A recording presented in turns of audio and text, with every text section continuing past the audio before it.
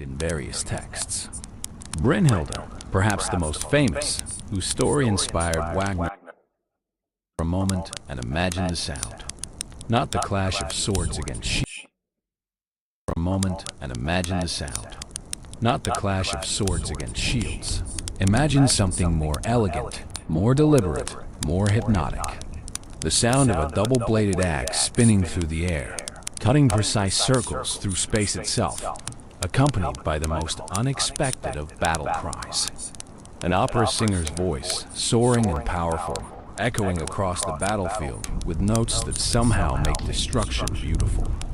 This is the signature of the Valkyrie, and her story is woven through thousands of years of mythology, game design philosophy, strategic evolution, and the countless battles fought in the arenas of Clash Royale.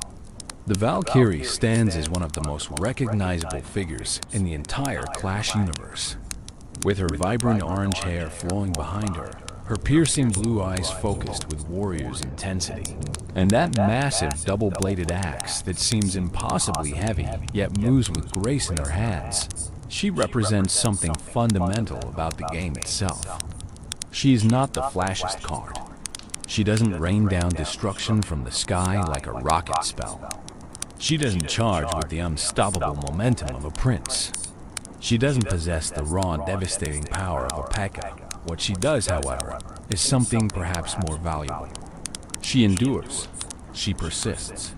She stands her ground and spins, and in that spinning motion, she creates zones of absolute control that few other cards can match. When you deploy a Valkyrie on the battlefield, you're not just placing a troop. You're making a statement about your strategy, about your patience, about your understanding of the fundamental rhythm that governs Clash Royale combat. She costs 4 elixir, a moderate investment that sits in that perfect middle ground between cheap cycle cards and expensive win conditions. 4 elixir buys you not just her considerable health pool, not just her area damage that strikes in a full 360-degree circle, but something more intangible. It buys you breathing room. It buys you time to think, to react, to formulate your next move while she handles the immediate threat with her methodical, spinning assault. Her appearance tells a story all by itself. The orange hair is no accident of design. It's a visual signal, a flag that announces her presence on the battlefield. In the chaos of a Clash Royale match, where units swarm and spells explode and buildings crumble, that shock of orange hair becomes a landmark, a reference point. Your eyes can... That shock of orange hair becomes a landmark, reference point. Your eyes... That shock of orange hair becomes a landmark.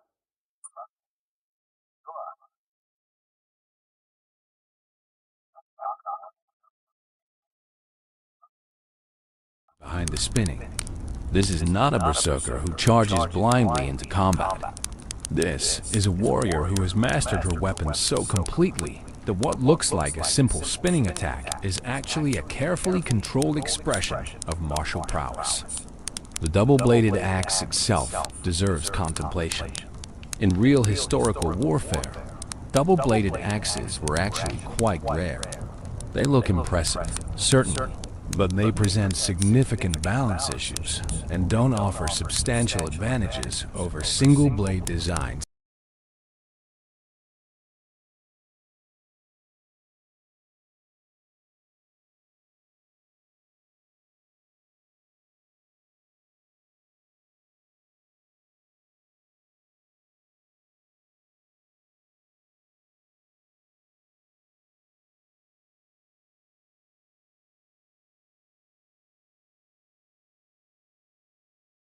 She doesn't need to turn, doesn't need to reposition.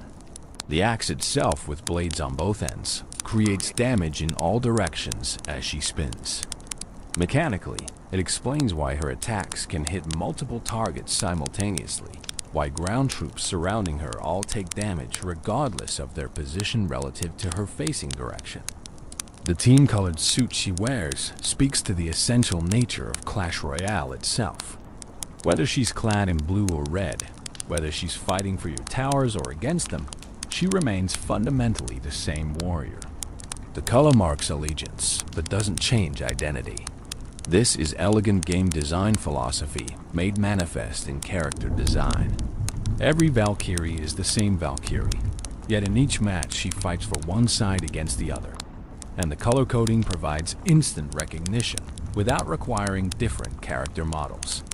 Her wristbands and boots suggest practical warrior's gear, protection for joints that bear the stress of constant combat, armor that allows mobility while providing defense. But there's more to the Valkyrie than just her appearance in Clash Royale. To truly understand her, to appreciate the depth of her character and the reasons behind her design, we need to journey back. We need to travel not just to the development studios where game designers first sketched her abilities and balanced her statistics, but further. We need to go back thousands of years, to the cold northern lands where ancient peoples told stories around fires, where warriors sought glory in battle, and poets sang of what waited beyond death. We need to understand the original Valkyries, the mythological beings from whom this video game character draws her name and her fundamental concept. Because the Valkyrie in Clash Royale is not just a character plucked from nowhere. She is a translation, an interpretation, a modern retelling of one of mythology's most fascinating and complex figures. The ancient choosers Norse mythology's Valkyries, long before the first mobile device displayed a Clash Royale battlefield, long before the concept of video games existed, long before electricity or engines or even the printing press, people in the harsh lands of Scandinavia told stories. These weren't just entertainment, though they certainly served that purpose during long winter nights. They were explanations for the world, frameworks for understanding life and death, courage and cowardice, fate and choice. Among the most captivating figures in these Norse myths were the Valkyries, and their story is both darker and more nuanced than most modern interpretations suggest. The word Valkyrie comes from Old Norse Valkyrja, which translates literally to chooser of the slain. Already in this name we find the core of what made these figures so compelling and so fearsome to the Norse peoples. They were choosers. They exercised agency over the most fundamental question a warrior could face, whether they would live or die in battle. This wasn't a passive role. The Valkyries didn't simply arrive after battles and to collect souls like some cosmic cleanup crew. They were active participants in the determination of fate itself, deciding before swords were even drawn which warriors would fall and which would survive. In the most ancient tellings, before the concept of Valhalla developed into the glorious hall we know from later sources, Valkyries were quite likely much darker figures. Some scholars believe they evolved from older death demons, supernatural entities drawn to battlefields not as noble guides, but as harbingers of carnage, beings who feasted on the violence and death that warfare produces.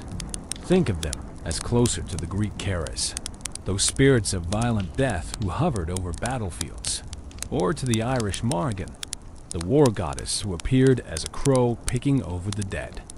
These weren't beautiful maidens on white horses. They were aspects of death itself, supernatural predators for whom human warfare was both hunting ground and banquet. This darker origin helps explain some of the more sinister aspects of Valkyrie lore that persisted even in later, more romanticized versions. The Darhalja, a poem preserved in the Njál saga, provides one of the most vivid and disturbing depictions of Valkyries. It describes 12 women working at a loom, but this is no ordinary weaving. The loom is weighted with severed human heads. The threads are human intestines. And what they weave is the fate of warriors about to fight at the Battle of Clontarf. As they work, they sing about how they're determining who will live and die, how their weaving dictates the flow of battle. This is far from the noble warrior maidens of later depictions. These are beings whose power over life and death is visceral, physical, grounded in the bloody reality of medieval warfare. But as Norse culture evolved, As the concept of Valhalla became more developed and central to Norse religious thought, the Valkyries evolved with it. They transformed from death demons into something more complex, more nuanced. They became servants of Odin, the Allfather, the chief god of the Norse pantheon. Their role shifted from causing death capriciously to selecting which fallen warriors were worthy of a place in Valhalla. This is a crucial distinction. They were still choosing who died in many versions of the myths, but now that choice had purpose, had meaning, had a grander design behind it. Valhalla itself deserves understanding to fully grasp the Valkyrie's role. The word likely derives from Volvol, which may have originally meant something closer to Rock of the Slain rather than Hall of the Slain. This suggests that even the concept of the afterlife destination evolved over time. In its most developed form, Valhalla was portrayed as a magnificent hall in Asgard, the realm of the gods. Its roof was made of shields, its rafters from spears. Inside, chosen warriors called Einherjar spent their days fighting each other in glorious combat, dying again and again, only to be restored to life each evening for a night of feasting and drinking mead served to them by the Valkyries themselves. This eternal cycle of combat and feasting had a purpose. It was preparation. The Einherjar were training, maintaining their skills, keeping themselves battle-ready for Ragnarok, the twilight of the gods, the prophesied final battle where the forces of chaos would assault Asgard and the gods themselves would fight and die. When that day came, Odin would need every warrior he could muster. The Valkyrie's job, therefore, wasn't simply to collect the dead. It was to recruit for this ultimate army, to identify warriors who combined skill in battle with the courage and honor that made them worthy of fighting alongside gods. The sources describe Valkyries in varying ways. Sometimes they number 9, sometimes 12, sometimes 13. Some sources suggest there were as many as 300. Individual Valkyries were named in various texts. Brynhildr, perhaps the most famous, whose story inspired Wagner's opera and indirectly influenced the tale of Sleeping Beauty. Sigrun, who appears in the Helgud Visa Hundingsbana poems. Hildr, associated with endless battle. Skegel, who appears in the tale of King Haakon. Gndul, mentioned in the Poetic Edda. Each had their own stories, their own characteristics, their own relationships with mortal heroes. Because yes, the Valkyries didn't remain distant, purely supernatural figures in all the myths. Many stories tell of Valkyries who fell in love with mortal heroes, who defied Odin's commands to save the men they loved, who married humans and lived mortal lives. The story of Brynhildr exemplifies this.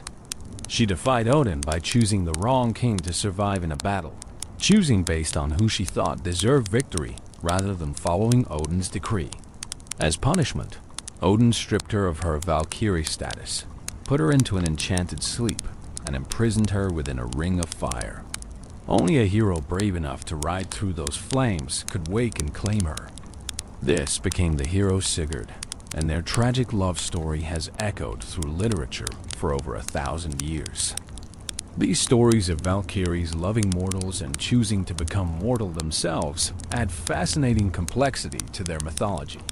They suggest that Valkyries, despite their supernatural status, weren't so different from humans.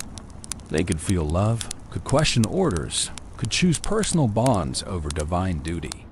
This made them more relatable, more sympathetic, but it also emphasized their role as intermediaries between human and divine realms. They existed in both worlds, understood both perspectives, and sometimes found themselves torn between them. The imagery associated with Valkyries in the myths includes several recurring elements. Horses were primary among these. Valkyries were often depicted riding to battlefields on horseback, though these weren't ordinary horses. Some sources describe them as riding through the air, the horse's hooves never touching ground. Some Valkyries were associated with swans, able to transform into these birds while wearing swan cloaks that granted flight.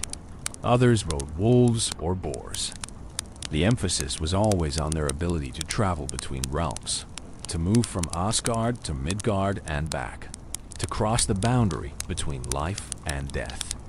Their weapons were typically spears, and they wore armor and helmets.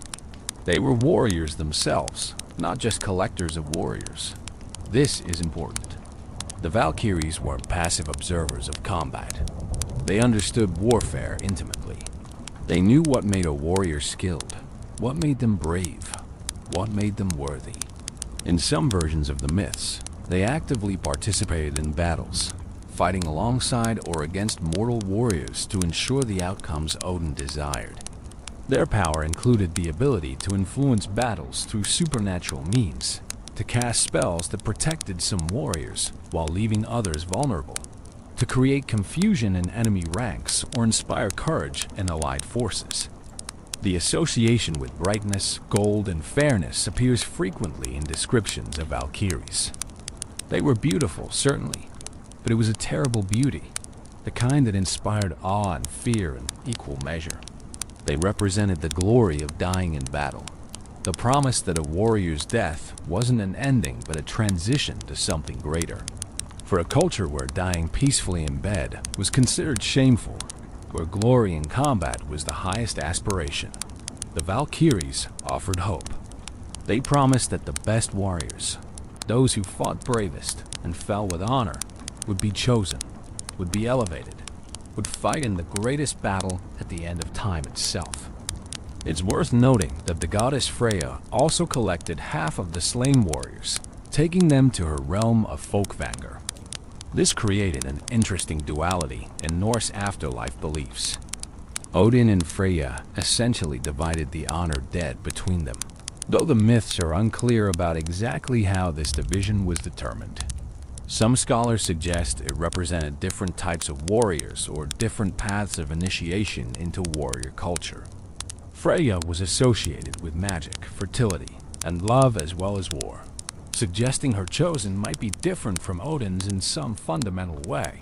The relationship between Freya and the Valkyries is complex, with some sources suggesting the Valkyries served both Odin and Freya, or that Freya herself was in some sense the ultimate Valkyrie, the prototype from which they all derived. The Valkyries also served as Odin's cupbearers in Valhalla, serving mead to the Einherjar during their nightly feasts.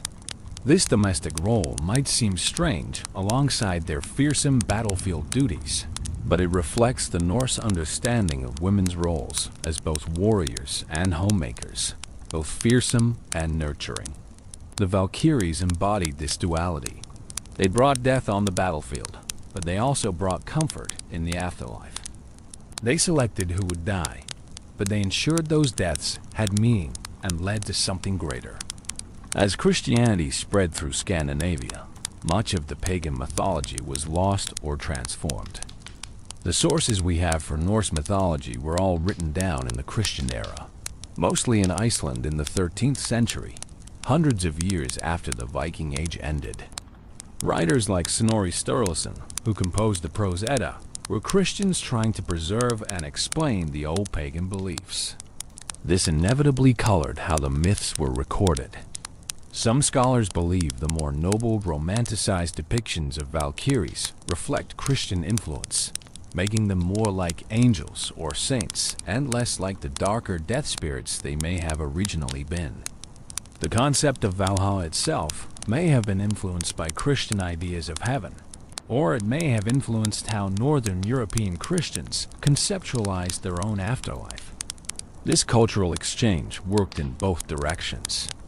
The Valkyries in later medieval and romantic literature often appear more as noble warrior maidens than as supernatural forces of death, reflecting changing attitudes about warfare, death, and the role of women in society. When we look at the Valkyrie in Clash Royale through this mythological lens, we can see both the connections and the transformations. The game's Valkyrie doesn't ride a horse, doesn't fly through the air, doesn't choose who lives or dies or carry souls to any afterlife.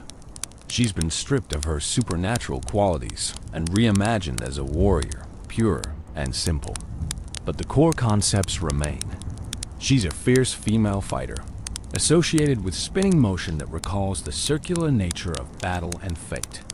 She's powerful, effective against groups of enemies, just as mythological Valkyries dealt with masses of warriors. She operates according to rules and mechanics that make her valuable in the right situations, just as mythological Valkyries operated according to divine decree and cosmic purpose. The connection isn't literal, but it's there. A thread of inspiration running from ancient Norse campfires to modern mobile devices. The warrior's form, design, and appearance. To understand the Valkyrie as she appears in Clash Royale, we need to examine her visual design with careful attention. Character design in video games isn't arbitrary.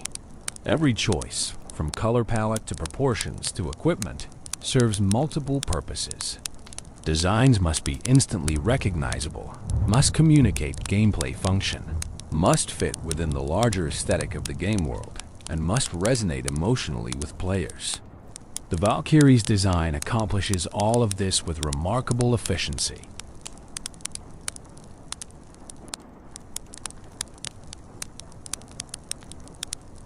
Her most striking feature is undoubtedly her hair. That vibrant, almost luminous orange isn't just a color choice. It's a gameplay decision disguised as an artistic one. In the chaos of a Clash Royale battle, where multiple troops from both sides swarm across the arena, where spells explode and buildings collapse and projectiles fly in every direction, players need to be able to track their units instantly. Eye-catching, distinctive colors serve this purpose. The Valkyrie's orange hair makes her immediately identifiable even in the most crowded situations. You can glance at the screen and immediately know where she is, how she's doing, whether she needs support or is handling things independently. But there's more to it than pure practicality. Orange as a color carries psychological associations. It combines the energy and aggression of red with the optimism and approachability of yellow. It's warm, active, attention-grabbing, without being as potentially alarming as pure red. For a character whose role is often defensive, whose job is to protect your towers by eliminating threats, orange suggests reliable warmth, the comfort of knowing someone strong has your back. At the same time, it's bold enough to signal danger to opponents. When your enemy drops a Valkyrie, that orange hair is a warning. It tells you that your swarm strategy isn't going to work, that you need to rethink your approach, that the simple rush you planned has just become complicated. The orange hair flows behind her, suggesting motion, even in still images. This is crucial for a character defined by spinning movement. Her hair becomes almost like a cape or banner, a visual trail that emphasizes her momentum. When she spins, that hair whips around her, creating a circular visual effect that reinforces her circular attack pattern. It's a brilliant piece of visual design language, where the character's static appearance suggests the dynamic movement that defines her in gameplay. Her eyes are striking blue, creating strong contrast with the orange hair. While we can't see them in detail during actual gameplay, due to the zoomed-out camera perspective, the blue eyes in her character art establish her as thoughtful, controlled, intelligent. Blue is often associated with calmness, focus, and strategy. For a character who could easily be portrayed as a raging berserker, those blue eyes suggest something different. This is a warrior who fights with purpose and precision. The spin isn't wild flailing. It's a controlled practice technique. Those blue eyes, calm in the midst of orange-red fury, communicate this duality. The double-bladed axe she wields is roughly half her height, a massive weapon that looks like it should be unwieldy. In reality, double-bladed axes like this weren't common historical weapons. They look impressive, certainly, but they present balance problems and don't offer significant advantages over single-bladed designs in actual combat. But the Valkyrie doesn't exist in reality. She exists in a space where form can follow function in unconventional ways. That double-bladed axe serves a clear gameplay purpose. It visually justifies her 360-degree attack pattern. When she spins, both blades are cutting through the air, creating danger in all directions. The weapon itself explains the mechanic. The axe's size relative to her body also communicates power. This is not a light weapon. This is not a tool for quick, nimble strikes. This is for devastating blows, for cleaving through multiple opponents, for dealing damage that can't be ignored. When players see that axe, they intuitively understand what kind of damage output to expect. It's visual shorthand for hits hard. The fact that she can wield this massive weapon with apparent ease, spinning it around her body in a continuous attack pattern, establishes her as extraordinarily strong. This isn't someone who relies on speed or trickery. This is raw power made manifest. Her armor and clothing strike a balance between protection and mobility. She wears what appears to be a form-fitting suit in team colors, blue or red, depending on which side of the battle she's on, with armored elements protecting vital areas without restricting movement. Her arms are bare except for wristbands, showing muscular definition that reinforces her physical strength. Her legs are similarly protected with boots and guards that suggest warrior practicality. This isn't ornamental armor. This isn't parade dress. This is functional combat gear chosen by someone who understands warfare intimately. The wristbands deserve particular attention. They're thick and sturdy, clearly designed to protect her forearms and wrists during the stress of combat. When you're swinging a double-bladed axe in continuous spinning attacks, the strain on your wrists and arms would be immense. Those wristbands are practical protective equipment, but they also serve as visual indicators of a warrior who knows her craft. She's not just naturally gifted with a weapon. She's prepared, equipped, professional. The attention to this kind of detail makes her feel more real, more grounded, more like an actual warrior rather than a fantasy cartoon. Her stance in official art typically shows her mid-spin or ready to spin, axe held in both hands, body angled for motion. This dynamic posing reinforces her defying characteristic. She's not static. She's not posed standing still. She's captured in the moment of attack, the moment when she's most herself. This creates visual consistency between her art representation and her in-game appearance. When you see her card, you see spinning motion. When you deploy her in battle, you see spinning motion. The character's identity is completely unified around this single defining action. The design has evolved slightly over the years. Early versions of her card art in Clash Royale actually used art assets from Clash of Clans, where she originated as a troupe. Before June 2021, her appearance was a bit different, showing her in what looked like more Viking-inspired clothing with fur elements. The current design is more streamlined, more modern in its aesthetic, fitting better with Clash Royale's somewhat more stylized, slightly more cartoony art direction compared to Clash of Clans. But the core elements remain constant. The orange hair, the blue eyes, the double-bladed axe, the spinning attack pattern. These are non-negotiable aspects of her identity that carry through all her appearances. Her facial expression in art, when visible, typically shows fierce determination mixed with what might be interpreted as enjoyment. There's often the hint of a smile, suggesting this is a warrior who loves battle, who finds fulfillment in combat. This isn't someone being forced to fight. This is someone who has found their purpose, their calling, and throws themselves into it with gusto. It makes her more charismatic, more appealing as a character. We like characters who are good at what they do, and who clearly enjoy doing it. The Valkyrie exemplifies this. She's not a tragic figure reluctantly fighting. She's a warrior who has mastered her weapon and takes pride in that mastery. The proportions of her character model are typical of Clash Royale's art style, slightly exaggerated, somewhat cartoony, but not to the degree of complete caricature. Her head is perhaps slightly larger relative to her body than realistic proportions would suggest, following animation principles that make characters more readable and expressive. Her muscles are defined but not grotesquely exaggerated. She looks strong, Certainly capable of wielding that massive axe, but not like a bodybuilder or cartoon strongman. She's athletic, powerful, but still within the bounds of believability within the game's aesthetic universe. When the evolved Valkyrie was introduced in January 2024, her appearance changed to reflect her enhanced abilities. The evolution maintains the core design elements, but amplifies them. Her armor might appear more ornate or battle-worn, suggesting experience and growth.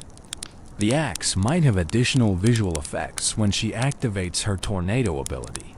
Her hair might have subtle animation changes to emphasize the wind she generates with her evolved spinning. These are subtle shifts, not complete redesigns. The evolution is still recognizably the same character, just showing advancement and development. This is smart design philosophy. Players need to instantly recognize evolutions as enhanced versions of familiar cards, not mistake them for entirely new units. The design of the Valkyrie also needs to work at multiple scales. In the small icon used for her card, she must be recognizable. In the zoomed-out battlefield view during actual gameplay, she must be distinguishable from other units. In promotional art and larger images, she must have enough detail to be interesting and characterful. This multi-scale requirement demands elegant simplicity in core design elements combined with enough detail to reward closer inspection. The orange hair and spinning axe serve the recognition requirements. The facial expression, armor details, and weapon design provide the interest in larger images. It's a complete package that works at every level the game requires. There's also something to be said for what the Valkyrie's design doesn't include. She doesn't have wings, unlike some mythological Valkyrie depictions. She doesn't ride a horse. She doesn't have an elaborate helmet that might obscure her face and hair. She doesn't carry a shield. These omissions are as meaningful as the inclusions. Wings and horses would complicate her silhouette, make her less immediately recognizable, and wouldn't serve any gameplay purpose since she's a ground unit. A helmet would hide that distinctive orange hair. A shield would take up hand space needed for her two-handed axe. Every element of her design has been stripped down to essentials, keeping only what serves both visual clarity and gameplay communication. In the broader context of Clash Royale's character roster, the Valkyrie's design fits a particular niche. She's clearly a warrior, but distinctly different from other fighters in the game. She's not as heavily armored as a knight. She's not as imposing as a prince. She's not as wild-looking as a barbarian. She occupies her own space in the visual vocabulary of the game, immediately distinguishable from every other card. This uniqueness is crucial in a game with over 100 cards. Each one needs to be instantly identifiable, and the Valkyrie's design accomplishes this perfectly. The team color system, where her suit changes color based on which side she's fighting for, is an elegant solution to a common game design problem. In real-time multiplayer games, players need to instantly distinguish friendly units from enemy units. The color coding system in Clash Royale handles this without requiring duplicate character models or complicated marking systems. The Valkyrie's core design remains the same whether she's blue or red, but that color shift provides all the information players need to know whether to support her or counter her. Her design also needs to appeal to Clash Royale's diverse player base. She can't be too childish or she won't appeal to older players. She can't be too realistic or gritty, or she won't fit the game's approachable aesthetic.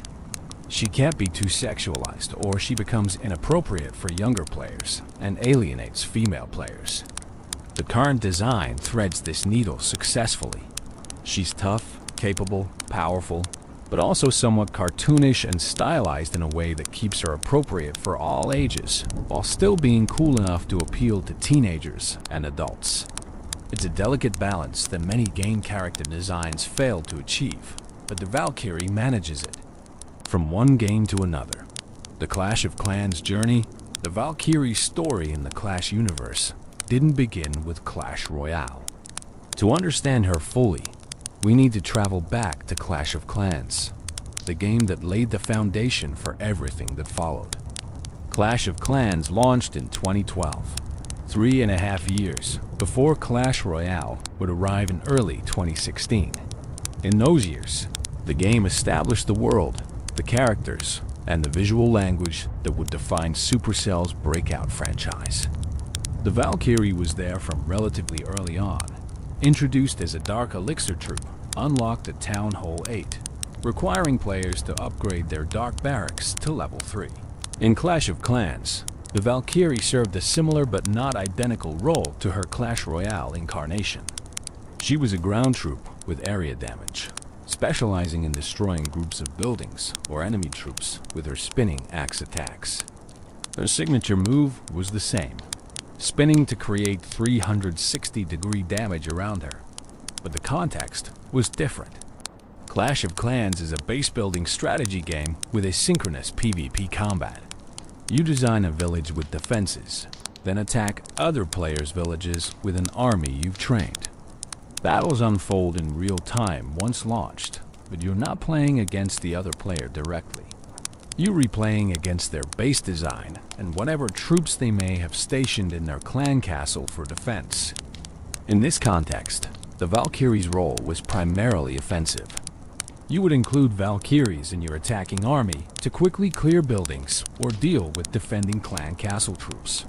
Her spinning attack let her damage multiple buildings simultaneously if they were close together, making her very efficient in certain base layouts. But she had to be used carefully. Unlike many Clash of Clans troops that target specific building types, Valkyries simply attacked the closest building. If they got distracted by the wrong targets, they could waste valuable time and accomplish little. Strategic deployment was everything. Players learned to use wall breakers to create paths for their Valkyries, to funnel them toward the core of enemy bases, where the most valuable buildings sat clustered together, waiting for that spinning axe to tear through them. The Valkyrie in Clash of Clans underwent numerous balance changes over the years, much like she would later in Clash Royale. There were periods when she was considered overpowered, dominating the meta with strategies built entirely around mass Valkyrie attacks. There were other periods when she fell out of favor, deemed too expensive or too situational compared to other Dark Elixir options. The developers at Supercell constantly adjusted her statistics, her training time, her housing space requirement, all in an effort to keep her viable but not overwhelming. One of the most significant updates came in 2016 when Supercell dramatically reduced her housing space from 20 to 8 spaces in the army camps. This change transformed her viability overnight. Suddenly, players could bring far more Valkyries in a single attack. Where before you might include 3 or 4 Valkyries as specialized tools in a diverse army composition, now you could field armies of 10, 12, even 15 Valkyries. This led to the rise of Valkyrie spam strategies, particularly effective at certain town hall levels, where players would overwhelm bases with wave after wave of spinning warriors, cutting through defenses like a mechanical lawnmower through grass. The visual design in Clash of Clans established the template that Clash Royale would later refine. The orange hair was already distinctive. The double-bladed axe was already her signature. The spinning attack animation was already mesmerizing to watch. When multiple Valkyries attacked the same area, their synchronized spinning created a visual effect that players found deeply satisfying. There's something hypnotic about watching those coordinated spins, those axes cutting identical circles through space, that appeals to our pattern recognition instincts. It looks organized, efficient, almost beautiful, despite being focused entirely on destruction. The sound design for the Valkyrie in Clash of Clans also established elements that would carry forward. Her battle cry, that operatic wail, was already present. According to developer commentary, this was inspired by Richard Wagner's Ride of the Valkyries, perhaps the most famous musical piece associated with Valkyrie mythology. Wagner's opera cycle, Der Ring des Nibelungen, drew heavily from Norse mythology and helped shape modern popular understanding of Valkyries. The opening of Die Walküre, the opera where Ride of the Valkyries appears, features warrior maidens riding to collect fallen heroes. The music is dramatic, powerful, unmistakably martial. Having the Valkyrie in Clash of Clans belt out operatic notes during combat was both a clever reference to this cultural touchstone and a way to make her orally distinctive. Players could hear when Valkyries were fighting, even if they weren't looking directly at them. When Supercell began developing Clash Royale, they faced interesting decisions about which units from Clash of Clans to include and how to adapt them for the new game's real-time, head-to-head format. Clash Royale is fundamentally different from Clash of Clans. It's a real-time strategy game with MOBA elements, where two players face off directly, deploying troops and casting spells in lanes leading to each other's towers. Matches last 3 minutes with potential overtime, demanding constant attention and rapid decision-making. The slower, methodical pacing of Clash of Clans attacks, where you could take your time planning your next deployment, wouldn't work here. The Valkyrie was an obvious inclusion for several reasons. First, she was popular and recognizable. Players who had experience with Clash of Clans would immediately understand what she did when they saw her card. Second, her area damage mechanic filled an important role in Clash Royale's gameplay ecosystem. The game needed cards that could efficiently handle swarms of cheap troops, and the Valkyrie's spinning attack made her perfect for this. Third, her visual design was already distinctive and strong. She would stand out in the smaller, more zoomed-out battlefield view of Clash Royale without requiring significant redesign. But she did need adjustment. In Clash of Clans, you could deploy multiple Valkyries simultaneously, creating those mesmerizing spinning formations. In Clash Royale, when you play a Valkyrie card, you get exactly one Valkyrie. This makes each individual unit more important, more of an investment, more of a tactical decision point. The developers had to ensure that a single Valkyrie provided enough value to justify her 4 elixir cost, that she could function as a standalone defensive tool or offensive support, that she didn't require other specific cards to be effective. Her speed was adjusted for Clash Royale's faster pace. She moves at medium speed in Clash Royale, a stat that determines how quickly she crosses the battlefield. This speed classification is crucial. Too fast and she would leave supporting troops behind, arriving at enemy towers alone and vulnerable. Too slow, and opponents would have too much time to react to her, deploying counters before she could engage. Medium speed puts her in that sweet spot where she moves with purpose, but not such haste that she becomes easy to isolate and eliminate. Her hit speed, the time between her attack swings, was calibrated carefully. At 1.5 seconds between hits, she attacks reasonably quickly without becoming overwhelming. Each spin of her axe happens at this interval, creating a rhythm to her combat that players can internalize and predict. If you're defending against a Valkyrie, you can count the seconds between her attacks, timing your deployments to land between her swings when possible. If you're using a Valkyrie, you learn to trust that rhythm, to know approximately when she eliminates swarms, when she'll have dealt enough damage to support units behind her. The range of her attack is one of her defining features. With a melee range that extends in all directions around her, she creates a danger zone where ground troops simply cannot survive in groups. The exact radius was tuned through extensive playtesting to be large enough that she reliably hits multiple targets, but not so large that she becomes impossible to approach. This radius is why precise placement matters so much with Valkyrie. A few tiles difference in where you deploy her can determine whether she hits 2 enemy units or 6, whether she absorbs a prince's charge or lets it slip past to your tower. Her health pool received careful attention in the transition to Clash Royale. She needed to be tanky enough to survive long enough to accomplish her purpose, to take hits from multiple small units or even a few strikes from larger threats without immediately crumbling. But she couldn't be too durable. or she would become a universal answer to everything, playable in every situation without meaningful counterplay.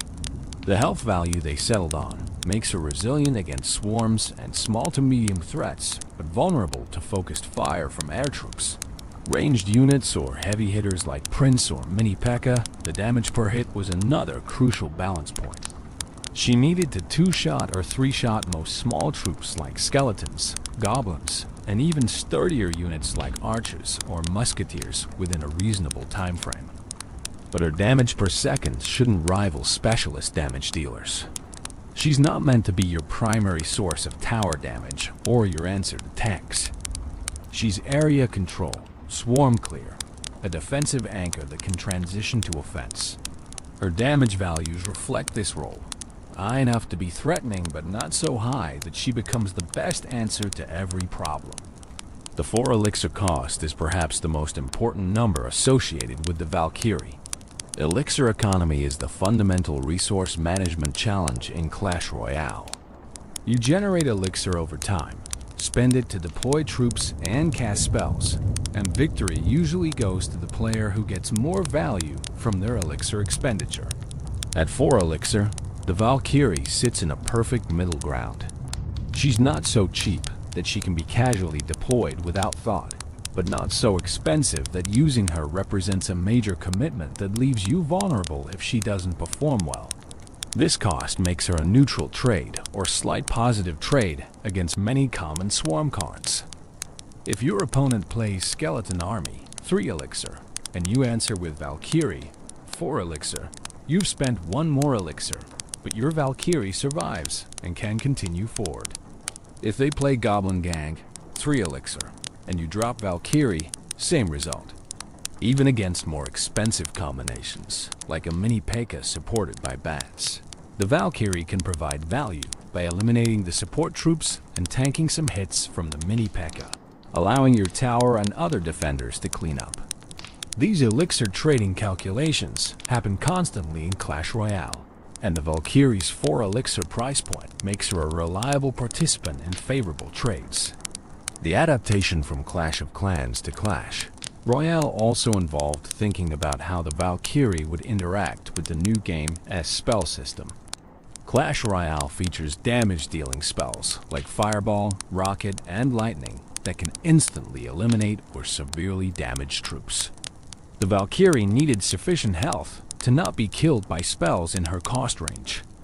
A Fireball or Poison spell shouldn't eliminate her entirely, though they might weaken her significantly. This durability against spell damage is part of what makes her a reliable defensive option. Your opponent can't simply spell her away when she's defending against their push. Her interaction with building targeting troops became a crucial aspect of her design. Cards like Giant, Golem, Royal Giant, and Balloon ignore defending troops and head straight for your buildings and towers. The Valkyrie can't block their path effectively because they'll just walk around her, but she excels in eliminating the support troops that typically accompany these tank units. This gives her a clear niche in the defensive lineup. She's not your answer to the tank itself, but she's often your best answer to everything else in that push, creating situations where your tower can focus fire on the tank without distraction. The transition to Clash Royale also meant the Valkyrie would be interacting with entirely new mechanics and card types that didn't exist in Clash of Clans. Buildings like Tombstone that continuously spawn troop spells like Clone, that duplicate units cards like Graveyard that summons skeletons around towers. All of these presented new situations where the Valkyrie's area damage would prove valuable, or where her limitations would become apparent. The design had to be robust enough to handle interactions that didn't even exist at launch, future-proofed against cards that hadn't been created yet. The art update that came in June 2021 represented Clash Royale beginning to establish more visual independence from Clash of Clans. While the games share a universe and many characters, Clash Royale has its own aesthetic identity, slightly more stylized, slightly more modern in its rendering. The updated Valkyrie art maintained all the recognizable elements: the orange hair, the blue eyes, the double-bladed axe, the spinning combat stance, but refined them to better match Clash Royale's evolved visual style. The new art showed her in slightly more dynamic pose, suggested motion even more clearly, and generally looked more polished while remaining completely faithful to the character's established identity.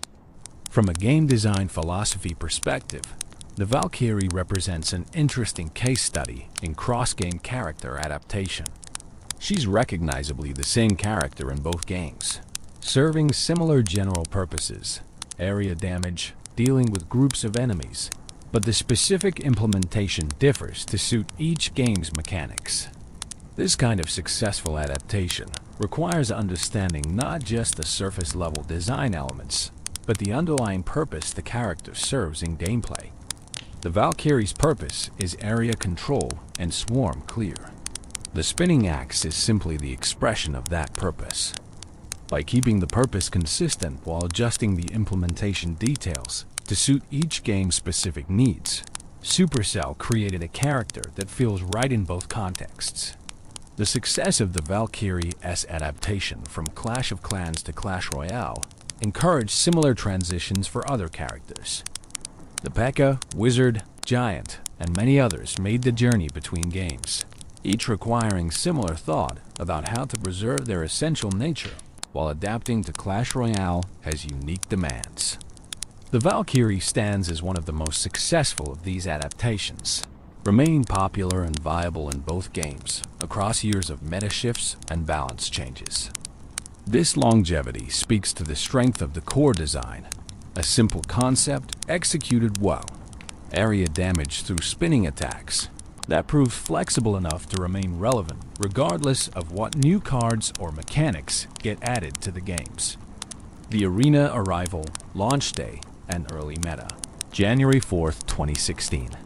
This was the date that Clash Royale entered its soft launch period, initially available only in certain regions before its worldwide release in March. For players lucky enough to access the game during those early months, everything was new, unexplored territory. The meta, that ever-evolving ecosystem of popular strategies and powerful deck compositions, simply didn't exist yet. Players were discovering cards, testing combinations, learning interactions, figuring out the fundamental rhythms of the game. And among those launch cards available from the beginning was the Valkyrie. In those initial days and weeks, the Valkyrie's value wasn't immediately obvious to everyone. Some players, particularly those with Clash of Clans experience, recognized her potential instantly. They understood what area damage meant in the context of handling swarms. They knew from the other game that the spinning axe was something to respect. But other players, new to the Clash universe entirely, sometimes overlooked her. Why spend 4 elixir on a troop that only hits ground units when you could get a musketeer for 4 elixir that shoots both ground and air? Why not spend 1 more elixir and get a prince with his devastating charge? The Valkyrie didn't have the immediate, obvious power of cards like Prince or Baby Dragon. Her strength was more subtle, more situational, more about denying your opponent's strategies than executing your own flashy plays. The early meta of Clash Royale was wild and chaotic compared to what would develop later. Players didn't yet understand optimal elixir management. They hadn't learned the importance of cycle times and card rotation. They hadn't developed the encyclopedic knowledge of card interactions that high-level play demands. In this environment, cheap swarm tactics were incredibly powerful. Players would dump skeleton armies, goblin gangs, and minion hordes on the arena, overwhelming opponents who didn't have good answers prepared. The Valkyrie emerged as one of the most reliable answers to these swarm strategies. Dropping a Valkyrie on top of a skeleton army became one of the game's signature defensive plays. The skeletons would surround her, their fast attack speed beginning to chip away at her health, but then her axe would spin, and in one devastating rotation, all the skeletons would vanish. The trade was favorable.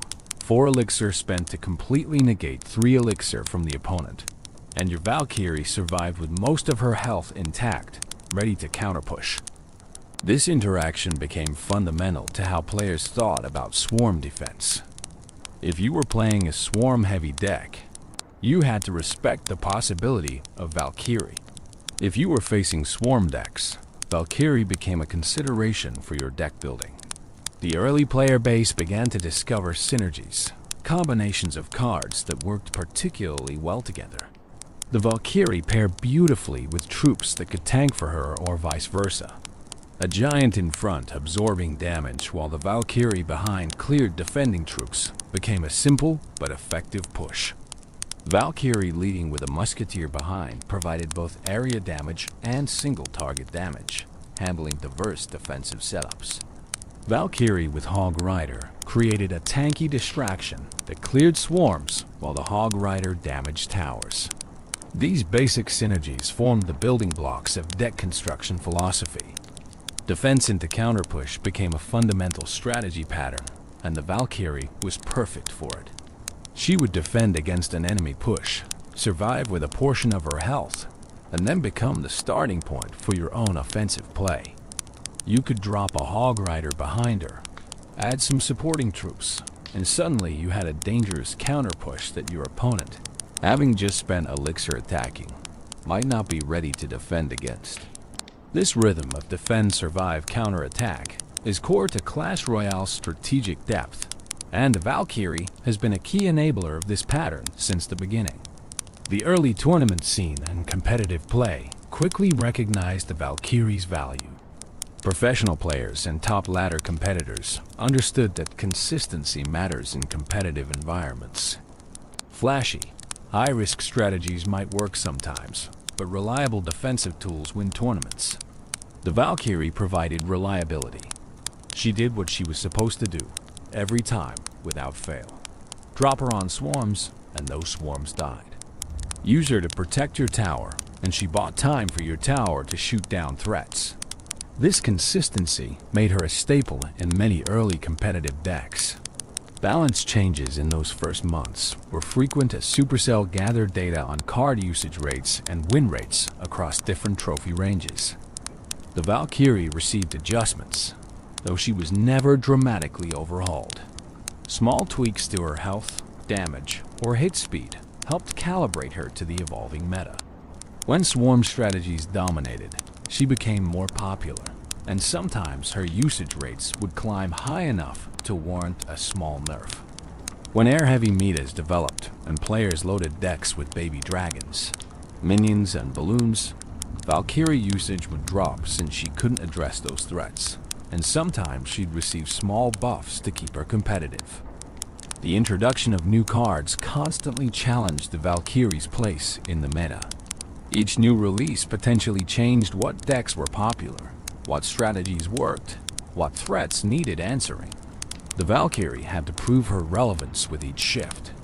When Sparky was added, a high elixir splash damage threat that could devastate if not countered, the Valkyrie wasn't a great answer, but she could tank Sparky shots while you deployed more appropriate counters. When the Lumberjack arrived with his fast movement and high single target damage, the Valkyrie could survive his assault and clear support troops, though she wasn't ideal for handling the Lumberjack himself. Each new card created new puzzles, and the Valkyrie's role in solving those puzzles had to be evaluated. Deck archetypes began to crystallize in those early months. Players discovered that certain strategies worked better than others, that certain combinations of cards had synergy that made them stronger than the sum of their parts. Beatdown decks focused on building large pushes with tanks and support troops. Siege decks used buildings like X-Bow and Mortar to attack towers from their own side. Control decks aimed to defend efficiently and win through counter pushes. Cycle decks used cheap cards to constantly threaten and outpace opponents. The Valkyrie found homes in multiple archetypes, most prominently in control and beatdown strategies where her defensive reliability and ability to support pushes made her valuable. The community began creating content around Clash Royale, strategy guides and deck lists, YouTube videos analyzing gameplay, Reddit discussions about optimal strategies. The Valkyrie featured prominently in these early learning resources. Beginner guides would recommend her as a solid defensive card that functioned well at every trophy level. Intermediate guides would discuss her placement nuances, teaching players how positioning her one tile this way versus that way could determine whether she defended successfully or allowed damage through. Advanced guides would explore her role in specific matchups and how to maximize value from each Valkyrie deployment. Trophy pushing, the attempt to climb as high as possible on the competitive ladder, became a major focus for dedicated players. The Valkyrie was a common sight in trophy-pushing decks because she helped create the kind of consistent defensive performances necessary for winning the majority of your matches. You couldn't push to high trophies with inconsistent decks that sometimes won big but often lost badly. You needed reliability, and the Valkyrie delivered. She wasn't the star of trophy-pushing decks usually, but she was often a crucial supporting actor, the card that enabled your actual win condition to do its job by keeping your side of the arena clear of threats. The social aspect of Clash Royale, the ability to join clans, share replays, request card donations, and participate in clan wars, created communities of players who would discuss strategy and share discoveries. Within clans, experienced players would advise newcomers, and the Valkyrie featured in much of this advice. Make sure you have a spell, and the Valkyrie for swarms became common wisdom passed from veteran clan members to newer players. These clan communities helped disseminate knowledge about card interactions and strategic principles, accelerating the development of the collective understanding of the game. The first major balance update after soft launch came and went, and the Valkyrie remained largely unchanged, a testament to how well calibrated she was from the start.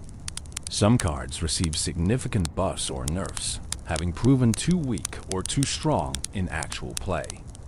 The Valkyrie sat in that desirable middle ground where her usage rate was healthy, present in enough decks to matter, but not so dominant that she appeared in every single match. And her win rate was balanced, neither so high that she guaranteed victories nor so low that playing her was a disadvantage. This balanced sweet spot is the goal for every card, and the Valkyrie achieved it early and maintained it consistently. As spring turned to summer in 2016, and Clash Royale's worldwide release brought millions more players into the game, the meta continued evolving rapidly. New players brought fresh perspectives, some having never played Clash of Clans, approaching the game with completely different intuitions and strategies. The Valkyrie's usage patterns shifted with the influx of players, but she remained viable, adaptable to whatever the current popular strategies demanded. If the meta shifted toward ground-heavy compositions, she saw more play. If air units dominated for a period, her usage would dip but never disappear entirely, because even in air-heavy metas, players still needed answers to the ground threats that inevitably appeared. The psychological aspect of the Valkyrie's presence in the meta shouldn't be underestimated. Even when she wasn't in your deck, the possibility that your opponent had Valkyrie influenced your decisions. You might hesitate to play Skeleton Army too aggressively, knowing that Valkyrie could be waiting. You might adjust how you built your pushes, spreading troops out more to avoid giving a Valkyrie maximum value. This invisible pressure, the need to respect cards even when they aren't currently on the field, is part of Clash Royale's strategic depth. The Valkyrie created and still creates this pressure, forcing opponents to play more carefully, more thoughtfully, to consider whether this is the moment to commit resources or whether they should wait, conserving elixir for more favorable opportunities. The spinning death, combat style and abilities. To truly understand the Valkyrie's power and her role in Clash Royale, we must examine in detail the mechanics of her combat style. The spinning attack that defines her isn't just a visual flourish. It's a carefully designed mechanical system that creates unique gameplay opportunities and challenges. Every aspect, from the timing of her swings to the precise radius of her attacks to the damage values and health breakpoints, contributes to her place in the game's delicate balance. The 360-degree attack pattern is the most fundamental aspect of the Valkyrie's combat mechanics.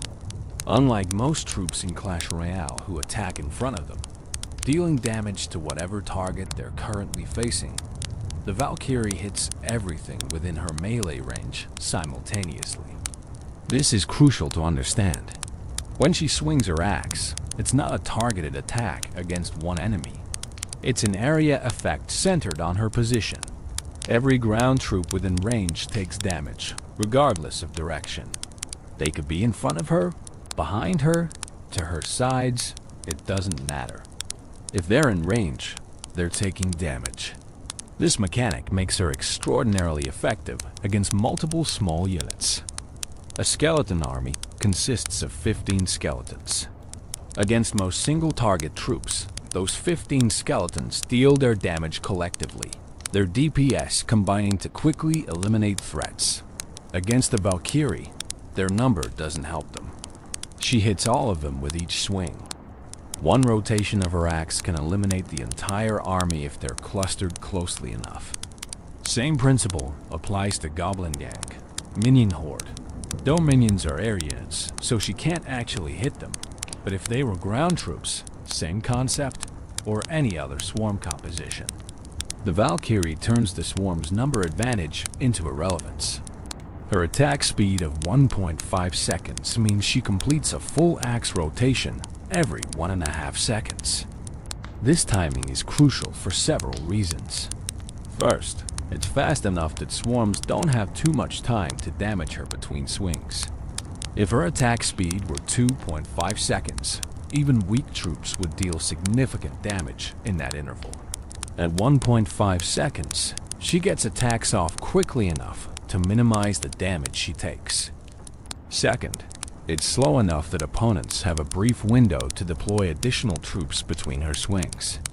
This creates skill-based interaction. A skilled player defending against Valkyrie can time their troop deployments to land right after she swings, giving their troops maximum time to damage her before her next swing. This timing creates micro-level gameplay depth. The damage per hit has been adjusted multiple times over Clash Royale's history, but it's always calibrated to achieve specific interactions at tournament standard levels, where card levels are normalized for fair competition. She should kill skeletons, bats, and spear goblins in 1 hit.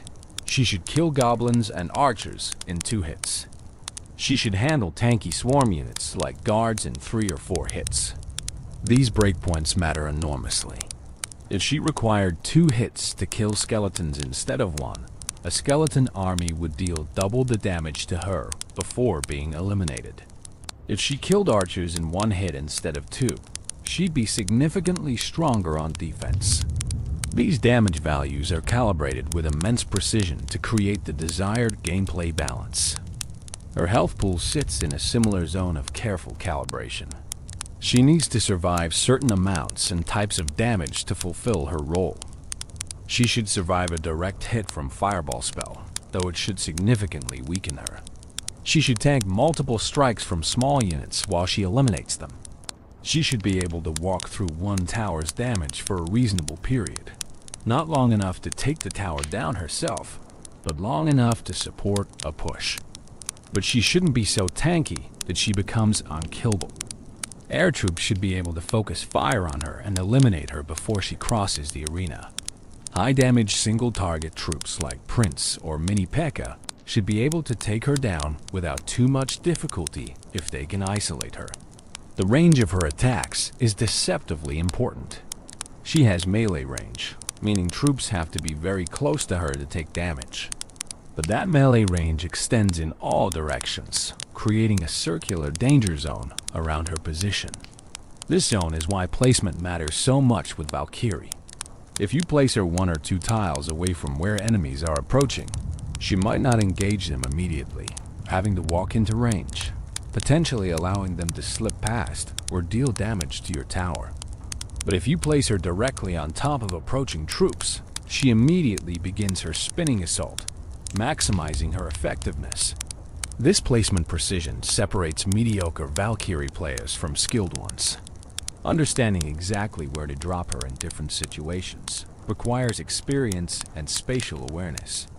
Against a ground push coming down one lane, you want to place her in the center of the approaching group to hit as many units as possible with each swing. Against split lane pressure, you might need to place her to cover one lane while other defenders handle the second lane. Against building targeting troops with support units behind them, you want to place her in a position where she doesn't chase the tank but instead engages the support troops, clearing them while your tower damages the tank. The Valkyrie's target selection follows a specific priority system. She doesn't target buildings, only attacking enemy troops. When multiple enemy troops are in range, she doesn't choose between them. Her area attack hits all of them simultaneously. But when no troops are in her immediate range and multiple enemies are at different distances, she walks toward whichever target is closest. This can sometimes lead to suboptimal pathing if the closest target is a less important one. But it's also predictable, allowing skilled players to manipulate her movement by carefully positioning units to pull her in desired directions. Her movement speed is classified as medium, the same as cards like Knight, Valkyrie, and many others. This speed creates specific timing windows in gameplay. From the moment she's deployed to the moment she reaches enemy towers takes a predictable amount of time.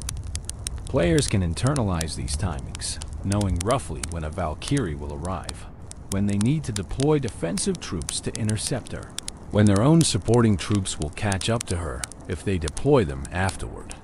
Medium speed is also slow enough that fast-moving threat cards like Prince, Ram Rider, or Hog Rider can outpace her, requiring different defensive solutions.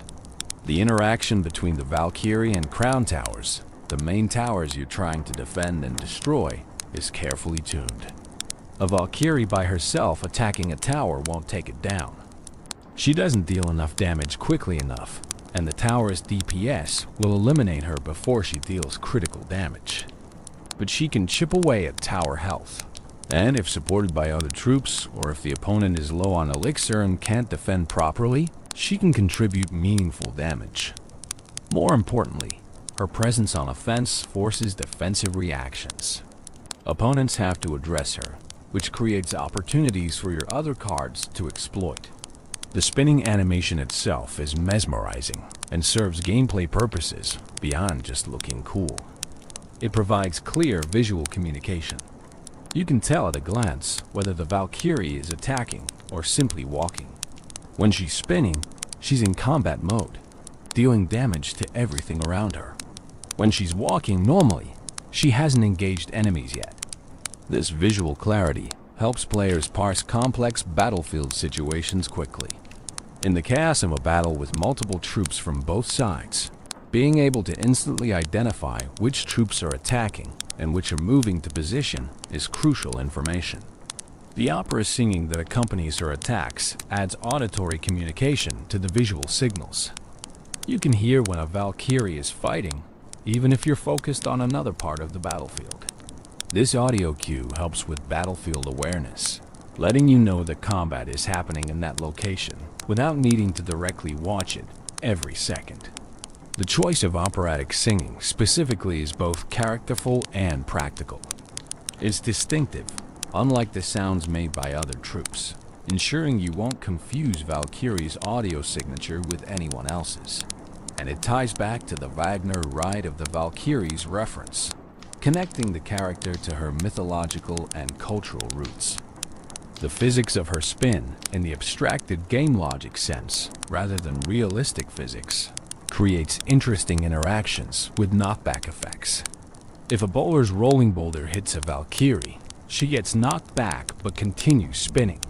If a Mega Knight lands on her, she gets pushed away but doesn't stop attacking. She can't be stunned by electro effects like Electro Wizard or Zap Spell, at least not in the sense of stopping her from attacking. These resistance properties make her reliable. Once deployed and engaged, she's going to do her job. Opponents can't easily interrupt or disable her. Her interaction with building placement creates advanced strategic layers. Buildings in Clash Royale can be placed in various positions to pull troops, changing their pathing and causing them to walk toward the building instead of toward towers. The Valkyrie can be pulled by buildings, but because she doesn't prioritize buildings and only attacks them when no enemy troops are present, a building alone won't effectively counter her. She destroyed the building eventually, but if there are enemy troops around, she engaged them instead. This makes her somewhat resistant to being kited, pulled around the arena away from meaningful targets, compared to troops that specifically chase buildings. The concept of spell value is crucial in Clash Royale. Using a spell efficiently means hitting multiple enemy troops or dealing damage to troops plus a tower. The Valkyrie factors into spell value calculations in interesting ways. She's tanky enough that using a medium-cost spell like Fireball on her alone is often poor value. You spend 4 elixir to damage, but not kill a 4 elixir troop. But if your opponent groups multiple troops together and your Fireball hits several of them plus deals chip damage to a tower, that's sufficient. The Valkyrie's presence actually improves the spell value your opponent can get if you're not careful about how you support her. Placing all your troops in a tight cluster around her makes them vulnerable to fireball or poison spells that hit everything at once. Spreading your push out, keeping some distance between supporting troops and your Valkyrie makes you more spell resistant. Understanding damage types helps explain the Valkyrie's effectiveness. Clash Royale has several damage categories. Single target, most troops. Area, Valkyrie, Wizard, Bomber, and Chain Splash patterns. Electro Wizard, Sparky. Area damage means the Valkyrie can't be overwhelmed by numbers alone. Where a single target troop like Mini P.E.K.K.A. would face the combined DPS of every surrounding enemy, taking massive damage quickly, the Valkyrie faces the same DPS but dishes out her damage to all of them simultaneously, evening the exchange. This is why she survives swarms that would shred other troops. The counterplay to Valkyrie is understanding her vulnerabilities and exploiting them. Air troops are the most obvious counter. She can't hit them, so units like Minions, Mega Minion, Baby Dragon, or Inferno Dragon can attack her freely. She has no answer except to tank their damage until she dies. High damage single target troops can eliminate her quickly if they can engage without her support troops interfering. Mini P.E.K.K.A., Prince, especially with his charge, or even a well-supported knight can take her down. Ranged troops with proper positioning can damage her while staying out of her melee range. Musketeer, Magic Archer, or Electro Wizard placed smartly can chip her health from safety. Buildings that deal damage, like Inferno Tower or Tesla, can handle Valkyrie effectively. She attacked the building while it damages her, and since buildings typically have considerable health and decent DPS, the Valkyrie won't win that exchange. This makes buildings a reliable, if somewhat elixir-expensive answer to Valkyrie pushes. Swarm troops can work against Valkyrie if you have multiple wave of them. One skeleton army dies to her spin, but if you can follow up with bats or goblins immediately after, you can overwhelm her through successive waves. The key is not giving her time to recover between engagements, not allowing her to clear one threat and then march forward at full health to engage the next. Sustained pressure from multiple sources can eventually break through her defenses. The Valkyrie's effectiveness scales with level, as all cards do in Clash Royale. Higher levels mean more health and more damage, which shifts the breakpoints mentioned earlier. An over-leveled Valkyrie can survive interactions that should kill her at equal levels. She might tank an additional tower shot, survive with a sliver of health when she should have died, one-shot troops that should require 2 hits. This is why card levels matter so much in ladder play outside of tournament standard. An opponent with a level 14 Valkyrie facing your level 11 troops has a significant mathematical advantage. Understanding these level interactions and knowing when you're at a disadvantage helps you make better strategic decisions, perhaps avoiding fights you can't win and focusing on exploiting other opportunities. The emotional and psychological experience of using Valkyrie effectively is deeply satisfying. There is something viscerally pleasing about dropping her on a massive swarm and watching every enemy unit vanish in one spinning motion. It feels powerful, efficient, like you've perfectly solved a problem. The game's feedback systems reinforce this satisfaction. The sound of her axe connecting, the visual effect of units dying, the operatic battle cry, all combine to create a rewarding sensory experience. Good game design makes correct plays feel good, and the Valkyrie exemplifies this principle. Conversely, misplaying the Valkyrie feels bad in instructive ways. If you place her poorly, and she walks past the troops you wanted her to kill, if you deploy her a moment too late, and your tower takes unnecessary damage, if you use her against the wrong threat, and she accomplishes nothing, these failures teach through negative feedback. You remember the mistakes because they hurt. This pain is pedagogical. It trains you to be more careful, more precise, more thoughtful about when and where to deploy your 4 elixir. Over time, through repeated success and failure, players develop intuition about Valkyrie usage. They stop thinking consciously about exact tile placement and start reacting instinctively, their hands moving to the right position before their conscious mind fully processes why. This is mastery, the transformation of knowledge into instinct. The synergy between the Valkyrie and various spell cards creates interesting tactical options. Using her with freeze spell can be devastating. She engages multiple enemy troops, and then freeze locks them in place while she continues spinning, eliminating them before they can react or retreat. Pairing her with Rage Spell increases her attack speed and movement speed, letting her mouth through defenses faster. Tornado Spell can pull spread out enemy troops into a cluster around her, letting her hit everything simultaneously instead of chasing them one by one. These spell combinations require additional elixir investment, but can create overwhelming advantages in specific situations. The Valkyrie's role in various deck archetypes deserves exploration. In beatdown decks built around heavy tanks like Golem or Giant, she serves as support, protecting the tank from swarms and area damage troops that would normally defend efficiently against big, slow pushes. She walks behind the tank, clearing defenders, ensuring the tank reaches the tower with support troops intact. In control decks, focused on efficient defense and counter pushes, she's a defensive anchor, the reliable answer to ground swarms that lets you defend efficiently and then transition surviving troops into offense. In bridge spam decks that apply constant pressure at both bridges, she can be part of the spam, a tanky threat that demands an answer while your other cards attack from different angles. Cycle decks, which use cheap cards to quickly rotate back to their win condition, sometimes include Valkyrie, despite her 4 elixir cost being higher than ideal for pure cycle. She provides necessary defensive stability in decks that otherwise might struggle against swarms. The cycle principle is playing cards quickly to get back to your key card, maybe a Hog Rider or Mire, but you need to survive while cycling.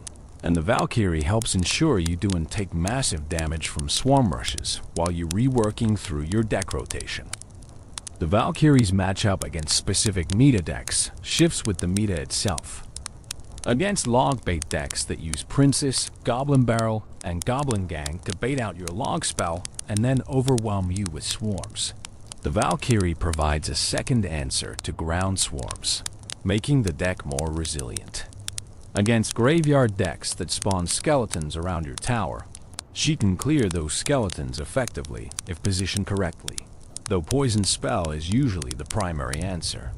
Against bridge spam, she can stop the spam troops at the bridge, preventing them from reaching your tower and creating positive elixir traits. Against beatdown, she's useful but not a complete answer. She handles the support troops accompanying the tank, but can't kill the tank itself efficiently. She works in combination with other defensive tools, buildings that distract the tank while she eliminates supports, or high-damage troops that focus the tank while she cleans up everything else. Against siege, where opponents use X-Bow or Mortar to attack your towers from distance. The Valkyrie can tank shots from the siege building while you deal with it, or she can clear defensive troops protecting the siege engine. She's versatile in this matchup, useful but not single-handedly decisive. The concept of baiting is important in competitive Clash Royale. If your opponent uses their Valkyrie on defense early in the match, you know they won't have her available again for several seconds based on card cycle. In those moments, you can play swarm troops more aggressively, knowing their best answer isn't in hand. This meta-level thinking, tracking what cards your opponent has played and estimating what they can play next, elevates gameplay from reactive to strategic. You're not just responding to what's on the battlefield. You're predicting what could be on the battlefield and playing around those possibilities. The Valkyrie's training and upgrade path in Clash Royale requires specific resources. She's a rare card, the middle rarity tier. Commons are most plentiful, rares are moderately common, epics are rare, and legendaries are very rare. As a rare, she's easier to upgrade than epic or legendary cards, but requires more investment than commons. Players need to collect her from chests, purchase her from the shop using golden gems, or request her from clanmates. Upgrading her improves her statistics progressively, each level adding health and damage. Max level Valkyrie represents significant time and resource investment, marking a player's commitment to using her long-term. The star level system, a cosmetic progression that doesn't affect card statistics, lets players show off their mastery of specific cards. Earning star levels for Valkyrie requires having her maxed and then continuing to collect her cards or spending resources specifically on star upgrades. Star levels add visual effects, subtle cosmetic changes that distinguish maxed cards. For the Valkyrie, star levels add golden decorative elements to her armor and weapon, signaling to opponents that this player has deep experience with this card. It's a badge of honor, a way to communicate dedication. The mathematical underpinnings of the Valkyrie's balance involve complex calculations that Supercell's balance team constantly monitors. They track usage rates across different trophy ranges and tournament play. They analyze win rates when she's in a deck versus when she's not. They look at matchup-specific data, how she performs against different deck archetypes. They examine elixir trade efficiency, measuring whether the average Valkyrie deployment generates positive, neutral, or negative value. All this data informs balance decisions, small adjustments to her stats that keep her viable but not oppressive. The Valkyrie has been buffed and nerfed multiple times across Clash Royale's history, always in small increments. A 5% health increase here, a 3% damage decrease there. Tiny changes that seem insignificant but compound across thousands of interactions to meaningfully shift her power level. These micro-adjustments are preferable to dramatic overhauls that would fundamentally change how the card functions. Players develop muscle memory and intuition with cards. Maintaining the core functionality while fine-tuning the numbers preserves that familiarity while keeping balance healthy. Evolution through the years. Balance changes and meta shifts. The story of the Valkyrie in Clash Royale is not a static one. Like all cards in this constantly evolving game, she has been shaped and reshaped by the hands of balance designers, responding to the ever-changing meta, player feedback, and the introduction of new cards that alter the strategic landscape. To understand her journey from January 2016 through to late 2024 and into 2025, is to understand the philosophy of live service game development, where nothing remains unchanged for long, where yesterday's dominant strategy becomes today's forgotten relic, and where cards must constantly prove their continued relevance or risk obsolescence. The first significant balance change affecting Valkyrie came in March 2016, just months after launch. This wasn't a direct stat change to her specifically, but rather a broader adjustment to how the game calculated attack ranges and radii. These seemingly technical changes had real impacts on her effectiveness, altering the precise positioning required for optimal play and slightly shifting her interaction patterns with other troops. Players had to recalibrate their muscle memory, adjusting to the new range calculations, learning fresh placement patterns that maximized her area damage. In July 2016, Supercell implemented a balance patch that reduced the Valkyrie's hit points by 5%. This nerf was a direct response to her outsized presence in the meta at that time. She had become too reliable, appearing in too many decks across too many different strategies. The 5% health reduction meant she died slightly faster to tower damage, survived fewer hits from major threats, and could be overwhelmed by swarms more easily if not supported properly. The change wasn't dramatic enough to destroy her viability, but it opened up slightly more counterplay, gave opponents more options for dealing with her effectively. The September 2016 update brought the Valkyrie a buff, increasing her hit points by 5%. This essentially reversed the July nerf, but it came after months of meta evolution. New cards had been released, strategies had developed, and what had been too strong in July was now appropriately powerful in September. This illustrates an important principle of live balance. Changes aren't made in a vacuum. What's balanced depends entirely on context, on what other cards exist, what strategies are popular, what the player base has learned and adapted to. A card can receive the exact same stats back that were previously problematic, and those stats can now be perfectly fine because everything around them has changed. December 2016 brought another balance patch, and this time the Valkyrie received a 4% damage increase. Her health had been adjusted multiple times, but her damage output had remained relatively stable. The increase made her slightly more threatening offensively, allowing her to deal meaningful chip damage to towers more effectively and killing certain troops in one fewer hit at specific level interactions. This damage boost came at a time when defensive structures and spells were very popular in the meta, making offensive troops need every advantage they could get to push through heavy defensive setups. The year 2017 brought new challenges for the Valkyrie with the introduction of several cards that complicated her role. The Executioner, released in January, provided a ranged area damage option that could handle swarms from safety, competing with Valkyrie for deck slots and compositions that needed swarm clear. The Bats card, cheap flying swarm troops, became popular and were a threat the Valkyrie couldn't address. The Night Witch, controversial on release, spawned bats constantly, creating situations where ground-based area damage like Valkyrie struggled to provide complete answers. A significant rework came in June 2017 when Supercell adjusted the Valkyrie's initial attack time, the delay between deployment and her first axe swing. They reduced this initial attack delay significantly, making her engage threats faster when dropped. This change made her more responsive, more effective at immediately shutting down swarms upon deployment. Previously, there was a longer wind-up time where swarms could deal substantial damage before her first spin. The reduced delay made her much more reliable as a reactive defensive tool. October 2017 brought a balance change that affected many troops' retargeting systems, and the Valkyrie was among them. The changes made troops less likely to retarget to different enemies mid-attack, creating more predictable behavior.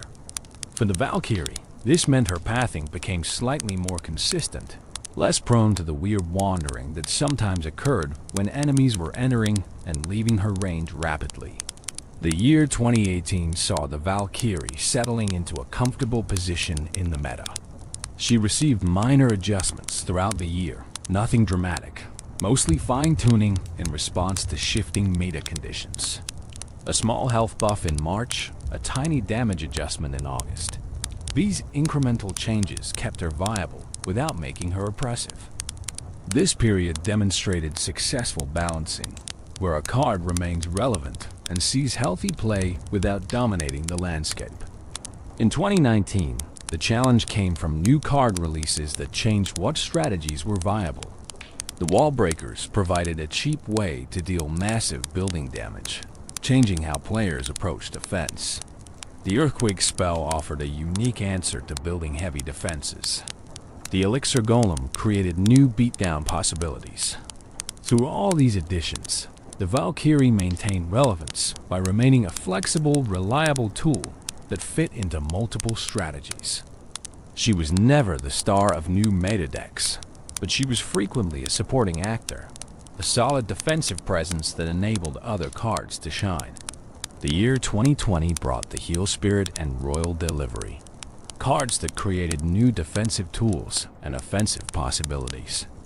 The meta shifted toward faster cycle times and more reactive play. The Valkyrie adapted, seeing play in decks that needed her defensive stability, but coupling her with cheaper cycle cards that allowed rapid rotation. This demonstrated her flexibility, her ability to function in faster-paced strategies, even though she herself wasn't a cheap cycle card. The introduction of champions in 2021, special powerful cards that added new mechanics to the game, created another meta shift. The Valkyrie had to prove her worth alongside these flashy new additions. She did so by remaining fundamentally reliable. Champions were exciting and powerful, but they were also expensive and specialized.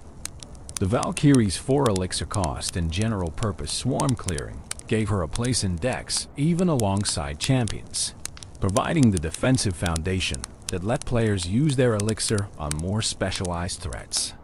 Throughout 2022 and 2023, the Valkyrie continued receiving minor adjustments, never anything dramatic. Always small percentage changes to health or damage that kept her calibrated to the current state of the game. These years saw her usage rates fluctuate with meta shifts. When swarm-heavy strategies like Skeleton King decks or Mighty Mire cycles dominated, Valkyrie usage spiked as players sought reliable swarm answers. When air-heavy metas developed around Lava Hound or Balloon strategies, her usage dipped as players prioritized anti-air options. One significant consideration throughout her balance history has been her interaction with overleveling on ladder. Because the Valkyrie is a rare card, she's relatively easier to upgrade to max level compared to epics or legendaries. This means that in lower to mid-trophy ranges, many players have maxed or near-maxed Valkyries, while their other cards lag behind. An overleveled Valkyrie can feel oppressive to face, surviving interactions she shouldn't, killing troops in fewer hits than she should, essentially functioning as a more powerful version than her stats at tournament standard would suggest. Balance designers have had to consider this reality, ensuring that at tournament standard where she's balanced, she's not completely broken when overleveled in ladder play. The community response to Valkyrie balance changes has generally been measured. She's not a controversial card that generates heated debates. Players understand her role, appreciate her reliability, and generally accept adjustments as necessary for overall game health. There have been no riots demanding buffs, no mass outcries about nerfs. This calm community reception reflects the Valkyrie's position as a well-designed, well-understood card that serves clear purposes without generating controversy. The professional scene has consistently featured the Valkyrie at various times across Clash Royale's competitive history. Major tournaments would see her in anywhere from 20 to 40% of decks, depending on the current meta. She was never universally included like some cards have been during their dominant periods, but she was always present, always an option for players who valued defensive reliability. Professional players have praised her consistency, noting that in high-stakes matches where one mistake costs you everything, having dependable defensive tools matters more than flashy high-risk strategies. The content creator community has produced countless videos and guides about the Valkyrie over the years. From basic how-to guides for beginners to advanced placement tutorials for competitive players, she's been a constant subject of educational content. Her straightforward mechanics make her accessible to teach, but her nuanced positioning and timing create enough depth for advanced discussion. This combination of accessibility and depth is part of what makes her such an enduring part of the game. The seasonal balance changes that Supercell implements every few months have become the rhythm by which Clash Royale players experience the game's evolution. Each balance update brings anticipation, speculation, analysis. The Valkyrie sometimes features in these updates, sometimes doesn't. When she does receive changes, it's news but rarely shocking news. Valkyrie health increased by 3% is the kind of measured adjustment that keeps the game healthy without upending everything players know. It is the kind of change that matters in aggregate across millions of matches, but doesn't fundamentally transform how the card is played. The introduction of the evolution system in late 2023 and early 2024 represented one of the most significant additions to Clash Royale since its launch. Evolutions provide upgraded versions of existing cards with enhanced abilities and new mechanics. When the Valkyrie received her evolution in January 2024, it opened an entirely new chapter in her story, one that we'll explore in depth in the next section. Looking back across 8+ years of balance history, the Valkyrie's journey illustrates successful game design and maintenance. She has remained relevant without ever becoming problematic for extended periods. She has adapted to new cards, new strategies, new mechanics without requiring fundamental reworks that would alien players who had mastered her. She has served as a benchmark for what a well-balanced card looks like. Not too strong, not too weak. Fulfilling a clear role while leaving space for other cards to shine. The balance philosophy evident in the Valkyrie's history is one of incremental adjustment rather than radical overhaul.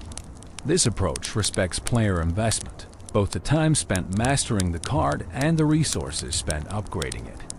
When players invest in a card, they deserve to have that investment remain valuable even as balance shifts. The Valkyrie has honored that implicit contract. Players who upgraded her in 2016 can still play her effectively in 2025. Her core functionality hasn't changed. She still spins, still clears swarms, still provides defensive reliability. The numbers have shifted, the meta context has evolved, but the fundamental character of the card remains true to its original design. This consistency across change is perhaps the Valkyrie's greatest testament as a card design. In a game that has added over 100 cards since launch, that has introduced numerous new mechanics and systems, that has undergone countless meta shifts and strategy revolutions, the Valkyrie has remained herself. Spinning her axe, singing her opera, clearing the swarms that dare approach your towers. She is, in many ways, the eternal guardian, unchanged in essence, even as the world around her constantly transforms. The Valkyrie evolution, a new era of power, January 2024, marked a pivotal moment in the Valkyrie story with the introduction of her evolution. The evolution system had been added to Clash Royale in late 2023, providing upgraded versions of existing cards with enhanced abilities that went beyond simple stat increases. These weren't just stronger versions of familiar cards. They were transformations, adding new mechanics and abilities that created fresh strategic possibilities.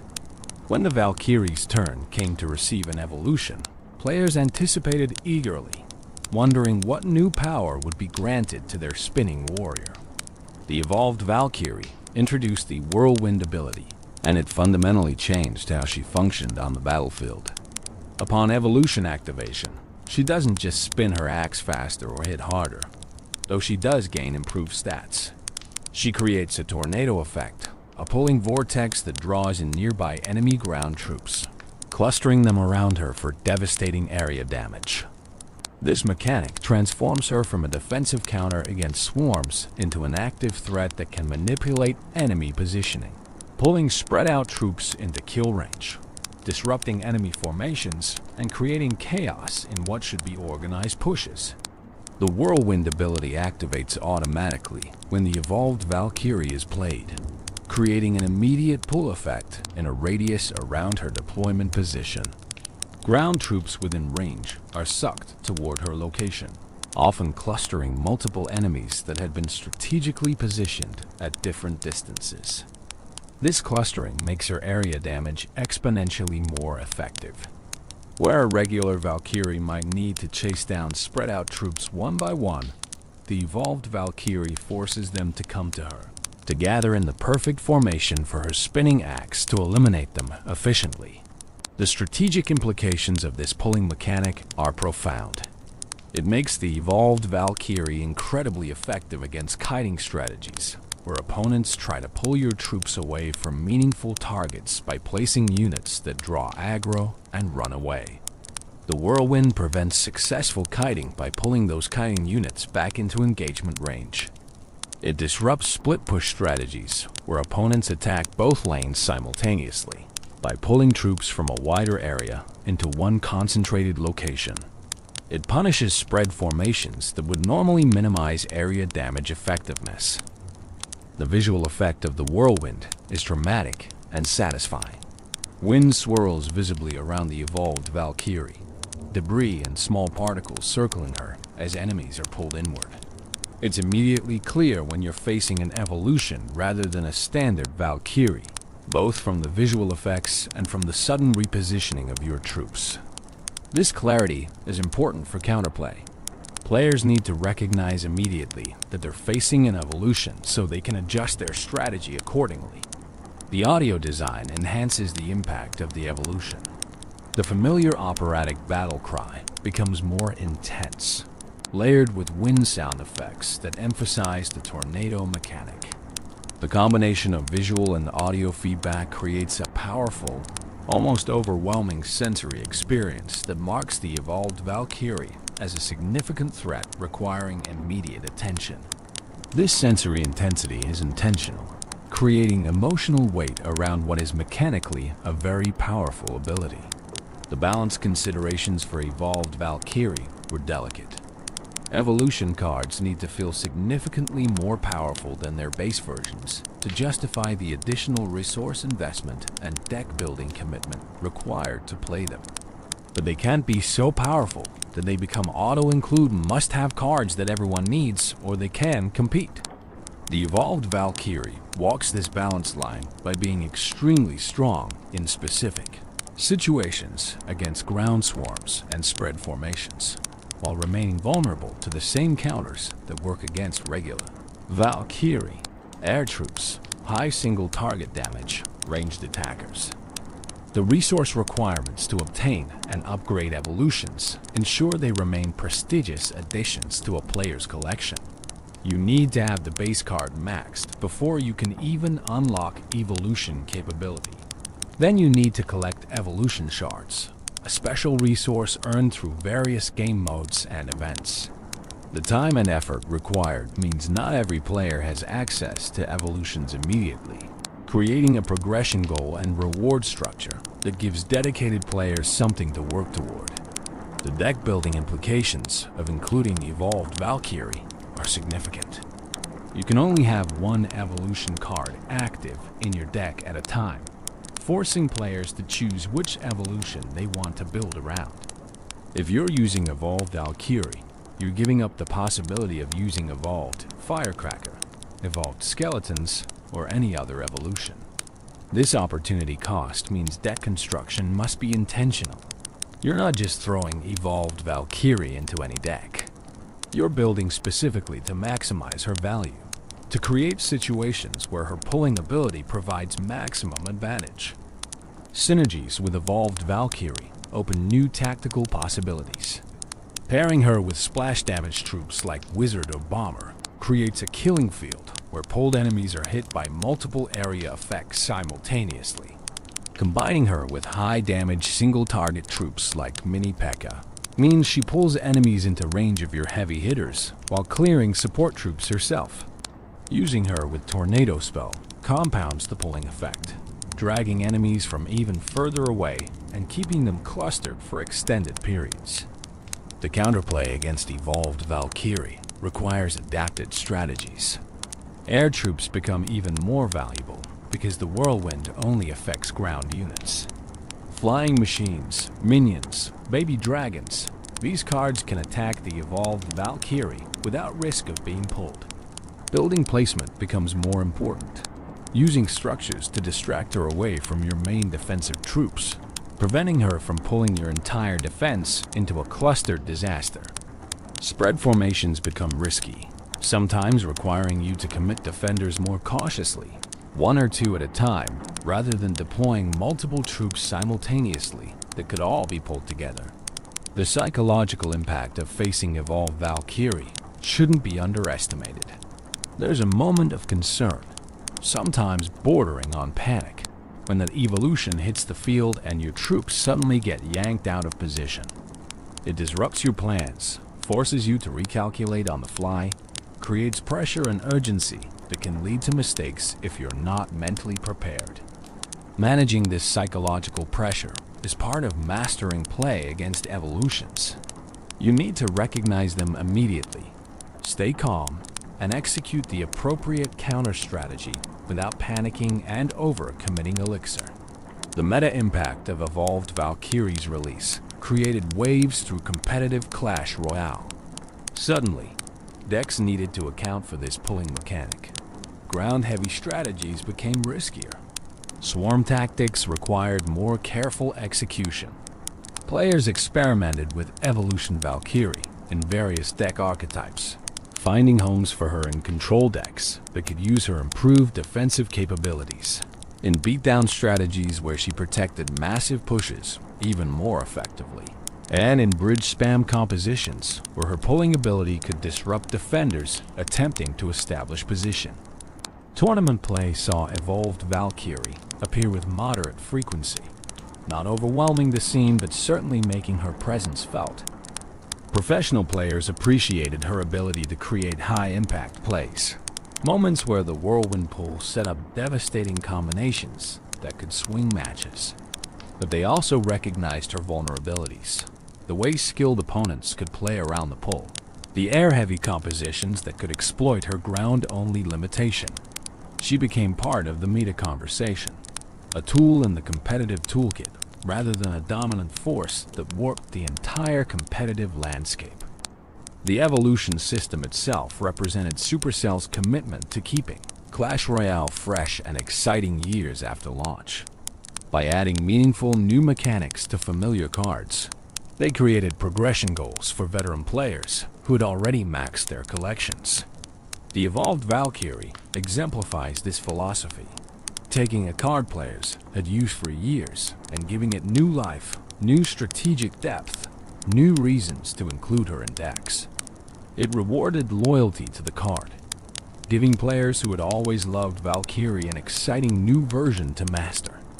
The community response to evolved Valkyrie was generally positive, though with the usual balance concerns that accompany any powerful new addition.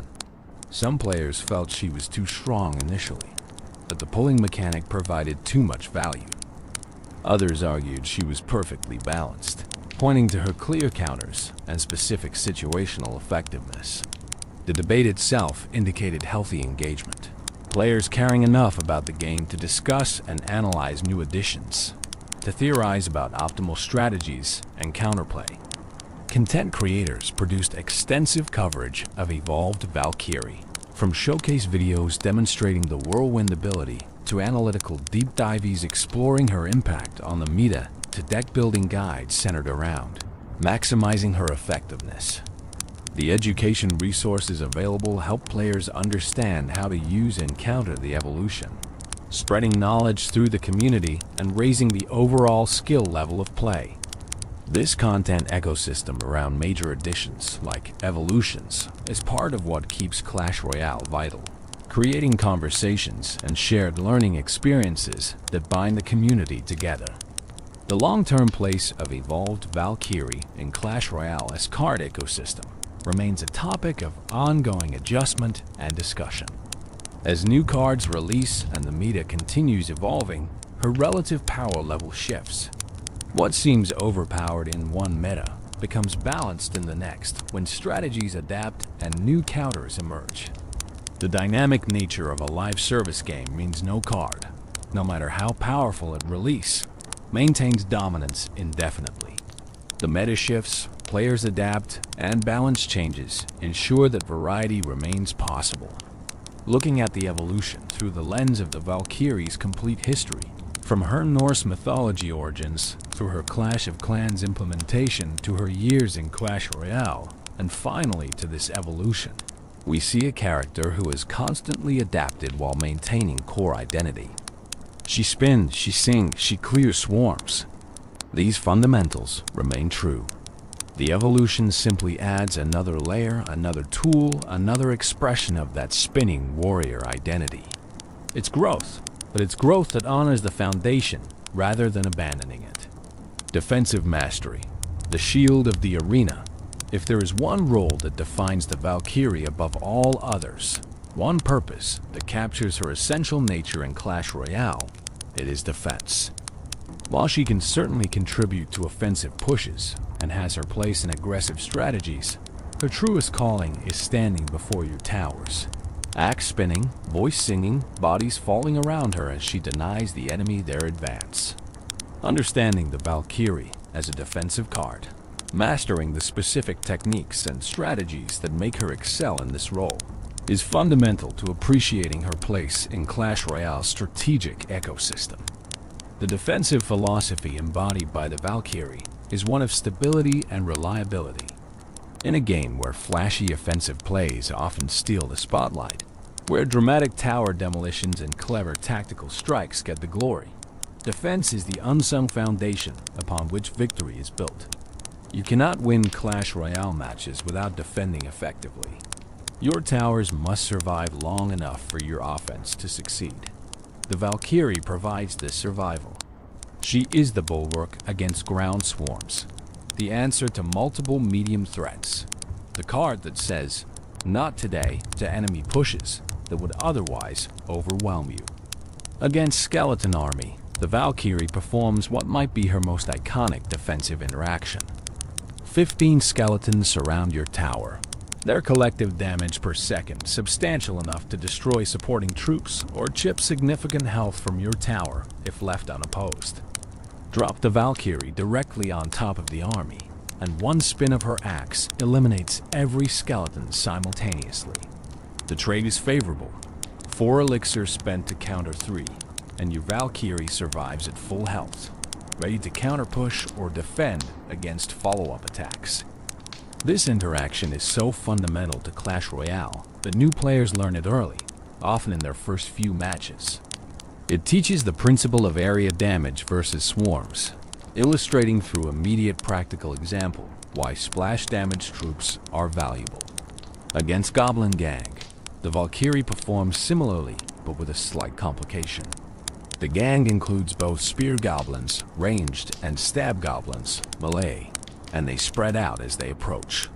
A perfectly placed Valkyrie can eliminate all 6 with 1 or 2 spins, but poor placement might let the ranged goblin survive at the edges of her range, continuing to peck away at your tower. This interaction teaches placement precision, showing that not all defensive deployments are equal. The tile-perfect positioning separates adequate defense from optimal defense. Against barbarians, the Valkyrie shows both her strengths and limitations.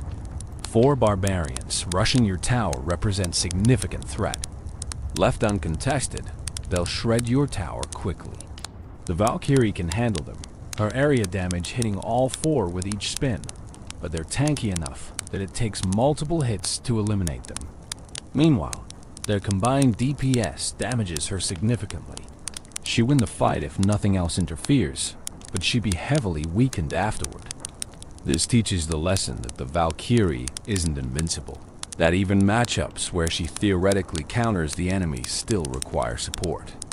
Tower damage helping to kill the barbarians faster, or a support troop providing additional DPS, can make the difference between a Valkyrie surviving healthy enough to counterpush and a Valkyrie barely limping away from the engagement.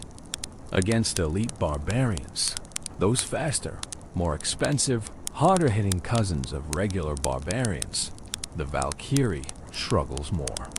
They'll damage her substantially, even as she tries to take them down. This is an interaction where the Valkyrie alone isn't sufficient.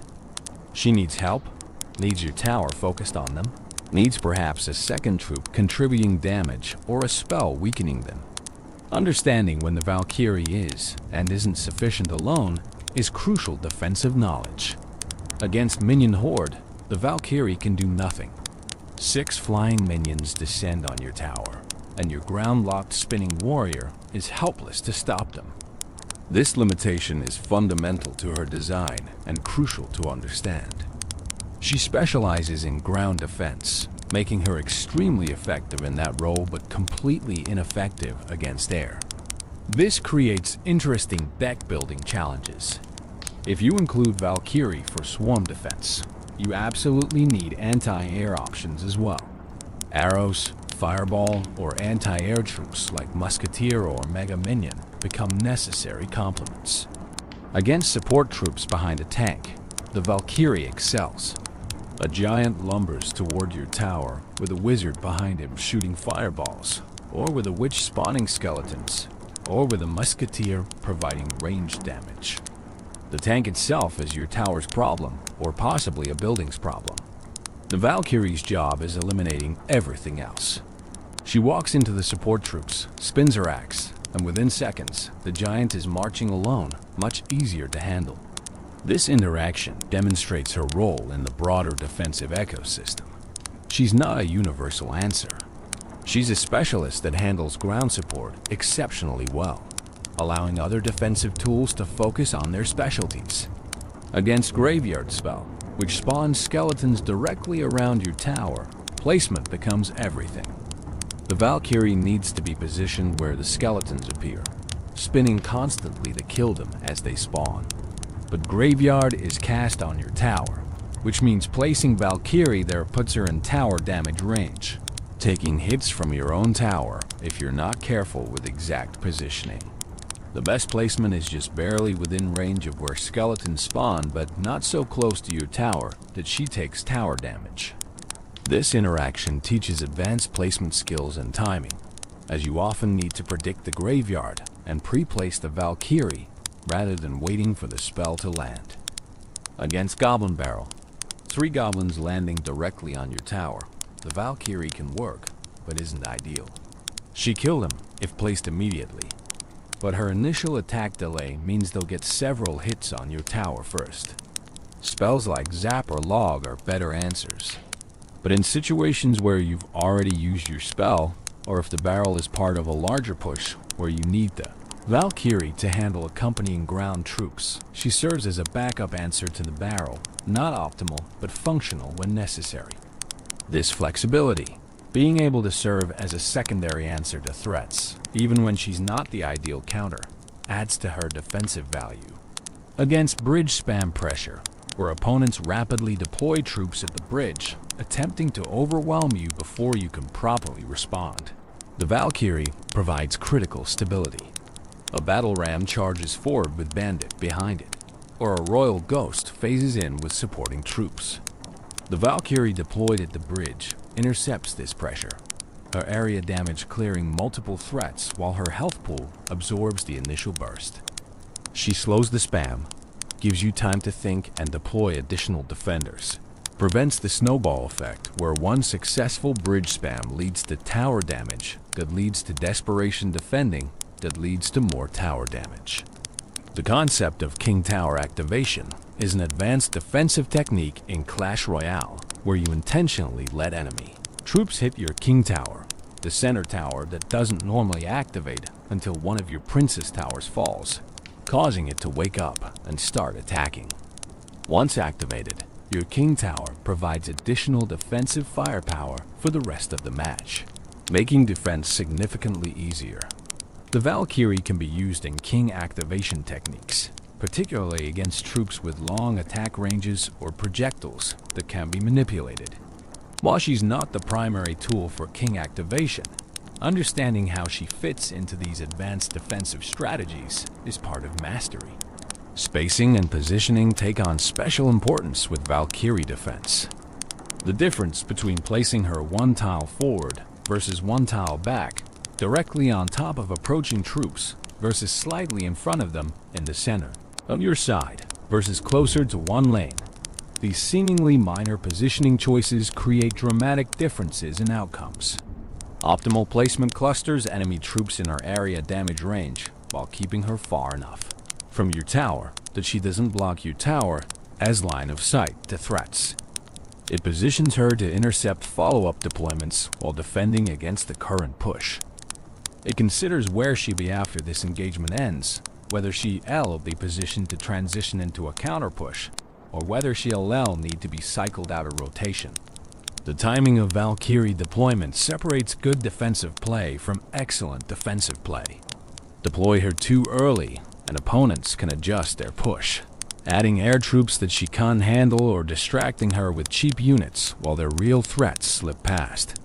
Deploy her too late, and your tower takes unnecessary damage before she engages. The sweet spot is deploying her just as enemy troops are committing to their push trajectory when they close enough that you can see exactly what you defending against, but not so close that they've already reached your tower. This timing requires experience, pattern recognition, understanding typical push compositions, and anticipating what's coming before it's fully revealed. Reading your opponent's elixir and predicting their plays is crucial for defensive Valkyrie usage.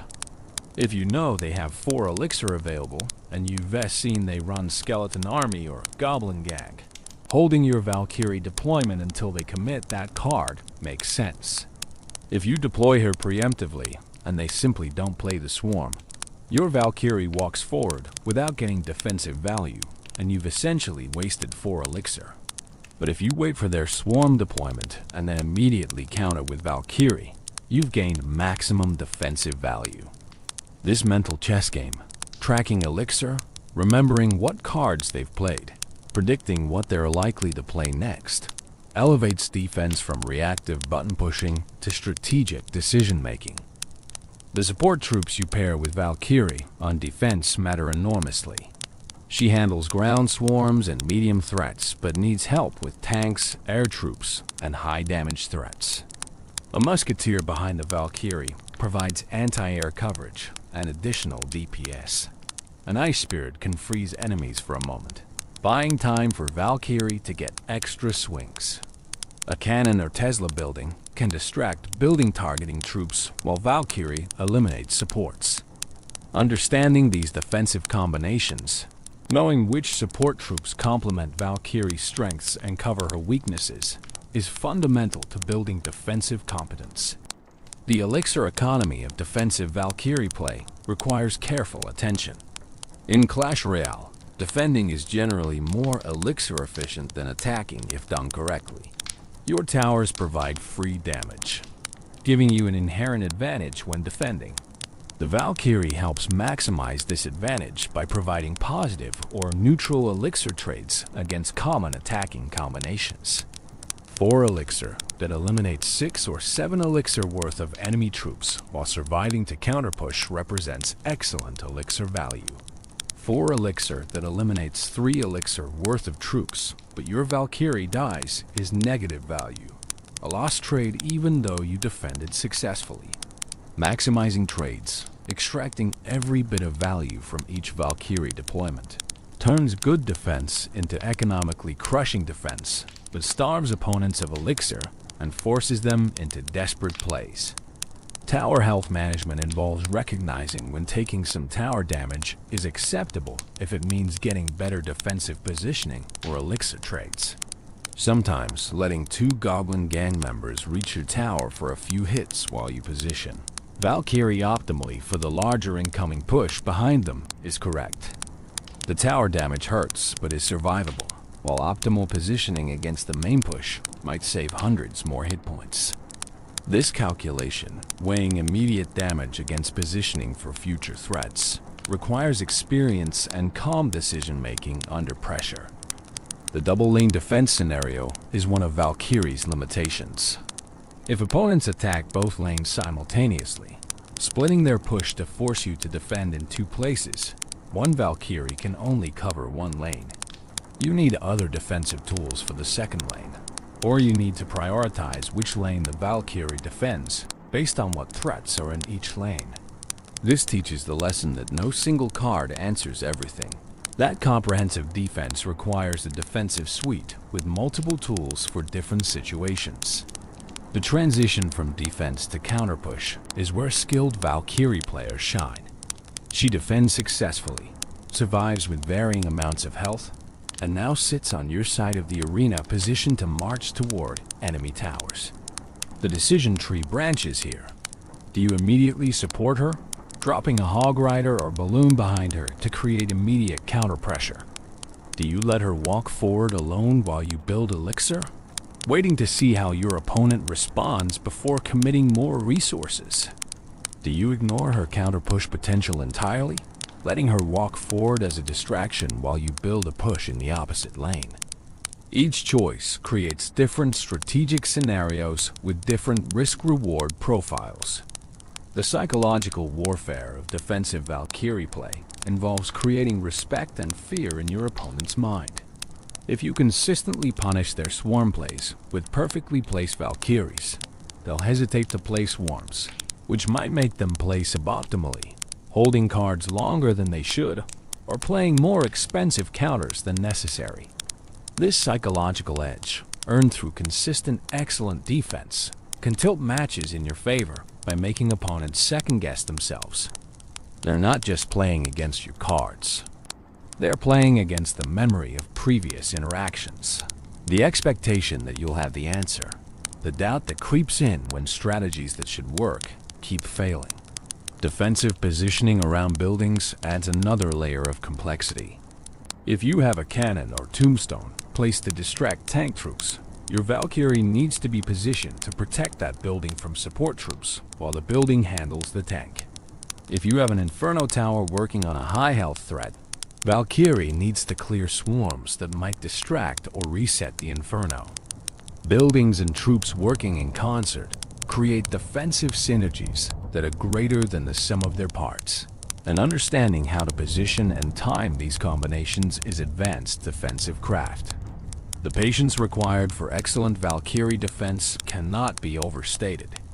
There's a temptation to deploy troops immediately when you see threats approaching, to do something rather than waiting passively while danger advances.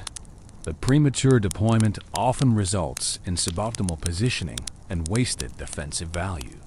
Great Valkyrie defenders wait. They watch the push develop, identify all the components, determine the optimal placement, and then deploy with confidence at exactly the right moment. This patience under pressure, this calm in the face of advancing threats, separates masters from novices. Recovery from defensive mistakes when using Valkyrie involves recognizing when a placement was wrong and immediately adapting. If you dropped her in the wrong spot and enemy troops are slipping past, don't panic and overcommit elixir trying to salvage the situation, sometimes taking modest tower damage while you're misplaced. Valkyrie deals with what she can reach is better than dumping additional elixir into a fundamentally compromised defensive setup. Learning to cut your losses, accept that this particular defense won't be perfect, and focus on defending better in the next cycle demonstrates mature strategic thinking. The practice required to master defensive Valkyrie play is substantial. Muscle memory for placement, pattern recognition for enemy push compositions, elixir tracking, timing windows, all of these skills develop through repetition. You need to defend hundreds, thousands of times, making mistakes and learning from them, refining your placement pixel by pixel, improving your timing by fractions of seconds. There's no shortcut to this mastery. It comes only through dedicated practice and conscious effort to improve. The satisfaction of perfect Valkyrie defense is one of Clash Royale's great pleasures. When you read your opponent perfectly, deploy at exactly the right moment in exactly the right position, and watch their carefully constructed push evaporate in 2 seconds of spinning axe, there's a deep sense of accomplishment. You've demonstrated skill, knowledge, and execution. You've turned their offensive investment into waste while positioning yourself for counterattack. These moments of perfect defense are why players love the Valkyrie, why she remains popular year after year despite meta shifts and new card releases. She delivers on the fantasy of being an unbreakable defensive wall, the guardian who stands firm while enemies break against her like waves against cliffs. Offensive capabilities: leading the charge, while the Valkyrie's defensive prowess often takes center stage. Her offensive potential should not be underestimated or overlooked. She may not be a primary win condition like Hog Rider or Balloon, but she plays crucial supporting roles in offensive strategies, creates counter-push opportunities, and in certain situations can deal meaningful tower damage herself. Understanding how to deploy the Valkyrie offensively, how to build pushes around her, and how to maximize her offensive value adds an essential dimension to mastering this versatile card. The foundation of offensive Valkyrie play is the counter-push transition. She defends successfully against an enemy push, survives with a portion of her health remaining, and now stands on your side of the arena, ready to march forward. This is the natural moment for offensive commitment. Your opponent has just spent elixir attacking, and likely has less available to defend. Your Valkyrie is already deployed, representing a sunk cost that you can leverage without additional elixir investment. The question becomes not whether to use her offensively, but how to support her for maximum effect. The simplest offensive use of Valkyrie is as a mini-tank for more fragile damage dealers, deploying a musketeer, wizard, or witch behind your advancing. Valkyrie creates a push where she absorbs damage from defensive troops and towers, while your ranged attacker deals damage from safety. The Valkyrie's health pool and area damage clear defending swarms that would normally eliminate your ranged troop quickly, allowing sustained tower damage. This push archetype, tanky troop in front with ranged damage behind, is fundamental to Clash Royale offense, and the Valkyrie serves this tanking role effectively at a moderate elixir cost. Pairing Valkyrie with Hog Rider creates a powerful ground-focused push. The Valkyrie leads, clearing swarms and medium defenders, while the Hog Rider's faster movement speed brings him forward to jump over the river and attack towers directly. The opponent must address both threats. If they commit troops to stop the Hog, your Valkyrie may break through to the tower. If they focus on the Valkyrie, the Hog gets free hits. This split-threat dynamic forces difficult decisions and creates opportunities for damage, regardless of how they choose to defend. Combining Valkyrie with Balloon exploits her ground-clearing ability to protect an air wind condition. The Balloon floats toward the tower, while the Valkyrie marshes below, eliminating ground defenders that might distract the Balloon or deal damage to supporting troops. Air-targeting defenders focus the Balloon while ground troops focus the Valkyrie, splitting defensive resources and making it difficult to efficiently defend both simultaneously. This combination requires proper timing, ensuring the Balloon and Valkyrie arrive at the bridge and tower area at roughly the same moment to maximize the split-threat pressure. Using Valkyrie as a lead tank for a beatdown push, though unconventional compared to traditional tanks like Giant or Golem, can work in specific situations. Her moderate cost means you can deploy her without committing massive elixir, building the push behind her with support troops and spells as you generate elixir while crossing the arena. This creates a rolling snowball effect where you start with a modest investment and gradually add pieces. And if your opponent doesn't respond quickly enough, the push grows overwhelming. The Valkyrie's area damage means defenders trying to swarm the push get cleared automatically, forcing opponents to use larger, more expensive defenders. The bridge spam application of Valkyrie involves deploying her directly at the bridge at the start of a push, creating immediate pressure that opponents must address quickly. At the bridge, she's only seconds away from tower range, forcing rapid defensive reactions. If the opponent hesitates or deploys inefficiently, she marshes straight to their tower, dealing swings of damage before they can properly respond. This aggressive bridge deployment works best when you know your opponent is low on elixir or has just used their best Valkyrie counters, creating windows where your offensive deployment is less likely to be efficiently answered. The split lane threat created by Valkyrie in one lane and a different threat in the opposite lane forces opponents to defend both sides simultaneously, stretching their elixir and attention. Valkyrie pushing one lane while Goblin Barrel or Miner attacks the opposite tower makes it difficult to defend everything efficiently. The opponent must choose priorities, and either choice allows you some damage or advantageous positioning. This split threat strategy is particularly effective late in matches when tower health is low and opponents can't afford to ignore any lane. Spell support for offensive Valkyrie amplifies her effectiveness dramatically. Zap or Log, clearing defensive swarms immediately as they redeployed, buys time for your Valkyrie to reach the tower. Free spell locking defenders in place while your Valkyrie continues spinning can result in devastating damage. Rage spell increasing her attack and movement speed turns her into a faster, deadlier threat that overwhelms defenders before they can fully mobilize. These spell investments add elixir to your push, increasing commitment and risk, but when successful, they often result in taking a tower or dealing crippling damage. The overtime pressure created by Valkyrie is significant in close matches. When elixir generation doubles during overtime and both players are desperately trying to take a tower, the Valkyrie's combination of tankiness and area damage makes her a dangerous threat. She can survive the intensified defensive firepower that overtime elixir allows while clearing the increased number of defenders that opponents can afford to deploy. Her reliability becomes even more valuable when one mistake, one failed defense, one successful offensive push can decide the match. Chip damage accumulation is an often overlooked aspect of offensive Valkyrie play. She might not take a tower in one push, but if she gets 3 swings on the tower this push, 4 swings next push, 2 swings after that, this damage accumulates. 500 damage here, 700 damage there, and suddenly the tower is low enough that a fireball or rocket can finish it.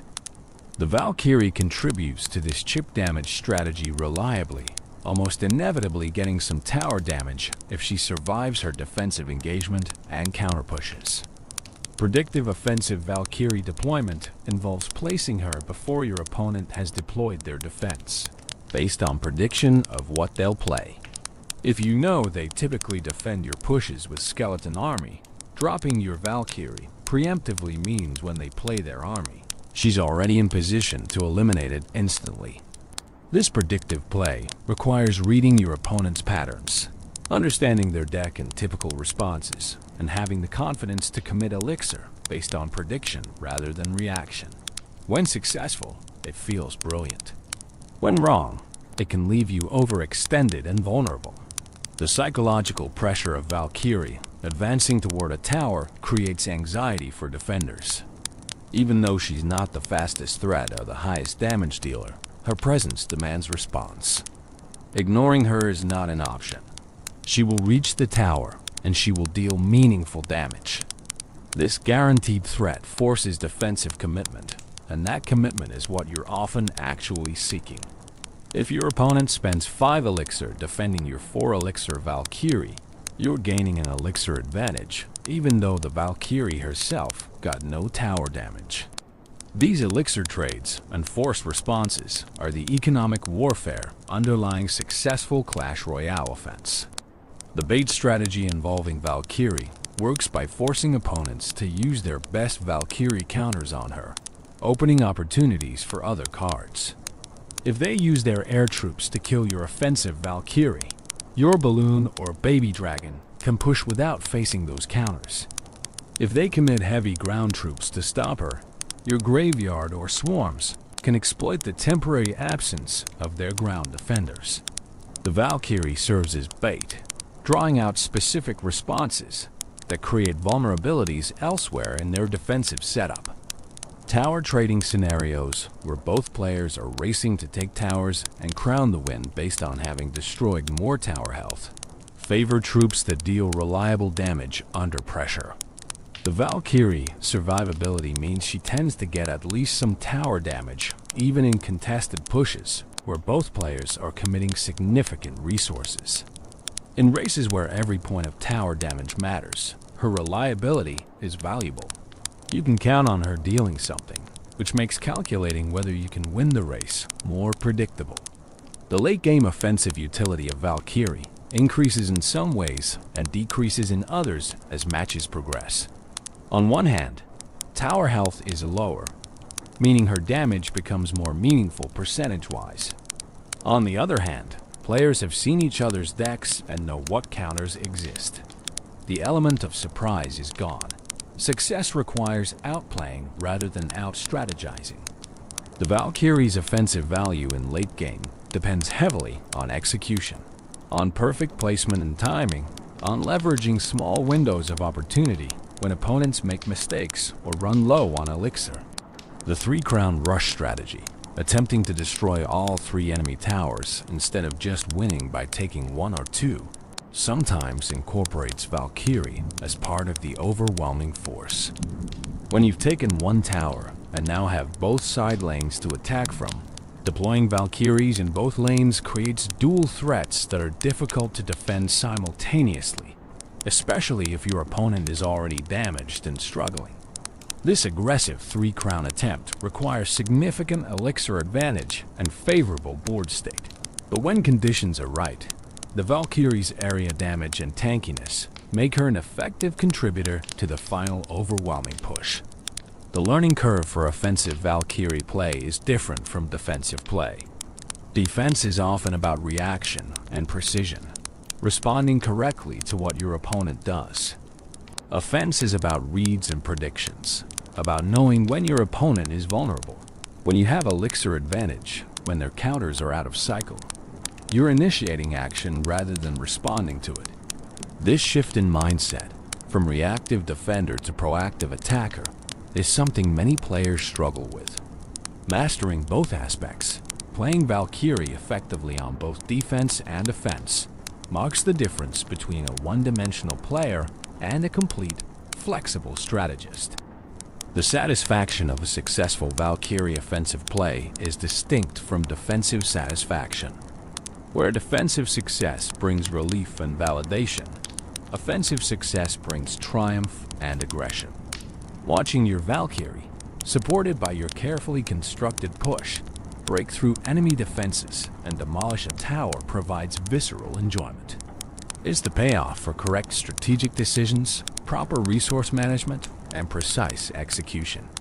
These offensive moments are why Clash Royale remains exciting even after thousands of matches. The possibilities for creative pushes, for unexpected combinations, for aggressive plays that catch opponents off guard, never fully exhausted. Deck archetypes and strategic synergies. The Valkyrie's versatility allows her to fit into multiple deck archetypes, each using her in slightly different ways to accomplish different strategic goals. Understanding these archetypes, the role Valkyrie plays within them, and the synergies that make each deck functional provides insight into both her flexibility as a card and the broader strategic landscape of Clash Royale. Great players don't just know individual cards. They understand how those cards fit into coherent strategic systems, how they complement, and enable each other to create gameplay that is greater than the sum of individual parts. Control decks represent perhaps the Valkyrie's most natural home. Control strategies focus on efficient defense, establishing elixir advantage through positive trades, and winning through accumulated small advantages rather than single devastating pushes. The Valkyrie excels in this paradigm. She defends efficiently against swarms and medium threats, survives engagements healthy enough to counter-push, and doesn't require expensive support troops to function. A typical control deck featuring Valkyrie might include defensive buildings like Cannon or Tesla, ranged troops like Musketeer or Mega Minion, spells for various situations, and a modest win condition like Hog Rider or Meyer.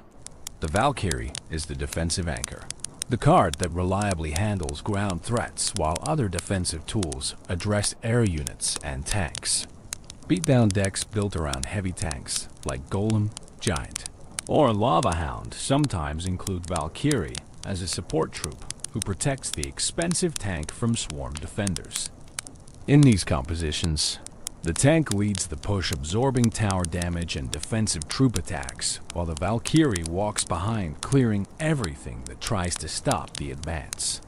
Wizards, witches, or other area damage dealers fulfill similar roles, but the Valkyrie's combination of area damage and survivability makes her particularly effective. She can reach the tower with the tank and continue dealing damage while the tank is being eliminated, extending the duration of your push and maximizing the damage output from your elixir investment. Bridge spam decks that apply constant pressure at the bridge using medium-cost troops in quick succession sometimes include Valkyrie as one of the spam options. Cards like Battle Ram, Bandit, Royal Ghost, and Valkyrie can be cycled rapidly, forcing opponents to defend constantly without time to build counter-pushes. The Valkyrie, in this context, serves dual purposes. She's a spam threat that opponents must address, and she provides defensive capability against enemy bridge spam if they try to match your aggression. This flexibility, being able to play aggressively or defensively, depending on the game state, is valuable in the chaotic, pressure-filled nature of bridge spam strategies. Cycle decks that use cheap cards to rapidly rotate through their deck and repeatedly deploy their win condition sometimes include Valkyrie, despite her being more expensive than ideal for pure cycle. The inclusion is defensive necessity. Fast cycle decks using Hog Rider, Mire, or Goblin Barrel as win conditions need something that handles swarms reliably. And the Valkyrie provides this even though she slows the overall cycle time slightly. She represents a concession to reality. The acknowledgement that you can't cycle fast enough to win if you're retaking massive tower damage from enemy swarms. The Valkyrie protects the cycle strategy, allowing it to function without being overwhelmed defensively. Graveyard decks, built around the graveyard spell that spawns skeletons around enemy towers, often include Valkyrie for two reasons. First, she tanks damage while the graveyard skeletons chip the tower, forcing opponents to defend both the skeletons and the Valkyrie simultaneously. Second, opponents often defend graveyard with ground troops that gather around their tower to kill skeletons, creating perfect opportunities for follow-up poison or fireball spells. The Valkyrie helps set up these opportunities and provides the defensive stability that graveyard decks need, since the spell itself offers no defensive value.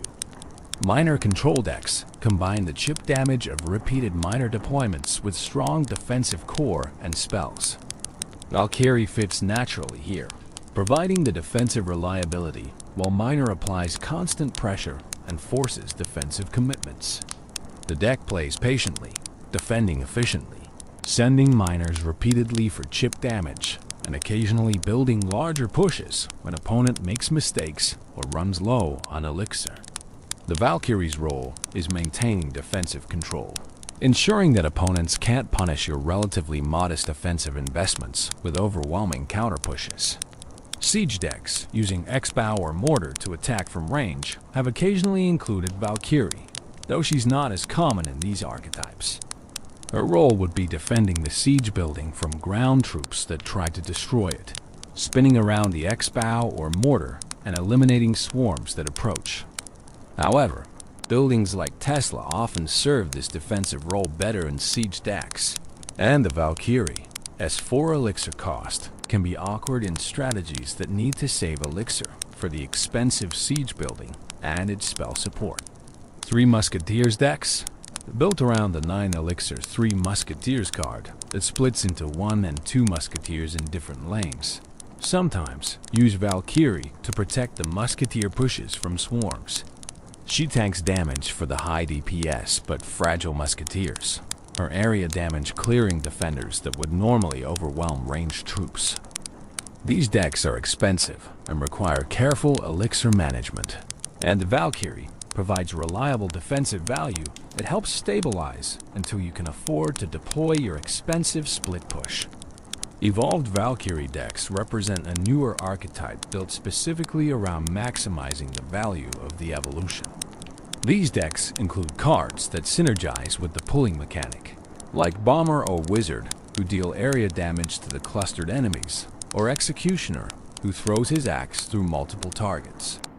The strategy revolves around creating situations where the evolved Valkyrie's Whirlwind ability generates massive value, pulling spread enemy forces into kill zones where your area damage cards can eliminate everything efficiently. The deck building constraint of only allowing one evolution means these decks are built intentionally around making the evolved Valkyrie the star, not just an included card. Clan War decks face unique constraints, often requiring players to use level-capped cards or cards from limited selections. The Valkyrie's usefulness in these formats comes from her versatility and forgiving nature. Even under-level, she provides valuable area damage and defensive capability. Even when you can't build your ideal deck, including Valkyrie gives you reliable functionality against common threats. Her presence in Clan War formats is higher than might be expected based purely on competitive power level, because she's accessible, reliable, and functional in suboptimal situations. Tournament decks used by professional players in high-stakes competition often include Valkyrie when the meta favors ground-heavy strategies. Professional play emphasizes consistency and minimizing mistakes over flashy high-risk plays. The Valkyrie's reliability appeals to this mindset. You know what she does. You can count on her doing it, and she doesn't create situations where a small execution error costs you the match. This consistency is valuable when tournament prizes and professional pride are on the line. Synergy with specific cards creates sub-strategies within these broader archetypes. Valkyrie plus Mega Minion provides complete anti-swarm coverage, ground and air, in just 2 card slots. Valkyrie plus Tornado creates pulling combos where Tornado drags enemies into Valkyrie's damage radius, multiplying her effectiveness. Valkyrie plus Ice Golem combines 2 tanky troops with area damage and slowing effects, creating defensive walls that are extremely difficult to break through. Understanding these specific card synergies, how they enable each other and create emergent gameplay greater than either card alone, is essential for sophisticated deck building. Counter synergies, cards that don't work well together, are equally important to recognize. Valkyrie plus other expensive ground troops can create deck imbalance where you lack cheap cycle options or air defense. Multiple area damage troops might be redundant, providing more swarm clear than necessary while lacking other defensive tools. Building decks requires balancing multiple considerations, ensuring you have answers to various threats, maintaining reasonable average elixir cost, and including cards that work well together. The Valkyrie fits many decks well, but not all, and understanding when she is the right choice versus when different cards serve your strategy better is crucial for successful deck building. The meta-dependence of optimal Valkyrie usage means that her place in deck archetype shifts over time. When swarm strategies dominate the competitive scene, Valkyrie becomes nearly essential in most decks. When air-heavy metas develop, her usage drops. Skilled players and deck builders track meta trends, adjusting their decks to counter popular strategies. And the Valkyrie's presence or absence in their lists reflects these meta calculations. She's never completely absent, but her ubiquity varies with the strategic climate. Adaptation of archetypes to individual playstyle means that no 2 players' Valkyrie decks play identically, even when using similar cards. Some players use her aggressively, constantly looking for counter-push opportunities and offensive commitments. Other players use her purely defensively, never supporting her offensive pushes and treating her solely as a defensive tool. These playstyle differences within the same archetype create diversity in how Valkyrie strategies actually execute in matches, making the game more dynamic and less formulaic than if everyone played every deck the same way. The evolution of archetypes over Clash Royale's history shows the Valkyrie adapting to new strategic environments repeatedly. Early meta archetypes look different from modern ones, using cards and strategies that no longer exist or have been fundamentally changed by balance updates. Through all these shifts, the Valkyrie has found homes, adjusted her role, and remained relevant. This adaptability across strategic epochs testifies to the strength of her core design, area damage, and survivability in moderate cost package that fits multiple needs. Counters, vulnerabilities, and playing against Valkyrie. Understanding how to defeat the Valkyrie is as important as understanding how to use her effectively. For players facing opponents who skillfully deploy Valkyrie, knowing her vulnerabilities, understanding optimal counter strategies, and mastering the specific techniques that shut down her effectiveness separates competitive players from casual ones. Every card has weaknesses, and the Valkyrie, despite her defensive prowess and versatility, possesses exploitable limitations that prepared opponents can leverage for advantage. Air troops represent the most straightforward and reliable Valkyrie counter. She cannot hit flying units under any circumstances. Minions, Mega Minion, Baby Dragon, Inferno Dragon, Balloon, Lava Hound, all of these cards attack the Valkyrie with complete impunity. She can only tank their damage helplessly until she dies.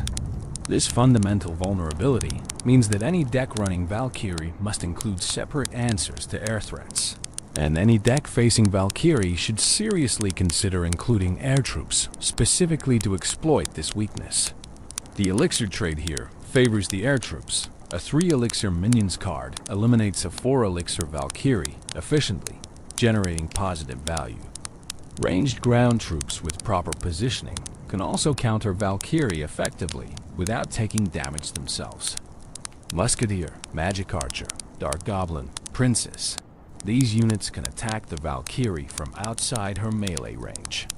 The key is maintaining distance and, if necessary, using other troops or buildings to keep her at bay while your ranged attacker chips her health. This counter strategy requires more finesse than simply dropping air troops, as misplacement can allow the Valkyrie to close distance and eliminate your ranged unit, but when executed correctly, it's highly elixir efficient. Building cards provide excellent Valkyrie counters by distracting her while dealing damage. Tesla, Inferno Tower, Cannon, Bomb Tower. These defensive structures draw her aggro, causing her to attack the building instead of advancing toward your tower or engaging your troops. While she attacks the building, it damages her, and your towers contribute additional damage, eliminating her before she destroys the building. This creates a positive elixir trade in most cases. 4 elixir spent to counter 4 elixir, but your building survives with remaining health to defend against follow-up attacks. High-damage single-target troops can eliminate Valkyrie quickly if they can engage her without interference. Mini P.E.K.K.A., Prince, especially with Charge, Lumberjack, and other heavy hitters deal damage faster than the Valkyrie's health pool can absorb. The challenge is isolating the Valkyrie from her supporting troops. If she's advancing alone, dropping a mini P.E.K.K.A. in front of her results in a quick elimination. If she's supported by other troops that can distract or damage your mini P.E.K.K.A., the interaction becomes more complicated. Successfully countering Valkyrie with heavy hitters requires reading the situation, understanding what troops are supporting her, and timing your deployment to maximize your heavy hitter's damage output. Swarming the Valkyrie with successive waves of cheap troops can overwhelm her despite her area damage. One skeleton army dies instantly to her spin. But if you follow that army immediately with goblins, and then with bats, constantly reapplying pressure, the accumulated damage from these successive waves can eliminate her before she clears them all. This counter strategy is elixir intensive, spending 6 or 7 elixir to counter her 4, but it is sometimes necessary if you lack better counter options, or if stopping her is critical to preventing tower damage from her supporting troops. Kiting the Valkyrie, using troops to pull her away from her intended target, can minimize her effectiveness without necessarily killing her. Playing a troop near the bridge that draws her attention, then playing another troop on the opposite side, can pull her back and forth, wasting her time and health while she accomplishes nothing meaningful. This technique requires more elixir than direct counters, but can be valuable when you need to prevent her from reaching your tower or when you want to waste clock time while building an elixir advantage. Spell counters exist, but are generally inefficient. Rocket can kill an equal level Valkyrie, but spending 6 elixir to eliminate 4 elixir is terrible value unless the rocket also hits other troops or a tower. Lightning spell can kill her while hitting 2 other targets, creating potentially positive value if those other targets are valuable. Fireball doesn't kill her but severely weakens her, making follow-up damage from towers or troops finish her quickly. Using spells on Valkyrie is typically reserved for emergency situations, where you lack better counters or where the spell hits multiple valuable targets simultaneously. Prediction placements, deploying counter troops before the opponent places Valkyrie, based on anticipating where and when they'll deploy her, can create advantageous defensive setups.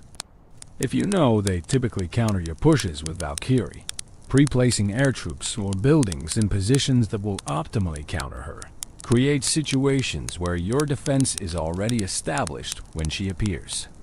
This predictive play requires reading your opponent's patterns, understanding their deck, and having the confidence to commit elixir based on prediction. When correct, it creates overwhelming defensive advantage. When wrong, you've misallocated resources and left yourself vulnerable. Understanding level interactions is crucial when countering Valkyrie. An overleveled Valkyrie survives interactions that should kill her at equal levels, tanks additional tower shots, and kills defenders in fewer hits. If your opponent's Valkyrie is 2 levels higher than your counters, standard counter strategies may fail. You might need to commit more elixir, use multiple counter troops instead of one, or accept that efficiently countering her isn't possible and focus on minimizing damage rather than preventing it entirely. This reality of level disadvantage is frustrating, but manageable with proper adjustment of expectations and strategy. The timing of counter deployments matters enormously. Deploy too early, and the Valkyrie can adjust her path, or the opponent can support her with additional troops that address your counter. Deploy too late, and she gets tower damage before your counter engages. The optimal timing is just as she commits to her attack trajectory. When she's close enough, the path adjustments are difficult, but not so close, the tower damage is inevitable. This timing window is narrow, requiring quick decision-making and precise execution under pressure. Forcing negative elixir trades, making the opponent spend more on Valkyrie pushes than they get in damage value, is a legitimate counter strategy, even when you can't prevent all damage. If they spend 4 elixir on Valkyrie, plus 4 elixir supporting her, and you spend 7 elixir defending, but only take 300 tower damage, you've won the economic exchange. They invested 8 elixir for minimal return.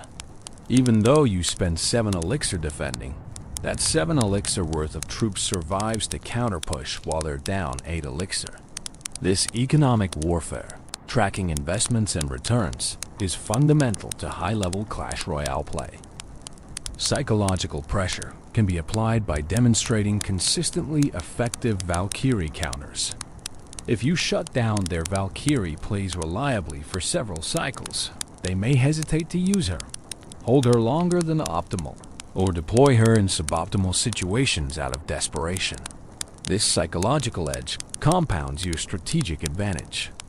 They're not just facing your cards. They're facing the expectation of failure, the memory of previous failed Valkyrie deployments, the doubt about whether their strategies will work at all. Creating this mental burden through consistent successful countering tilts matches in your favor beyond pure card interactions. Adapting counters based on game state and elixir counts is advanced play. If you're ahead in elixir, you can afford more expensive counters that completely shut down the Valkyrie. If you're behind in elixir, you might need to use cheaper, less complete counters and accept some tower damage while you rebuild elixir advantage. If the match is close and every point of tower damage matters, you commit whatever elixir is necessary to minimize damage. If you are significantly ahead and can afford to tank some hits, you might counter less aggressively, saving elixir for offensive opportunities. Understanding what deck archetype your opponent is using helps predict how they'll use their Valkyrie and prepares you to counter appropriately. If they're running beatdown, expect the Valkyrie as support behind tanks. If they're playing control, expect her as a defensive tool that will counter-push. If they're bridge spamming, expect her as part of the spam rotation. Each usage pattern requires slightly different counter strategies, and recognizing deck archetypes early in matches allows you to prepare mentally for how you'll need to counter their Valkyrie. Baiting out the Valkyrie, forcing the opponent to use her defensively before you commit your main push, creates windows of opportunity. If you send a small probe attack that they counter with Valkyrie, you know she's out of cycle for several card rotations. During that window, your swarm cards are safer to deploy aggressively.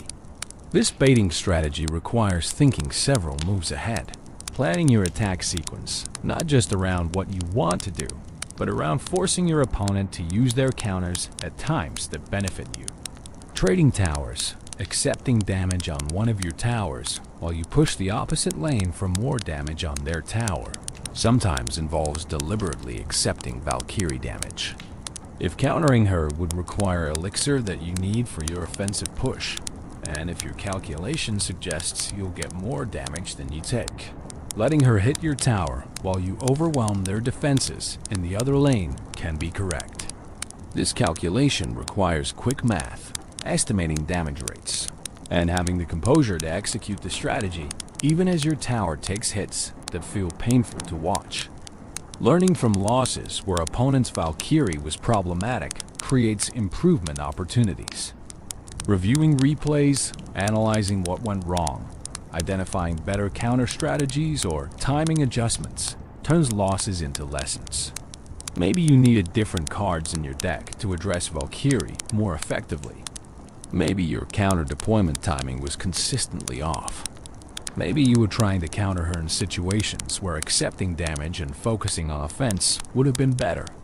Each loss provides data for improvement if you're willing to analyze critically and adjust. The evolution system adds complexity to countering Valkyrie.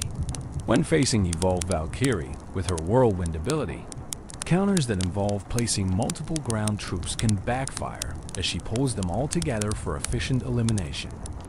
Air troops become even more valuable against the evolution since they're immune to the pull. Buildings remain effective. High-damage single-target troops work if placed carefully.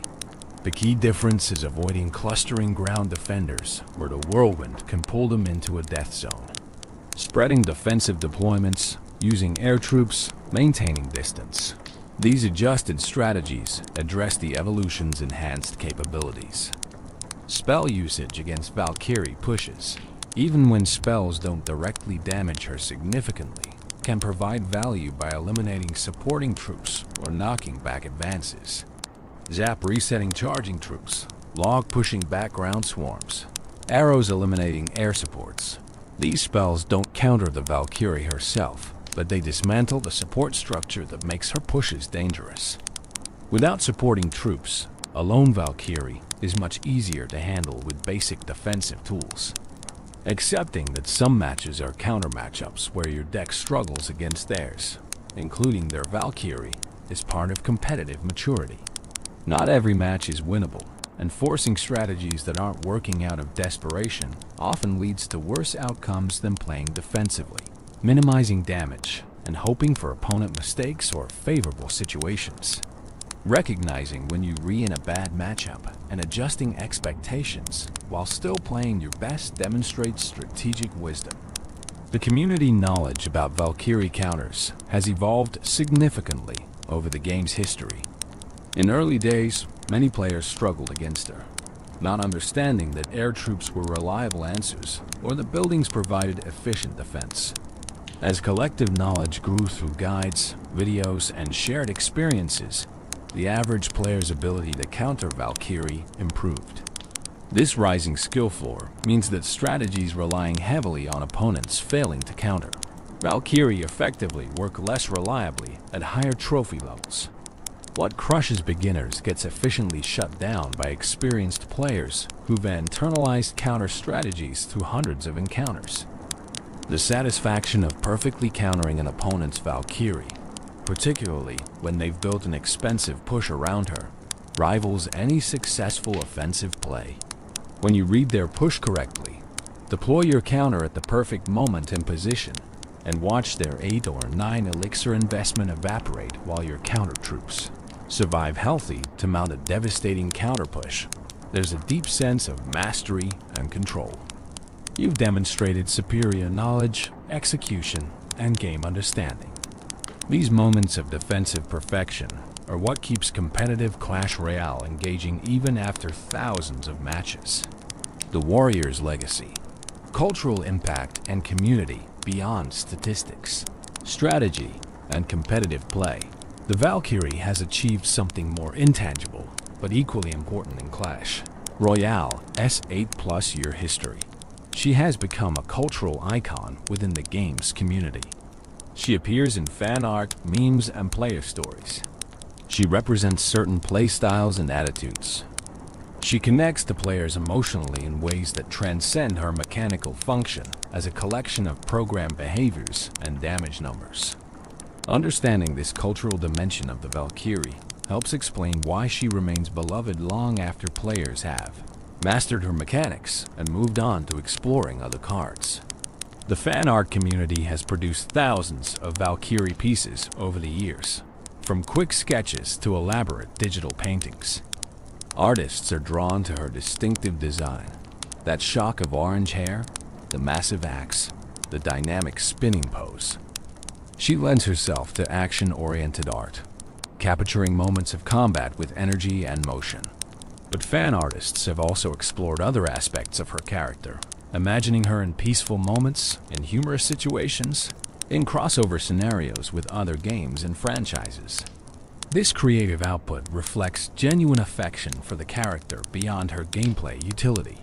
Cosplayers at gaming conventions have recreated the Valkyrie's appearance, crafting the armor, the massive double-bladed axe, styling orange wigs to match her distinctive hair.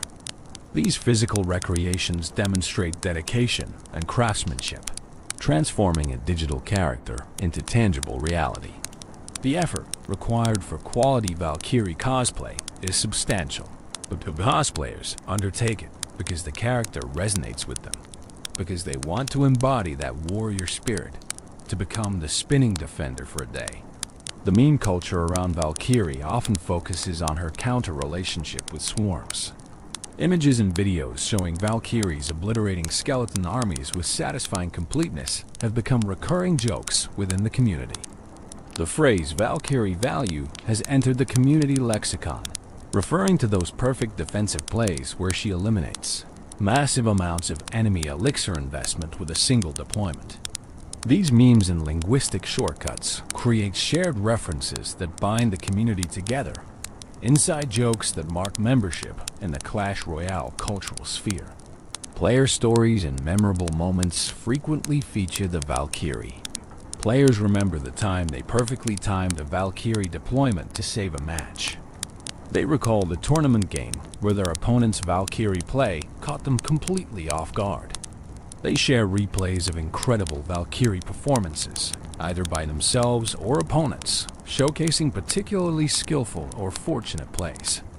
These stories, shared in clan chats, on social media, in content creator videos, form the oral tradition of Clash Royale, the collective memory that gives the game history and meaning beyond individual matches. The Valkyrie's association with certain playstyles has created stereotypes within the community, both positive and negative. Players who favor control decks and patient, defensive play are sometimes described as Valkyrie players, suggesting reliability, steadiness, and preference for low-risk strategies. This isn't necessarily an insult or compliment, just recognition of the playstyle correlation. The Valkyrie has become shorthand for a certain approach to the game, emblematic of players who prioritize consistent performance over flashy high-risk plays. Content creators have built substantial content libraries around the Valkyrie. YouTube features hundreds of videos titled things like Valkyrie Domination, Perfect Valkyrie Placement Guide, Valkyrie in every deck, and countless variations. These videos rack up millions of cumulative views, demonstrating sustained community interest in content about this card specifically. Creators return to Valkyrie content regularly because it performs well, because audiences want to learn about her, improve their usage, see her in action. This content ecosystem around specific cards helps educate new players and keeps veteran players engaged with fresh perspectives on familiar tools. The Valkyrie's appearance in Supercell's official marketing materials, trailers, and promotional content reflects her status as a franchise icon. She features prominently in update announcements, season promotional images, and celebration events. Supercell recognizes her popularity and leverages it to maintain player engagement. When new features or events launch, seeing the Valkyrie included in promotional materials creates a sense of continuity and tradition, reassuring players that their favorite cards remain relevant and celebrated. The debate about whether Valkyrie is skilled or no-skill card surfaces periodically in community discussions. Some players argue that her straightforward mechanics and reliable performance make her a low-skill card that anyone can use effectively without much practice. Others counter that optimal Valkyrie placement and timing require substantial skill and experience, that the difference between mediocre and excellent Valkyrie players is vast. This debate, while sometimes contentious, indicates that players care deeply about the perceived skill requirements of their favorite cards, that they want their successes with those cards to be recognized as demonstrations of mastery rather than mere luck or card power. The Valkyrie's relationship with the game's F2P, free-to-play versus P2P, pay-to-play dynamics, is relatively favorable. As a rare card, she's significantly easier for free players to upgrade compared to epic or legendary cards. A dedicated free player can realistically max their Valkyrie within a reasonable time frame, whereas maxing multiple legendary cards without spending money requires years. This accessibility has made her popular among the free-to-play community, seen as a powerful card that doesn't require financial investment to be competitive. The perception of fairness, that skilled play with accessible cards can compete with expensive decks, keeps players engaged even if they never spend money. The evolution of Valkyrie's meta presence over time has created nostalgia among veteran players. Those who played during her various dominant periods remember specific eras of the game associated with her prominence. Remember when Valkyrie was in every deck? Becomes a conversation starter, a way for veteran players to connect over shared history. These nostalgia conversations bind longtime community members together, creating a sense of having lived through the game's history rather than just playing matches in an eternal present. The comparison between Valkyrie and other area-damaged troops sparks endless debate. Is she better than Bomber? Than Dark Prince? Than Executioner? These discussions have no definitive answer because each card fills slightly different niches, but the debates themselves are valuable community engagement. Players articulate their preferences, defend their choices, learn from others' perspectives. The Valkyrie's place in these discussions, neither universally considered the absolute best nor dismissed as inferior, reflects her balanced design. She's good enough to have passionate defenders, but not so dominant that her superiority is unquestionable. The Valkyrie's representation in tier lists and meta reports provides ongoing storylines for the community to follow. When balance changes or new card releases shift the meta and Valkyrie's tier position rises or falls, it creates discussion and reaction. Players debate whether the tier list is accurate, whether the meta will evolve to make Valkyrie more or less viable, whether alternative cards should be considered instead. These discussions keep the community actively engaged with the game's strategic landscape, thinking critically about card evaluation and deck construction. The generational aspect of Clash Royale players, with new players constantly joining while veterans move on or continue playing, means that the Valkyrie is perpetually someone's favorite card for the first time. The excitement of a new player discovering how effectively she handles swarms, the satisfaction of learning optimal placement, the pride in mastering her usage, these experiences repeat across millions of players over the years. The Valkyrie facilitates countless individual journeys from beginner to skilled player, serving as a teaching tool that demonstrates fundamental Clash Royale principles. The connection between Valkyrie and Norse mythology, while not deeply developed within Clash Royale itself, creates additional layers of meaning for players familiar with the mythological roots. Knowing that this spinning warrior references legendary figures from ancient stories adds weight and gravitas to her character. She's not just a gameplay mechanic. She's connected to human cultural heritage spanning millennia.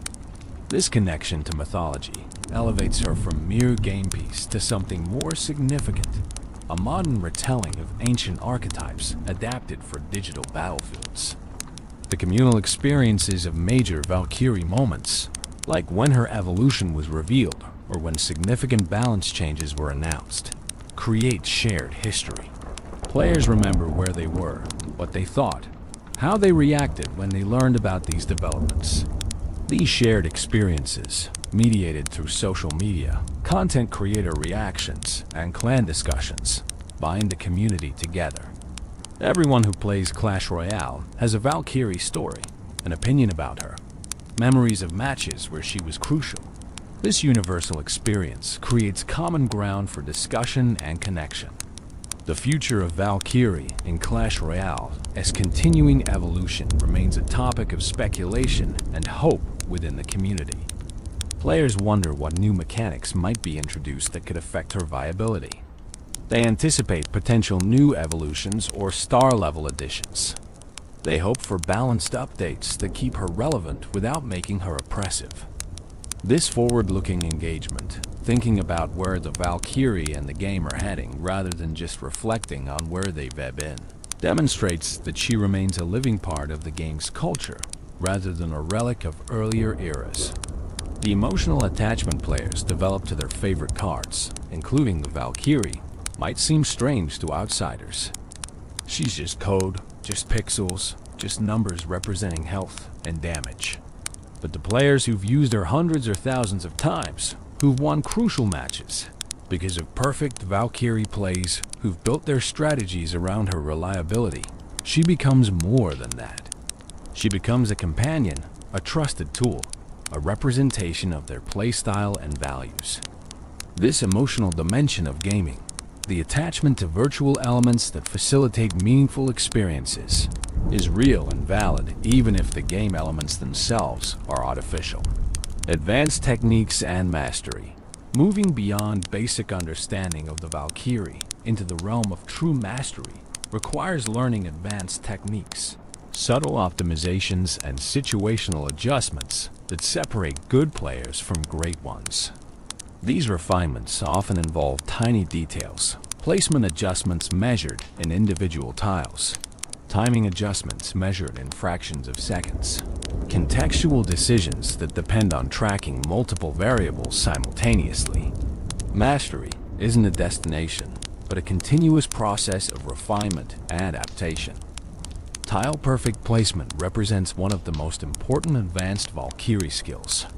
The Clash Royale arena operates on a tile grid, and the exact tile where you place the Valkyrie can determine whether she engages optimally or suboptimally.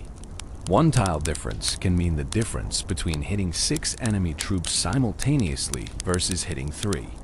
Against approaching swarms, placing her one tile forward versus one tile back changes when she starts swinging. How much damage your tower takes before she engages. Whether she is positioned to continue forward after clearing the swarm, or whether she is awkwardly positioned for follow-up defense. Developing the precision to place her on exactly the optimal tile in the heat of battle requires extensive practice and internalization of the arena geography. Pre-placement for predictive defense takes tile-perfect placement to another level. This involves deploying the Valkyrie before opponents commit their troops, based on anticipating where and when they'll attack. If you correctly predict a bridge spam push, placing your Valkyrie at the bridge before their troops arrive creates perfect defensive positioning. If you mispredict, you've deployed 4 elixir for no immediate value. The risk-reward calculation here is complex, but in situations where you have high confidence in your prediction based on elixir counts, deck knowledge, and opponent patterns, pre-placement can create overwhelming defensive advantages. Elixir counting and card rotation tracking are crucial skills that elevate Valkyrie play from reactive to strategic. By tracking what cards your opponent has played and roughly calculating when those cards will return to their hand rotation, you can anticipate when they can and can't deploy specific threats. If you know their skeleton army is in rotation and they have enough elixir to play it, holding your Valkyrie deployment until they commit that card extracts maximum defensive value. If you know their army is out of rotation because they just used it, you can deploy your Valkyrie more aggressively without worrying about her being distracted by a late arriving swarm. Frame-perfect timing for spell and troop combinations involves deploying the Valkyrie and supporting cards in specific sequences with precise timing to maximize synergy. For example, deploying Valkyrie followed immediately by Tornado spell to pull scattered enemies into her damage radius. Requires timing the tornado so it pulls enemies just as her axe is swinging, eliminating them before they can spread back out. These precise combinations create burst efficiency that exceeds what either card could accomplish independently. Tower health management considerations affect optimal Valkyrie placement throughout a match. Early game, when towers are full health, you can accept more tower damage in exchange for better positioning for subsequent defenses. Late game, when towers are low, every point of damage matters and optimal. Valkyrie placement must minimize tower hits, even if it means less efficient positioning for the broader engagement. Adjusting placement strategies dynamically based on current tower health demonstrates sophisticated situation awareness. Overtime adaptation requires shifting your Valkyrie usage to account for doubled elixir generation. Strategies that were too expensive in single elixir become viable in overtime. You can support Valkyrie pushes more heavily, use her more aggressively, cycle her back faster if the first deployment doesn't achieve desired results. But opponents also have more elixir for defense, so the calculus of what constitutes good value changes. Mastering overtime Valkyrie play requires recalibrating your intuitions about elixir investment and return. Matchup-specific strategies for Valkyrie usage account for how different opponent deck types require different approaches. Against spell-bait decks, save your Valkyrie for the moments when they've successfully baited your spells and are committed to their swarm punish. Against beatdown, deploy her slightly later in tank pushes so she engages support troops as they cross the bridge rather than too early when there is nothing for her to hit. Against cycle, use her defensively and never commit her offensively, since fast cycle opponents will punish expensive offensive investments. These matchup adjustments show deep understanding of strategic rock-paper-scissors relationships between deck archetypes. Reading opponent patterns and exploiting them with Valkyrie requires observing how they respond to various situations and adjusting your Valkyrie usage to exploit their tendencies. If they always use air troops to counter your Valkyrie, start baiting those air troops with your Valkyrie defensively, then pushing with your actual air-based win condition when their counters are out of cycle.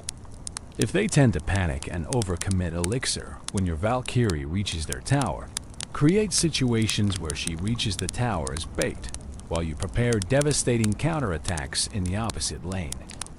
Exploiting patterns requires first recognizing them, then having the discipline to adjust your play to take advantage. Psychological manipulation through Valkyrie usage involves creating expectations and then violating them. If you establish a pattern of always deploying Valkyrie defensively at the bridge, opponents begin expecting that placement. Then, Unexpectedly placing her more aggressively or in a different position catches them off guard. Similarly, if you've used Valkyrie consistently throughout a match, they'll expect her and play around that expectation.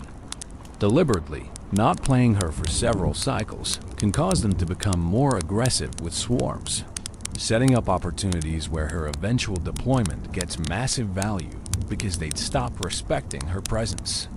Energy management over the course of long matches or tournament runs involves pacing your concentration and decision-making quality.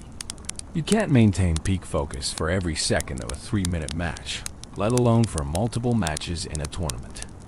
Learning when to expend maximum mental energy on crucial decisions versus when to fall back on trained instincts and habits preserves cognitive resources.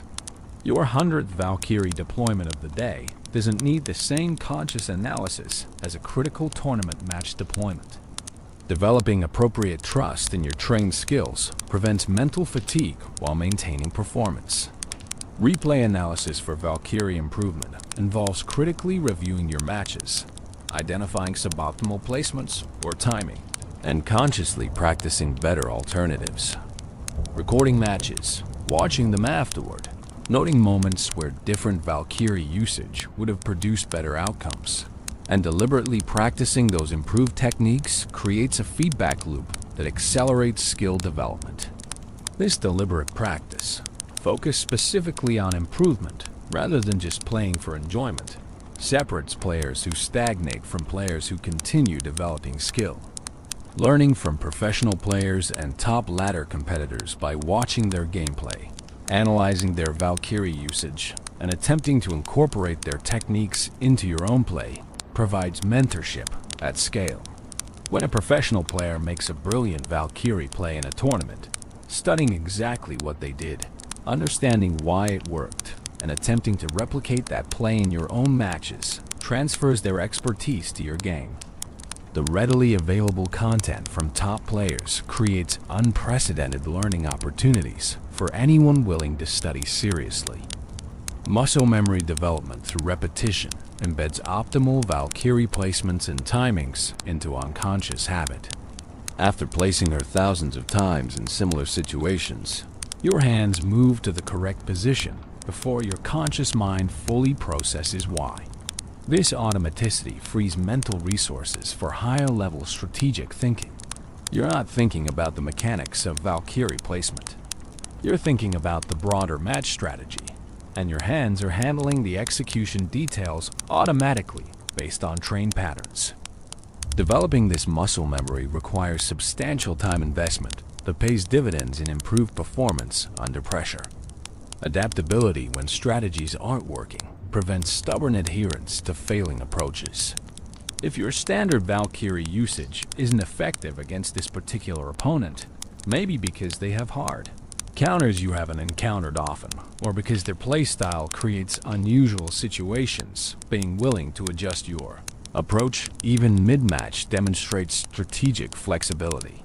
Maybe you need to stop counter-pushing with her and use her purely defensively. Maybe you need to pair her with different supporting troops than usual. Maybe you need to use her as bait rather than as a primary tool. Recognizing when adaptation is necessary and having the flexibility to execute different strategies prevents losses that come from inflexible adherence to predetermined plans. The integration of Valkyrie mastery into broader Clash Royale expertise shows how card-specific skills contribute to overall game skill. You can't become truly excellent at Clash Royale by mastering only one card. But mastering one card deeply teaches principles that transfer to understanding other cards. The precision, timing, prediction, and adaptation skills you develop through Valkyrie mastery apply to every other card and every strategic situation. The Valkyrie becomes a vehicle for learning broader lessons about competitive gaming, about making decisions under pressure, about continuous improvement, about mental discipline. The satisfaction of mastery itself provides intrinsic motivation that transcends winning or losing individual matches. When you make a perfect Valkyrie play, when you place her with tile-perfect precision at exactly the right moment and achieve exactly The result you intended, there's deep satisfaction in that execution, regardless of whether you ultimately win the match. This pursuit of excellence, of doing things as well as they can be done, provides meaning and engagement that lasts long after the novelty of initial learning wears off. Mastery becomes its own reward, and the Valkyrie provides a vehicle for pursuing that mastery. The Eternal Guardian, why Valkyrie endures as we near the end of this exploration of the Valkyrie. It is worth contemplating why she has remained relevant and beloved across 8 Clash Royale's existence. In a game that has added over 100 cards since launch, that has introduced countless new mechanics and systems, that has undergone dramatic meta shifts and strategic revolutions, the Valkyrie has persisted. She has never been completely dominant, never been absolutely essential, yet she has never faded into obscurity.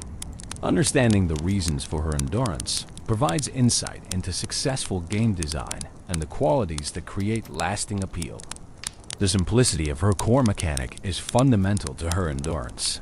She spins and deals area damage. This concept is immediately understandable, even to complete beginners. You don't need to read detailed explanations or watch tutorial videos to grasp what the Valkyrie does. You see her spin once and you understand. This accessibility ensures she remains relevant for new players constantly joining the game, while the nuances of optimal usage provide depth for veterans to continue mastering.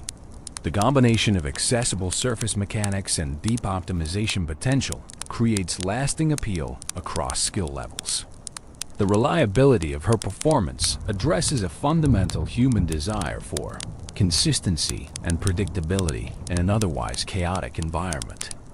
Clash Royale matches are inherently volatile, with randomness in starting hands, unpredictable opponent decisions, and countless variables affecting outcomes. The Valkyrie provides a stable foundation amidst this chaos. She does what she's supposed to do, consistently, predictably, reliably. This psychological comfort, knowing you have a dependable tool available, reduces anxiety and creates confidence. Players return to the Valkyrie, not just because she's effective, but because she's comforting, a familiar friend in the turbulent arena. The versatility to fit multiple deck archetypes and strategies prevents her from becoming associated too strongly with any single meta period or playstyle. Cards that define specific metas often fall into obscurity when those metas pass.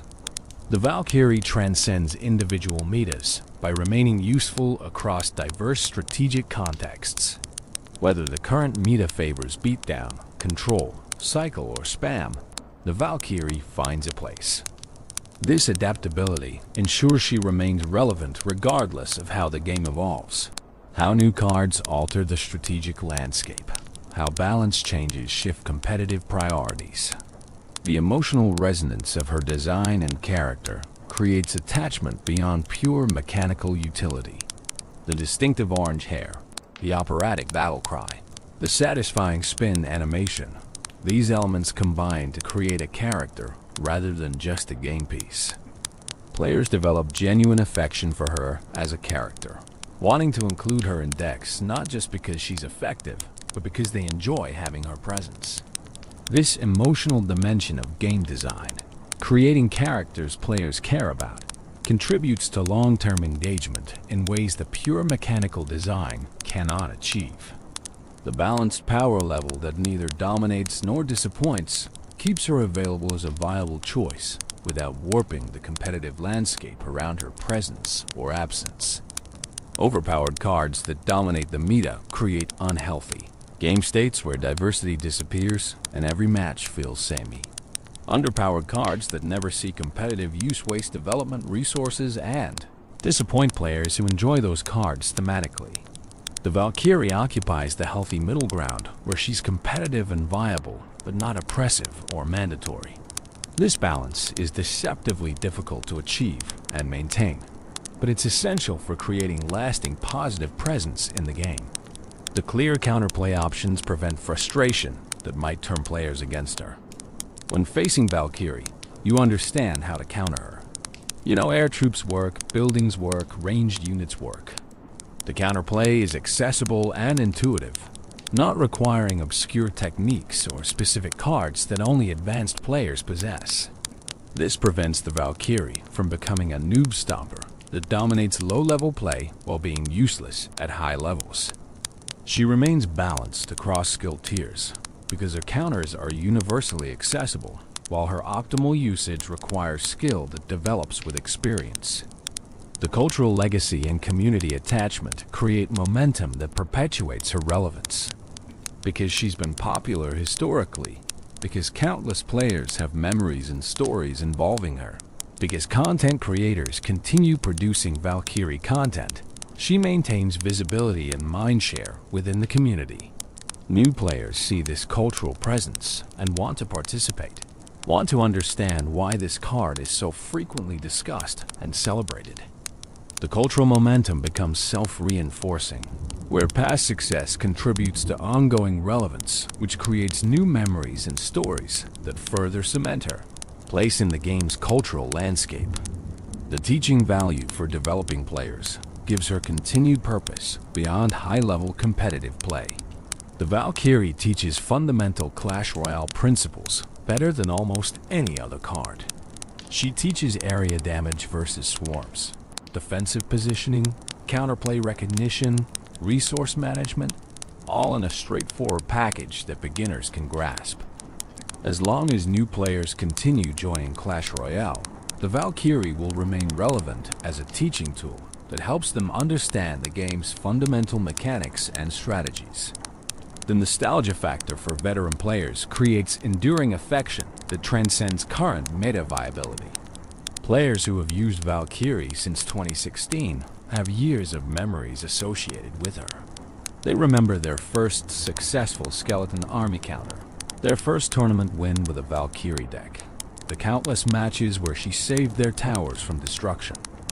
These memories create emotional investment that makes them want to continue using her even when other cards might be slightly more optimal. The Valkyrie represents their personal history with the game, and maintaining that connection to their past provides meaning beyond pure competitive optimization.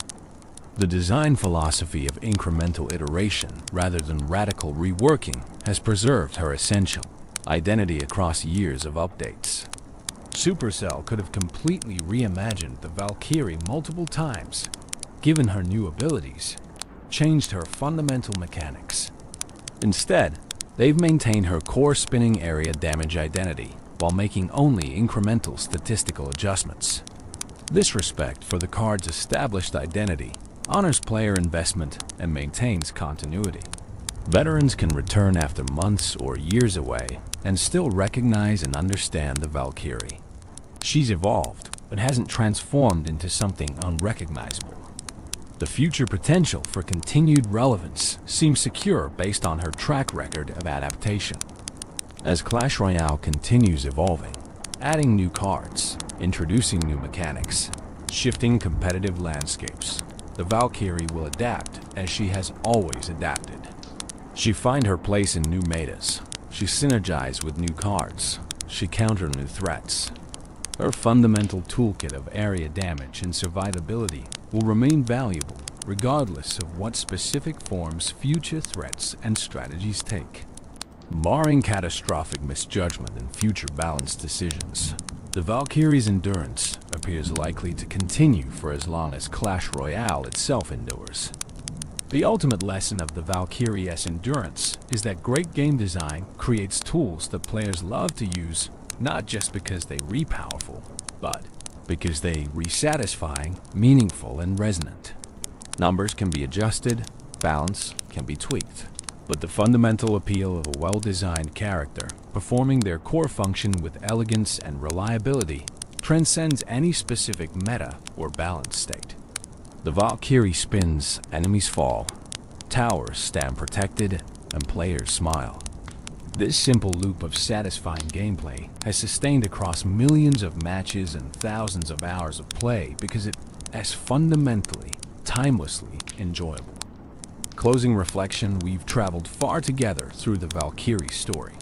From the cold northern lands where ancient, Norse peoples told tales of supernatural warriors who chose who would live and die in battle through the translation of those myths into a mobile game troupe spinning her way through Clash of Clans villages, to her reinvention as a defensive anchor in Clash Royale's competitive arena, to her evolution with pulling winds that change how she controls the battlefield.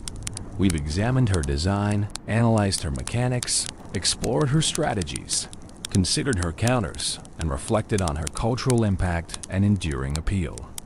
The Valkyrie is more than statistics and gameplay mechanics. She represents certain values and approaches to both Clash Royale and gaming more broadly.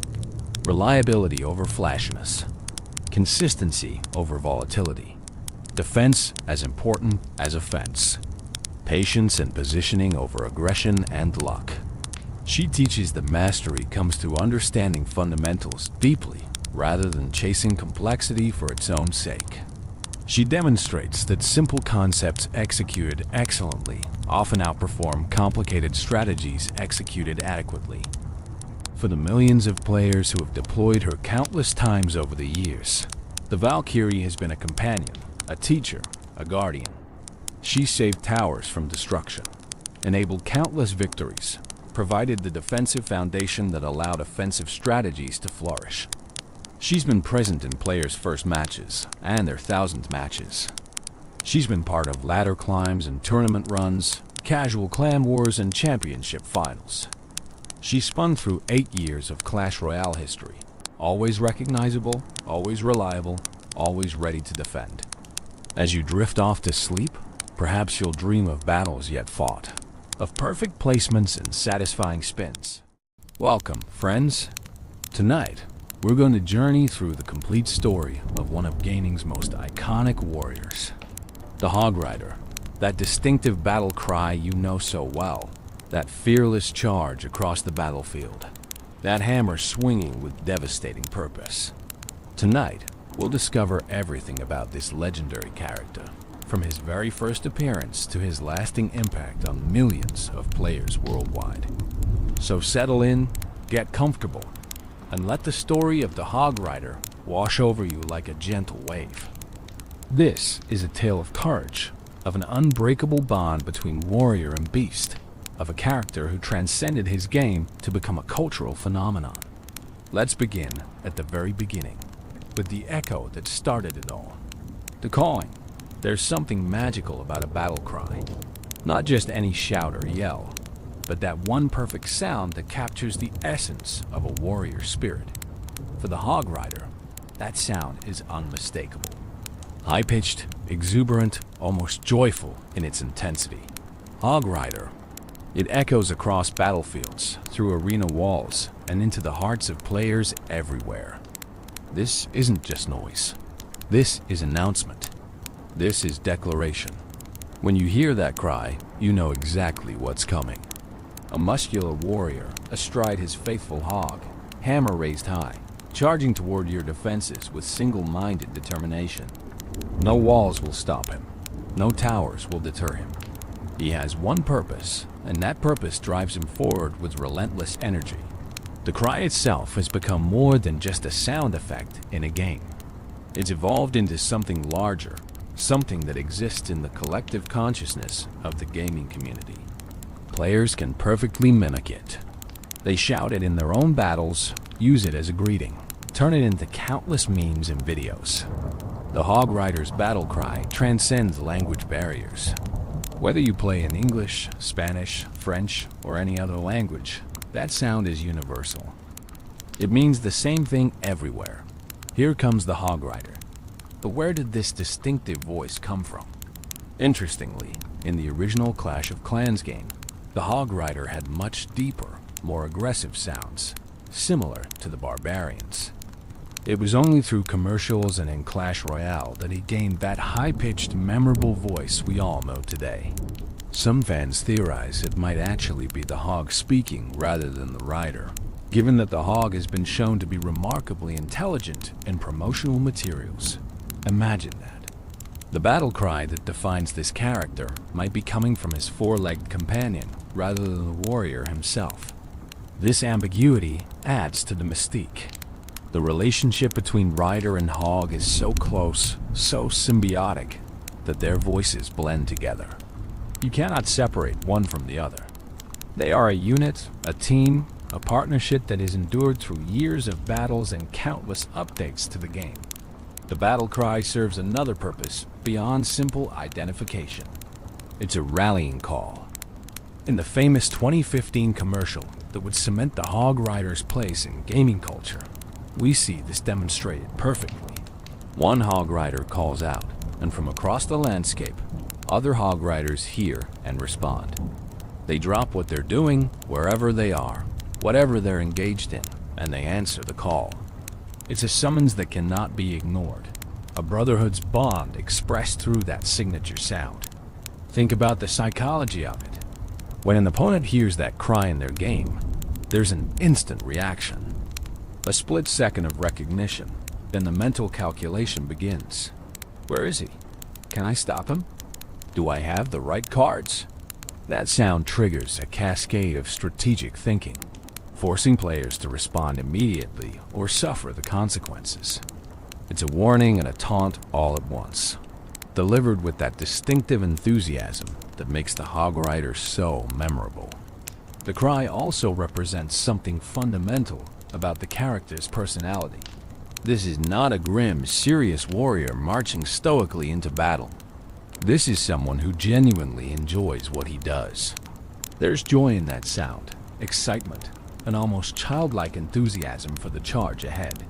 The Hog Rider loves riding into battle. He loves the rush of the charge, the thrill of leaping over walls, the satisfaction of his hammer connecting with enemy structures. That battle cry isn't forced or fearful. It's celebratory, and perhaps that's why it resonates so deeply with players. In a genre often dominated by serious, grim-faced warriors and dark fantasy themes, the Hog Rider brings something different. He brings energy. He brings fun. He reminds us that games are supposed to be enjoyable, that there's room for enthusiasm and joy, even in the heat of strategic combat. The technical aspects of the sound design deserve recognition too. Creating a battle cry that would be heard thousands of times by millions of players without becoming annoying is no small feat. It needed to be distinctive enough to be instantly recognizable, loud enough to command attention, but not so grating that it would become irritating with repetition. The sound designers at Supercell achieved something remarkable with that high-pitched Hog Rider. It's been part of players' lives since 2013, heard countless times, and yet it still brings a smile to faces when it rings out. In Clash Royale, the cry takes on additional significance because of the game's description of the card. He followed the echoing call of Hog Rider all the way through the arena doors. This single line of text creates an entire backstory. It suggests that the Hog Rider we deploy in our battles heard that call from somewhere, from someone, and he couldn't resist. He had to find its source. He had to join the battle. That cry literally drew him into the arena, pulled him through those doors into the world of Clash Royale. It's a beautiful piece of storytelling through sound. The battle cry isn't just what the Hog Rider does. It's what defines him. It's his essence distilled into a single perfect sound. And that sound has echoed through gaming culture for over a decade now, showing no signs of fading. If anything, it grows stronger with each passing year. Each new player who discovers these games and hears that distinctive call for the first time. Origins of a legend, every legend has a beginning, and for the Hog Rider, that beginning came on March 12th, 2013. This was the day Supercell introduced him to Clash of Clans as part of a major update that added Dark Elixir troops to the game. Players had been eagerly awaiting new units, new strategies, new ways to approach their battles. What they got exceeded their expectations in ways they couldn't have imagined. The Hog Rider arrived as the second Dark Elixir troop, unlocked when players upgraded their Dark Barracks to level 2. This positioning was significant.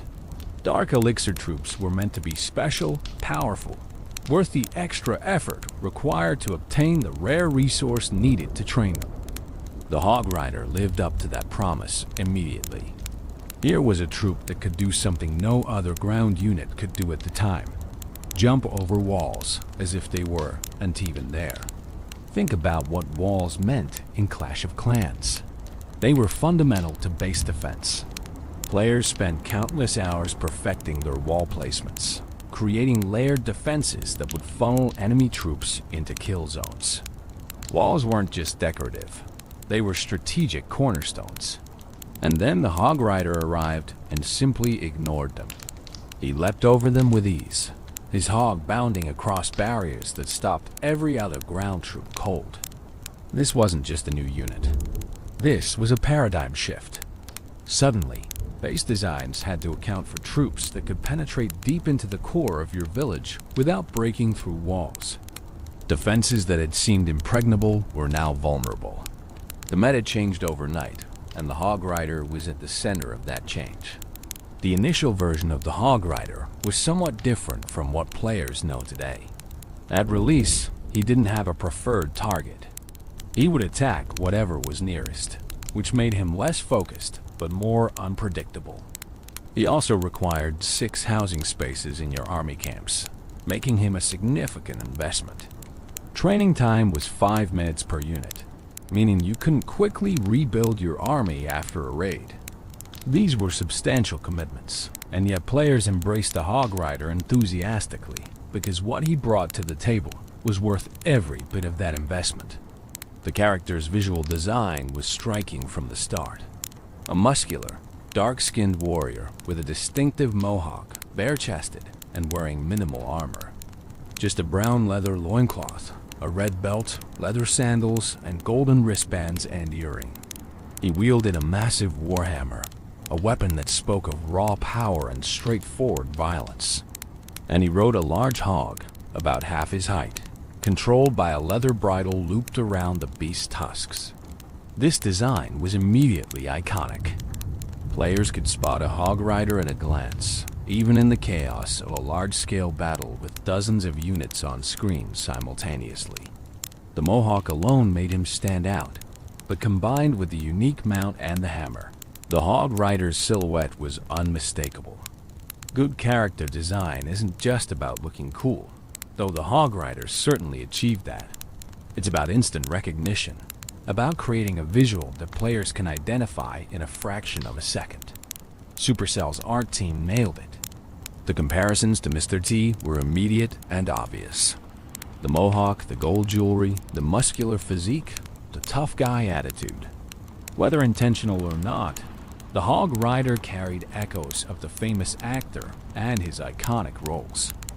This gave the character a built-in cultural resonance, especially for players old enough to remember the A-Team or Mr. T's various other appearances in popular culture.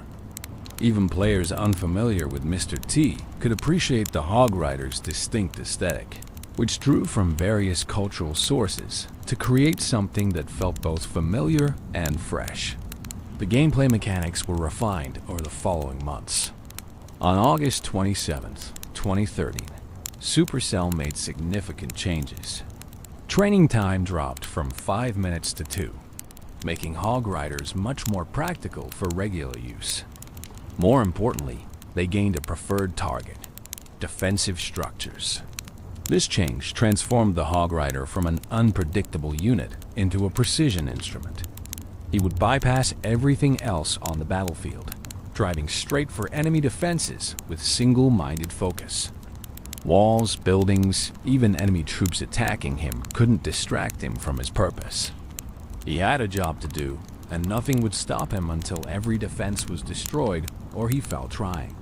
This created the strategic framework that still defines Hog Rider usage today. He's not a general-purpose troop. He's a specialist, a surgical tool designed for one specific task: eliminating enemy defenses. This specialization made him incredibly powerful in the right hands and relatively useless if deployed carelessly. Skill mattered. Strategy mattered. Simply having Hog Riders wasn't enough. You needed to know when to deploy them, where to deploy them, what spells to bring to support them. The learning curve was steep, but players who mastered Hog Rider strategies found themselves winning battles they had no right to win. A well-executed Hog Rider attack could dismantle bases that seemed impenetrable. Players discovered synergies with healing spells, keeping their hogs alive as they charged through heavy fire. They learned to scout for giant bombs, the Hog Rider's greatest weakness, and trigger them with sacrificial units before sending in their main force. An entire subgenre of Clash of Clans strategy content emerged around Hog Rider attacks, with players sharing their techniques, their base analysis, their spell timings. The Dark Elixir requirement added another layer to the Hog Rider's identity. This wasn't just any resource. Dark Elixir was rare, harder to obtain than regular elixir or gold. Players had to work for it, protect it from raiders, make tough decisions about how to spend it. Choosing to train Hog Riders meant not using that Dark Elixir for other purposes, for upgrading heroes or unlocking other dark troops. This scarcity added weight to every Hog Rider deployment. You couldn't be wasteful. Every unit represented significant investment, and losing them carelessly hurt in a way that losing cheaper troops didn't.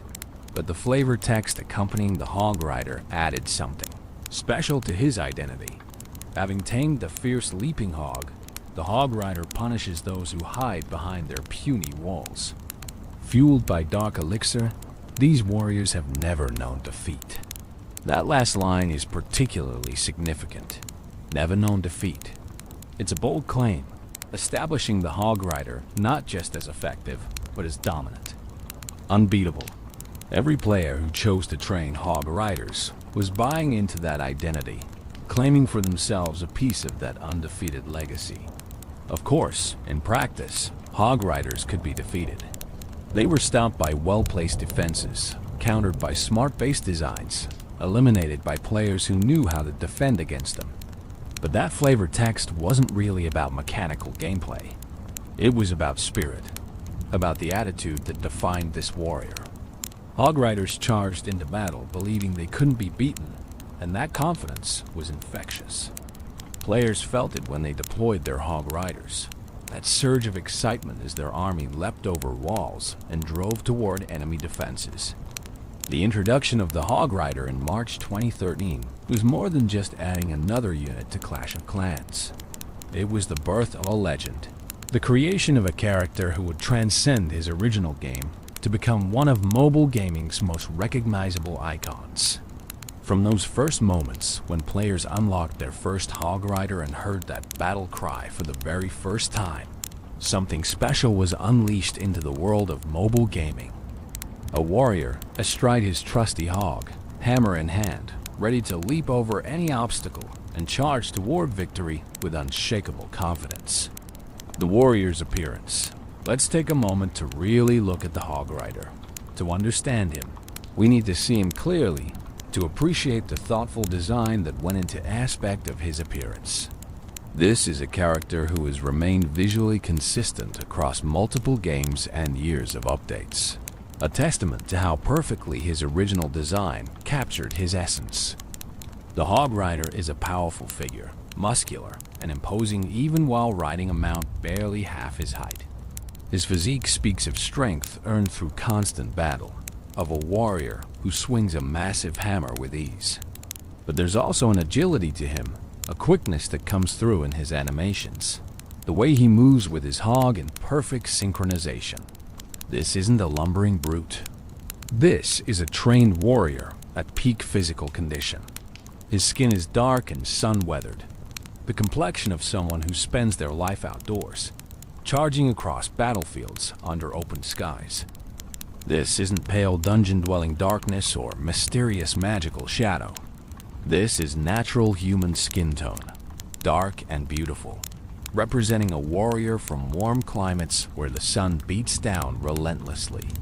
The choice to make the Hog Rider dark-skinned was significant, adding diversity to the Clash game's roster and creating a character who would resonate with players from various backgrounds. The mohawk is perhaps his most distinctive feature.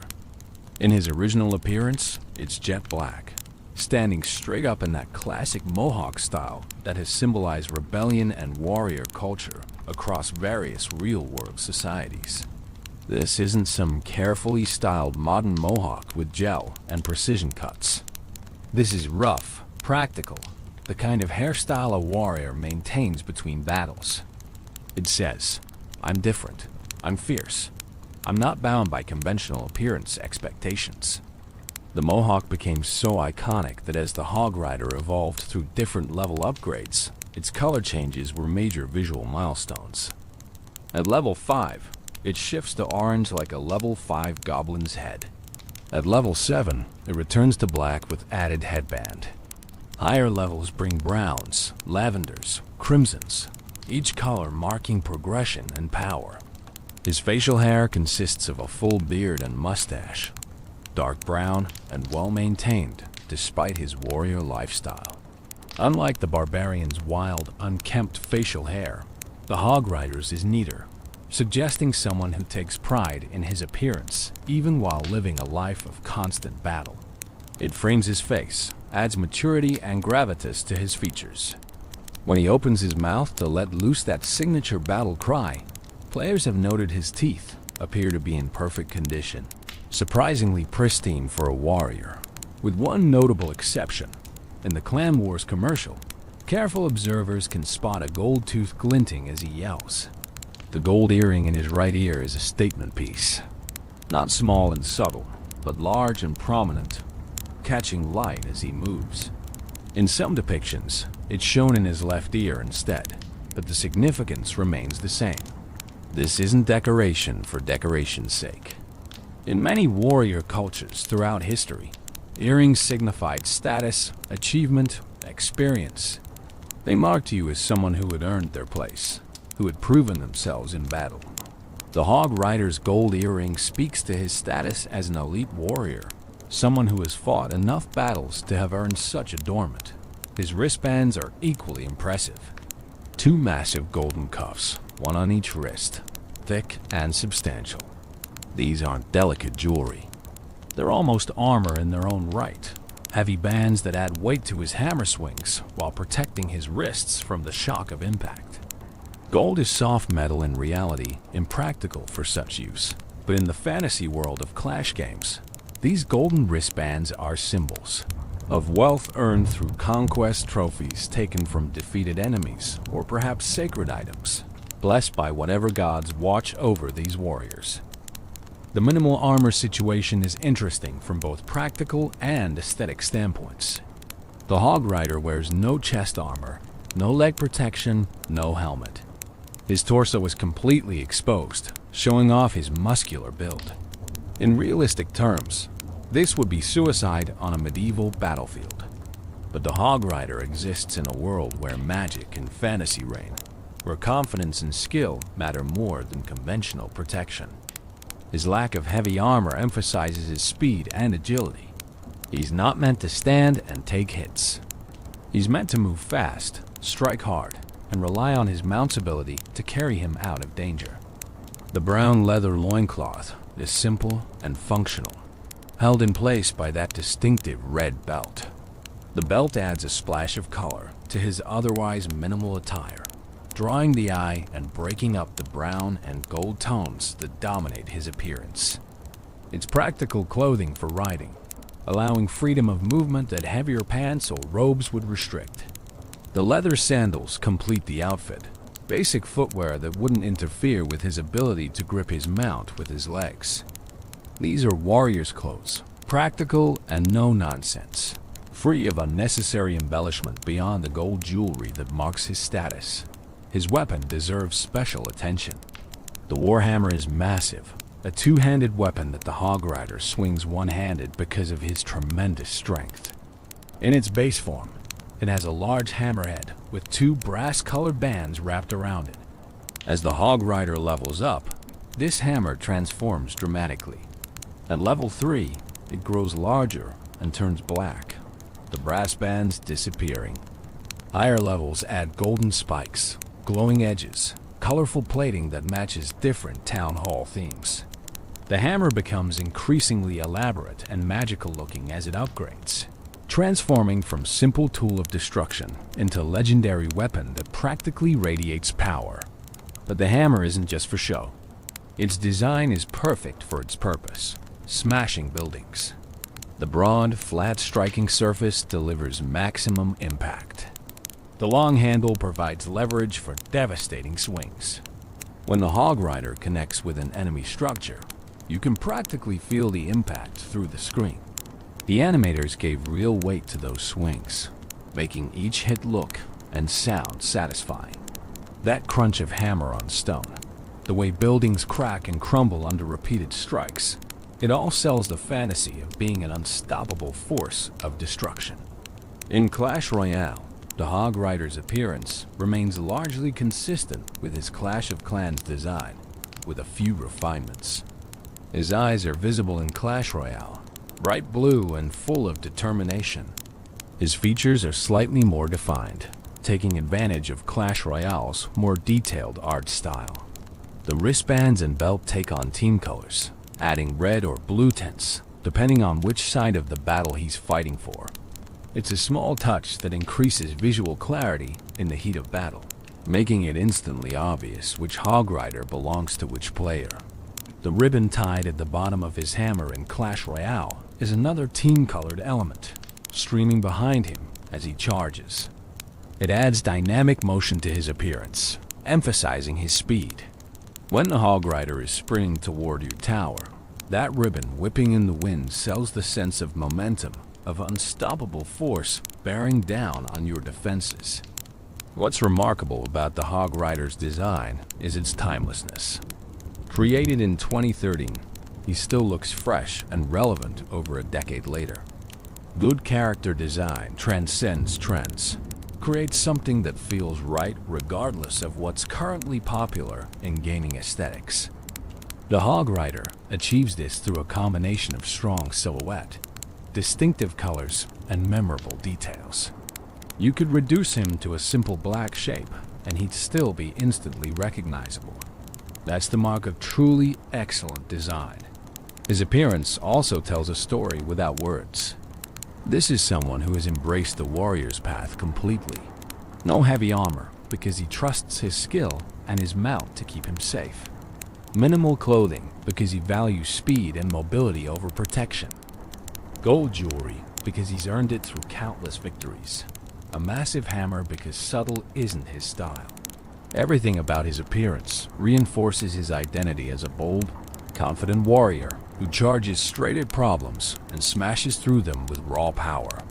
The consistency of his design across different games and years of updates has helped cement his iconic status. Players know exactly what to expect when they see a Hog Rider. That familiarity breeds affection. He's like an old friend, unchanged in all the ways that matter despite the years passing by. In an industry where characters are constantly being redesigned, updated, modernized, the Hog Rider remains true to his roots, and players love him for it. The Hog Companion. We cannot discuss the Hog Rider without giving proper attention to his faithful companion, the Hog itself. This isn't just a mount, a simple vehicle to carry the warrior into battle. The relationship between rider and hog is something deeper, a partnership built on trust and mutual understanding. The hog is as much a character as the warrior riding him, with its own personality and presence that shines through in animations, commercials, and gameplay. The species of hog the Hog Rider has tamed is believed to be Phacochurus africanus, the common warthog. This is a real species native to Africa, and the choice is brilliant for multiple reasons. Warthogs are smaller than the massive boars found in some fantasy settings, but they're also more agile. This explains the Hog Rider's impressive speed, his ability to move quickly across the battlefield while other mounted units lumber along. Warthogs are surprisingly fast animals in reality, capable of reaching speeds up to 30 miles per hour in short bursts. They're tough, adaptable, and possess those distinctive tusks that the game's hog displays prominently. Those tusks serve a practical purpose in the design. They provide a natural attachment point for the leather bridle the Hog Rider uses to control his mount. Looped around the tusks, The bridle gives the rider control without requiring bit and reins like a horse would need. It's a detail that shows thought went into how this partnership would actually function. The tusks also add to the hog's intimidating appearance, making it clear this is no domestic pig, but a wild, powerful animal that has been tamed through the warrior's skill and determination. The size relationship between rider and hog is interesting. The hog is described as being about half the height of the rider, which sounds small until you remember. Warthogs in reality stand about 2 to 2.5 feet at the shoulder and can weigh up to 250 pounds. That's a substantial animal, certainly capable of carrying a human rider, though the hog rider's impressive physique suggests he's no lightweight. The bond between them must be incredibly strong for the hog to bear his weight battle after battle, charging into danger at his command. What truly sets the hog apart as a character, though, is the personality Supercell has given it through various commercials and media appearances. In the Clash Royale series and various advertisements, the hog is shown to be remarkably intelligent, perhaps even as intelligent as a human. We see hogs playing cards with their riders, carefully grooming themselves in bathtubs, training alongside their warriors, and even singing in English with that same high-pitched voice associated with the hog rider's battle cry. This raises fascinating questions about the nature of these creatures in the Clash universe. Are they actually intelligent enough to understand human language, to engage in complex strategic thinking? The commercials strongly suggest they are. When the hog rider calls out, the hogs respond not just with trained reflexes, but with what appears to be genuine understanding and enthusiasm. They're not being forced into battle. They're choosing to fight alongside their riders, partners in the truest sense of the word. This elevates their relationship beyond master and mount into something more like equals, comrades in arms who happen to have very different body types. The hogs show distinct personalities in these depictions. Some appear more serious and focused, others playful and mischievous. One famous image from promotional material shows a hog soaking in a bathtub, completely relaxed, enjoying a moment of peace between battles. Another shows hogs engaged in what appears to be a card game, studying their hands with the concentration of seasoned gamblers. These aren't mindless beasts. They have inner lives, preferences, personalities that make them characters rather than mere accessories. The taming of these fierce leaping hogs is mentioned in the Hog Rider's description. Having tamed the fierce leaping hog, the Hog Rider punishes those who hide behind their puny walls. This single line carries significant weight. These are fierce animals, wild and dangerous in their natural state. The fact that the Hog Rider has not just tamed one, but formed a partnership with it speaks to his skill, his patience, his ability to connect with these creatures on a deeper level than simple domination would allow.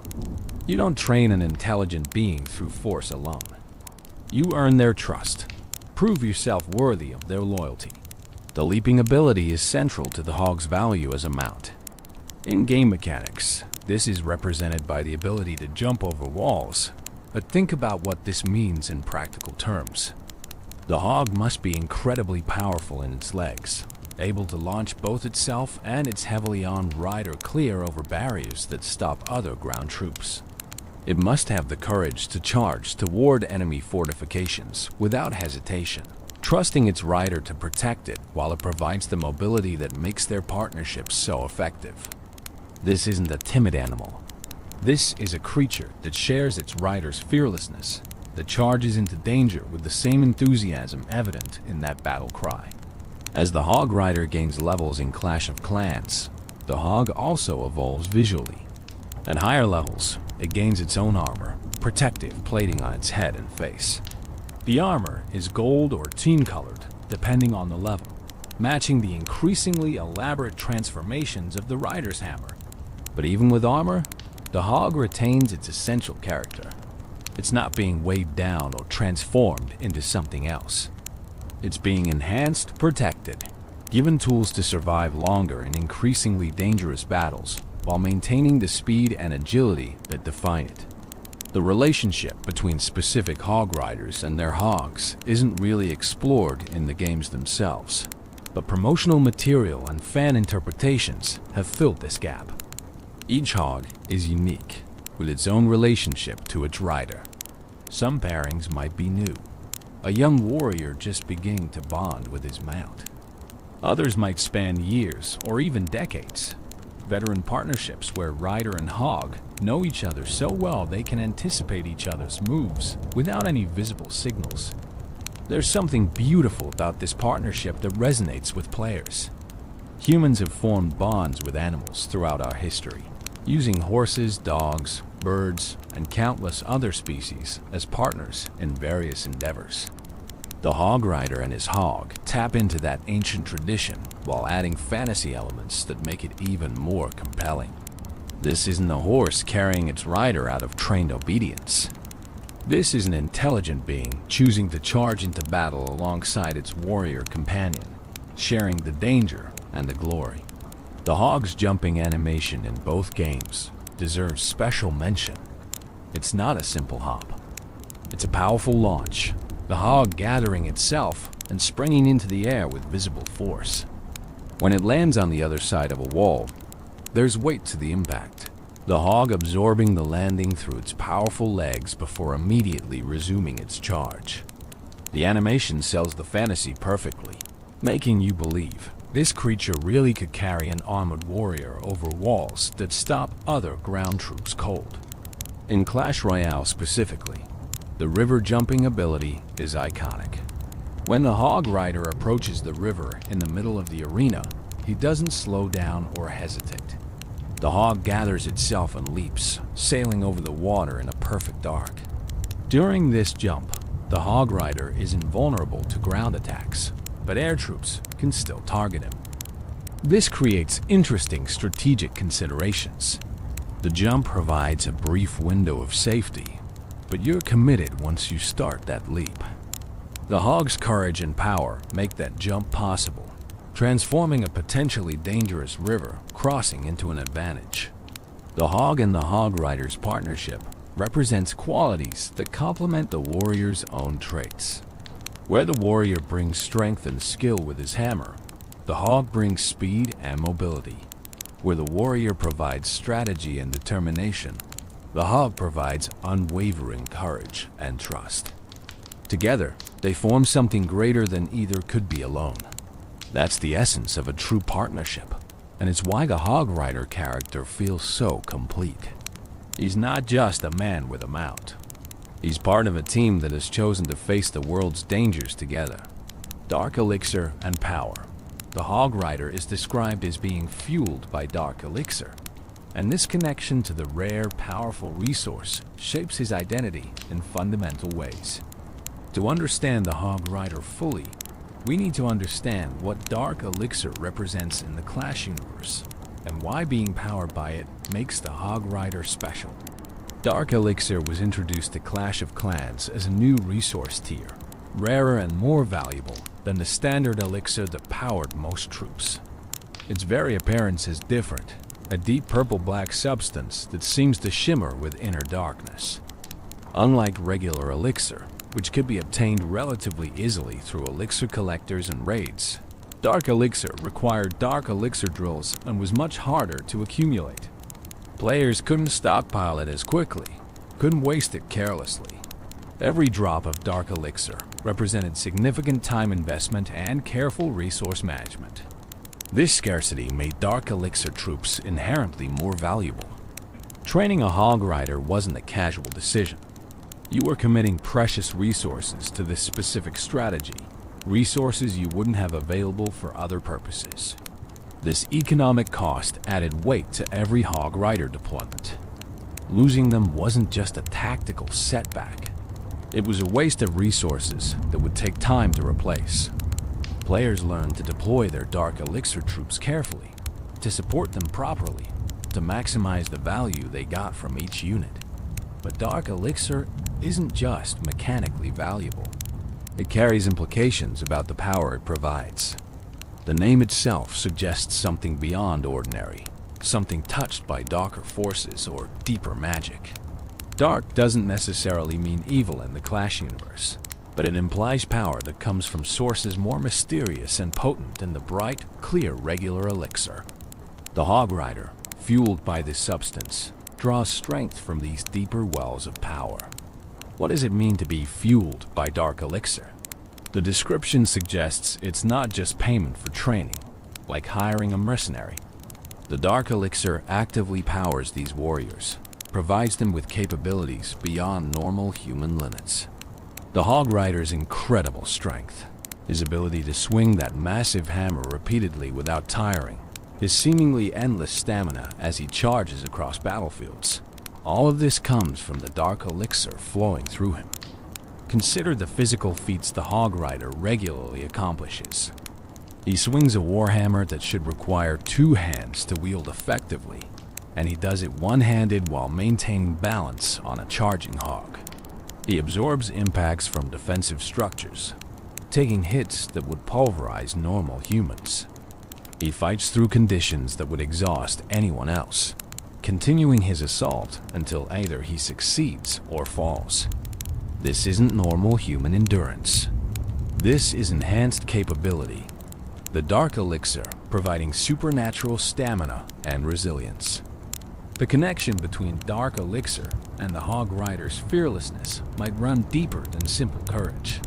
Dark elixir could be affecting his psychology, his emotional state, removing or suppressing the natural fear responses that would cause most warriors to hesitate. When the Hog Rider charges toward heavily fortified positions, he does so with absolute confidence. No second guessing, no moment of doubt.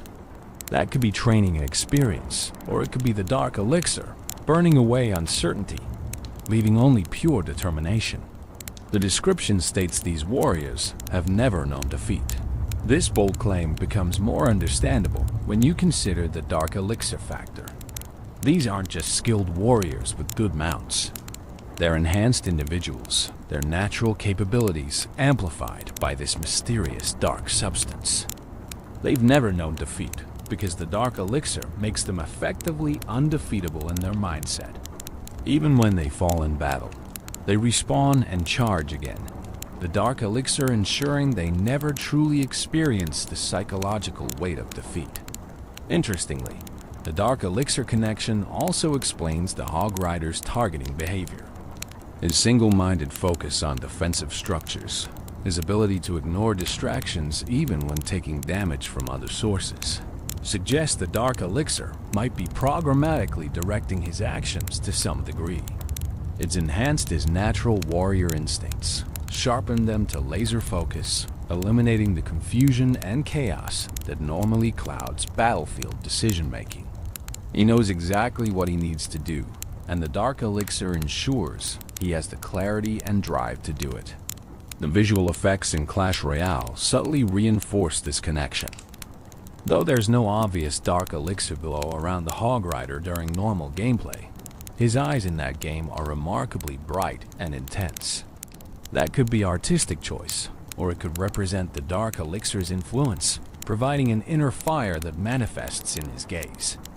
When he charges, there's an energy to his movements that seems almost supernatural, an intensity that goes beyond normal physical action.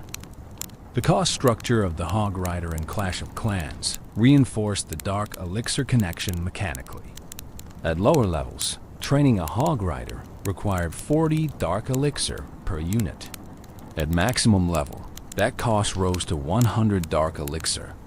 These weren't trivial amounts, especially in the earlier years of the game when dark elixir was even harder to accumulate than it is today. Every Hog Rider represented a significant investment, a conscious choice to channel your precious dark elixir into this specific unit, rather than saving it for hero upgrades or other dark troops. This created interesting strategic dynamics.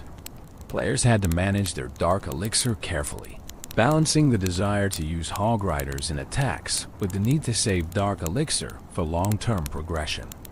Successful Hog Rider attackers often targeted bases with dark elixir storages, using their Hog Riders to steal the very resource needed to train more Hog Riders. It was a self-sustaining cycle if you were skilled enough. Use your Hog Riders to steal Dark Elixir. Use that Dark Elixir to train more Hog Riders. Repeat. Players who mastered this loop could maintain large Hog Rider armies without depleting their reserves. The Dark Elixir connection also ties the Hog Rider into the broader lore of the Clash universe. Dark Elixir powers other significant units: minions, Valkyries, golems, witches, lava hounds. These are all powerful, somewhat mysterious troops with capabilities that go beyond normal warriors. The Hog Rider belongs in this company, a Dark Elixir elite whose powers set him apart from ordinary troops.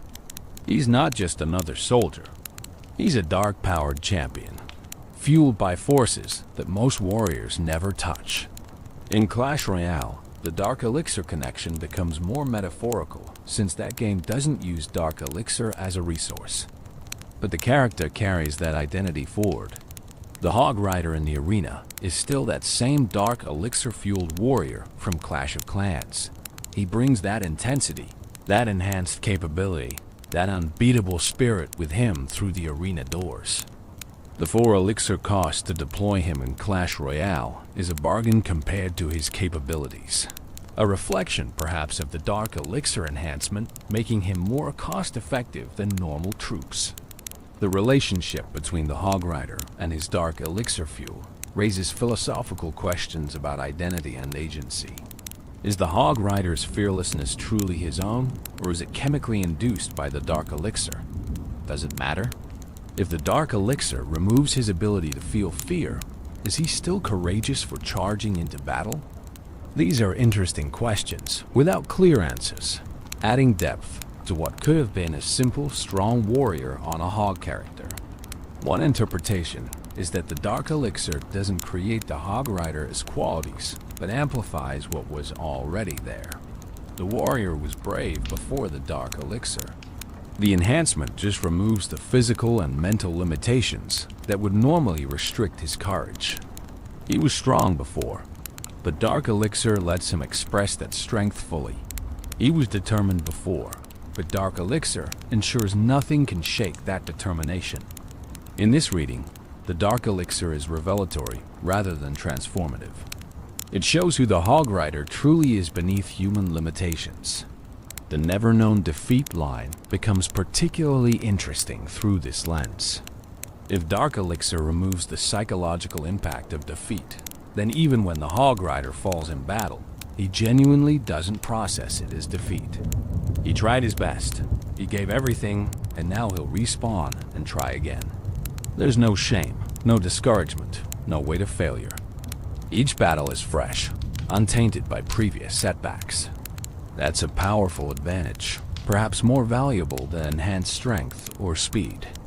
The ability to approach every battle with complete confidence, unweighed by past failures, makes the Hog Rider psychologically unbeatable, even when he's tactically defeated. This connects to the broader community experience with Hog Rider gameplay. Players who master Hog Rider strategies often talk about the mindset required. You can't play tentatively. You can't second guess.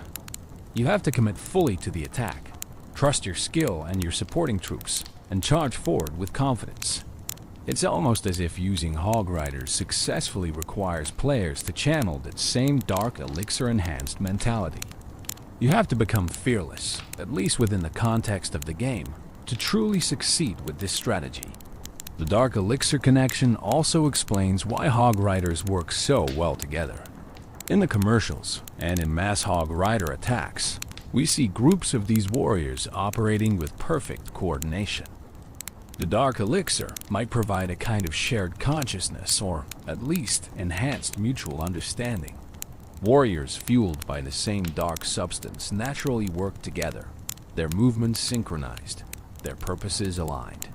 This makes large-scale Hog Rider attacks feel less like individual units and more like a unified force, a wave of Dark Elixir-enhanced warriors moving as one.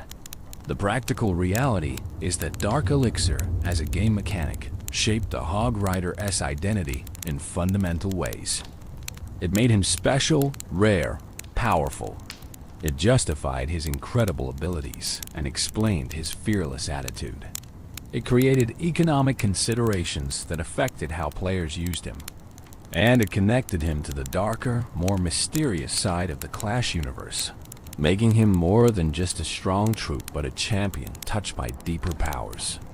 All of this combined to create a character who felt significant, who mattered in ways that ordinary troops didn't, who left an impact on players that went far beyond his mechanical effectiveness. The art of wall leaping, the ability to jump over walls, is the Hog Rider's defining mechanical characteristic, the feature that sets him apart from every other ground troop and shapes how he's used strategically. But beyond the simple game mechanics, wall leaping represents something profound about the Hog Rider's character and approach to obstacles. Where others see barriers, he sees minor inconveniences. Where others must go around or break through, he simply goes over. This mentality defines everything about how the Hog Rider engages with the world. Think about what walls represent in fortress design, both in games and throughout human history. Walls are the fundamental element of defense.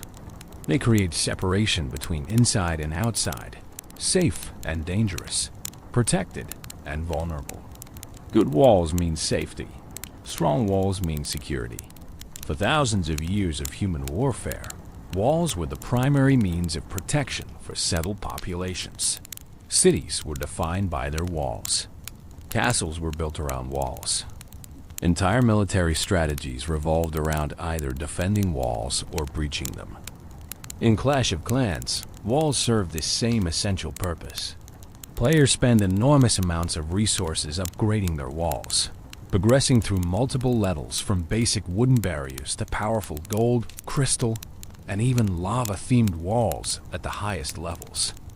Wall placement is a fundamental skill in base design. Creating compartments, funneling enemy troops into kill zones, protecting key structures behind multiple wall layers. These are core defensive strategies. Walls matter. They're not just decorative. They're the foundation of base defense. And then the Hog Rider arrives and completely ignores them. He doesn't break them down like wall breakers. He doesn't slowly destroy them like other troops might. He simply leaps over them as if they aren't even there. The first time players experienced this mechanic, it was revelatory. Here was a completely different approach to the wall problem that had defined Clash of Clans strategy. You didn't need to bring wall breakers if you had Hog Riders. You didn't need to create a funnel to guide your troops through open wall sections. You just deployed your Hog Riders and let them find their own path, jumping over whatever barriers stood in their way. The animation of the wall jump is crucial to selling this mechanic. The hog gathers itself, crouches slightly, then launches into the air with visible power. The Hog Rider leans forward in the saddle, balancing himself as his mount sails over the wall. There's a brief moment of hang time, the pair suspended in the air, completely vulnerable, but also completely unstoppable. Then they land on the other side, the hog absorbing the impact through its powerful legs, and they immediately resume their charge without missing a beat. The whole sequence takes perhaps a second, but it's smooth and dynamic enough to feel epic every single time. This jumping ability isn't unlimited or without conditions. The Hog Rider only jumps walls when they're directly in his path to his target. He won't jump walls just for fun or to take shortcuts that don't lead toward defensive structures. This creates interesting pathing situations where the Hog Rider might take routes that seem inefficient to reach a wall he can jump, simply because his programming knows that jumping that wall will get him closer to his actual target. Understanding these pathing quirks is essential for both attacking with Hog Riders and defending against them. The wall jumping also has strategic implications for spell usage. Healing spells become more effective with Hog Riders because you can predict where they'll be. Unlike troops that path around walls or wait for wall breakers, Hog Riders take direct routes, jumping obstacles that would slow other units. You can place a healing spell in the core of the base and know your Hog Riders will jump right into it, staying healthy as they take fire from multiple defenses. Free spells similarly benefit from predictable Hog Rider pathing. You know where he'll be, so you can time your spells perfectly. Defending against wall jumping requires different thinking than defending against normal ground troops. Compartmentalization, which works well against most armies by creating multiple walls they need to breach, is less effective against Hog Riders. Each wall they jump is a wall they don't need to break, meaning they maintain maximum speed throughout their attack. This led to defensive base designs specifically meant to counter Hog Riders, incorporating features like centralized Teslas carefully placed, giant bombs to catch jumping hogs, and multiple layers of defensive structures that would wear down even the toughest Hog Rider attack. The giant bomb became the Hog Rider's nemesis because of the jumping mechanic. When a Hog Rider jumps a wall, he lands in a specific, predictable spot on the other side. Clever base designers place giant bombs in these landing zones, creating traps that would devastate unwary Hog Rider attackers. Two giant bombs placed close enough to both trigger on a landing Hog Rider could eliminate several at once, completely shutting down an attack. This created a minigame within the game. Attackers trying to scout for giant bombs before committing their Hog Riders. Defenders trying to hide their traps in spots attackers wouldn't expect. The wall jumping ability also affected the Hog Rider's identity in ways beyond pure mechanics.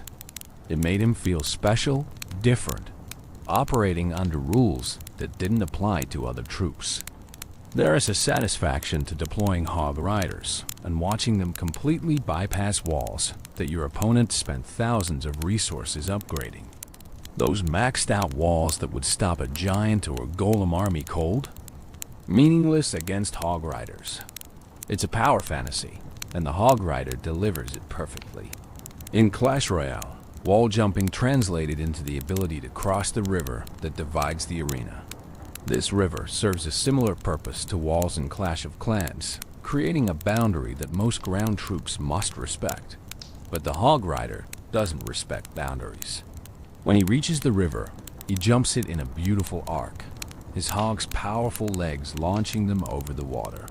During this jump, they are briefly airborne, invulnerable to ground targeting troops, but exposed to air targeting units. This creates interesting interactions where timing matters. Deploy a mini PEKKA just as the Hog Rider jumps, and it'll miss him. Deploy it just after he lands, and it'll catch him perfectly. The river jump also serves as a psychological barrier breaker. When your opponent drops a Hog Rider at the bridge and you watch him leap that river, there's an immediate sense of threat. He's coming, and normal defensive positioning won't fully protect you. The river that should slow him down doesn't. The distance that should give you time to build a defense isn't as long as it seems because he crosses that gap effortlessly. Good Hog Rider players understand this psychological element and use it to pressure opponents, forcing hasty defensive decisions that might not be optimal. The wall leaping ability has symbolic significance too. Walls represent limitation, boundaries that restrict movement and possibility. The Hog Rider's ability to leap over these limitations makes him a symbol of freedom and determination. He doesn't accept the constraints that bind others. He doesn't let obstacles stop him. This resonates with players on a level beyond game mechanics. We all face walls in our lives, barriers that seem insurmountable. The Hog Rider reminds us that sometimes the solution isn't to break through or go around, but to find a way over, to refuse to let obstacles define what's possible. Technically, the wall jumping also showcases excellent game design. It's a unique mechanic that's immediately understandable, visually clear, and creates interesting strategic depth. Players don't need a tutorial to understand what the Hog Rider does. They see him jump a wall once, and they get it.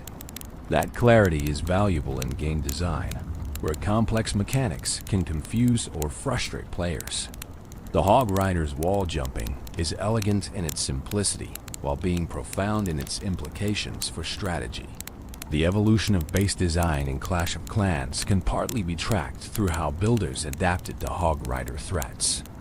Early bases, designed before Hog Riders existed, were completely vulnerable.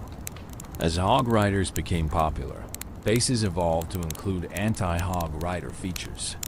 Then, as those defenses became standard, Hog Rider strategies evolved to overcome them, prompting further defensive innovations. This back and forth, this eternal arms race between Hog Rider attackers and defenders trying to stop them, kept the game fresh and engaging for years. In competitive play, wall jumping elevated the Hog Rider to top-tier status. The ability to bypass the main defensive layer meant Hog Riders could reach high-value targets faster than any other ground troop. In war attacks where every second mattered, or getting to that last percent needed for a 3-star was crucial, the Hog Rider's wall jumping could mean the difference between victory and defeat.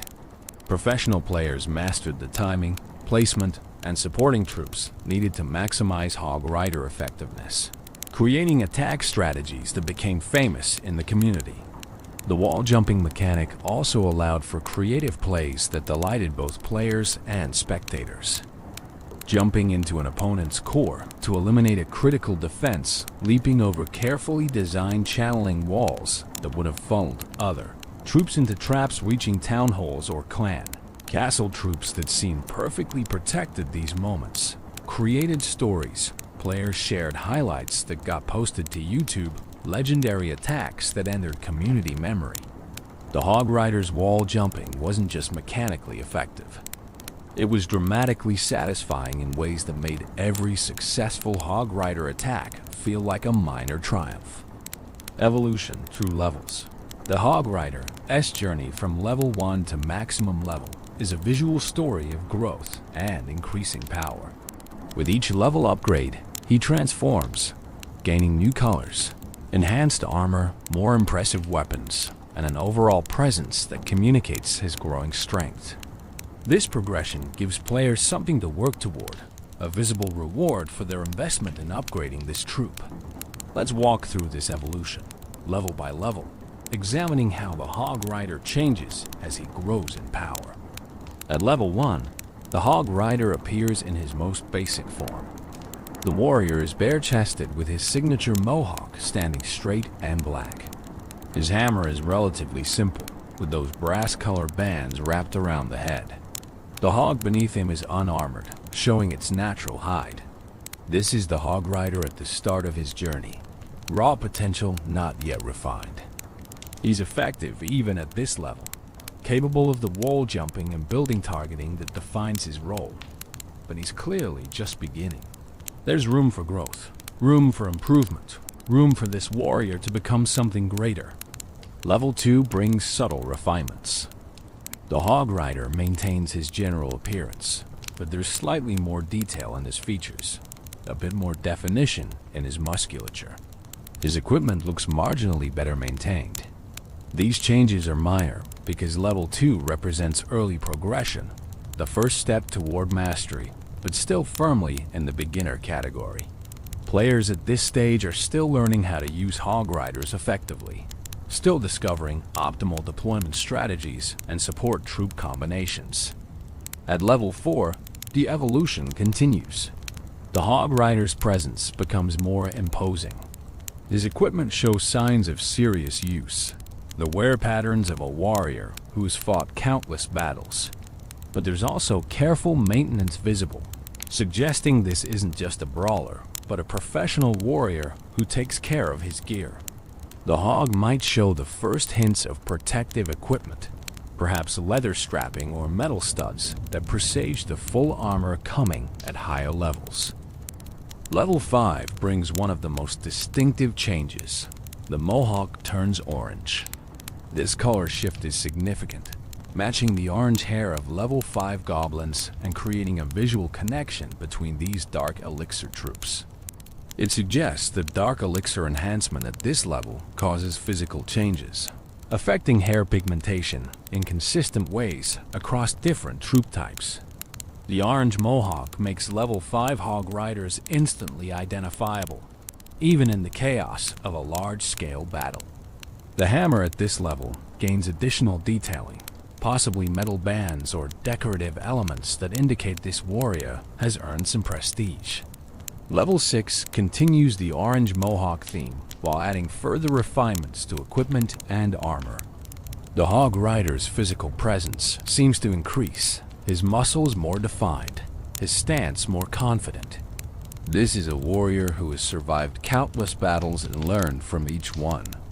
His hammer might gain spikes or bladed edges, transforming from a simple crushing weapon into something more versatile and deadly. The Hog's armor becomes more substantial, better protecting the mount during its charges into enemy territory. At level 7, the Mohawk returns to black, but now the Hog Rider gains a white headband. This accessory adds a touch of sophistication to his appearance, suggesting he's reached a level of mastery that goes beyond simple barbarian fury. The headband might represent rank or achievement within Hog Rider society, a visual marker that this warrior has proven himself worthy of special recognition.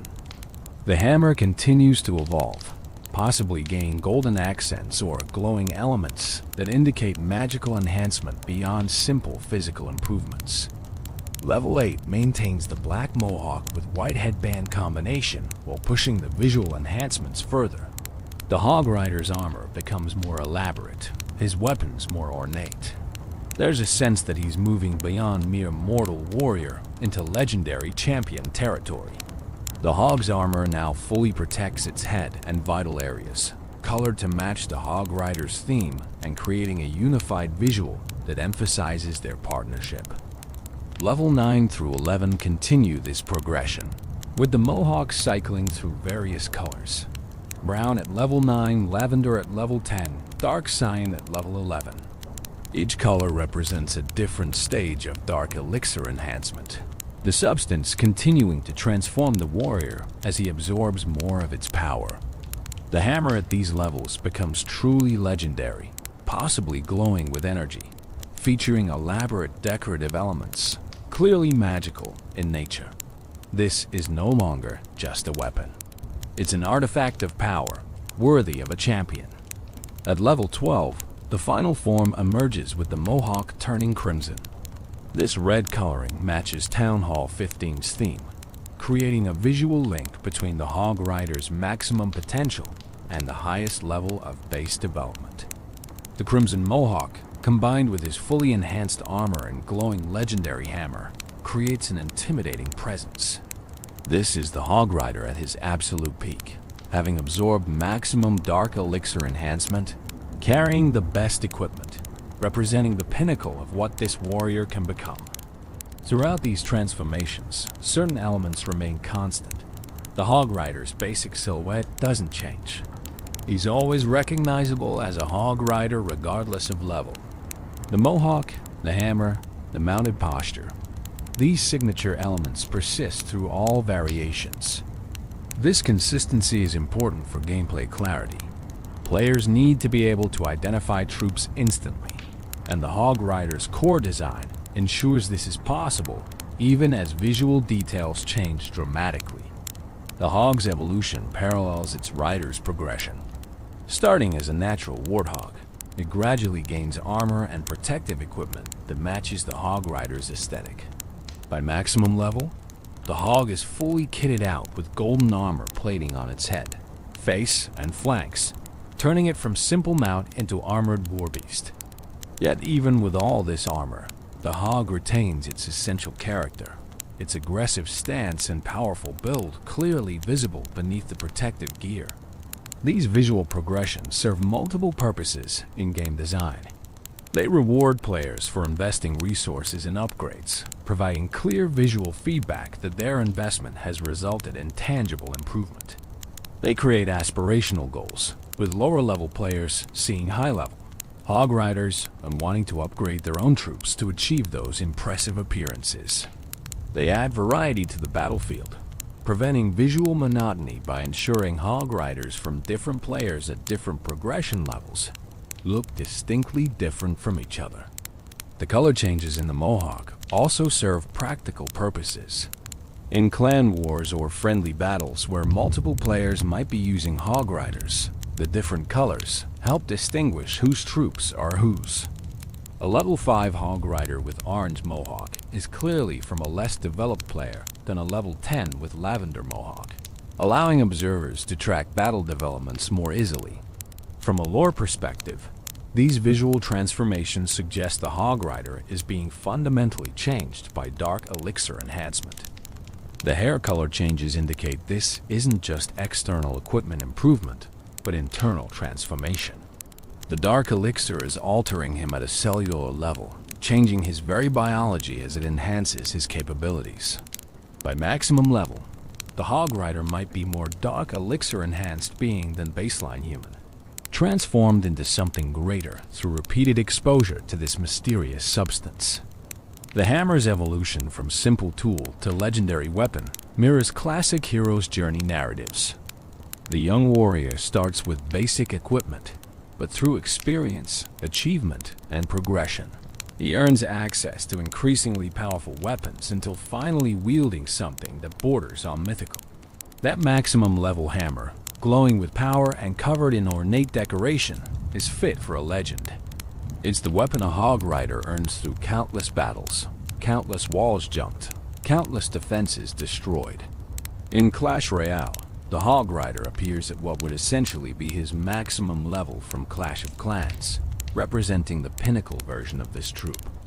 This makes sense given Clash Royale's setting as a legendary arena where only the best warriors compete.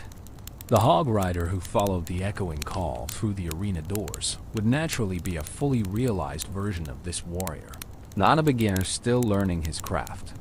His appearance in Clash Royale, with all the bells and whistles of a max-level troop, reinforces his status as an elite warrior worthy of arena combat. The 2015 commercial phenomenon in February 2015, Supercell released a commercial that would fundamentally change the Hog Rider's place in gaming culture. What started as a simple advertisement for Clash of Clans became something much larger, transforming the Hog Rider from popular troop into cultural icon.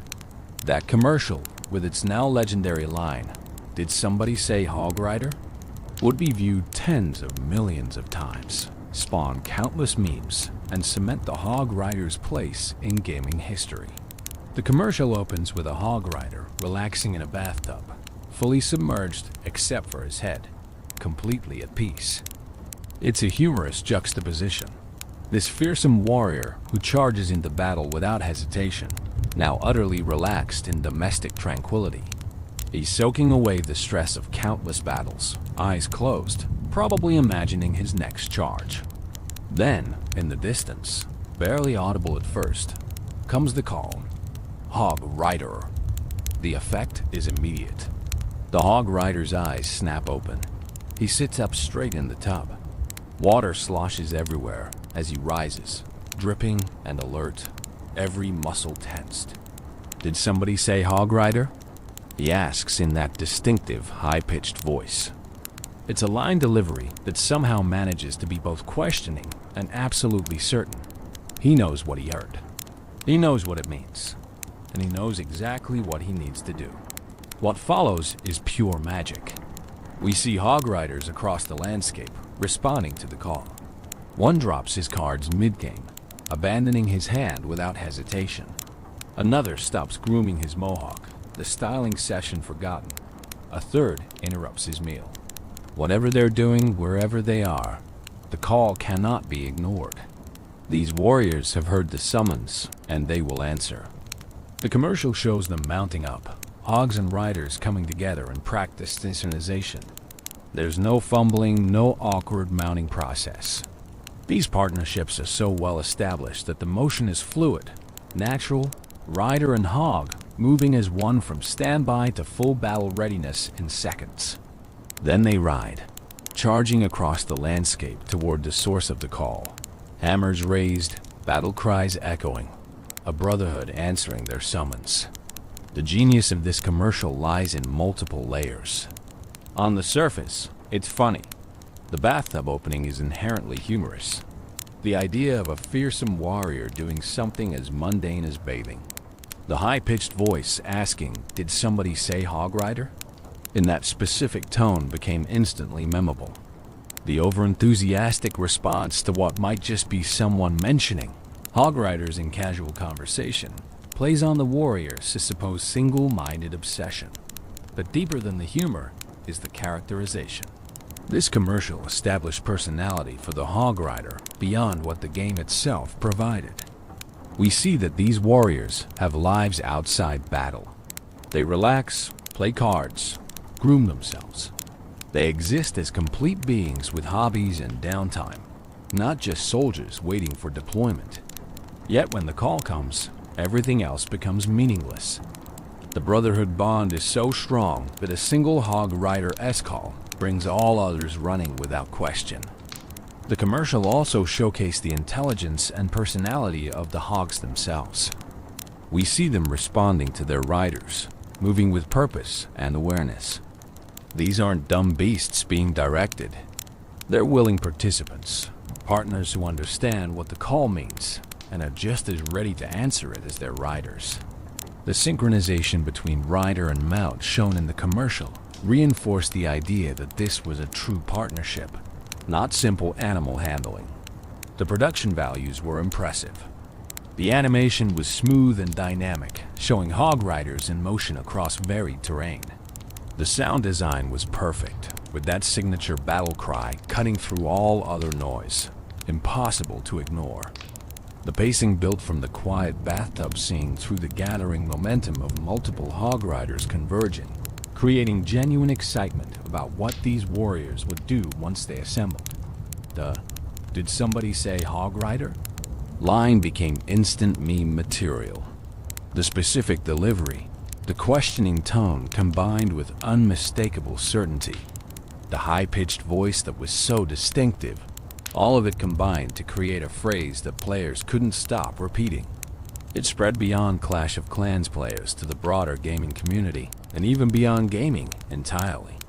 People who had never touched Clash of Clans knew that line, could mimic that delivery, understood the reference when they heard it. This phenomenon is rare in mobile gaming advertising. Most game commercials, even successful ones, don't create cultural moments that transcend their original purpose. They might drive installs, might increase engagement among existing players, but they don't become part of the broader cultural conversation. The Hog Rider commercial did exactly that. It broke out of the mobile gaming niche and became something people referenced in completely unrelated contexts. The commercial's impact on player engagement was substantial. Search interest in Hog Rider spiked dramatically after the commercial's release. Players who hadn't been using Hog Riders suddenly wanted to try them, inspired by the commercial's portrayal of these enthusiastic warriors. The commercial made Hog Riders feel fun in a way that pure gameplay couldn't quite capture. Yes, they were effective troops with unique mechanics, but the commercial made them cool, funny, memorable in ways that elevated them beyond simple game units. Supercell recognized what they had and leaned into it. The Hog Rider became a central figure in their advertising, appearing in subsequent commercials and promotional materials far more frequently than his in-game usage rates alone would justify.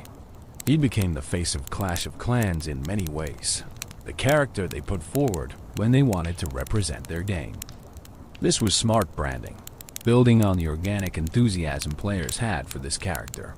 The commercial also influenced how players thought about their Hog Riders in-game.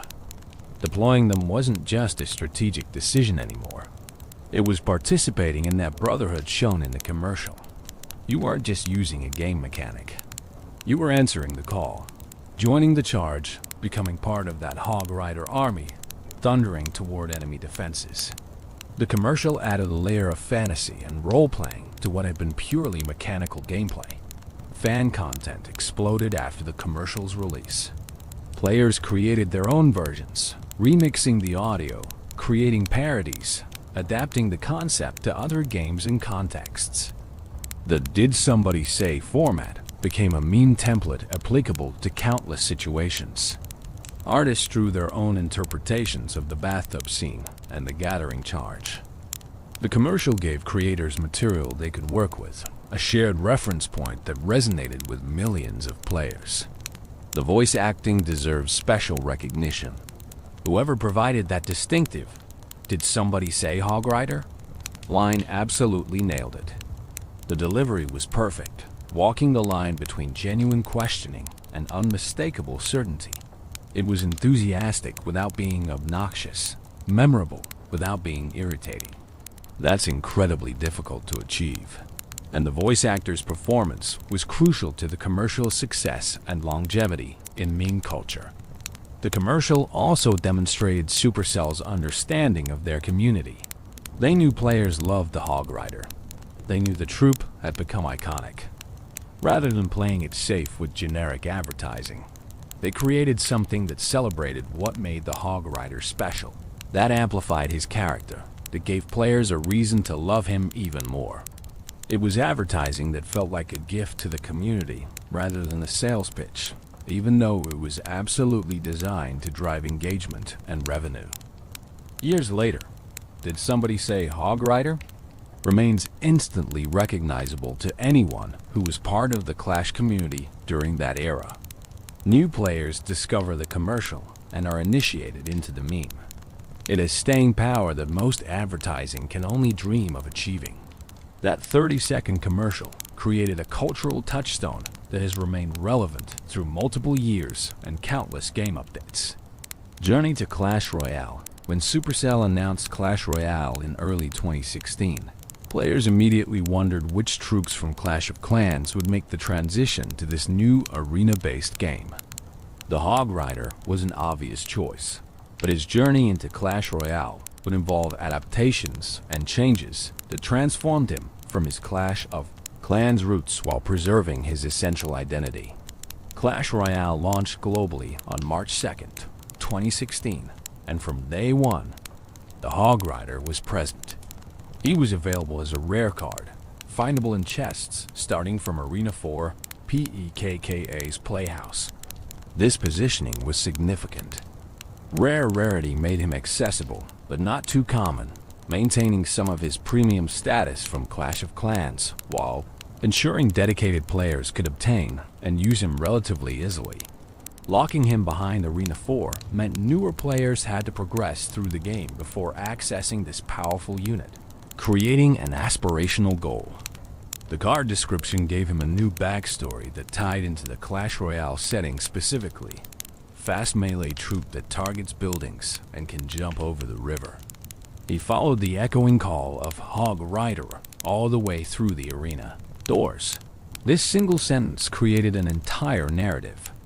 It referenced the famous 2015 commercial directly, suggesting that the Hog Rider in Clash Royale heard that same call that brought other Hog Riders together.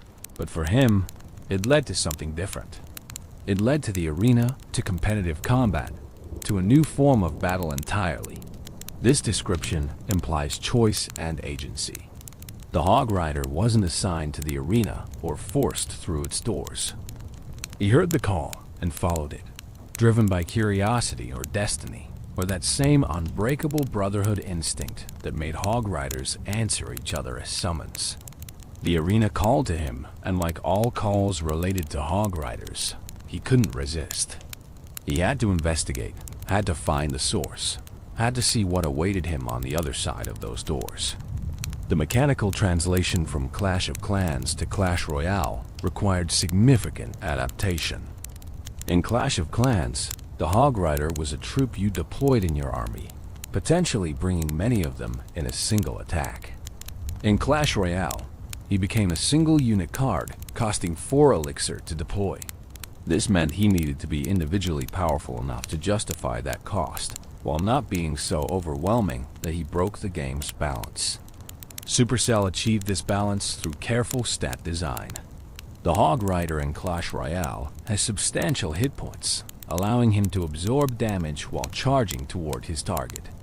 His damage per second is significant enough to threaten towers if left unchecked, but not so high that he can destroy a tower alone before defenders can respond.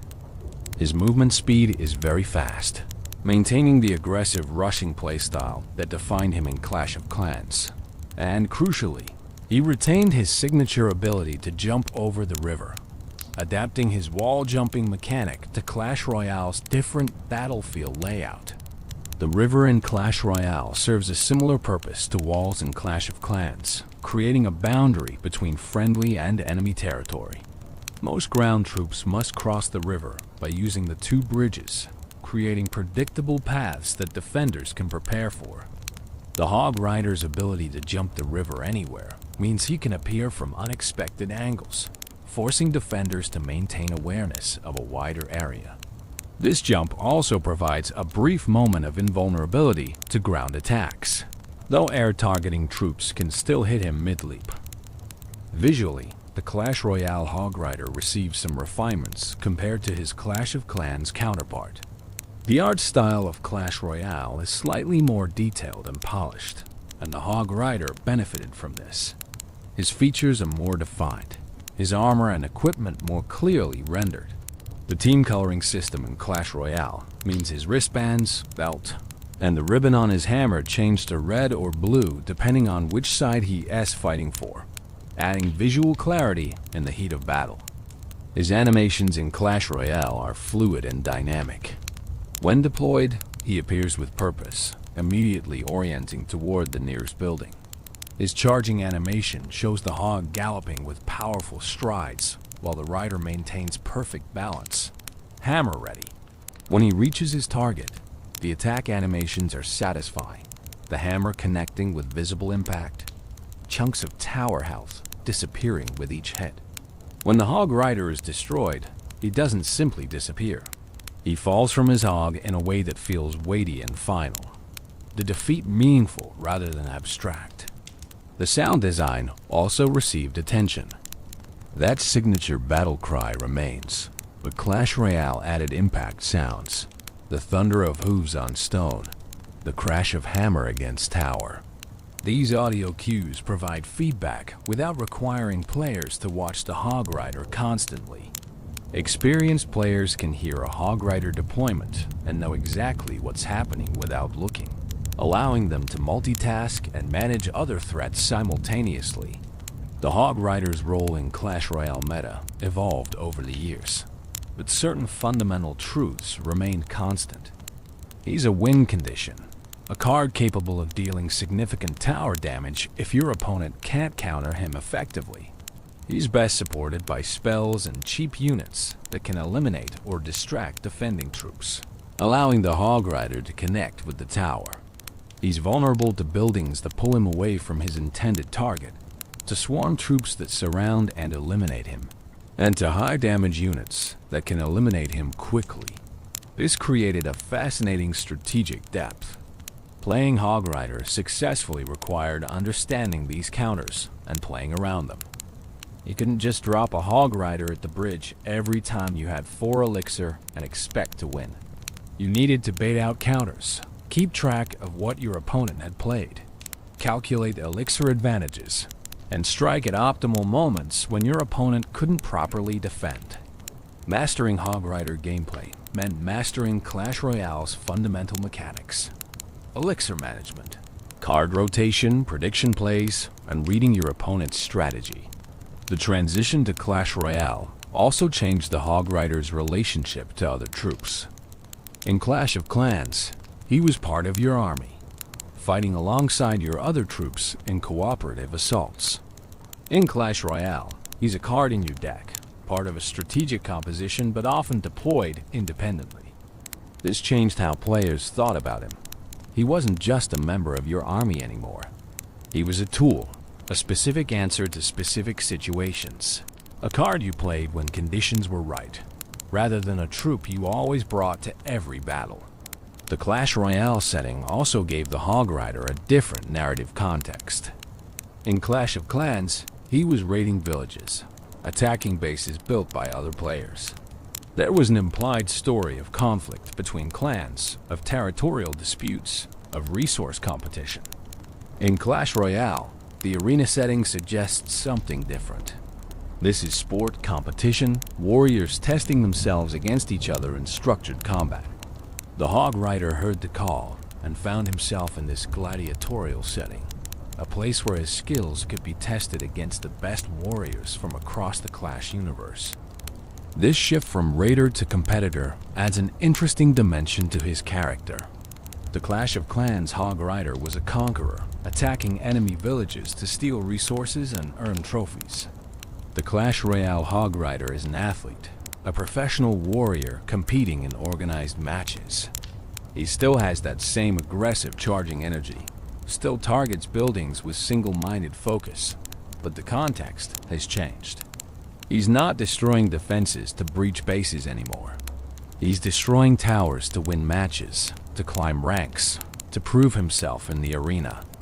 The card leveling system in Clash Royale created a different progression path than Clash of Clans. Instead of upgrading through laboratory research, the Hog Rider levels up through collecting cards and spending gold. This made progression feel more personal. Each Hog Rider card you collected brought you incrementally closer to the next level. Opening a chest and seeing multiple Hog Riders felt rewarding in immediate, tangible ways. And because Clash Royale uses a card collection system, the Hog Rider became something you accumulated, built up over time, invested in through dedicated play. Trading added another dimension to this. Players could request Hog Rider cards from clanmates or trade duplicates for the cards they needed. This created a social element around progression, with clans coordinating donations and trades to help members level up their preferred decks. The Hog Rider, being a popular card, was frequently requested and traded, making him a currency of sorts within clan economics. The journey from Clash of Clans to Clash Royale represented both continuity and change for the Hog Rider. His core identity remained intact: fast, aggressive, building targeting, obstacle jumping. But the new setting, new mechanics, and new strategic context transformed how players experienced and understood him. He wasn't just the same character in a different game. He was a character who had evolved, who had answered a call that led him to new challenges, new opponents, new ways of expressing his warrior spirit. The fact that Supercell chose to include the Hog Rider in Clash Royale from launch day, to make him accessible at Arena 4, where many players would unlock him relatively early, speaks to their recognition of his importance to the Clash franchise. He wasn't just another troop to include. He was an ambassador, a familiar face that would help. Clash of Clans players feel at home in this new game, while also serving as an iconic character that new players could discover and embrace.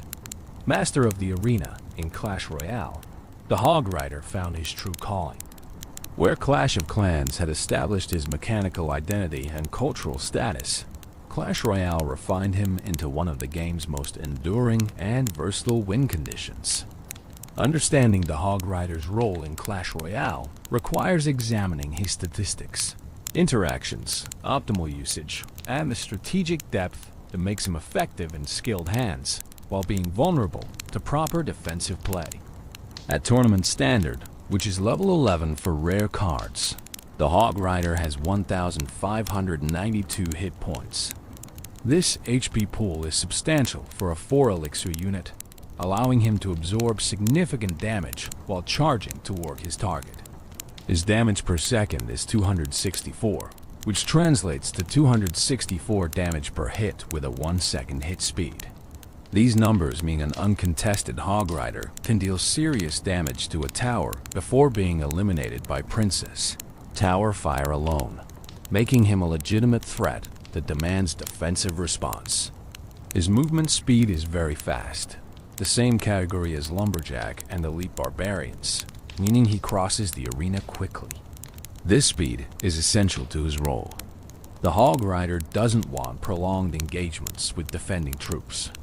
He wants to reach the tower fast, land as many hammer swings as possible before defenders can eliminate him.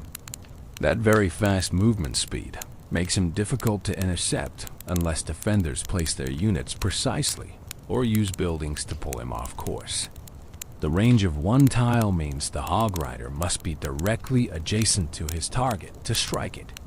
This short range makes him vulnerable to being kited, pulled away from the tower by troops placed to distract him.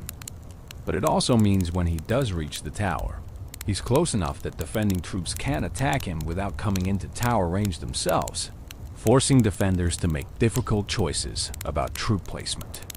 The river jump mechanic is central to understanding Hog Rider's strategy in Clash Royale. When he reaches the river, he leaps over it in a 1-second animation. During this jump, he's airborne and thus immune to ground attacking troops.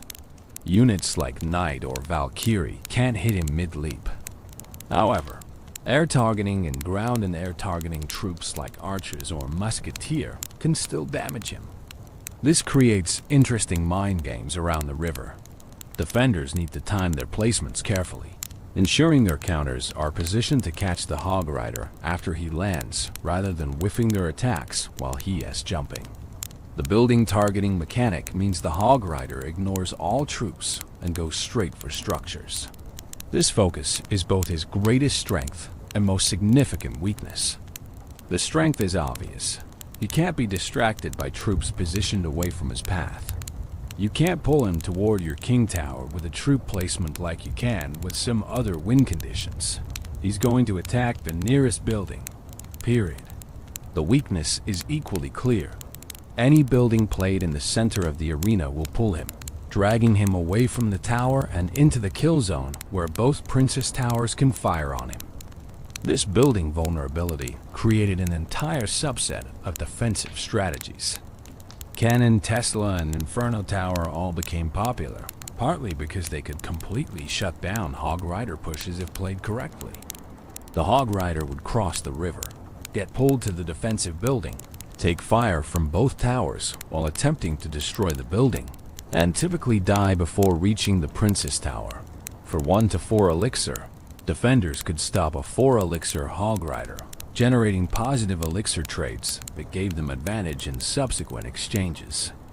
Smart Hog Rider players developed techniques to play around buildings. Prediction plays became essential, where you deployed the Hog Rider and immediately follow with a spell in the spot where you expected the defensive building to appear. A well-timed earthquake or lightning could eliminate the building as it was placed, allowing the Hog Rider to retarget onto the tower. This prediction gameplay added a layer of skill expression, separating good Hog Rider players from great ones. Spell synergy is crucial for Hog Rider effectiveness. Zap and Log are common pairings, providing cheap removal for small troops like skeletons or goblins that could otherwise distract or damage the Hog Rider. Fireball offers higher damage, capable of eliminating troops like Musketeer or Wizard while dealing chip damage to the tower. Lightning can remove defensive buildings and supporting troops simultaneously. Earthquake, while slower, provides great value against building heavy defenses. Freeze creates moments where the Hog Rider can attack unopposed. Though at 8 elixir total for Hog plus Freeze, this combo demands significant elixir advantage to use effectively. Supporting troops enhance Hog Rider pushes by providing utility he lacks. Ice Golem can tank damage and slow defending troops with its Death Nova. Ice Spirit provides a 1 elixir freeze effect that gives the Hog Rider extra seconds to attack. Electro Wizard or Musketeer, placed behind the Hog Rider, can eliminate defending troops while threatening to become their own win condition if ignored. These combinations transform simple Hog Rider deployments into complex pushes that require multiple defensive cards to stop completely. Timing is perhaps the most critical skill in Hog Rider gameplay. Deploying him when your opponent is low on elixir can result in devastating damage as they scramble to defend with suboptimal cards. Waiting until they've invested elixir on offense, then punishing them with a Hog Rider in the opposite lane, forces difficult choices about whether to defend or push for race scenarios. Recognizing when your opponent has cycled key counters out of their hand and striking before they can rotate back to them requires card counting and game sense that develops through extensive play. Defensive Hog Riders are an underappreciated aspect of his utility. While he targets buildings and thus doesn't directly defend, his very fast movement speed makes him effective for immediately counter-pushing after defending. Your opponent attacks, you defend successfully with an elixir advantage. You immediately drop the Hog Rider at the bridge before they can cycle back to defensive cards. This aggressive counter-push style keeps constant pressure on opponents, forcing them to maintain defensive posture rather than building up larger offensive plays. The Hog Rider's interaction with various defensive options creates a complex rock-paper-scissors within the game's larger balance. Mini Pekka completely shuts him down with proper timing, but costs one more elixir. Tornado can activate the King Tower against Hog Rider, creating a huge defensive advantage for the rest of the match. Fisherman can hook the Hog Rider away from the tower, similarly activating the King. Swarm troops like Skeleton Army or Goblin Gang can surround and eliminate him, but are vulnerable to prediction spells. Understanding these interactions and playing accordingly separates winning from losing in competitive play. One of the Hog Rider's greatest strengths is his consistency. He's not dependent on complex synergies or specific game states to function. For elixir, deploy at bridge, he charges toward tower. This simplicity makes him reliable. You always know what you're getting with a Hog Rider deployment. There are no random elements, no variance, just straightforward aggressive building targeting. This reliability made him a staple in competitive play for years, particularly in cycle decks where fast card rotation ensured you could apply constant pressure. The Hog Rider also benefits from what's called spell bait synergy. If your deck includes multiple cards that die to the same spell, your opponent must choose what to spend their spell on. A deck with both Hog Rider and Goblin Barrel, for instance, forces opponents to decide whether to use their log on goblins from the barrel or save it for supporting troops around the Hog Rider. These mind games add depth to Hog Rider gameplay beyond simply deploying him when you have 4 elixir. In double elixir, which begins at 60 seconds remaining in regular matches, the Hog Rider's fast cycle potential becomes even more valuable. The increased elixir generation allows for more frequent Hog Rider deployments, potentially sending 2 or even 3 in quick succession if you can cycle your deck fast enough. This relentless pressure forces opponents into reactive mode, defending repeatedly while struggling to mount a fence of their own. Double elixir is where patient Hog Rider players cash in on the chip damage accumulated during regular elixir time. The psychological element of Hog Rider play shouldn't be underestimated. Constant Hog Rider pressure creates stress for defenders. They know each mistake could result in significant tower damage. This pressure can force errors, suboptimal placements, panic decisions that good Hog Rider players exploit ruthlessly.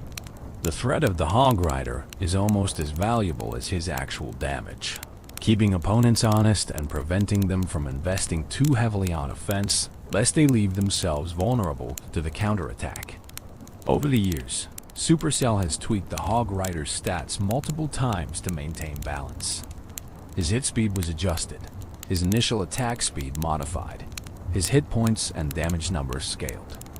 Each change affected his viability in the meta, sometimes elevating him to top-tier status, sometimes dropping him to middle of the pack. But through all these adjustments, the Hog Rider remained playable, maintained a dedicated player base, continued appearing in competitive tournaments. This longevity speaks to the fundamental soundness of his design. The Hog Rider's accessibility also contributed to his mastery in the arena.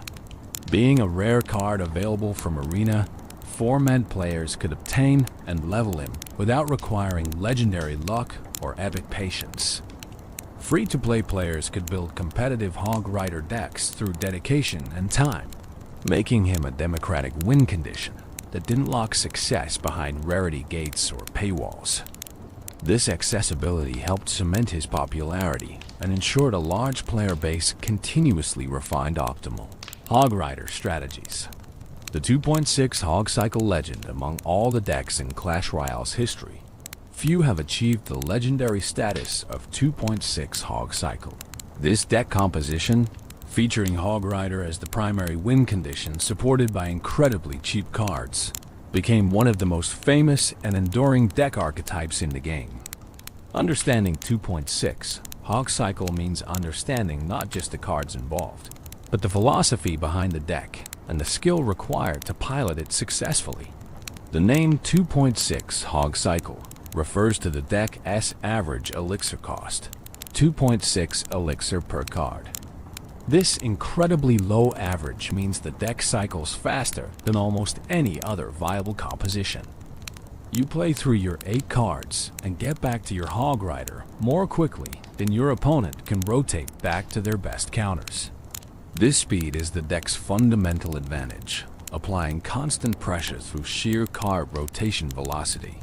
The classic 2.6 Hog Cycle composition includes Hog Rider as the win condition, Musketeer as versatile range support and defense, Ice Golem as a tank and slow effect provider, Cannon as a defensive building, Skeletons as the cheapest cycle card, Ice Spirit for low-cost freeze utility, Fireball for spell damage and medium troop removal, and Log for small troop elimination and knockback.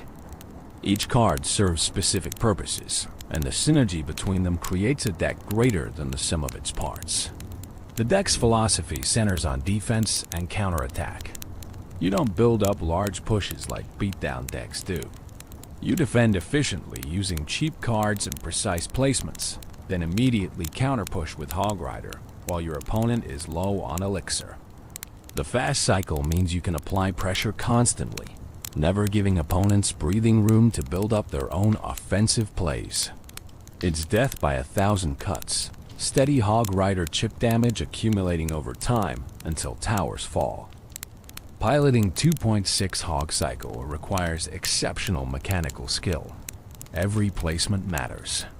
A cannon placed one tile wrong can result in it failing to pull threats properly. An Ice Golem deployed too early or too late can waste its value. Musketeer positioning determines whether she survives to provide counterpush support or gets eliminated by spells. The deck has no room for error because every card is essential, and wasting even one elixir can result in being overwhelmed on defense. The skill ceiling of 2.6 Hog Cycle is among the highest in Clash Royale.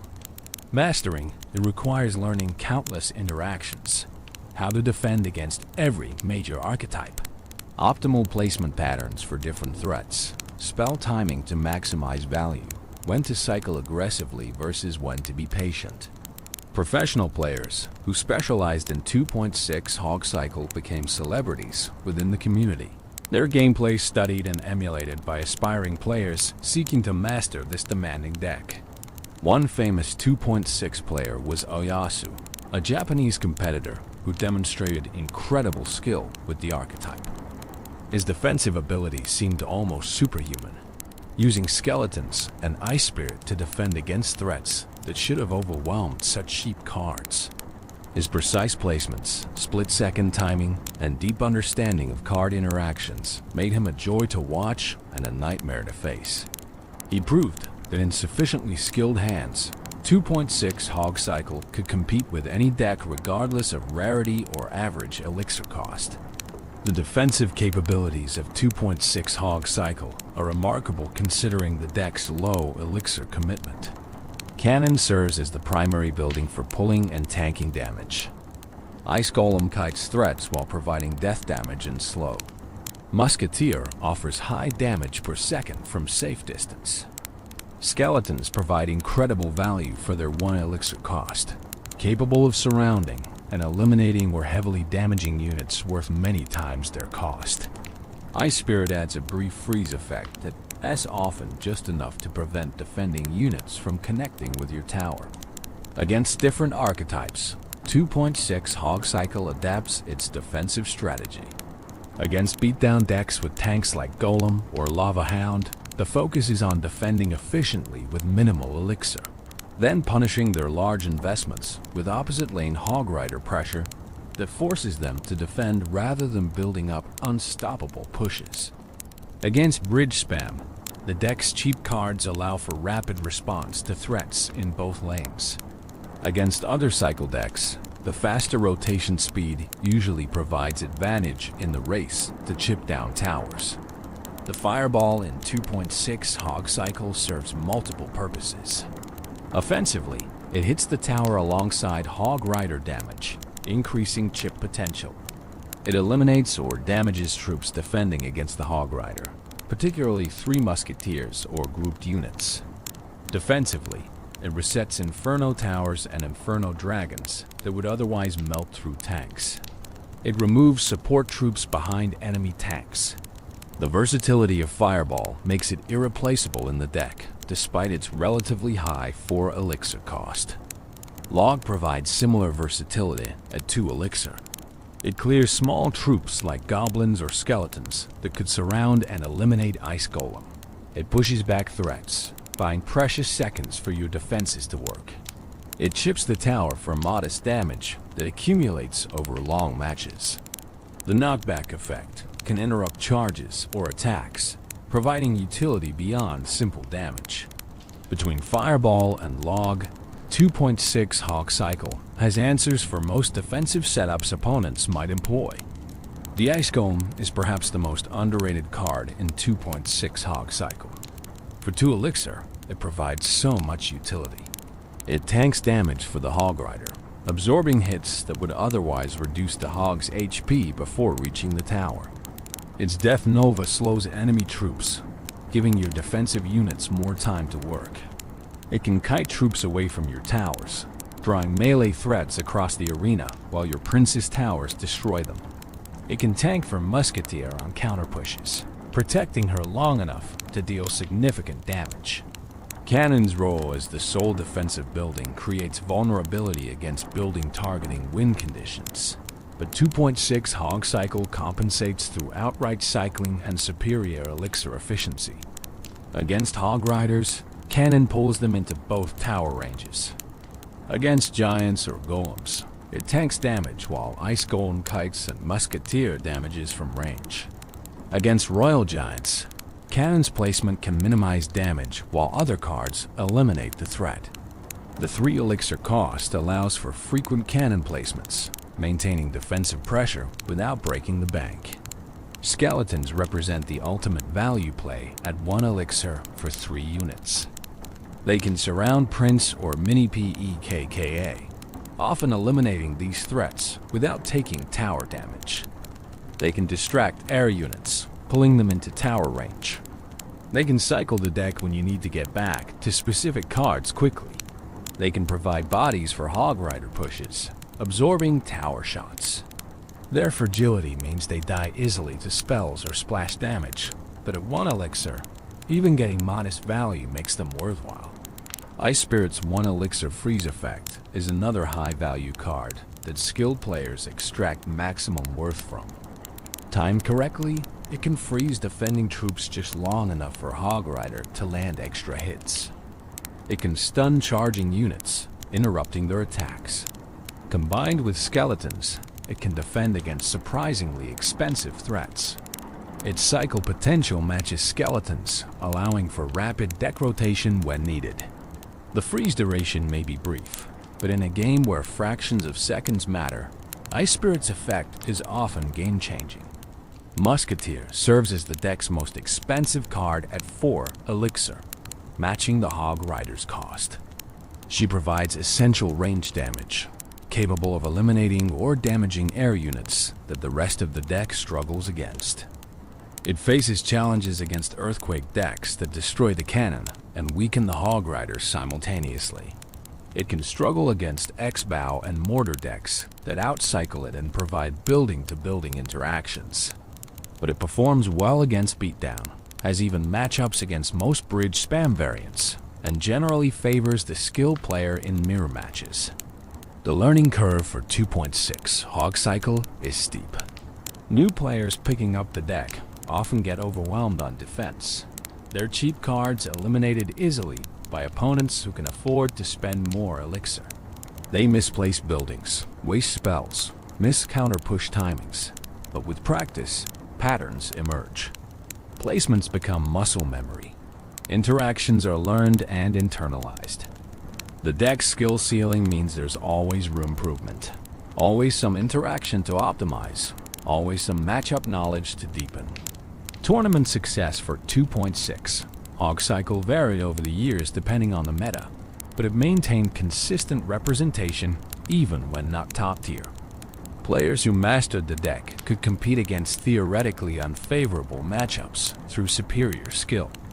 Watching professional 2.6 players defend against what should be overwhelming pushes using nothing but precise placements and perfect timing was inspirational, demonstrating that skill could overcome resource disadvantages. The deck's longevity is remarkable. 2.6. Hog Cycle has remained viable in some form for years, surviving numerous balance changes, meta shifts, and new card releases. Its fundamental strategy of fast cycling and efficient defense proved resilient against whatever the game threw at it. New players continued discovering and mastering the deck, keeping its legacy alive through multiple generations of the Clash Royale community. 2.6. Hog Cycle represents the Hog Rider at his finest, a focused, aggressive win condition supported by efficient cards that maximize his potential. The deck embodies principles of skill expression, card knowledge, and precise execution that define competitive Clash Royale at its highest level. It's more than just a deck composition. It's a philosophy, a way of understanding the game, and a testament to what the Hog Rider can achieve when piloted by dedicated players willing to invest the time to master him. Strategic mastery, beyond simply knowing how to use the Hog Rider. True mastery requires understanding advanced strategies, subtle techniques, and deep game knowledge that separates casual players from competitive ones. Let's explore the strategic depth that makes Hog Rider gameplay endlessly rewarding for those willing to study and improve. Pressure management is fundamental to Hog Rider strategy. The Hog Rider isn't just about dealing damage. He's about creating pressure that forces defensive responses. Even when your Hog Rider dies without touching the tower, if he forced your opponent to spend 5 or 6 elixir defending, you've generated positive elixir trade that can be exploited. Understanding this economic aspect transforms how you think about Hog Rider deployments. Sometimes the goal isn't massive damage, but forcing inefficient defensive spending that creates opportunities later. Opposite lane pressure is an advanced technique that many decks employ, but it's particularly effective with Hog Rider due to his speed and immediate threat. When your opponent commits significant elixir to an attack in one lane, dropping a Hog Rider in the opposite lane forces impossible choices. Do they commit more elixir to defend, potentially overextending? Do they ignore it and race for tower damage? Do they split their remaining elixir between both lanes, defending poorly in both? These decisions must be made in seconds, and the pressure often causes mistakes you can capitalize on. Spell prediction is where true Hog Rider mastery shines. Average players react to what opponents play. Good players predict what opponents will play and preemptively counter it. Against defensive buildings, this means deploying Hog Rider and immediately sending Earthquake or Lightning to the predicted building placement. Get this right, and you eliminate their defense before it can function. Miss, and you've wasted elixir and spell value. The risk-reward calculation requires reading your opponent, understanding their patterns, and having the confidence to commit to predictions. Building placement is a subcategory of prediction worth exploring independently. Experienced players know the common spots where defensive buildings get placed. Cannon in the center, Tesla slightly offset, Inferno Tower deeper in their territory. Learning these positions allows for more accurate predictions. But the metagame goes deeper. Smart defenders vary their placements to avoid predictions, forcing you to adapt. Recognizing when an opponent is mixing up building positions and adjusting your predictions accordingly separates great players from good ones. King Tower activation is a consideration that affects all Hog Rider players. Certain defensive techniques allow opponents to activate their King Tower against Hog Rider pushes, creating a significant disadvantage for the rest of the match. Tornado and Fisherman are primary culprits, hooking or pulling the Hog Rider into positions where he attacks the King Tower, activating it permanently. Once active, the King Tower provides additional firepower that makes all subsequent defenses easier. Careful play around these cards. Using Ice Golem or other units to alter the Hog Rider's path can prevent King activation and maintain better matchup dynamics. Elixir counting is essential for competitive Hog Rider play. You need to track approximately how much elixir your opponent has at any given moment. They played Mega Knight? That's 7 elixir they don't have for defending your Hog Rider. They're at 2 elixir? Perfect time to pressure them while they can't mount full defense. This mental math happens continuously throughout matches, informing every deployment decision. Better elixir tracking leads to better timing, leads to more successful Hog Rider connections. Card rotation tracking takes elixir counting further. Not only do you need to know your opponent's elixir, you need to know what cards are in their hand versus cycled out. If they just use their best hog counter, that's your window to strike before they can rotate back to it. If they haven't played a certain card in a while, it's probably in their hand, so you need to play around it. This mental tracking is demanding, but absolutely crucial for high-level play. Understanding matchups goes beyond knowing which decks counter yours. It's about knowing specific win conditions within matchups. Against Golem decks, you typically want to pressure opposite lane when they commit to Golem, forcing them to defend instead of building unstoppable pushes. Against X-Bow, you need to pressure constantly, preventing them from establishing their siege position comfortably. Against Graveyard, saving your cheap troops to counter the graveyard while using Hog Rider for counter pressure creates favorable dynamics. Each matchup has optimal strategies that experience teaches you. Chip damage accumulation is often more important than attempting high damage pushes. A Hog Rider that lands 2 hits on a tower has dealt over 500 damage at tournament standard. Do that 5 times over a match, and you've destroyed the tower without ever landing a massive push. Consistent, modest damage is more reliable than gambling on large investments that might get fully defended. Patient Hog Rider players understand this. Content to chip away methodically rather than forcing big plays that might backfire. Overtime strategy changes the calculus. In overtime, towers have reduced hit points and both players generate elixir faster. This benefits Hog Rider due to his fast cycle potential. You can send multiple Hog Riders in quick succession, overwhelming defenses through sheer repetition. The reduced tower HP means each connection is more valuable, potentially taking towers with fewer hits. Playing for overtime when you have life total advantage can be correct strategy. Knowing your Hog Rider's speed and cycle potential give you edge in sudden death scenarios. Defensive Hog Riders, as mentioned earlier, deserve deeper exploration. The very fast movement speed means Hog Rider can cross the arena and threaten towers within seconds of being deployed. After successfully defending an attack with positive elixir trade, immediately counter-pushing with Hog Rider capitalizes on their low elixir state. They just spent 6 elixir attacking. You defended for 4 and immediately deploy Hog Rider. They have only 2 elixir to defend with, virtually guaranteeing damage. This aggressive counter-push style maintains initiative, never giving opponents comfortable positions to mount offense. Bait strategies with Hog Rider involve including cards that force out specific counters, then exploiting their absence. If your deck has both Hog Rider and Battle Ram, both target buildings, and have similar counters, force out the defensive building with Battle Ram, then send Hog Rider before they can cycle back to another building. If your deck includes Goblin Barrel alongside Hog Rider, force out Log with the barrel, then send Hog supporting troops that would die to Log. These synergies create situations where optimal defenses become impossible. Placement nuances matter more than many players realize. Deploying Hog Rider at the bridge is standard, but sometimes placing him in your own territory and letting him walk to the bridge is better. This gives time for supporting troops to catch up, creating more cohesive pushes.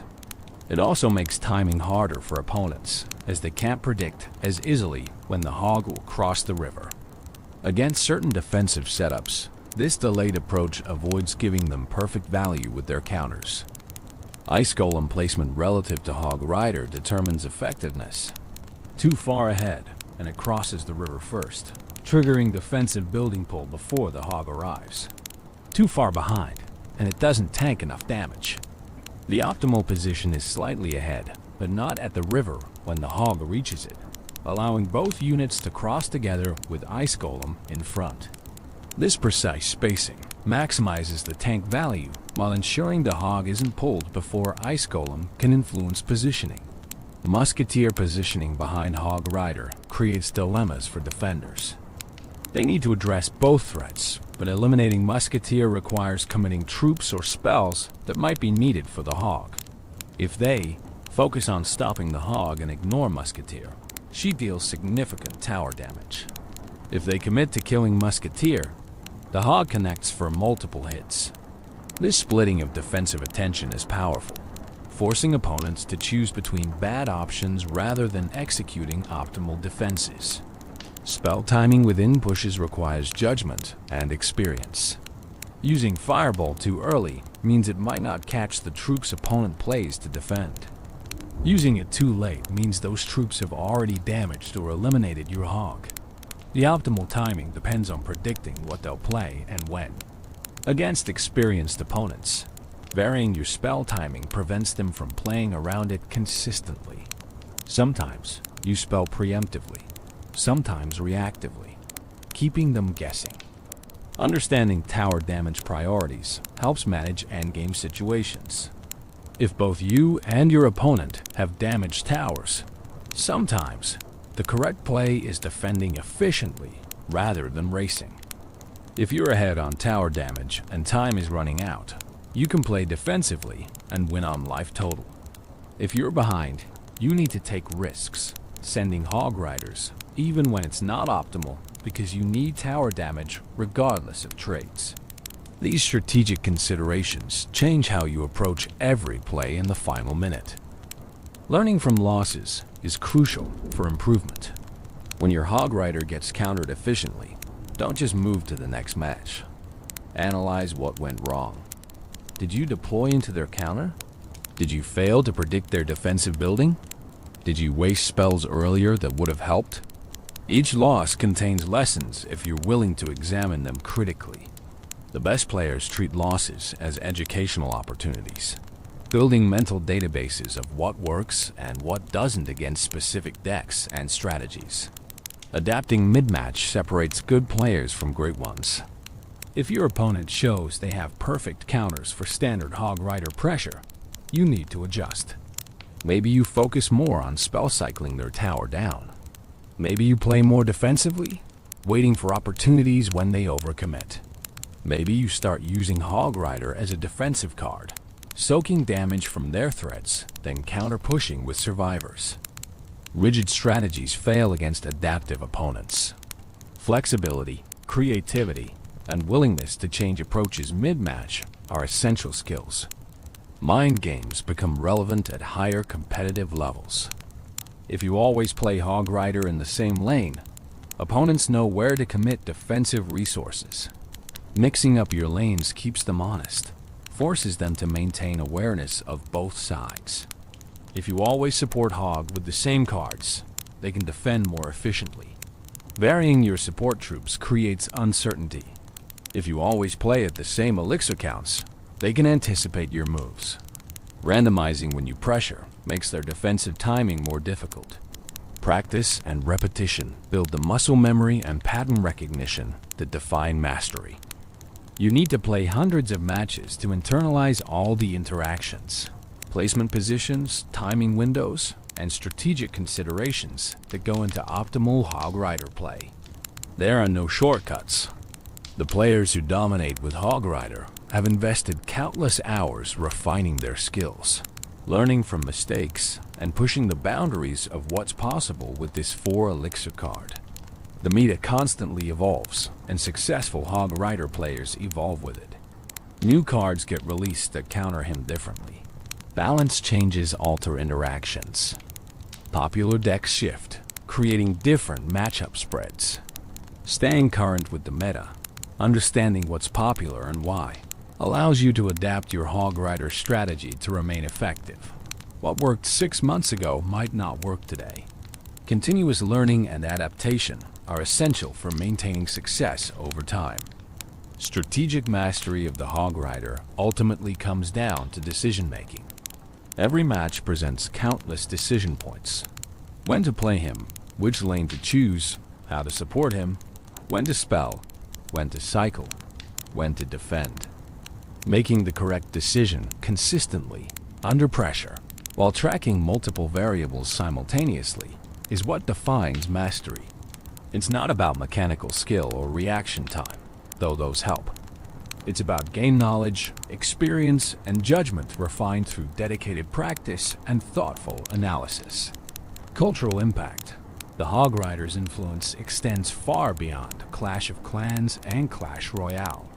He became a cultural phenomenon, a character recognized by people who've never played Supercell's games, a meme that transcended his original context to become part of broader internet culture. Understanding this impact helps explain why the Hog Rider matters beyond his mechanical effectiveness in games. The meme status began with that 2015 commercial, but expanded dramatically from there. The phrase Hog Rider itself became a cultural touchstone, something people would yell in completely unrelated contexts. Gamers streaming different games would randomly shout Hog Rider, and their audiences would immediately understand the reference. It became a greeting, an exclamation, a way of expressing enthusiasm or announcing your presence. The specific cadence and pronunciation from the commercial was what made it work. It wasn't just saying the words. It was the delivery, the high-pitched enthusiasm, the specific rhythm that made it memorable. Copypasta, those long text blocks that get copied and shared repeatedly across internet forums and chat rooms, featured the Hog Rider prominently. The most famous one describes the Hog Rider in exhaustive detail. Starting with the Hog Rider card is unlocked from the Spell Valley, Arena 5, and continuing through multiple paragraphs of game mechanics, statistics, and strategic considerations. This copypasta spread across Reddit, Discord servers, YouTube comments, and countless other platforms. People would post it randomly, completely unrelated to the discussion at hand, as a form of internet humor. The length and specificity of the copypasta made it perfect for this purpose. It was absurd to post such detailed game information in random contexts, and that absurdity was the joke. The copypasta evolved over time, with variations adding to or modifying the original text. Some versions included exaggerated statistics, turning the Hog Rider into an impossibly powerful character. Others added narrative elements, creating stories about the Hog Rider's adventures.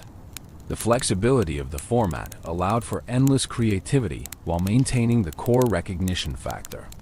People knew what you were doing when you posted Hog Rider copypasta, and that shared understanding created community and connection. YouTube became a major platform for Hog Rider content. Countless videos featured Hog Rider strategies, gameplay, montages, and memes. Some creators specialized in Hog Rider content, building entire channels around this single card. Others included Hog Rider segments as part of broader Clash Royale coverage. The view counts on popular Hog Rider videos reached millions, demonstrating the character's drawing power. People wanted to watch Hog Rider content, whether it was educational, entertaining, or pure meme material. Twitch streamers embraced the Hog Rider as well.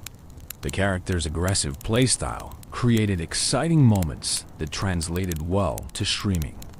A successful Hog Rider connection on the opponent's tower, especially in close matches, generated the kind of emotional high that made for great streaming content.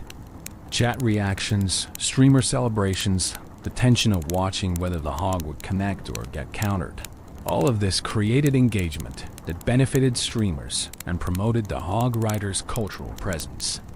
Fan art flourished around the Hog Rider. Artists drew him in countless styles: realistic, cartoonish, anime-inspired, pixel art, 3D renders. Some art stayed faithful to his in-game appearance. Others reimagined him in different settings, different time periods, different artistic traditions. The creative community embraced the Hog Rider as a subject worthy of their attention, producing artwork that ranged from humorous to beautiful to thought-provoking. This artistic engagement demonstrated the character's inspirational power beyond his functional role in gameplay. Cosplay, while less common for mobile game characters than for console or PC games, did include some impressive Hog Rider interpretations. Creating a convincing Hog Rider cosplay presents significant challenges. You need the mohawk, the physique, the hammer, and ideally some representation of the hog itself. Despite these difficulties, dedicated cosplayers brought the character to life at gaming conventions and community events. Seeing a physical Hog Rider, hammer raised, perhaps writing some creative hog representation, brought smiles and recognition from convention attendees who immediately understood the reference. The character's cultural impact extended into mainstream awareness in ways few mobile game characters achieve. Articles in gaming media and even general interest publications referenced the Hog Rider when discussing mobile gaming's cultural influence. He became a representative character, embodying mobile gaming's reach and impact on popular culture. When journalists wanted to discuss mobile gaming's success or cultural penetration, the Hog Rider was a character they could reference with confidence that readers would understand. Music and audio content incorporated Hog Rider elements. DJs and producers sampled his battle cry into songs. YouTubers created extended remixes of Hog Rider sounds. The audio became separated from its visual context, living independently as sound that people recognized and enjoyed for its own sake. This audio virality demonstrated how completely the character had penetrated internet culture. Even without seeing him, just hearing that distinctive cry was enough to trigger recognition and response. Reaction images and GIFs featuring the Hog Rider proliferated across social media. Particular frames from commercials or gameplay became templates for expressing emotions or reactions. The bathtub scene from the 2015 commercial provided multiple useful reaction image formats: confusion, realization, sudden alertness, determination. These images transcended Clash of Clans, being used in conversations about everything from sports to politics to everyday life situations. When a character's imagery can express universal human experiences, that's true cultural penetration. The crossover into other games and media was limited but present. Some indie developers included Hog Rider references in their games as Easter eggs or homages. Some content creators in completely different gaming communities would make Hog Rider references, confident their audiences would get the joke. This cross-pollination demonstrated how the character had become part of a shared cultural vocabulary that transcended specific game communities. Educational content, surprisingly, featured the Hog Rider as well. Videos about game design, character creation, monetization strategies in mobile games, and viral marketing all used the Hog Rider as case studies. He became an example of doing it right, of creating a character that resonated with audiences beyond his functional role. Game development students studying how to create memorable characters looked at the Hog Rider as a model of effective design combined with smart marketing. The longevity of the Hog Rider's cultural relevance is remarkable. Many memes burn bright and fade quickly. The Hog Rider has remained relevant for years, continuing to generate new content, new jokes, new interpretations. This staying power suggests the character tapped into something deeper than just momentary humor. He represents concepts and attitudes that continue to resonate: enthusiasm, determination, the joy of charging forward goals, the brotherhood of answering the call when it comes. Merchandise featuring the Hog Rider appeared through both official and unofficial channels. Supercell produced official Hog Rider merchandise, from t-shirts to figurines to plushies. The unofficial merchandise, while existing in legal gray areas, demonstrated fan enthusiasm and willingness to spend money on Hog Rider-related products. People wanted to own physical representations of this character, to display their connection to him and to Clash culture more broadly. The Hog Rider became a symbol of Clash Royale itself in many contexts. When people thought of Clash Royale, they often thought of the Hog Rider first, even though the game featured hundreds of other cards. His iconic status made him a natural representative. The character Supercell could put front and center in marketing with confidence that he would be recognized and well received. This symbolic importance elevated him beyond just another card in the game to something more significant. Community events and tournaments often featured Hog Rider imagery prominently. Tournament organizers knew putting a Hog Rider on promotional materials would attract attention and communicate what the event was about. Community challenges sometimes required using Hog Rider decks or achieving specific objectives with him. These design choices leveraged his popularity to drive engagement and participation. The cultural impact of the Hog Rider represents something special in gaming history. Characters become popular all the time, but few achieve the kind of multimedia, multi-platform, cross-community presence that the Hog Rider did. He became bigger than his game, more significant than his mechanics, more memorable than his statistics. He became an icon, a character that will be remembered and referenced for years to come, long after individual balance changes and meta shifts have been forgotten. That's the ultimate measure of cultural impact. Enduring relevance that transcends the original context and becomes part of the larger cultural conversation. The Hog Rider family. While the original Hog Rider remains the most famous, Supercell introduced several variations and related characters over the years that expanded the concept and created a broader family of hog-riding warriors. Each variation brought something unique while maintaining the core identity that made the original so popular. The Royal Hogs appeared in Clash Royale as a card released in June 2018. Rather than a single Hog Rider, this card deploys 4 Royal Hogs simultaneously for 5 elixir. These are smaller hogs, each ridden by a different warrior, spreading across the arena when deployed. The concept took the single target pressure of the original Hog Rider and transformed it into multi-lane pressure that forced defenders to address multiple threats simultaneously. The Royal Hogs have distinct visual differences from the standard Hog Rider. They wear blue and red team-colored clothing and armor rather than the brown and gold of the original. Their riders appear younger, perhaps squires or apprentices rather than the veteran warrior status of the classic Hog Rider. The Hogs themselves have similar builds, but slightly different proportions, emphasizing their role as a unit group rather than an individual hero. Mechanically, Royal Hogs function differently from their single counterpart. They split when deployed, with 2 heading to each lane. This forces defenders to defend both lanes or accept damage somewhere.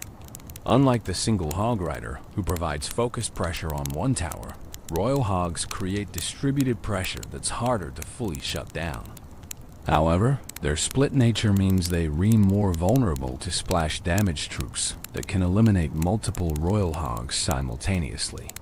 The strategic applications of Royal Hogs differ from traditional Hog Rider play.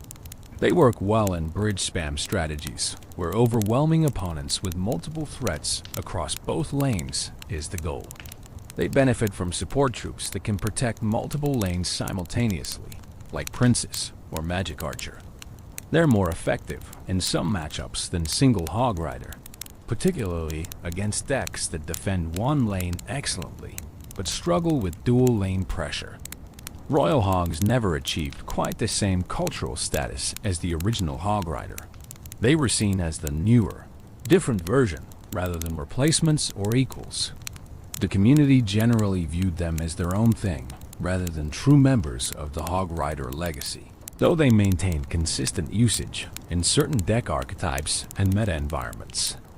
The Hog Rider skin variations within Clash Royale added cosmetic diversity without changing gameplay. Different seasons and events introduced alternate Hog Rider appearances, holiday themes, special color schemes, unique visual effects. These skins allowed players to customize their Hog Rider's appearance while maintaining his familiar mechanics. The existence of skins demonstrated Supercell's recognition that players wanted ways to personalize this popular character.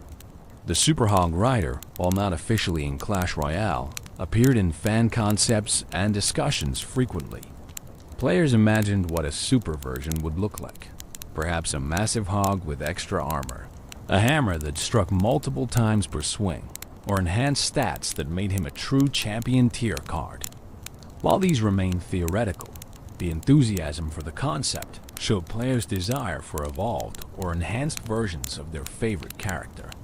In Clash of Clans, the Super Troop system introduced Super Barbarian, Super Archer, and other enhanced versions of standard troops, but notably never included a Super Hog Rider.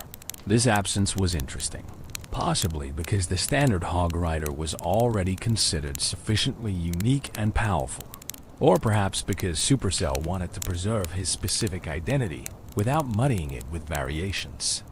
The lack of Super Hog Rider became something players noted and occasionally requested. The builder base in Clash of Clans, a separate game mode within the game, included its own version of the Hog Rider called the Hog Glider. This variation replaced the ground-based hog with a flying contraption, creating a completely different unit that happened to be operated by a similar warrior. The Hog Glider represented an interesting alternate evolution. What if the Hog Rider tradition adapted to different combat needs? While not technically part of the Hog Rider family, the design similarities created connections in players' minds. The Hog Rider also appeared in promotional crossovers and limited events. Special game modes would sometimes feature enhanced or modified Hog Riders with unusual stats or abilities. Draft modes and special challenges sometimes showcased Hog Riders with modified mechanics as part of the event's unique rule set. These temporary variations gave players chances to experience the character in new ways without permanently changing his core identity. Fan-created variations proliferated across the community. Players designed their own Hog Rider concepts. Ice Hog Rider with freezing attacks, Fire Hog Rider with damage over time effects, Flying Hog Rider who could ignore ground troops entirely, Tank Hog Rider with massive health but slower speed.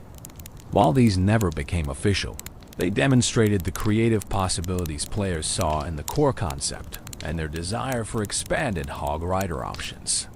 The family aspect extended beyond just game units to include the brotherhood concept established in commercials and community perception.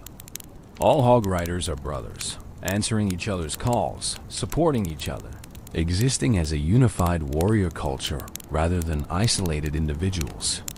This brotherhood transcends individual variations or mechanical differences.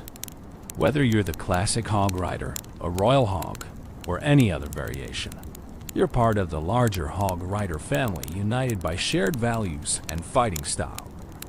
This family concept added depth to the character that purely mechanical cards lack. The Hog Rider isn't just a unit you deploy. He's part of a tradition, a culture, a brotherhood with its own history and values. When you play a Hog Rider, you're invoking that entire legacy, becoming part of something larger than a single match or deployment. This narrative richness elevated the character beyond his stats and abilities into something more meaningful. The visual consistency across variations helped maintain family identity while allowing individual character. All Hog Rider variants share certain design elements: the riding posture, the hammer weapon type, the aggressive charging animation, the distinctive battle cry. These consistent elements create immediate recognition, while variations in color, armor, exact appearance, and slight mechanical differences create variety within the family structure. Supercell's careful management of the Hog Rider brand, creating variations that expanded the concept without diluting it, demonstrated sophisticated character management. They could have oversaturated the market with dozens of Hog Rider variants, but instead they introduced new versions sparingly, ensuring each one felt special rather than just another copy. This restraint preserved the original Hog Rider's iconic status while giving players additional options. The Hog Rider family, in all its official and unofficial forms, represents the character's versatility and enduring appeal. The core concept of a warrior on a hog charging at buildings proved adaptable to different contexts, different gameplay needs, different visual styles. This adaptability ensured the Hog Rider remained relevant to changing metas and evolving game design philosophies. He could be single-target or multi-target, standard or modified, classic or themed, and still retain that essential Hog Rider spirit that players loved. Tournament glory in competitive Clash Royale, the Hog Rider achieved legendary status through countless tournament performances, championship victories, and memorable plays that defined eras of professional play. Examining his tournament history reveals how a 4-elixir rare card became one of the most feared and respected win conditions in competitive gaming. The early competitive Clash Royale scene, from 2016 through 2017, saw Hog Rider as a dominant force. His reliability, relatively low cost, and straightforward gameplay made him ideal for tournament settings where consistency mattered more than flashy plays. Professional players could execute Hog Rider strategies with precision, minimizing risk while maximizing damage output. Top players like Surgical Goblin, Orange Juice, and others showcased Hog Rider mastery, winning tournaments and establishing deck archetypes that the community would study and emulate. The Crown Championship, Clash Royale's premier esports event, featured Hog Rider prominently throughout its various iterations. In multiple seasons, championship-winning decks included Hog Rider as the primary win condition. The card's performance on the biggest stages, under maximum pressure with significant prize money on the line, proved his competitive viability wasn't just theory, but battle-tested reality. When professionals chose Hog Rider for championship matches, they trusted him to deliver under the highest stakes. Specific memorable moments defined the Hog Rider's tournament legacy. Last-second Hog Rider connections that won matches. Prediction earthquakes that eliminated defensive buildings at crucial moments. Defensive Hog Riders that transitioned into game-winning counter-pushes.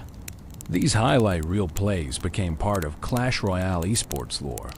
Clips that got shared and rewatched.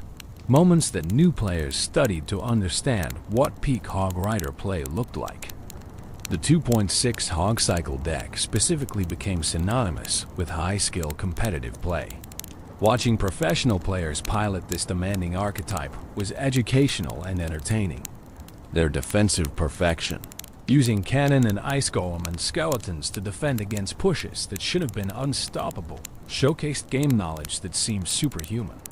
Their offensive precision, finding tiny windows of opportunity to slip Hog Riders through for chip damage, demonstrated patience and discipline that defined professional-level play. Regional differences in Hog Rider usage emerged as the competitive scene matured. Asian tournaments saw different Hog Rider deck compositions than European or American events. Cultural and meta preferences meant that while the Hog Rider appeared globally, the specific supporting cards and strategic approaches varied. This diversity kept competitive Clash Royale interesting, with international events featuring clash of different Hog Rider philosophies as much as clash of different players. Balance changes affected tournament viability dramatically. When Supercell adjusted Hog Rider stats, professionals had to adapt immediately.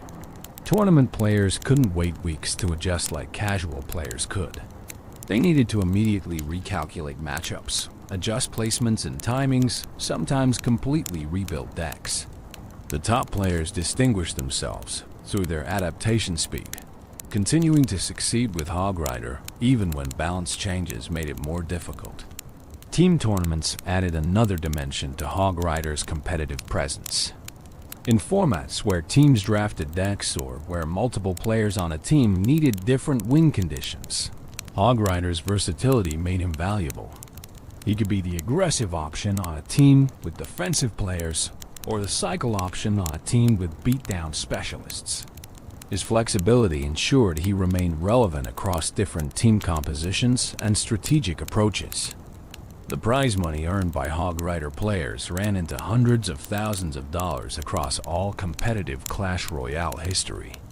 Top professionals who specialized in Hog Rider strategies earned significant portions of the millions. Supercell distributed through their esports program. This financial success validated the character's competitive viability and provided real-world evidence that mastering the Hog Rider could be literally lucrative. Coaching and educational content around competitive Hog Rider play became its own industry. Professional players created courses, guides, and coaching services teaching optimal Hog Rider gameplay. Students paid for this education, hoping to improve their own tournament results. The existence of this educational ecosystem around a single card demonstrated his complexity and the value players placed on mastering him. Learning from champions who had won with Hog Rider provided aspirational pathways for competitive-minded players. Tournament statistics revealed interesting patterns. Hog Rider's win rate at the highest competitive levels sometimes differed significantly from his ladder win rate. Professional play emphasized different skills than ladder grinding did. The predictive, precise play that defined top-tier competition suited Hog Rider's strategic depth. He rewarded game knowledge and disciplined execution in ways that benefited professionals more than casual players. The decline and resurgence cycles in Hog Rider's tournament presence created narratives within the competitive scene. When new cards or balance changes pushed him out of the meta, analysts would declare him dead. Then a creative player would find a new deck composition or strategy that brought him back. These comeback stories became part of competitive Clash Royale mythology, with the Hog Rider repeatedly proving that counting him out was premature. Qualifier tournaments, where players competed for spots in major events, saw even higher Hog Rider usage than championships themselves. Players trusted his consistency for the pressure-filled matches where a single loss could end their championship dreams. The psychological comfort of playing with a familiar, reliable win condition mattered immensely in these high-stakes situations. Better to play your practiced Hog Rider deck than try something theoretically better but less comfortable. Spectator appeal was another factor in Hog Rider's tournament success. He created exciting moments that translated well to streaming and broadcasts. Casters could build drama around whether a Hog Rider would connect, making each deployment a moment of tension. The fast pace of Hog Rider matches kept viewers engaged. Long, slow matches could bore spectators, but Hog Rider's aggressive tempo created constant action that made for good viewing. The legacy of tournament Hog Rider play influenced the broader community significantly. Ladder players watched tournament games and tried to replicate professional strategies. Meta shifts often started at the tournament level before trickling down to casual play. When a professional won a major tournament with a specific Hog Rider deck, you could track the spread of that deck through the ladder over subsequent weeks as players copied the championship winning formula. Analysis content breaking down tournament matches featuring Hog Rider educated the community about high-level play. YouTubers and analysts would review championship games play-by-play, explaining the decision-making behind each Hog Rider deployment, each spell usage, each defensive sequence. This content made professional play accessible to average players, teaching strategic concepts through practical examples from the highest level of competition. The Hog Rider's tournament glory ultimately stemmed from the perfect intersection of accessibility, skill ceiling, and reliability. It was easy enough to learn that professionals could master him completely, complex enough that mastery separated good from great, and consistent enough that tournament players could trust him when everything was on the line. This combination is rare in competitive gaming, and the Hog Rider embodied it perfectly, earning his place in Clash Royale esports history through performance when it mattered most. The Brotherhood. The concept of Hog Rider Brotherhood, established primarily through the 2015 commercial and reinforced through community culture, adds a fascinating social dimension to what could have been just another game unit. This brotherhood represents something deeper than mechanical synergies or strategic coordination. It speaks to themes of loyalty, shared purpose, and unbreakable bonds that resonate emotionally with players. The commercial established the foundational brotherhood narrative. When one Hog Rider calls, others answer without question or hesitation. Whatever they're doing becomes immediately irrelevant compared to the summons. This absolute response creates a powerful image of commitment and unity. In a world where individualism often dominates, the Hog Rider Brotherhood represents something different. Identity defined through collective membership, rather than personal achievement alone. What drives this brotherhood? The commercials never explicitly explain it, leaving room for interpretation and imagination. Perhaps it's a warrior culture passed down through generations, where becoming a Hog Rider means joining an ancient tradition. Perhaps it's forged through shared training, the intense bonding that happens when warriors prepare for battle together. Perhaps it's magical, the dark elixir creating connections between those it enhances. The ambiguity allows players to project their own understanding onto the Brotherhood, making it personally meaningful. The training aspect, shown in various promotional materials, suggests the Brotherhood begins early. Young warriors learning to ride, practicing hammer techniques together, competing, but also supporting each other. This training period would create deep bonds, the kind forged through shared struggle and achievement. By the time they're battle-ready, they're not just individual warriors who happen to use similar tactics. They're brothers who have grown together, learned together, and now fight together. The communal activities shown in commercials reinforce the brotherhood outside of battle context. Hog Riders playing cards together, grooming together, relaxing in shared spaces. These moments of peaceful coexistence create the foundation that makes their battle unity possible. They're not just battle brothers, but life brothers, sharing the full spectrum of warrior existence from the mundane to the momentous. The Hogs themselves might be part of what creates brotherhood among their riders. If your Hog is intelligent, as promotional material suggests, then part of bonding with your animal is bonding with the larger culture of Hog and Rider partnerships. You're not just learning to ride your specific Hog. You're joining a tradition of humans partnering with these fierce, loyal animals. The shared experience of building that unique relationship creates common ground with others on the same journey. The battle cry serves as both summons and identification. When you hear it, you know it's one of your brothers calling. The specific sound, that distinctive high-pitched Hog Rider, works like a password or signal that carries meaning beyond simple words. It says, "I need you. Join me. We fight together." The immediate recognition and response shows how deeply the brotherhood identity runs. You don't question the call. You don't hesitate. You answer, because that's what brothers do.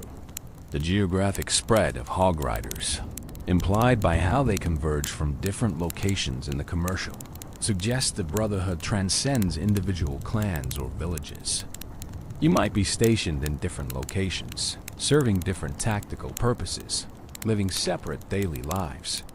But when the call comes, distance becomes meaningless. The brotherhood pulls you together regardless of physical separation, creating a network of warriors connected by something stronger than geography. The hierarchy or lack thereof within the brotherhood is interesting to consider.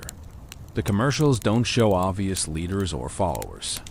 When Hog Riders gather, they seem to operate as equals. This egalitarian structure suggests the brotherhood values each member equally, regardless of experience, skill, or achievement. You don't earn brotherhood through superior performance. You earn it through commitment to the collective, through answering the call consistently. through embodying the values that define what Hog Riders are. The emotional weight of brotherhood manifests in how players talk about and relate to the Hog Rider. Players don't just use the Hog Rider card.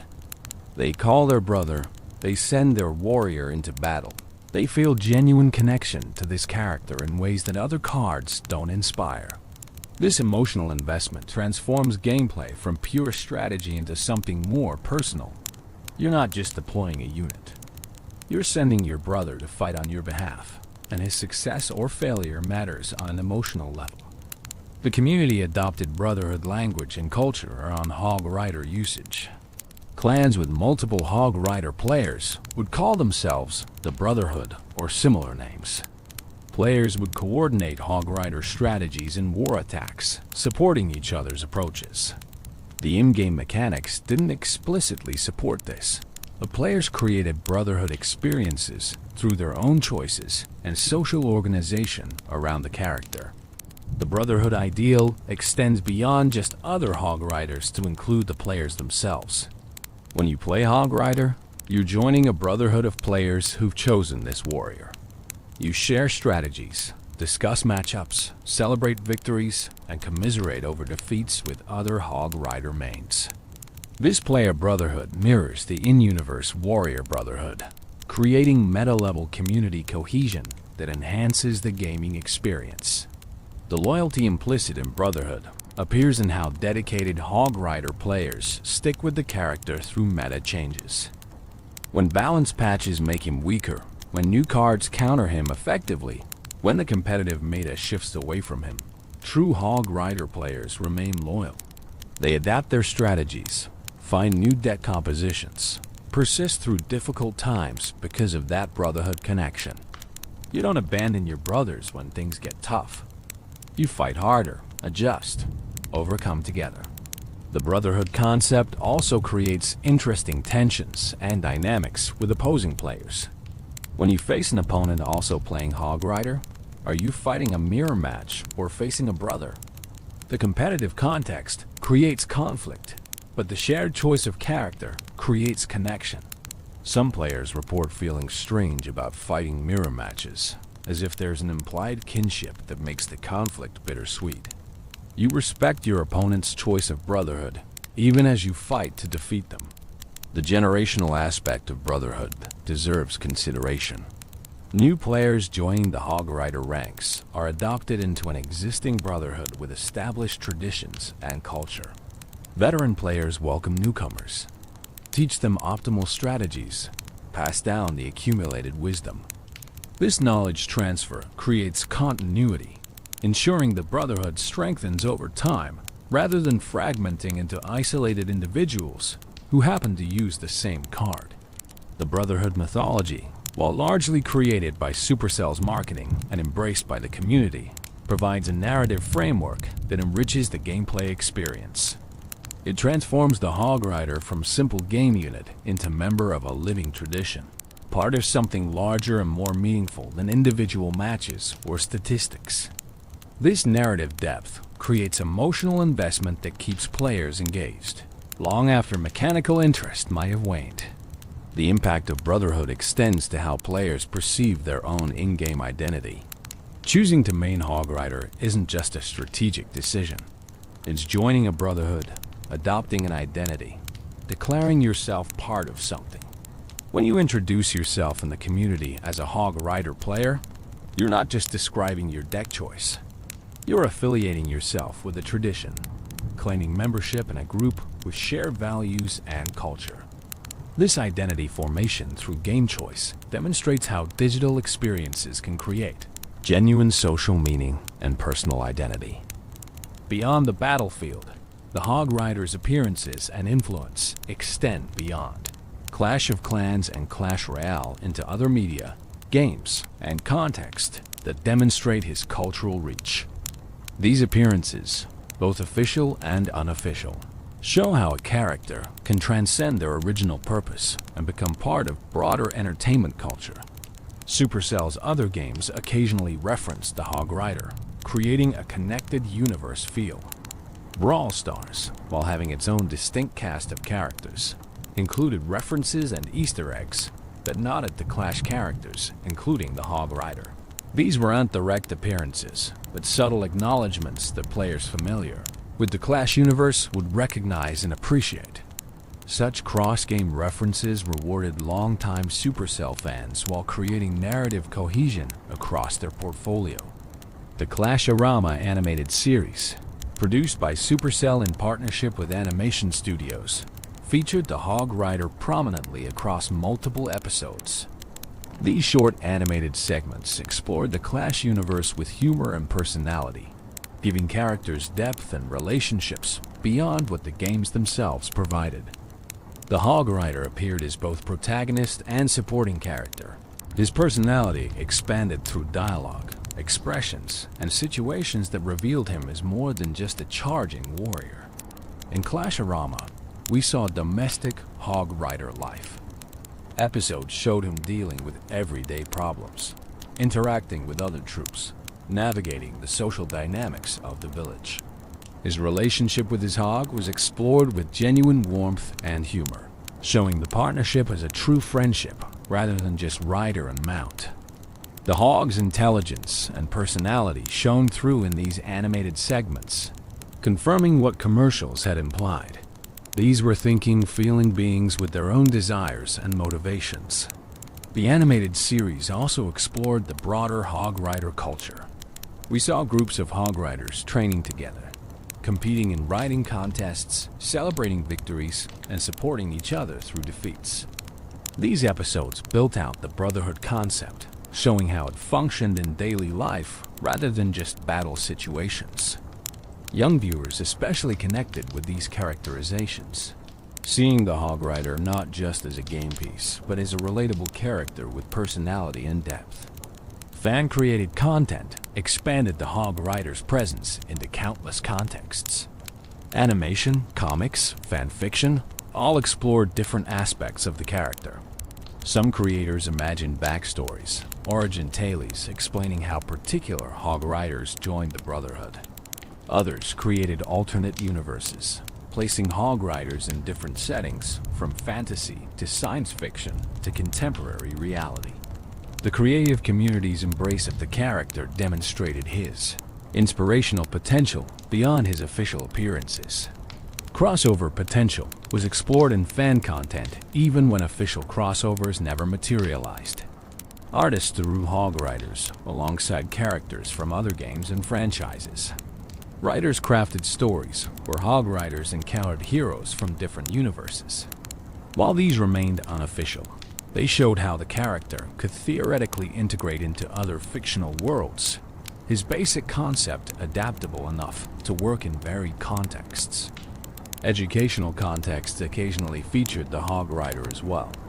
Teachers using games to engage students sometimes incorporated Clash Royale, and the Hog Rider's straightforward mechanics made him useful for teaching concepts about strategy, resource management, and decision-making.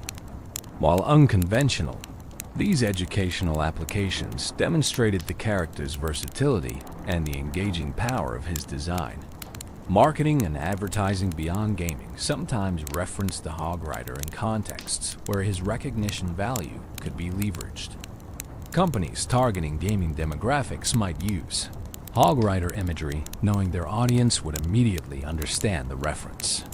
While Supercell controlled official usage, the character's cultural penetration meant even subtle references could effectively communicate with the right audiences. The Hog Rider appeared in gaming conventions and esports events as physical representations beyond just gameplay. Giant Hog Rider statues, promotional displays, photo opportunities where attendees could pose with Hog Rider imagery, all reinforced his physical presence in gaming culture. These three-dimensional representations transformed him from pixels on a screen into tangible objects that people could interact with and photograph, creating memories and social media content that further spread his cultural presence. Merchandise sales data, while not publicly detailed, reportedly showed the Hog Rider among the top-performing characters for Clash products. Players wanted to own Hog Rider t-shirts, figurines, posters, and other items. This commercial success validated his status as a beloved character, while demonstrating that affection translated into actual purchasing behavior. People weren't just playing him in games. They were willing to spend money to display their connection to the character. The Hog Rider's voice and likeness licensing appeared in various contexts over the years. Mobile notifications could use his battle cry. Alarm apps included Hog Rider sounds. These utility applications of the character as audio assets meant he could literally wake you up in the morning, his distinctive cry starting your day. This intrusion into daily life routines represented a kind of cultural penetration that purely entertainment characters rarely achieve. Streaming and content creation built entire careers partly on Hog Rider content. Creators who specialized in Clash Royale often featured Hog Rider prominently, knowing his popularity would attract viewers. Some creators became known as the Hog Rider Guy, their personal brand intertwined with the character. This symbiotic relationship benefited both creators and the character, each amplifying the other's reach and influence. Academic analysis occasionally examined the Hog Rider as a case study in character design, viral marketing, or cultural phenomenon within gaming. Papers and presentations at conferences used him as an example of successful character creation that transcended its original commercial purpose to become genuinely culturally significant. While academic attention might seem disconnected from gaming fun, it demonstrated the character had achieved sufficient cultural importance to warrant serious scholarly consideration. The international dimension of the Hog Rider's beyond battlefield presence deserves recognition.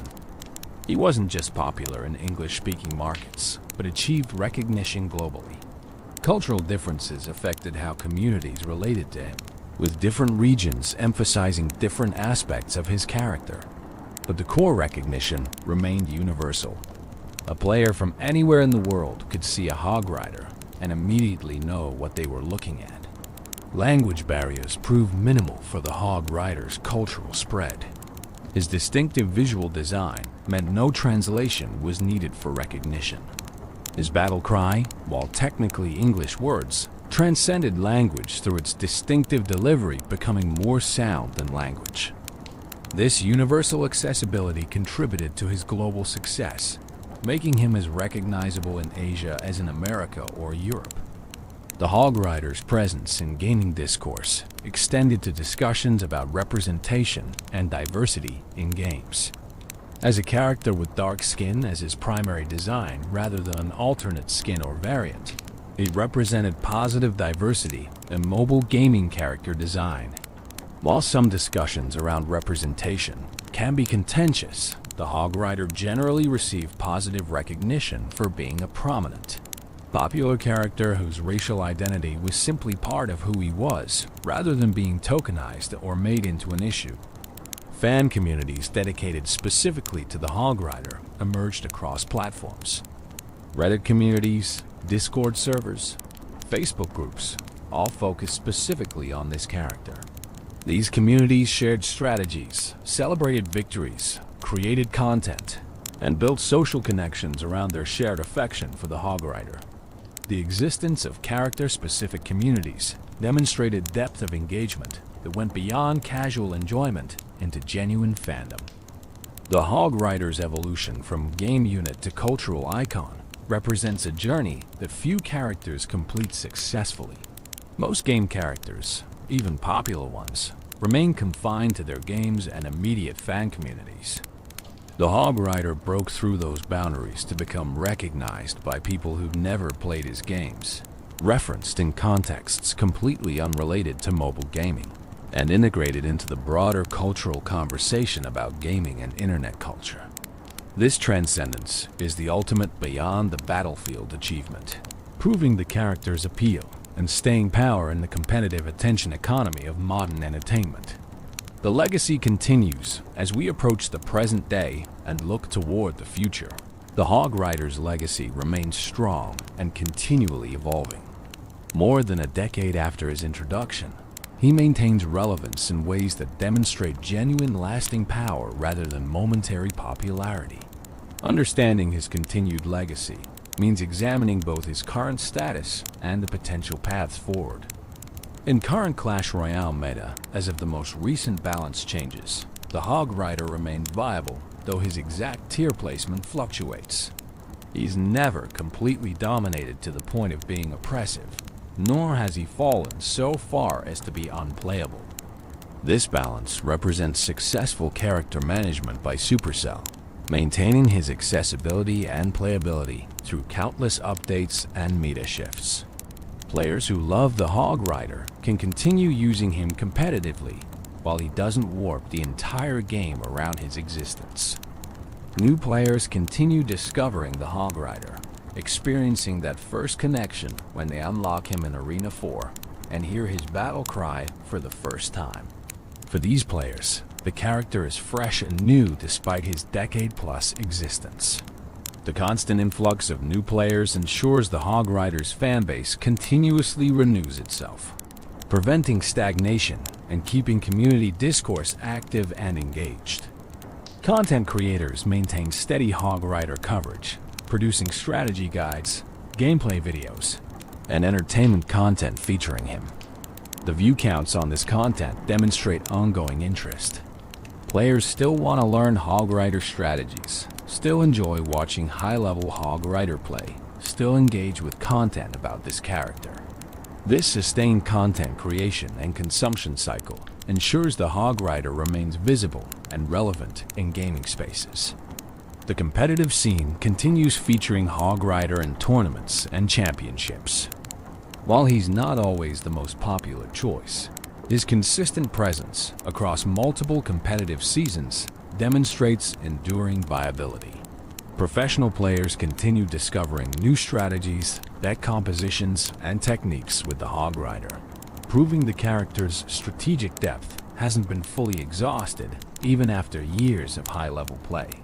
Community celebrations around Hog Rider milestones keep his legacy fresh. Anniversaries of his release, major updates affecting him, or community challenges featuring him create moments of collective remembrance and engagement. These milestone events acknowledge his history while creating new memories and content that add to his ongoing story. The meme culture surrounding the Hog Rider continues evolving with new generations of internet humor. While the original "Did somebody say Hog Rider?" remains iconic, new memes and jokes emerge regularly, keeping the character relevant to current humor trends. This ability to adapt to changing internet culture while maintaining core recognition demonstrates flexible legacy rather than rigid nostalgia. Supercell's continued investment in the character through updates, balance changes, and promotional material signals their recognition of his ongoing value. They haven't abandoned him for newer characters, but continue treating him as a cornerstone of their games.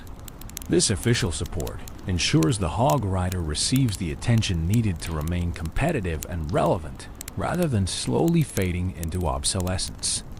The potential for new Hog Rider variations or related content remains strong.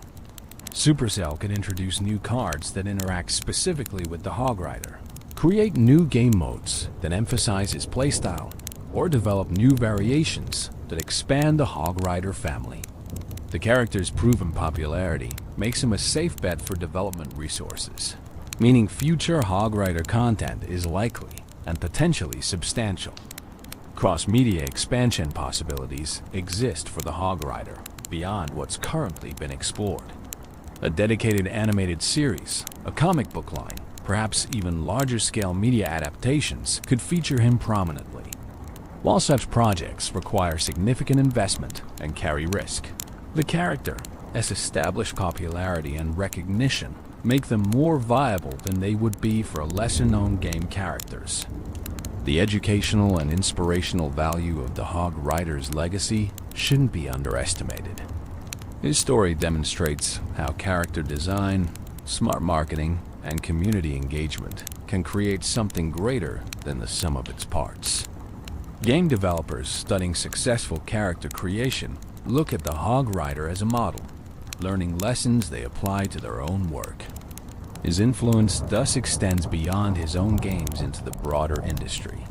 New technology could enable new Hog Rider experiences. Augmented reality applications could let players see Hog Riders in real-world environments. Virtual reality could provide immersive experiences of being the Hog Rider, feeling the charge from first-person perspective. Voice assistants could use his distinctive sounds. As technology evolves, opportunities emerge for the character to inhabit new spaces and provide new experiences. The social bonds created through shared Hog Rider appreciation continue strengthening. Players who connected over their mutual love of the character years ago maintain those friendships, their shared history creating lasting connections. New players join these communities, continuing the cycle. The Hog Rider thus facilitates genuine human connection that transcends the game itself, creating social value that ensures his legacy matters beyond entertainment. The financial success the Hog Rider has generated for Supercell over the years is substantial, though exact figures aren't publicly detailed. His popularity drove game downloads, in-app purchases, and sustained engagement that translated directly to revenue. This commercial success creates strong incentive for Supercell to continue supporting and promoting the character, ensuring resource allocation for his ongoing development. The Hog Rider's position in gaming history is now secure. He'll be remembered as one of mobile gaming's most iconic characters, a figure who demonstrated the medium's potential for creating culturally significant characters that rival those from traditional gaming platforms. Future retrospectives on mobile gaming's golden age will inevitably feature him prominently, his image and story representing this era of gaming history. Preservation efforts by the community ensure that even if official support someday wanes, the Hog Rider's legacy will persist. Fan sites archive his history, preserve old commercials and content, document strategies and memorable plays. This community-driven preservation creates redundancy that protects his cultural legacy from being lost if official sources ever disappear. The emotional connections players have formed with the Hog Rider over the years represent perhaps his most important legacy. For many players, he was their first favorite character in mobile gaming, their introduction to competitive strategy games, or simply a source of joy during difficult times. These personal meanings cannot be measured in statistics or revenue, but represent genuine impact on individual lives that makes the character significant beyond commercial or cultural metrics. As we look toward the future, the Hog Rider's legacy seems secure and continually evolving. He's not a relic of the past, but a living character whose story continues being written through every match played, every tournament won, every new player who hears his battle cry and feels that surge of excitement. His legacy isn't something that happened. It's something that's happening, continuously, as long as players continue choosing him, communities continue celebrating him, and his distinctive cry continues echoing across digital arenas worldwide. The Hog Rider represents something special in gaming, a character who achieved iconic status through a combination of excellent design, smart marketing, mechanical effectiveness, and genuine connection with players. His legacy teaches us that success in character creation isn't just about graphics or mechanics or marketing budget, though those help. It's about creating something that resonates emotionally, that players can connect with, that transcends its original purpose to become meaningful in broader contexts. As this script draws toward its conclusion, we can say with confidence that the Hog Rider's legacy will continue far into the future. New players will discover him, existing players will continue mastering him, and the community will continue celebrating him. His battle cry will continue echoing, his hammer will continue swinging, and his legend will continue growing. Because the Hog Rider isn't just a character in a game. He's an icon, a legend, a brother to millions of players worldwide who heard his call and answered it, just as he answered the echoing call that led him through the arena doors all those years ago. The call that started it all. Let's return now to where we began, to that call that defines the Hog Rider's existence. Hog Rider. It's more than just a sound effect, more than just a battle cry. It's a summons, an identity, a declaration of purpose that has resonated across the gaming world for over a decade. When players first unlock the Hog Rider in their games, they're not just adding another card to their collection or another unit to their army. They're answering a call themselves, joining that brotherhood, becoming part of a tradition that extends back to 2013 and forward into an unlimited future. Every player who chooses the Hog Rider, who learns his strategies, who feels that satisfaction when his hammer connects with an enemy tower, becomes part of his story. The original commercial's narrative, where Hog Riders across the landscape hear the call and immediately respond, mirrors the player experience. You hear about the Hog Rider through friends, videos, or community discussion. You unlock him and try him out. That first successful push, that first tower destruction, that first victory where your Hog Rider made the difference. And suddenly, you understand the call. You get it. You feel it. And you want to answer it again and again. The card description in Clash Royale captures this perfectly. It followed the echoing call of Hog Rider all the way through the arena doors. This isn't just flavor text. It's the fundamental truth of the character. He couldn't resist the call, and neither can players. Something about that cry, that character, that playstyle draws you in and keeps you engaged. The psychological hooks are subtle but powerful. The aggression satisfies our desire for action and impact. The speed provides immediate gratification. The signature ability of wall jumping or river crossing makes us feel clever, like we're outsmarting opponents. The iconic status gives us cultural connection, making us part of something larger. All of these elements combine to create a character experience that transcends simple gameplay mechanics. The Hog Rider has taught us that games can create genuine cultural moments. A 30-second commercial can become a lasting meme. A 4-elixir card can inspire thousands of hours of strategic discussion. A simple character design can resonate across cultures and languages. These lessons inform how we understand gaming's place in broader entertainment and culture. He's shown us that skill expression matters to players. The difference between average and excellent Hog Rider play is enormous, and players appreciate that depth. They want characters that reward mastery, that allow them to continually improve, to distinguish skilled players from casual ones. The Hog Rider delivers this in ways that remain engaging even after years of play. He's demonstrated that community and character can be intertwined. The Brotherhood concept created social dimensions that enhanced the gameplay experience. Players weren't just using a unit. They were joining a tribe, adopting an identity, connecting with others through shared appreciation.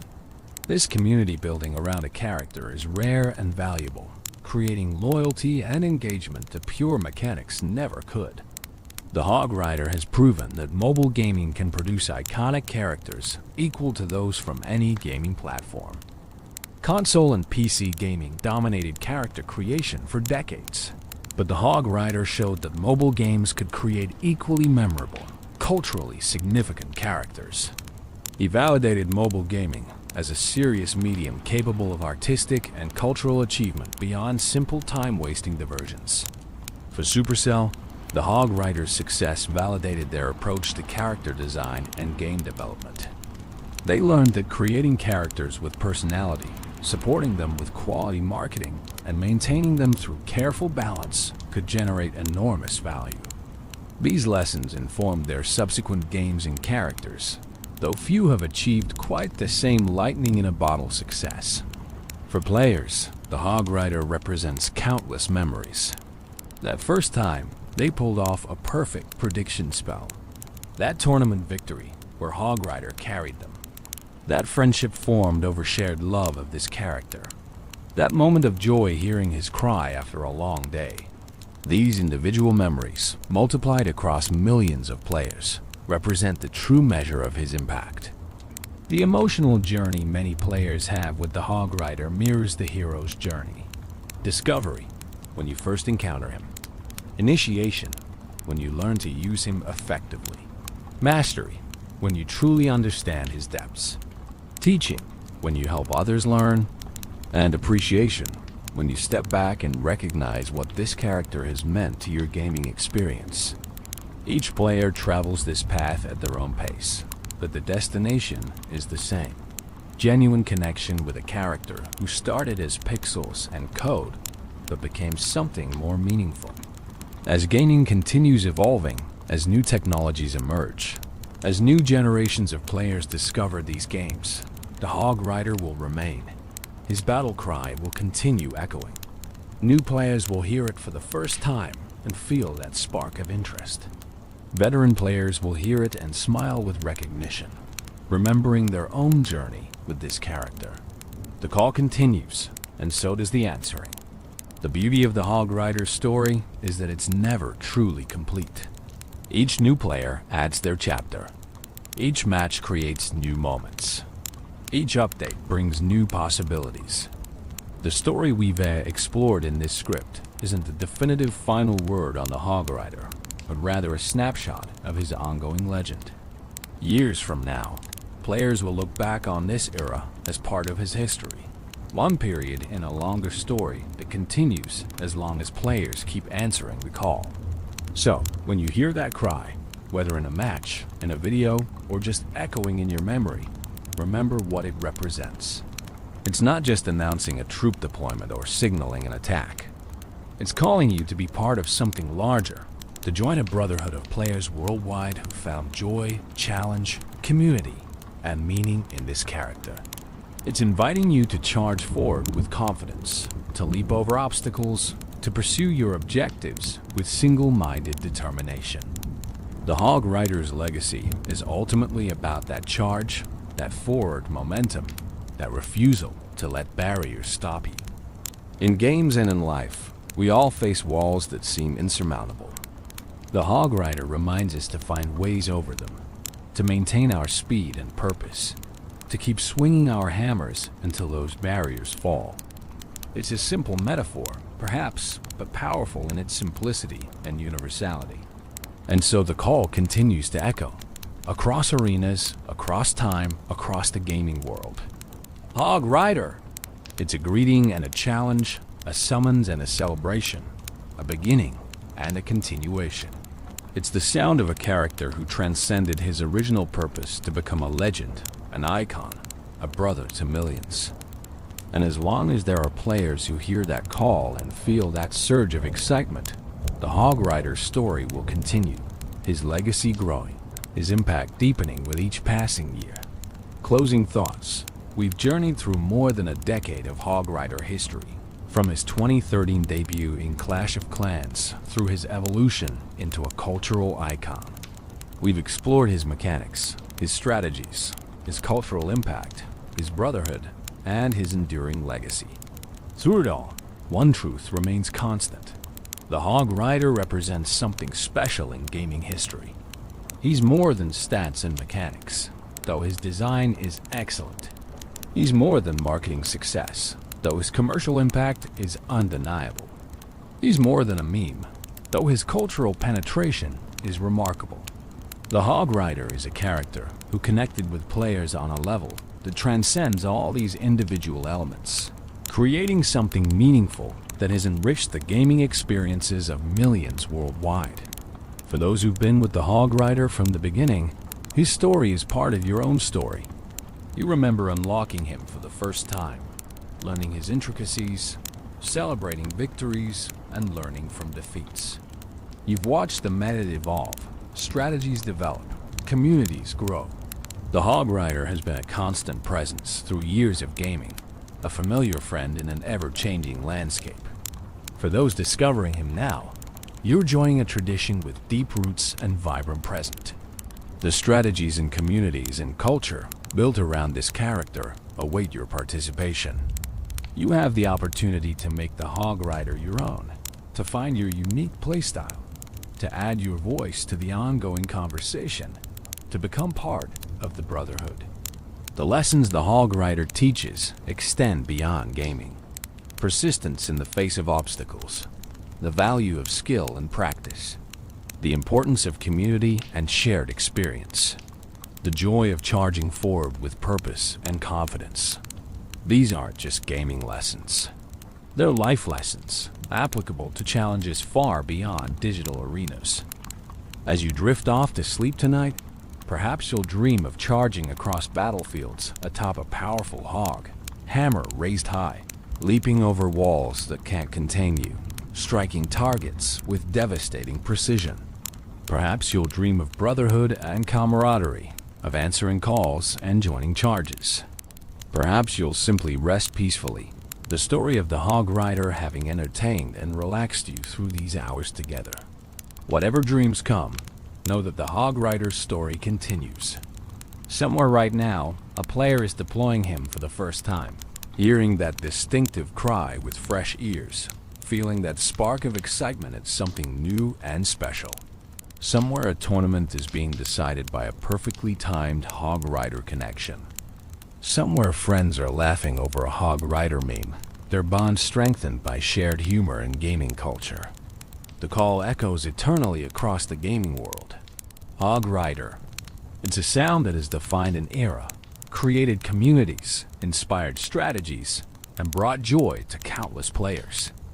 It's a sound that will continue echoing long into the future, as new generations discover this character and make him their own, adding their chapters to his never-ending story. Thank you for joining me on this journey through Hog Rider lore. Whether you came here as a longtime fan seeking to reminisce, a curious player wanting to learn more, or simply someone looking for interesting gaming stories to help you relax and sleep, I hope you found value in these hours together. The Hog Rider's story is worth telling, worth remembering, worth celebrating. Sleep well, friends. And when you wake, perhaps you'll hear that call with new appreciation, understanding the depth and richness behind those simple words. Perhaps you'll deploy your Hog Rider with renewed purpose, feeling connected to the millions of players worldwide who've made the same choice. Perhaps you'll simply smile, remembering the hours spent exploring the legend of one of gaming's most iconic characters. The Hog Rider charges on, unstoppable and eternal, his legacy secure, his story ongoing, his call forever echoing across the arenas of the world. And we, his players, his fans, his brothers, charge alongside him, hammers raised, ready to leap whatever walls stand in our way, answering the call that will never fade. Hog Rider. If you enjoyed this deep dive into Hog Rider lore, please consider liking this video and subscribing to the channel for more Clash Royale character stories and gaming lore content. Your support helps create more content like this, exploring the rich histories and cultural impact of the characters we love. Until next time, keep charging forward, keep leaping those walls, and keep answering the call. Good night, and happy gaming. Welcome to a journey through the rattling bones and hollow laughter of Clash Royale's most enduring warriors. Tonight, we delve deep into the realm where death is merely a beginning, where bones march eternal across arenas bathed in moonlight and magic. This is the complete story of skeletons, those fragile yet fierce fighters who have captured hearts worldwide, despite having none themselves. Close your eyes if you wish. Let the gentle rhythm of their skeletal footsteps lull you into dreams. For in the arena, the skeletons never truly rest, and neither does their legend. The Legacy of Bones, an introduction to skeleton lore in the beginning, when Clash Royale first emerged from the creative minds at Supercell on January 4th, 2016. The skeletons were already there, waiting. They had existed before in Clash of Clans, those tiny undead servants of the witch, but in this new arena, they would become so much more. They would become icons, memes, champions, and above all, beloved by millions of players who saw in their fragile forms a reflection of underdog determination. The skeleton, scientifically speaking, takes its name from the Greek word skeletos, meaning dried up or withered. But there's nothing withered about the spirit of these warriors. From the moment the first skeleton spawned onto an arena battlefield, clattering its tiny sword against shields 10 times its size, players recognized something special. Here was a troop that cost merely 1 elixir, the smallest investment possible, yet could shift the entire tide of battle with perfect placement and timing.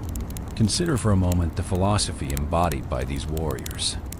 They are already dead, having crossed that threshold from which most fear to return. Yet they march on, driven by forces we can only imagine. Are they animated by dark magic? By ancient curses? By the will of the witch who birthed them? Or perhaps, as the lore quietly suggests, by something deeper, something that resonates with every player who has felt outmatched yet chose to fight anyway. The skeleton units in Clash Royale appear as small undead creatures with skulls that lack a lower jaw. Their purple eyes glow with an ethereal light that suggests awareness beyond mere animation. They wield short swords, crude but effective weapons in their bony hands. Their appearance is deceptively simple, almost comical, with their bobbing heads and scrambling movements. But any seasoned player knows the truth. Underestimate a skeleton at your peril. From the very first day of Clash Royale soft launch, skeletons have been present in multiple forms. The 3-skeleton card, the skeleton army with its overwhelming numbers, the giant skeleton carrying its devastating bomb, the witch perpetually summoning more, and later additions like the skeleton barrel, evolved variations, and ultimately the skeleton king himself. Each represents a different facet of skeleton lore, a different chapter in their ongoing story. What makes skeletons so captivating is their duality. They are simultaneously the weakest and most versatile troops in the entire game. A single zap can erase them from existence. A well-placed log can sweep them away like autumn leaves. Yet properly deployed, these same fragile warriors can demolish a prince's charge, overwhelm a P.E.K.K.A., or deliver devastating damage to a tower. They embody the strategic heart of Clash Royale itself, where positioning and timing matter more than raw power, where intelligence defeats brute force, where the smallest investment can yield the greatest returns. Throughout the years since 2016, skeletons have undergone numerous balance changes, each one documented and analyzed by the community. They've been 4 skeletons, then 3, then 4 again, then back to 3. The skeleton army has swelled and shrunk, costing 4 elixir, then 3. Every change sparked discussion, debate, and adaptation. Yet through it all, the essential nature of skeletons remained unchanged. They are fragile warriors, whose strength lies not in individual power, but in numbers, speed, and the clever minds controlling them. But beyond the statistics and balance changes, beyond the strategic discussions and deck compositions, there exists a deeper narrative. The skeletons have names. They have personalities implied through animations and community interpretations. They have a culture that has evolved through official Supercell content, fan creations, animations, and the collective imagination of millions of players worldwide. They are not merely game pieces, but characters in an ongoing story, one that begins with a single skeleton named Larry. Larry, the original skeleton legend. If there is one skeleton whose name echoes through the halls of Clash Royale history louder than all others, it is Larry. To understand skeleton lore, we must understand Larry, for he is both beginning and symbol, everyman and legend. The ordinary made extraordinary through circumstance and community affection. Larry's story begins not in Clash Royale, but in Clash of Clans, in a commercial that would become legendary in the Supercell community. In this advertisement, a witch spawns a skeleton to assist in raiding an enemy village. The skeleton, small and seemingly insignificant, approaches an archer tower. The witch, seeing potential disaster, repeatedly warns the skeleton. "Don't touch that, Larry." "Larry, no, Larry." But Larry, driven by curiosity, or perhaps destiny, touches the archer tower anyway. The result is catastrophic chaos. The tower begins firing. the arrows missing their intended target but striking a balloon passing overhead. The balloon, now damaged and descending, crashes directly into the enemy village's elixir storage. Purple elixir spills everywhere, flooding the battlefield in a tide of magical energy. The entire raid dissolves into pandemonium, all because one small skeleton couldn't resist touching what he shouldn't. This commercial, simple in concept but perfect in execution, achieved something remarkable. It gave personality to a previously nameless unit. Larry became real in that moment. Not just a game piece, but a character with agency, curiosity, and the kind of innocent mischief that endears rather than annoys. The name Larry itself, so ordinary and unassuming, perfectly captured the essence of this every skeleton. This representative of all the little warriors who march into battle knowing they're outmatched. The Clash Royale community embraced Larry immediately and completely. Memes flourished. Fan art proliferated. Discussions about strategy often personified the skeletons, referring to sending in Larry and his friends, rather than merely deploying skeletons. The name appeared in official Supercell content, cementing its place in the canon. When Skeleton Army received an updated description, it read, "Spawns an army of skeletons. Meet Larry and his friends Harry, Gary, Terry, Mary, etc." Each of these names carries its own small personality in the community imagination. Harry, perhaps the brave one. Gary, later to become the general in evolved form. Terry, the troublemaker. Mary, breaking skeleton gender norms and showing the bones are bones regardless. And the etc. that follows acknowledges the countless other skeletons, each potentially having their own untold stories, their own moments of glory or comedy in the arena. But Larry's legend grew beyond simple name recognition. The animated short film Lost and Crowned elevated him to protagonist status. In this beautifully crafted piece of storytelling, Larry and his brother Peter work for the Red King in the Clash Royale arena. The plot revolves around Larry's fascination with the Red King's crown, his curiosity. That same trait that led him to touch the Archer Tower in the commercial draws him to steal the crown. What follows is an adventure through trap-filled chambers, encounters with fire spirits that lead to explosive consequences, a tense journey into a dragon's lair, and ultimately the crown's return, though damaged beyond repair. Larry and Peter face punishment, reduced to washing dishes, but they survive their ordeal together. The short film does something crucial for skeleton lore. It shows skeletons having relationships, making choices, experiencing emotions like curiosity, fear, and brotherly bond. The theory that Larry eventually becomes the Skeleton King adds another layer to his legend.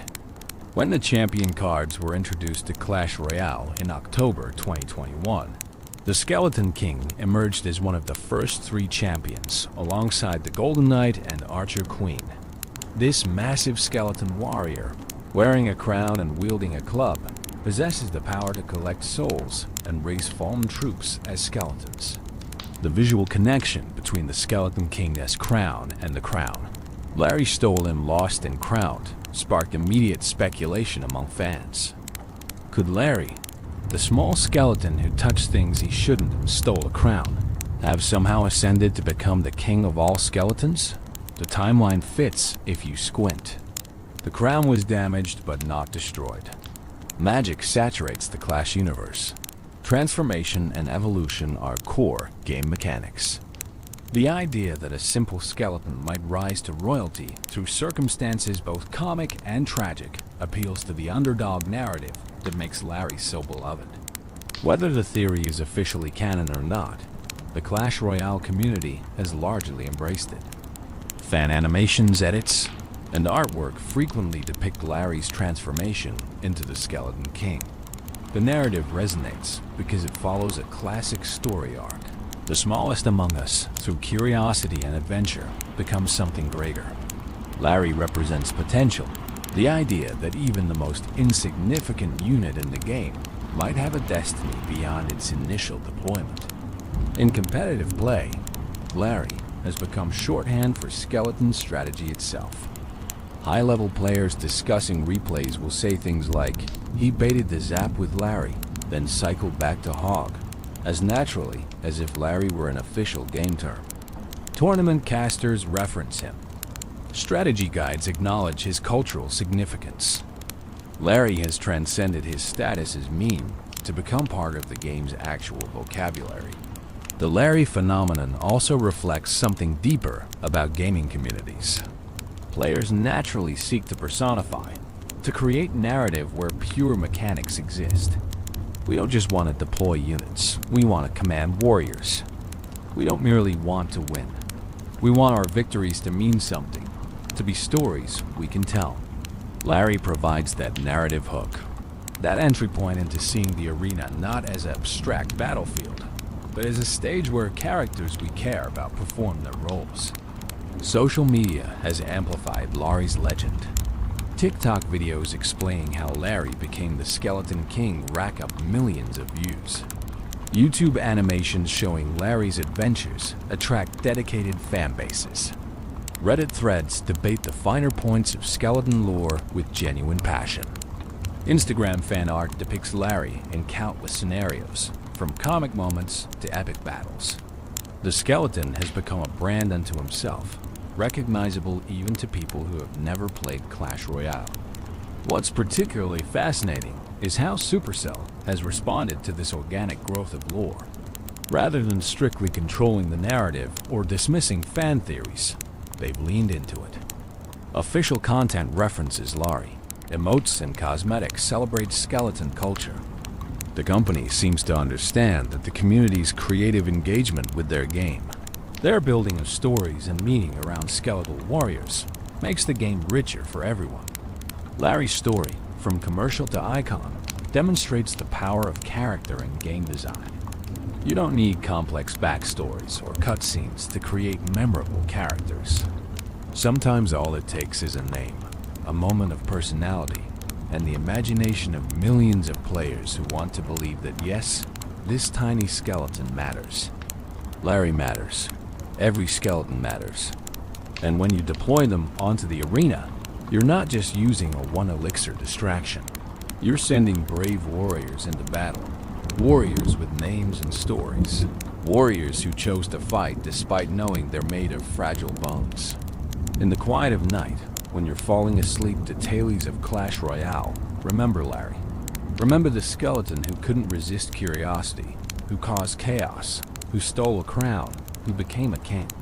His story reminds us that even the smallest among us might be destined for greatness. Even when we feel fragile, brittle, easily broken, we can still charge forward with sword raised, ready to face whatever towers and troops await. And perhaps that's why Larry resonates so deeply, because we've all felt like that one elixir skeleton, small and vulnerable in a world of giants and wizards. Yet we march on anyway, hoping our timing is right, our placement perfect, our contribution meaningful. We are all Larry, in the end. And Larry is eternal. The Skeleton's card. 3 warriors, infinite possibilities. Let us now turn our attention to the card itself. The humble Skeleton's card that has been part of Clash Royale since its very first day of existence.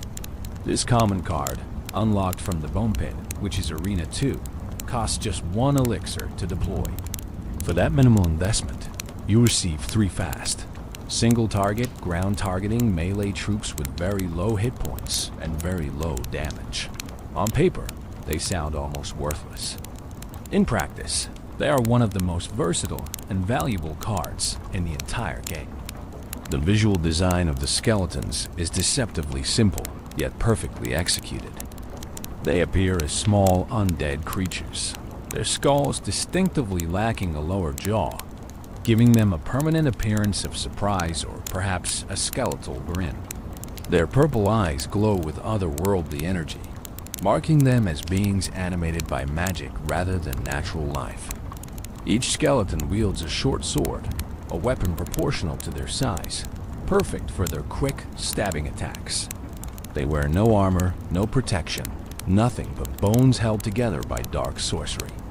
When you deploy the Skeleton's card, They spawn in a triangle formation, appearing simultaneously in an arrangement that allows them to quickly surround and attack from multiple angles. This formation is crucial to their effectiveness.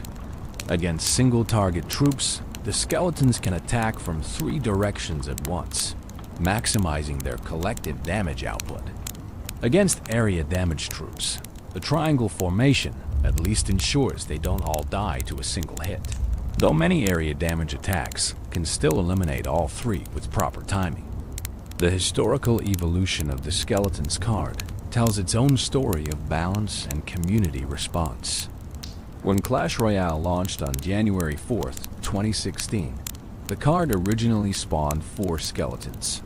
For months, players learned to utilize this 4-skeleton swarm, developing strategies around their numerical advantage. Then on June 21st, 2016, a balance update decreased the count to 3, fundamentally changing how the card functioned.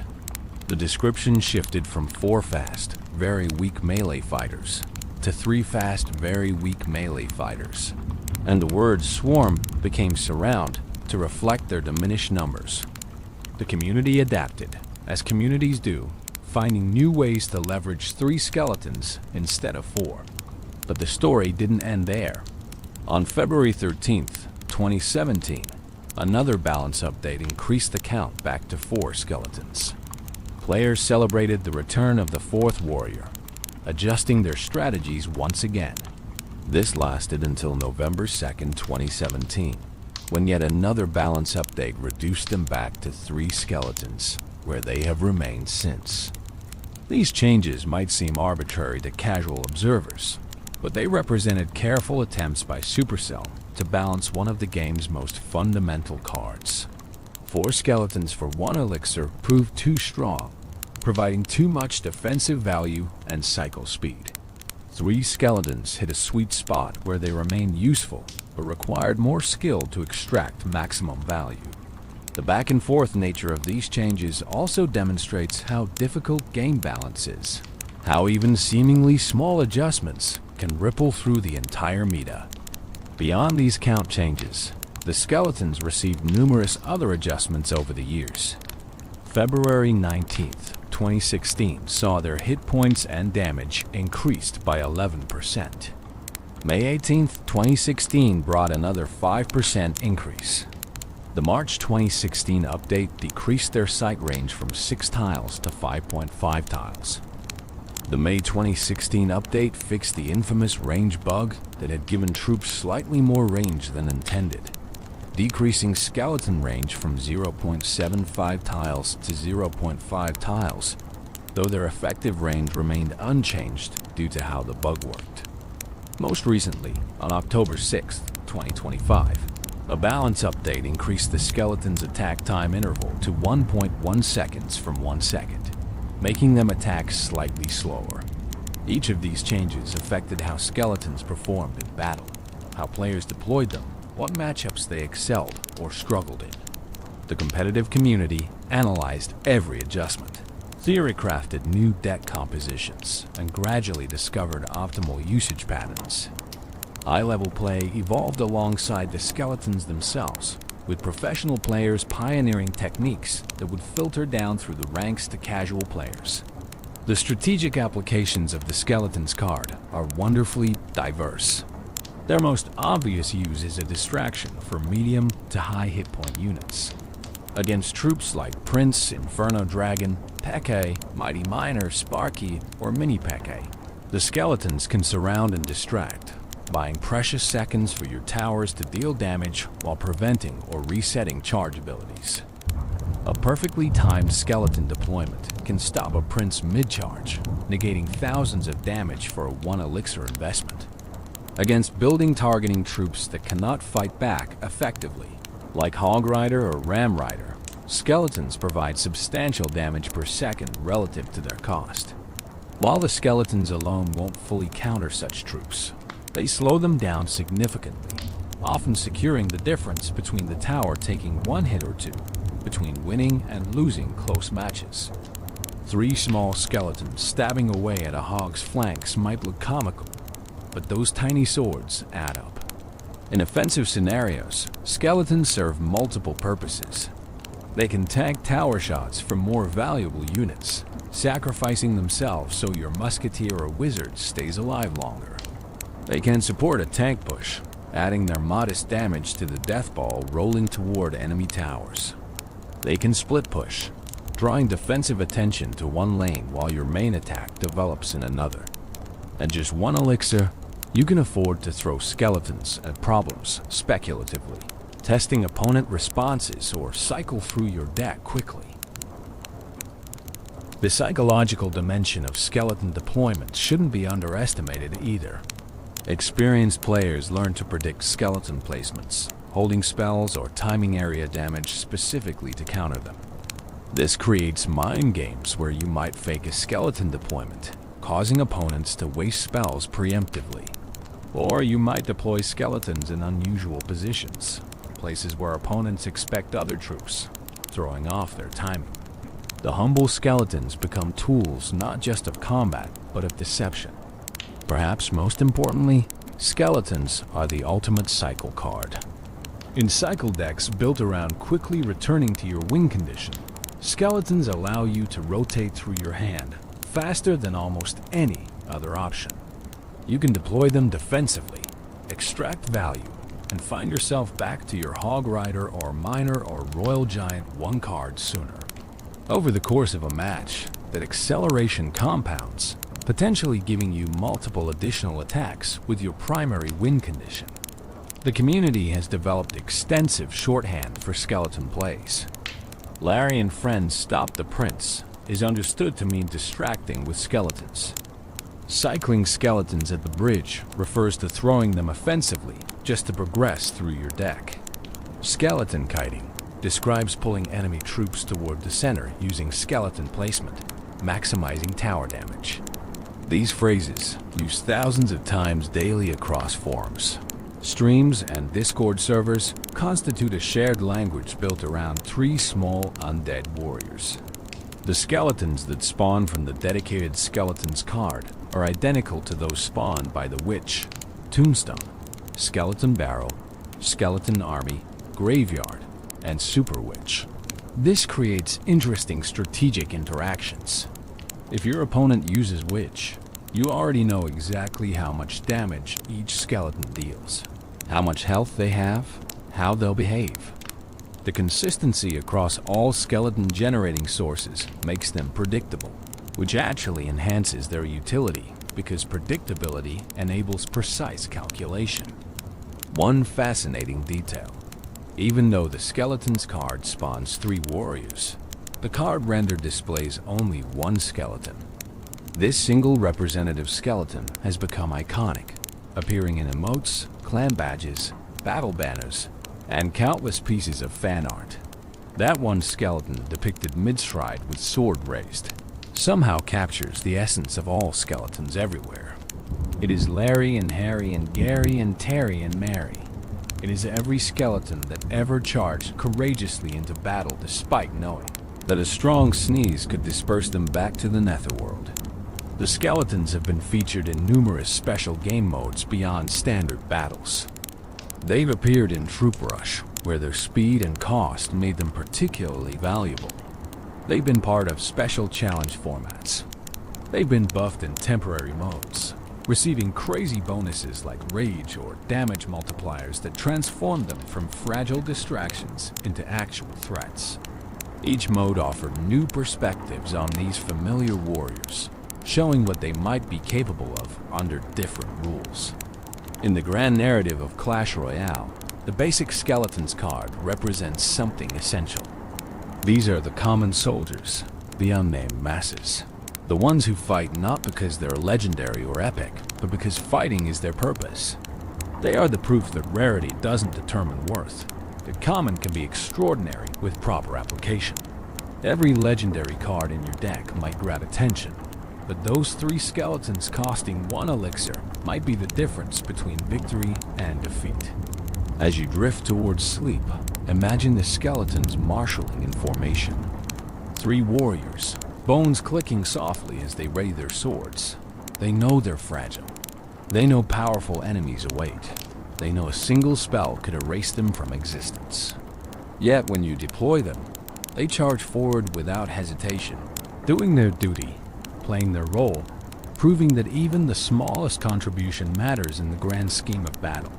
They are soldiers, eternal.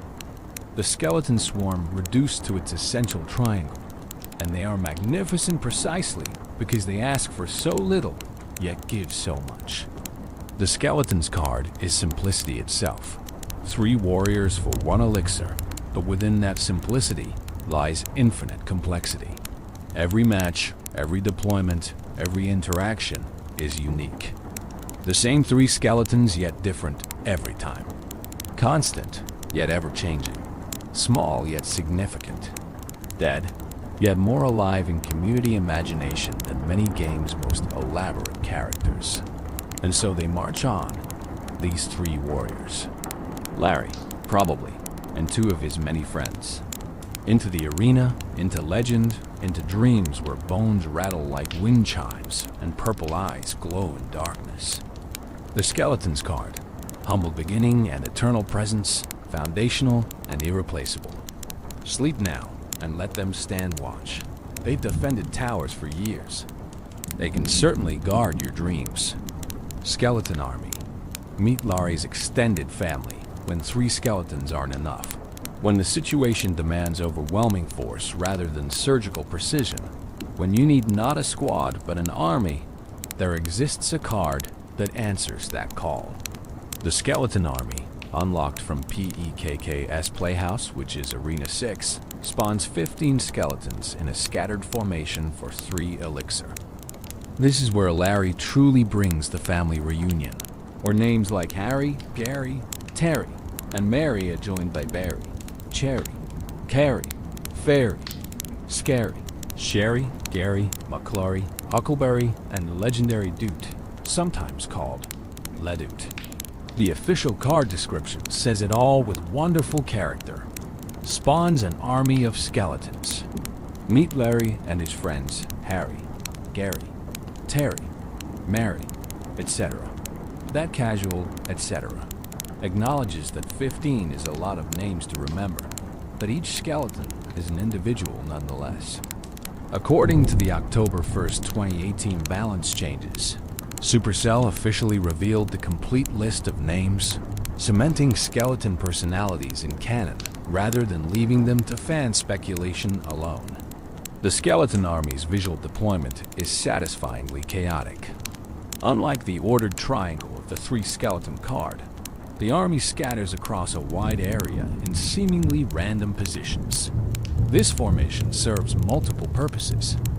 It makes the army more resistant to single-area damage hits, as skeletons are spread too far for many spells to catch them all.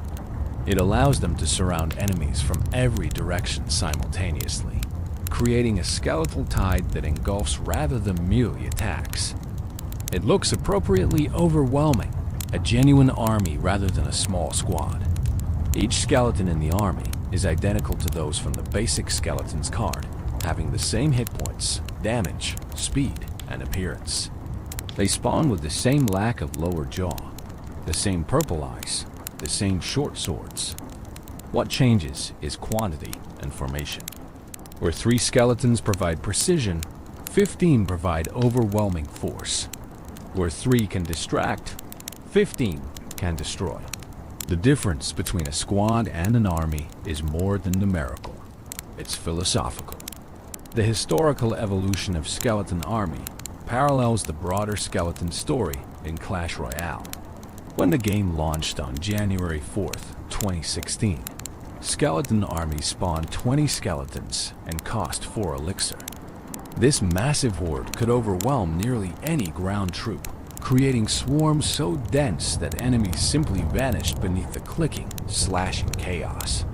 But the 4 elixir cost made it a significant investment, vulnerable to spell counters that could generate positive elixir traits for opponents. The April 4th, 2016 tournament update increased the count from 20 to 21 skeletons and compressed their spawning pattern when deployed near the river, fixing an issue where some would spawn in enemy territory before others. The description was also changed to add "Ledut," a reference to skeleton memes that had proliferated through the community. The October 20th, 2016 balance update made the most significant change, decreasing the cost to 3 elixir, but reducing the skeleton count to 15 and adjusting their levels to compensate. This transformation from a 4 elixir swarm of 21 to a 3 elixir swarm of 15 fundamentally altered how players use Skeleton Army. The card became more versatile, easier to include in various deck archetypes, quicker to cycle through. The reduced cost made spell counters less profitable for opponents, though cards like Zap or Log could still eliminate the entire army for a positive trade. The balance struck a middle ground where Skeleton Army remained powerful, but required more careful timing and placement.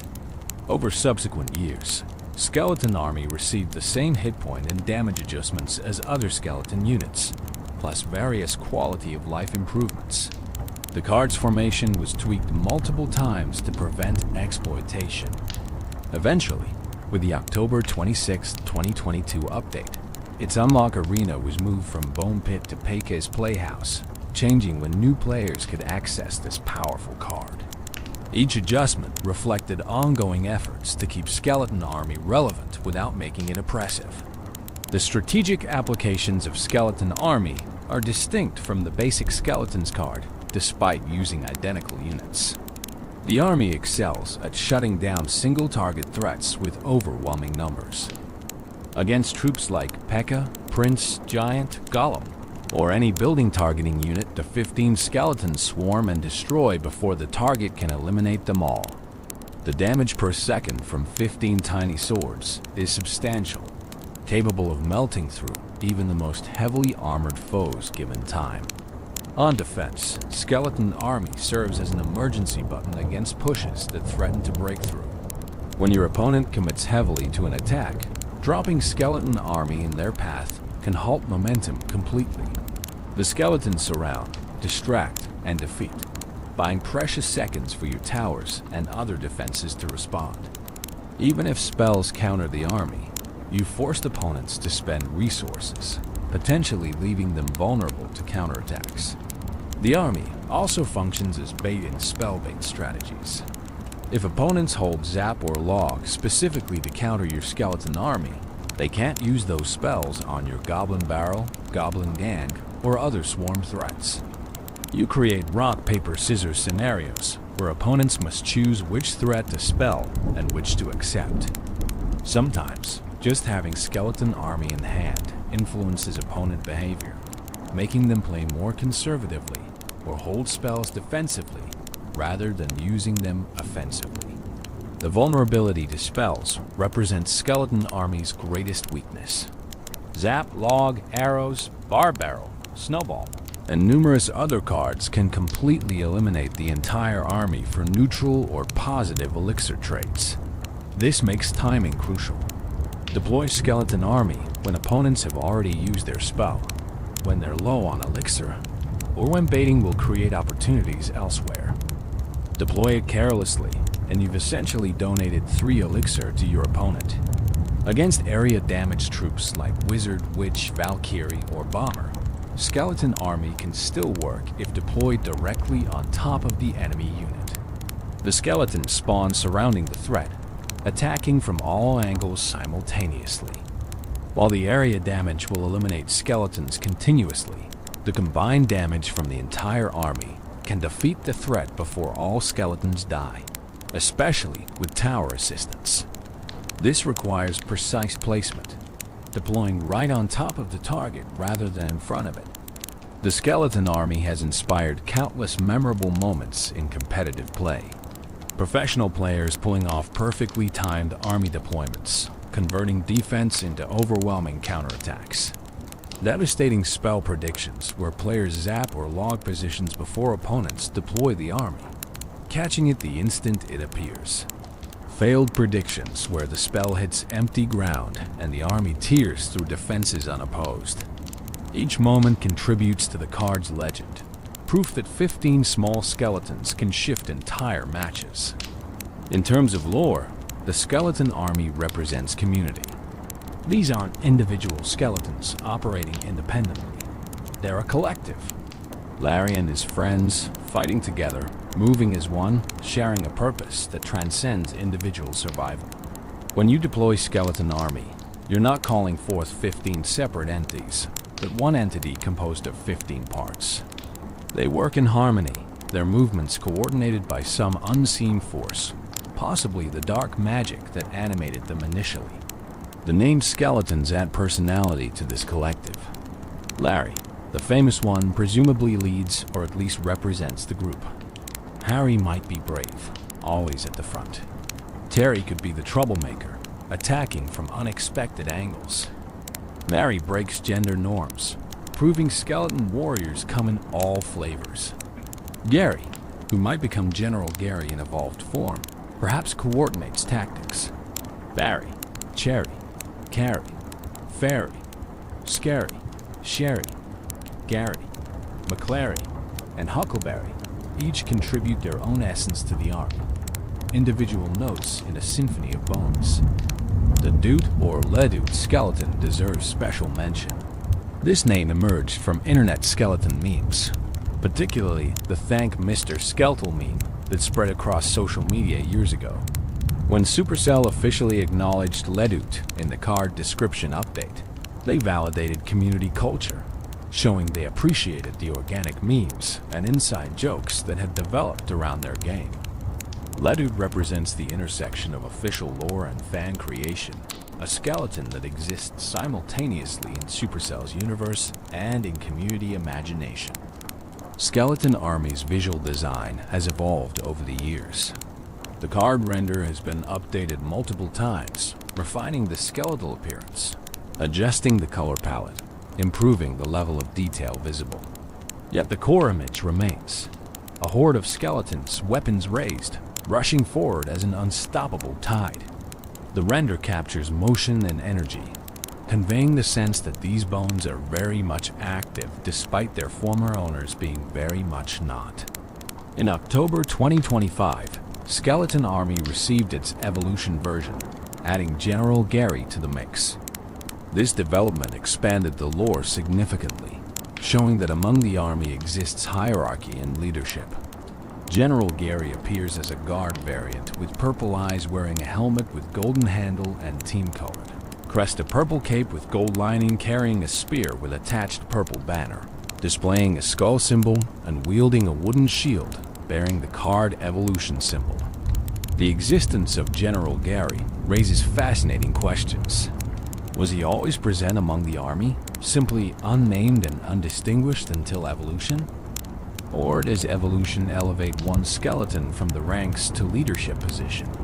In most depictions, Skeleton Army includes both Larry and Gary among its named members. If Gary evolves into General, does this make him superior to Larry? Or are they equals, with Gary handling tactical command while Larry retains his status as symbolic leader? These questions might seem silly, overthinking game mechanics that simply needed a cool evolution design. But they matter to the skeleton lore community, to players who have invested years into caring about these rattling warriors. The relationships between named skeletons, the hierarchy and social structures implied by titles like General, the possibility that skeleton society exists beyond what we see in battle.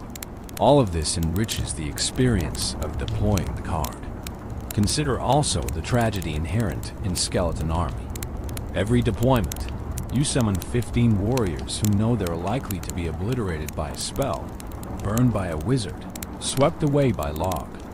Yet they come anyway, rushing forward with eternal optimism or perhaps eternal resignation.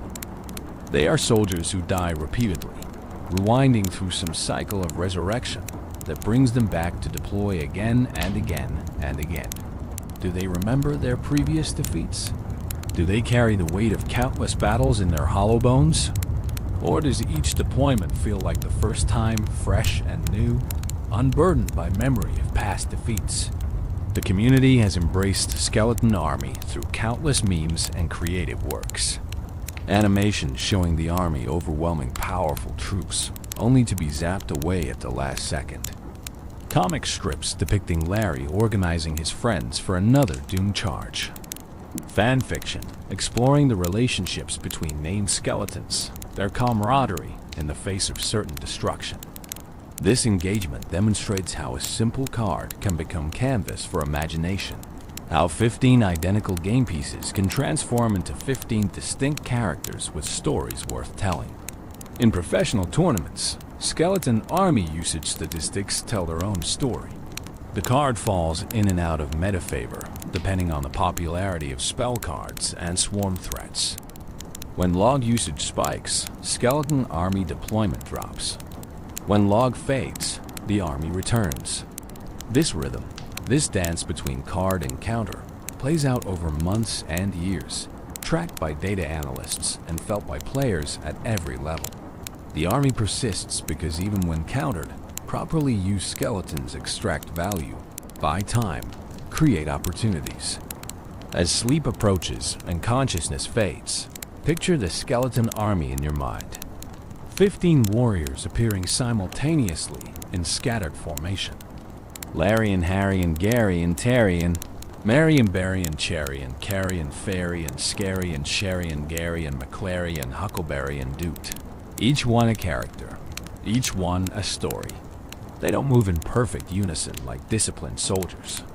They scramble, they rush, they surround and attack from every angle like the enthusiastic undead horde they are. Some will fall quickly, swept away by spells or area damage. Others will land crucial hits, their tiny swords delivering death by 1,000 cuts. A few might survive the entire engagement, standing victorious among the wreckage of defeated enemies, raising swords in skeletal triumph before disappearing back to whatever realm spawned them. Each deployment writes a small story, 15 characters in search of purpose, finding it in the chaos of arena combat. The skeleton army represents community at its finest. Not one hero but many, not individual glory, but collective achievement. When you play this card, you're deploying friendship, deploying cooperation, deploying the understanding that together we are stronger than apart. Larry couldn't stop a prince alone, but Larry plus 14 friends absolutely can. That's the magic of the army, the transformation of individual weakness into collective strength. And so they wait, these 15 skeletons ready to be summoned at a moment's notice. Ready to charge once more into battle, weapons raised, bones rattling with anticipation, or perhaps just wind passing through their rib cages. They are the skeleton army, fierce despite fragility, powerful through numbers, beloved by millions. Let them march through your dreams tonight, clicking their way to victory or glorious defeat, laughing that hollow laugh that sounds like wind through empty halls, living their best undead lives in service to the arena. The giant skeleton, when Larry grew up and found a bomb, while regular skeletons embody speed and numbers. One skeleton took a different evolutionary path. The giant skeleton, that hulking bomb-carrying behemoth, represents what happens when skeletons embrace size, strength, and explosive consequences. This epic card, unlocked from PEKK's Playhouse, which is Arena 4, costs 6 elixir and deploys a single massive skeleton that doesn't just fight. It transforms death itself into a weapon. The giant skeleton's appearance immediately sets it apart from its smaller brethren. This is no fragile warrior held together by wispy magic. This skeleton stands tall, its bones thick and sturdy, its frame imposing. It wears a tattered purple cape that flows behind it as it moves, adding an air of dark nobility. Most distinctively, it carries an enormous bomb on its back, a black sphere with a glowing red fuse that promises devastation. The bomb is almost as large as the giant skeleton itself, yet it carries this burden with apparent ease, suggesting supernatural strength befitting its undead nature. The giant skeleton's skull follows the familiar jawless design, but scaled up dramatically. Its purple eyes glow with the same ethereal energy as regular skeletons, but brighter, more intense, as if more magic was required to animate this larger frame. Unlike regular skeletons that wield tiny swords, The giant skeleton carries an absolutely massive bomb as its primary weapon, though it can also deliver devastating melee attacks with its bare, bony hands when enemies get close. The card's description is simple but evocative. The bigger the skeleton, the bigger the bomb. Carries a bomb that blows up when the giant skeleton dies. This mechanic defines the card's entire identity. The giant skeleton isn't primarily about the damage it deals while alive, though that damage is respectable. It's about what happens when it falls, the moment when death becomes offensive capability, when defeat transforms into delayed victory. When the giant skeleton dies, its bomb drops to the ground and begins a 3-second countdown, marked by increasingly frantic ticking and glowing. After 3 seconds, the bomb detonates in a massive explosion that deals tremendous area damage to all ground units and structures within its radius. The damage is enough to eliminate most troops instantly and deal significant damage to buildings, including towers. This death damage makes the giant skeleton uniquely threatening, forcing opponents to carefully manage not just the living skeleton, but its posthumous revenge. The historical evolution of Giant Skeleton reveals constant struggle with balance. Since Clash Royale's launch on January 4th, 2016, this card has received more adjustments than almost any other, as Supercell tried to find the sweet spot where it felt powerful without being oppressive. The original Giant Skeleton dealt 1100 death damage at tournament standard, enough to destroy most troops and deal devastating damage to towers. This made it both terrifying and frustrating, depending which side of the deployment you found yourself on. The May 3, 2016 balance update decreased death damage by 20%, from 1100 to 880, reducing its tower-threatening capability while maintaining its defensive strength. The October 20, 2016 update decreased death damage again, from 880 to 720, a further 18% reduction. Players adapted, using Giant Skeleton more defensively than offensively, leveraging the death bomb to clear enemy pushes rather than threatening towers directly. The November 1, 2016 update increased the bomb timer from 3 seconds to 4 seconds, giving opponents more time to escape the blast radius. This significantly weakened the card, as skilled players could now kite units away from the bomb or retreat their troops before detonation. The December 12, 2016 update then decreased the timer back to 3 seconds, acknowledging the 4-second timer had overcorrected. Balance changes continued over the years. February 2, 2018 decreased bomb damage by 8%. The March 5, 2018 update decreased hit points by 4%. July 2, 2018 increased bomb timer to 4 seconds again. August 6, 2018 decreased hit points by 6%. September 3, 2018 decreased hit points by 4% more and reduced bomb radius by 1 tile. Each change attempted to rein in a card that consistently overperformed at lower skill levels while underperformed at the highest competitive levels. The pattern continued through 2019, 2020, and beyond. Hit speed adjustments, hit point tweaks, bomb damage modifications, radius changes, each trying to thread the needle between useful and oppressive. The June 7, 2021 update added a new visual effect where the bomb's timer appears above it, making the countdown more visible and giving players clearer information about when detonation would occur. The October 2024 balance update increased bomb damage significantly, from 742 to 850 at max level, swinging the pendulum back toward offensive viability. Most dramatically, the June 2023 rework completely reimagined how Giant Skeleton functioned. The bomb damage was increased essentially, radius was adjusted, and the entire role of the card shifted. Previously a defensive specialist, the rework pushed Giant Skeleton toward more hybrid use, equally viable on defense and in counter pushes. Community reaction was mixed, with players debating whether the changes preserved the card's identity or transformed it into something fundamentally different. Throughout all these changes, certain strategic truths remain constant. Giant Skeleton excels at stopping ground pushes, especially beatdown strategies that cluster troops behind a tank.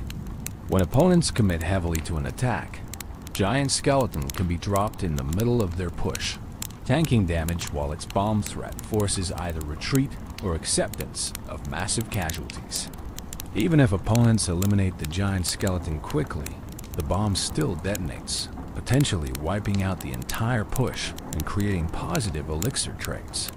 On offense, Giant Skeleton functions as a unique tank. It has substantial hit points, allowing it to absorb tower damage while support troops work behind it. But opponents must calculate whether to eliminate it near their tower, risking bomb damage, or to kite it away, potentially allowing more hits from support troops. This creates psychological pressure, forcing difficult decisions under time constraint. Even if the Giant Skeleton never reaches the tower, just walking toward it forces opponent reactions that create opportunities. The synergy between Giant Skeleton and clone strategies produce some of competitive Clash Royale's most explosive moments. Cloning a Giant Skeleton creates a second bomb threat, potentially doubling the area denial or tower damage. Opponents facing cloned Giant Skeletons often face impossible choices. Let both reach the tower and accept devastating bomb damage, or eliminate them quickly and still take significant bomb damage. The psychological impact of two bombs ticking down simultaneously cannot be overstated. Dark Prince became a classic companion for Giant Skeleton, as the Charging Prince could clear path for the slower skeleton while benefiting from the bomb-clearing defensive troops. Tornado paired excellently, pulling enemy troops into the bomb's blast radius and preventing their escape. Executioner and Bowler synergized by clearing swarms that might distract or quickly eliminate the Giant Skeleton before it reached valuable positions. Night Witch often accompanied Giant Skeleton, spawning bats that forced opponent responses while the skeleton lumbered forward. In terms of lore, the Giant Skeleton raises fascinating questions. Is this a skeleton that grew to enormous size through dark magic or accumulated death energy? Is it a different species of skeleton entirely, perhaps once belonging to a giant humanoid creature? Or is it, as some theories suggest, what happens when regular skeletons like Lari are exposed to too much magic, too much power, transforming from small warrior into massive bomber? The bomb itself carries mysterious origins. Where did this enormous explosive device come from? Did some mad alchemist create it? Did the Giant Skeleton craft it from materials scavenged across the arena? Or is the bomb itself magical, conjured from death energy and manifested as physical explosive? The game never explains, leaving these questions to fuel fan theories and imaginative speculation. The Giant Skeleton's personality, as much as can be inferred from animations and behavior, seems almost melancholic. It moves slowly, deliberately, without the manic energy of smaller skeletons. Its stance suggests weight, not just physical, but existential. This skeleton knows it will die. It knows its death will cause massive destruction. It accepts this fate with what appears to be resignation, carrying its bomb toward enemies like Atlas carrying the world, burdened but unyielding. Community creativity around Giant Skeleton has produced countless memorable works. Animations showing the skeleton approaching towers while defenders scramble desperately to stop it. Comics depicting the Giant Skeleton as a tragic figure, wanting friends but knowing its explosive death makes closeness dangerous. Memes about the satisfaction of perfectly timed bomb detonations versus the frustration of bombs that explode too late or in wrong positions. The card has personality despite or perhaps because of its simple, destructive purpose. In competitive play, Giant Skeleton has enjoyed periods of prominence and stretches of obscurity. During metas favoring beatdown strategies, Giant Skeleton emerges as counter, punishing players who cluster troops together. During spell-heavy metas where players hold splash damage specifically to counter swarms, Giant Skeleton struggles to find value. The card's viability ebbs and flows with the broader meta, but it never completely disappears, always lurking in some player's deck, ready to surprise opponents who forgot to respect the bomb. The Giant Skeleton's bomb has produced some of Clash Royale's most memorable tournament moments. Perfectly predicted bombs catching entire pushes, eliminating 6 or 7 elixir worth of troops in one explosion. Failed predictions, where the bomb explodes on empty ground while the troops it was meant to counter survive elsewhere. Desperate overtime situations, where a bomb detonating a tower delivers exactly enough damage for victory. Each moment becomes highlight, becomes story, becomes part of the card's growing legend.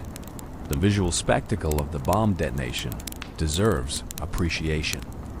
The expanding circle of flame, the shockwave rippling outward, the sound design combining explosion with magical energy release. Everything about the detonation emphasizes impact, making each explosion feel significant even after you've seen it thousands of times. It's a death worthy of the skeleton carrying the bomb, spectacular and devastating in equal measure. As you drift into sleep, imagine the Giant Skeleton's slow march. Each step deliberate, bones creaking under the weight of the bomb, purple cape flowing behind like banner or shroud. It knows enemies await. It knows its journey ends in explosion. Yet it walks on, faithful to its purpose, accepting its role as both weapon and sacrifice. The bomb ticks down after death. 3 seconds of anticipation. 3 seconds of scrambling or acceptance. 3 seconds before the world erupts in flames that consume everything within reach. The Giant Skeleton is tragedy made tactical, death made deliberate, sacrifice made strategic.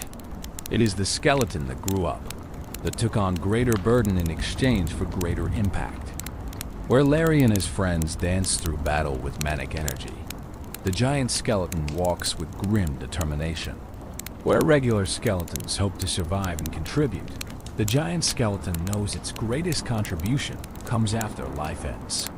It is the undead made more undead, animated for the express purpose of becoming unanimated again. Existence defined by the moment of cessation. And yet there's something admirable in that certainty, that acceptance of purpose. The Giant Skeleton doesn't question its role or resist its fate. It simply carries its bomb forward, step by step, closer to whatever awaits, ready to transform its death into devastating art. That's a kind of courage, isn't it? Knowing the ending yet marching toward it anyway, making peace with explosive destiny, finding meaning in destruction.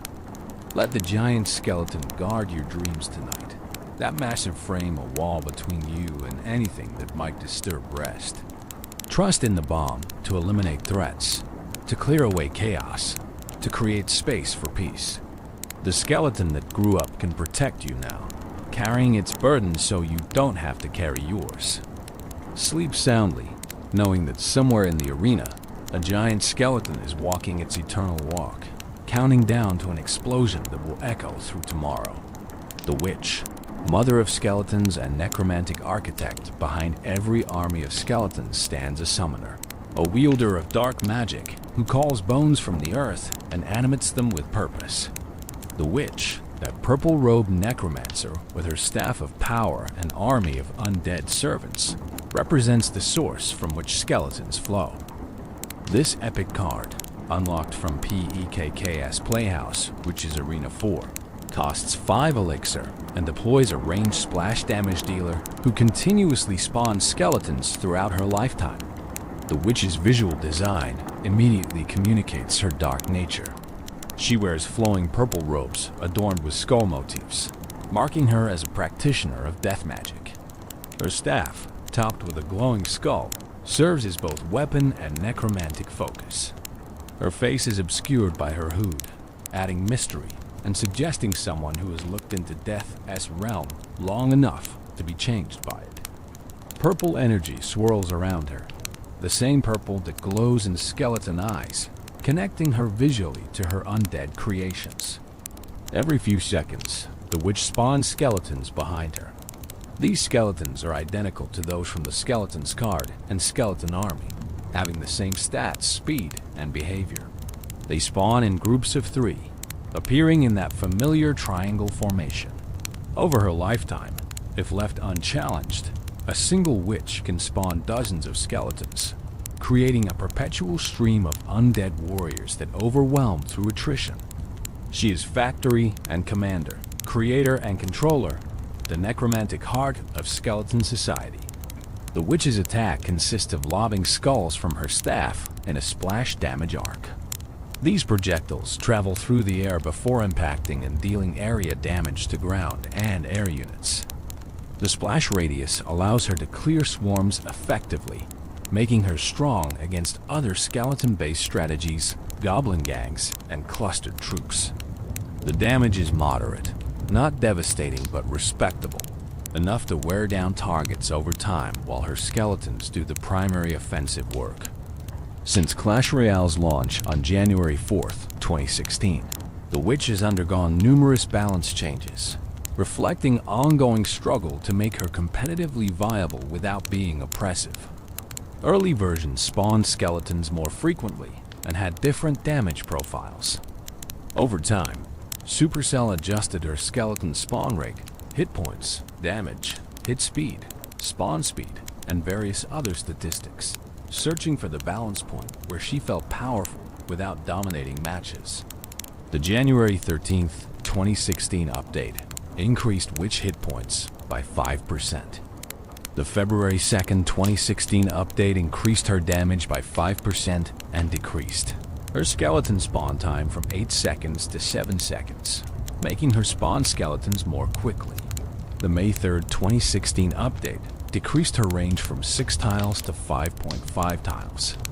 The November 1st, 2016 update increased her first skeleton spawn time from 1 second to 2 seconds, preventing instant skeleton swarms upon deployment.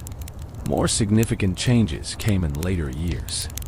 The June 1st, 2018 rework completely reimagined the Witch, increasing her first skeleton spawn time to 5 seconds, increasing her skeleton spawn speed to 7 seconds, but also allowing her to spawn 4 skeletons instead of 3. Her damage was increased, but her hit speed was decreased, fundamentally changing how she functioned in battle. These changes made her more powerful but less oppressive, requiring more skill to use effectively. The October 7th, 2019 update reverted many of these changes, decreasing her skeleton spawn count back to 3, decreasing her damage, but increasing her hit speed and decreasing her skeleton spawn time. She was rebuilt again, differently from both her original incarnation and the 2018 rework. The community adapted once more, learning the new Witch's rhythm, discovering her optimal placements and synergies. In 2021, the Witch received her evolution, adding a new dimension to her character.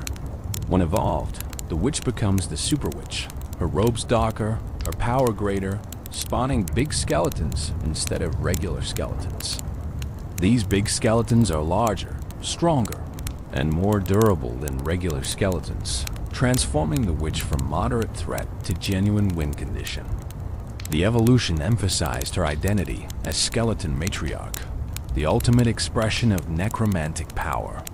Strategically, the Witch functions primarily as a support card, rather than a tank or primary win condition.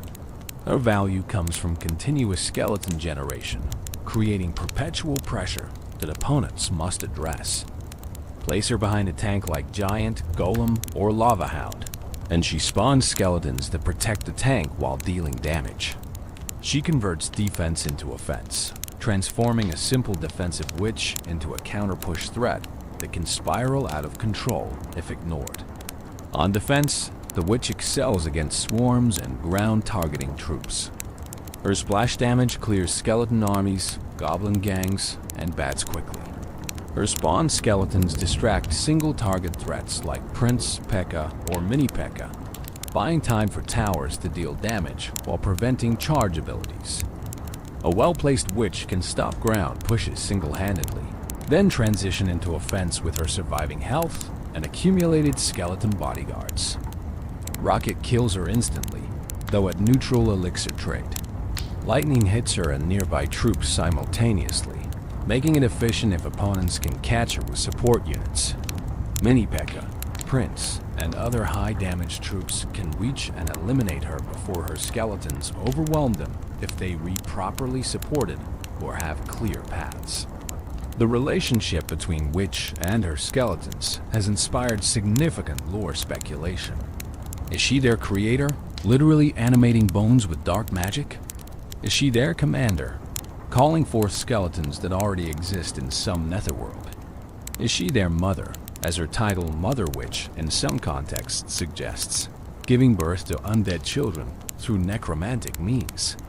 The game never clarifies, leaving these questions open for interpretation. Consider the implications if the witch truly creates skeletons. Every Larry, every Harry, every member of the skeleton army might ultimately trace their existence back to a witch's spell. In this interpretation, the witch is skeleton genesis, the source from which all other skeleton cards derive. Regular skeletons are simply those that persist after their witch falls, continuing to serve their purpose even after their creator's demise. Alternatively, if the witch merely summons existing skeletons from elsewhere, she becomes a portal or conduit. Somewhere in the Clash universe exists a skeleton realm, a boneyard or underworld where countless undead warriors await. The witch's magic creates temporary bridges between that realm and the arena, allowing skeletons to cross over, fight, and return. In this interpretation, Larry and his friends have independent existence, and the witch is simply the means by which they enter battle. The Mother Witch title, introduced with a separate card later in Clash Royale's history, adds another layer. This variant transforms enemy troops into pigs rather than spawning skeletons, but her title suggests a maternal relationship with something. If there's a Mother Witch, does that make the regular witch their sister, daughter, or simply lesser variant? Does the title indicate biological or metaphorical motherhood? Can the undead even have family structures in the traditional sense? Community content often portrays the witch as caring for her skeletons, treating them as her children or loyal servants. Animations show her mourning when they fall, celebrating their victories, scolding them for misbehavior. Comic strips depict domestic scenes where the witch prepares meals skeletons can't eat or tucks them into beds they do need. These humanizing portrayals transform her from mere game piece into character with emotional depth and relationships worth exploring. In battle, the witch's skeleton spawning creates interesting rhythms. She spawns. Enemies clear the skeletons. She spawns again. A cycle that continues until she falls or reaches her target. This rhythm means pressure is constant but predictable. Skilled opponents time their spells to clear skeletons immediately after they spawn, maximizing efficiency. Skilled witch players time their deployments to align skeleton spawns with pushes, maximizing their impact. The sound design around Witch emphasizes her necromantic nature. Her attack carries ethereal, ghostly tones. Her skeleton spawning comes with distinctive audio cues, alerting attentive players even if they're not watching that specific position. Her death sound suggests magic dissipating, the spell that held everything together finally breaking. Even her presence on the field has ambient audio, subtle whispers that reinforce her dark magic theme. The witch has been featured in various game modes beyond standard battles. In certain draft challenges, she becomes high-value pick, offering splash damage, swarm generation, and versatility. In triple elixir mode, her skeleton spawning becomes overwhelming, creating floods of undead that opponents struggle to contain. In special challenges where certain cards are buffed, powered-up witches become nearly unstoppable, spawning skeletons so quickly that the screen fills with rattling bones. Competitive usage of Witch has varied across Clash Royale's history. She's been meta-defining during certain periods, appearing in top ladder decks and championship tournaments. She's been completely absent during others, considered too vulnerable or slow for the pacing of competitive play. She's the definition of meta-dependent. Strong when the cards that counter her are weak. Weak when those counters dominate. This volatility makes her interesting, never quite settling into permanent position in the tier lists. The Witch also represents player progression for newer players. Unlocked relatively early from Arena 4, she provides accessible splash damage and swarm generation that helps players understand key strategic concepts. Learning when to deploy the Witch, how to support her, when to sacrifice her for value, these lessons translate to understanding the game at deeper levels.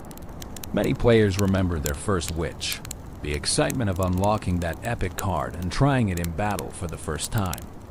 As sleep deepens and dreams begin, imagine the Witch standing at the boundary between life and death. Her staff glows with purple energy, that light that connects all skeletons to their source. She raises the staff, speaks words and languages long forgotten, and bones rise from the earth. 3 skeletons, then 3 more, then 3 more again, an endless procession of undead warriors answering her call. She is mother, creator, commander, architect of skeletal armies. Where other troops fight alone or in fixed groups, she builds her army dynamically, adapting to the flow of battle. Her magic is patient, inexorable, the kind of power that doesn't overwhelm immediately, but accumulates over time until suddenly the battlefield is covered in rattling bones and gleaming purple eyes, and her enemies realize, too late, that they should have addressed her sooner. The Witch represents transformation of death into purpose. Bones that should rest in peace instead rise to serve. Endings become beginnings. What was lost becomes found, though changed, though different, though animated by forces that transcend natural life. She is the proof that in Clash Royale's universe, death is not final but transitional, not an ending but a different kind of existence. Let her magic protect your sleep tonight. Let her skeleton stand guard while you rest. She who commands death itself can surely ensure your dreams remain peaceful, your rest undisturbed. The Witch watches, staff in hand, ready to summon defenders should nightmares approach. Behind her, an infinite army of bones awaits her command, loyal until the final tower falls, faithful beyond death itself. The mother of skeletons nurtures her children through battle after battle. She calls them forth, watches them fight, welcomes them back when they fall. This is her purpose, her power, her eternal role in the arena. And as long as witches exist, skeletons will never truly be gone. They are always just a spell away from rattling back into existence, ready for one more battle, one more charge, one more moment in the moonlight, before returning to whatever realm spawned them. Night Witch, sister of darkness and bat matriarch, while the Witch rules over skeleton armies, her darker counterpart holds dominion over a different form of death servants. The Night Witch, released on May 12, 2017, as part of a major update, brought with her not skeletons but bats, those small flying creatures that swarm through the night sky with chittering malevolence. This legendary card, unlocked from Hog Mountain, which is Arena 10, costs 4 elixir and represents the Witch's shadow, the necromancer who chose a different path towards similar ends. The Night Witch's appearance immediately distinguishes her from her skeletal sibling.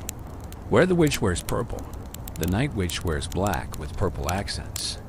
Her robes are darker, more tattered, suggesting someone who has delved deeper into Forbidden's magic. Her staff is twisted and gnarled, topped not with a skull, but with a purple crystal that pulses with malevolent energy. Her face is pale, her expression severe, her entire design suggesting someone who has sacrificed more for power than the Witch ever did. Most distinctively, the Night Witch's familiar spirits are not skeletons, but bats. She continuously spawns bats throughout her lifetime, 4 at a time rather than 3 skeletons, creating airborne swarms that attack both ground and air units. These bats are fragile, even more so than skeletons, dying to any damage whatsoever. But they fly, giving them mobility and targeting flexibility that ground-bound skeletons lack. They swarm around enemies, overwhelming through numbers and speed, death delivered on leathery wings. The Night Witch's attack differs fundamentally from the Witch's splash projectiles. Instead, she shoots dark energy bolts that deal high single-target damage to ground units. This makes her excellent at eliminating high hit-point threats rather than clearing swarms. Combined with her bat spawning, she represents a different strategic niche. Tank killer rather than swarm counter, assassin rather than area denier, precision rather than spread. Upon death, the Night Witch spawns 4 bats immediately. A death spawn similar to but distinct from the giant skeleton's bomb. These final bats represent her last act of necromancy, a posthumous contribution that can catch opponents off guard. The death spawn ensures that defeating the Night Witch doesn't completely end her threat, as those 4 bats might reach towers or eliminate weakened troops, extracting final value from your elixir investment. The Night Witch's introduction to Clash Royale was explosive, arguably one of the most impactful card releases in the game's history. When she first arrived, she was overwhelmingly powerful, dominating the meta so completely that nearly every competitive deck included her. Her bat spawn rate was too fast, her damage too high, her death spawn too threatening. She defined the meta for weeks, warping deck building and strategy around either using her or countering her. The June 12, 2017 balance update, mere weeks after her release, significantly nerfed the Night Witch. Her bat spawn time was increased from 6 seconds to 7 seconds. Her hit points were decreased by 9%. Her damage was decreased by 9%. Her death spawn bats were reduced from 4 to 3. These changes were dramatic, reflecting how overpowered she had been. But even after them, she remained viable and popular. Subsequent updates continued refining the Night Witch. The October 9, 2017 update increased her bat spawn speed from 7 seconds back to 6 seconds, but decreased her range from 5.5 tiles to 5 tiles. The March 5, 2018 update decreased her hit points by 5%. The May 31, 2018 update decreased her bat spawn speed from 6 seconds to 5 seconds, but decreased her damage by 17%. Each change tried to find the sweet spot between powerful and oppressive. The pattern continued over years. Her hit speed was adjusted, affecting how quickly she could eliminate targets. Her sight range was modified, changing her ability to lock onto troops. Her initial bat spawn time was increased, preventing instant bat swarms upon deployment. Her death spawn was adjusted multiple times, settling at 4 bats again in later updates. Through it all, the Night Witch remained relevant, never quite as dominant as her release, but never falling into complete obscurity. Strategically, the Night Witch functions as a versatile support card that excels behind tanks. Place her behind a golem, and she spawns bat after bat, creating aerial swarms that opponents must address while the golem absorbs damage. Use her with giant, and her high single-target damage eliminates troops trying to counter your tank, while bats provide additional pressure. Pair her with Lava Hound, and you create overwhelming air pressure that opponents struggle to counter with typical anti-air defensive cards. On defense, the Night Witch shines against high hit-point ground units. Her high single-target damage lets her melt through tanks like Giant Royal Giant, or Golem. Her bats distract and delay, buying precious seconds for towers to deal damage. Against aerial threats, her bats can surround and eliminate, though they're vulnerable to splash damage from support troops. She's versatile enough to handle various threats, making her valuable in many situations. The relationship between Night Witch and bats mirrors the Witch's relationship with skeletons, but with subtle differences. Bats are not undead in the same sense that skeletons are. They're creatures transformed or controlled through dark magic, living things corrupted rather than dead things animated. This distinction matters lore-wise, suggesting that the Night Witch's magic operates through domination and corruption rather than pure necromancy. Some community theories suggest the Night Witch and Witch are siblings, sisters who chose different paths in their magical studies. The Witch mastered animating the dead. The Night Witch mastered controlling the living. Both pursue power through dark arts, but their methods and philosophies diverge. The Night Witch is specialist, optimized for specific conditions, while the Witch is generalist, functional in all circumstances. Visual design reinforces this nocturnal theme. The Night Witch's color palette is blacks and purples, colors of midnight and shadow. Her animations are smoother, more graceful, suggesting someone who moves through darkness like water through cracks. Her bat spawning looks effortless, as if the bats emerge naturally from her presence, rather than being deliberately summoned. She doesn't command death, she embodies it, becoming living shadow that spawns smaller shadows to do her bidding. The bats themselves deserve attention. These tiny creatures, with their leathery wings and chittering cries, are even more fragile than skeletons. Any damage kills them instantly, making them vulnerable to splash, spells, and area damage troops. Yet they fly, giving them tactical advantages skeletons lack. They can cross rivers without bridges, bypass ground defenses entirely, target air units, and reach towers more directly. Their fragility is offset by mobility and spawn rate, creating constant pressure through renewed waves. In competitive play, Night Witch has been part of numerous meta decks. The Golem Night Witch beatdown archetype dominated for months, overwhelming opponents through relentless pressure. Bridge spam decks utilized her for quick pressure and tower damage. She appeared in various hybrid decks that leveraged her versatility. Professional players pioneered techniques for maximizing her value, like timing bat spawns to tank tower shots for more valuable units or using her to kite building targeting troops while bats dealt damage. The Night Witch's legendary rarity makes her harder to obtain and upgrade than the common witch, creating accessibility barriers for free-to-play players. This rarity feels appropriate given her power level and versatility, but it means many players experience her primarily as opponent rather than tool. Facing fully upgraded Night Witches when your own is underleveled creates frustration, as the card's strength scales significantly with levels, affecting bat spawn rate and survivability. Special game modes featuring Night Witch reveal different facets of her power. In Triple Elixir, she spawns bats so quickly that the air fills with leathery wings.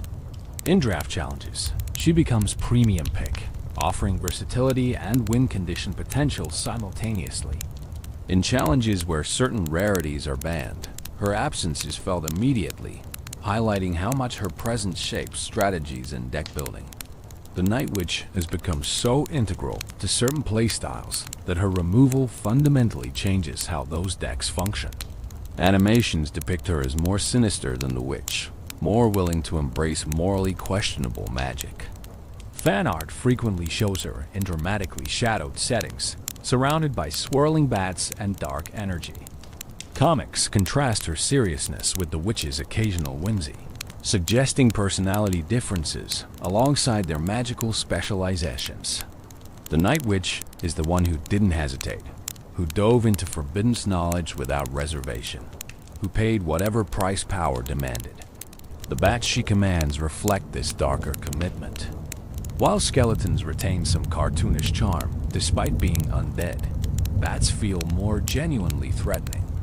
Their chittering, their swarming, their association with vampires and caves in darkness all contribute to making them feel dangerous rather than merely deadly. When Night Witch spawns bats, it feels like releasing something that should remain contained, letting loose creatures that belong in nightmares rather than battlefields. Yet beneath the dark aesthetic, Night Witch serves similar strategic purpose to her skeletal counterpart.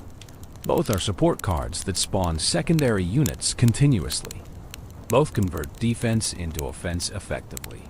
Both require opponents to balance addressing the spawner versus the spawn units. Both reward players who protect them, allowing their spawn mechanics to generate overwhelming value over time. They are variations on a theme, different implementations of the same core concept. The perpetual spawner who creates value through persistence. The Night Witch's presence in clan wars, special events, and seasonal content has been significant. She appears in special challenges, serves as draft pick in clan war duels, features in limited time modes with unique rules. Each appearance reminds players of her versatility and power, why she achieved legendary status, why she remains relevant years after her initially overpowered release. She has staying power that many cards lack, constantly finding new relevance as metas shift and strategies evolve. As sleep deepens and consciousness fades further into dreams, picture the Night Witch in your mind. She stands in shadow, staff planted firmly in ground, purple energy pulsing through the twisted wood. Around her, bats circle endlessly, their wings creating soft whooshing sounds that blend into a susurrus of dark promise. She is patience and inevitability, the slow accumulation of threats that eventually becomes unstoppable. She doesn't charge forward like skeleton warriors. She walks deliberately, spawning bats with each step, creating aerial clouds that grow denser with each passing second. By the time she reaches enemy positions, she's accompanied by dozens of bats, a living storm of wings and teeth that descends upon defenders like biblical plague. This is her power, not immediate impact but inevitable buildup, not explosive force but gradual overwhelming. The Night Witch represents the darker path, the choice to embrace shadow fully rather than balance between light and dark. Where the witch summons bones that once lived, the Night Witch corrupts life itself, bending living creatures to her will. Where the witch builds armies of the past, the Night Witch commands swarms of the present. Both serve death, but through different philosophies, different methods, different relationships with the fundamental forces they channel. Let her watch over your sleep tonight, this sister of shadows. Let her bats circle your dreams, keeping nightmares at bay through their very presence. She who commands creatures of darkness can surely ensure darkness remains at proper distance, threatening only your enemies, protecting you through night's longest hours. The Night Witch stands vigil, patient and powerful, ready to release her swarms should anything disturb your rest. In the morning, you'll wake without remembering her presence, without knowing that through the night, bats circled overhead and dark magic held watch. That's how the Night Witch prefers it, working from shadows, letting others claim glory while she accomplishes what needs accomplishing. She's the dark to the witch's light, the shadow to her sister's substance, the necessary balance that allows both to exist. Evolved skeletons, purple hats, and never-ending resurrection. On October 24th, 2022, Clash Royale introduced a new mechanic that would fundamentally change how certain cards function. Card evolution arrived, allowing specific cards to reach new heights of power when upgraded beyond maximum level. The skeletons were among the first cards to receive this transformation, and their evolution introduced mechanics that turned a simple 3-skeleton card into a perpetual nuisance that refused to stay dead. Evolved skeletons maintain the same basic stats as their non-evolved counterparts in terms of hit points and damage. The 3 skeletons that spawn still die to any damage, still wield tiny swords, still scramble forward with that characteristic skeletal energy. But there's one crucial, game-changing difference. When an evolved skeleton dies, it respawns as another evolved skeleton after 4 seconds. This creates a cycle of resurrection that continues until time expires or something breaks the cycle through overwhelming force. The visual indicator of evolution is subtle but distinctive. Evolved skeletons wear purple hats, small caps that mark them as different from regular bone warriors. These hats don't provide defense or change behavior. They're purely cosmetic markers that let players instantly identify which skeletons will resurrect. The purple color matches the skeleton's glowing eyes, creating visual consistency that ties the evolution theme together. It's a whimsical touch, suggesting that achieving evolution grants skeletons not just power but style.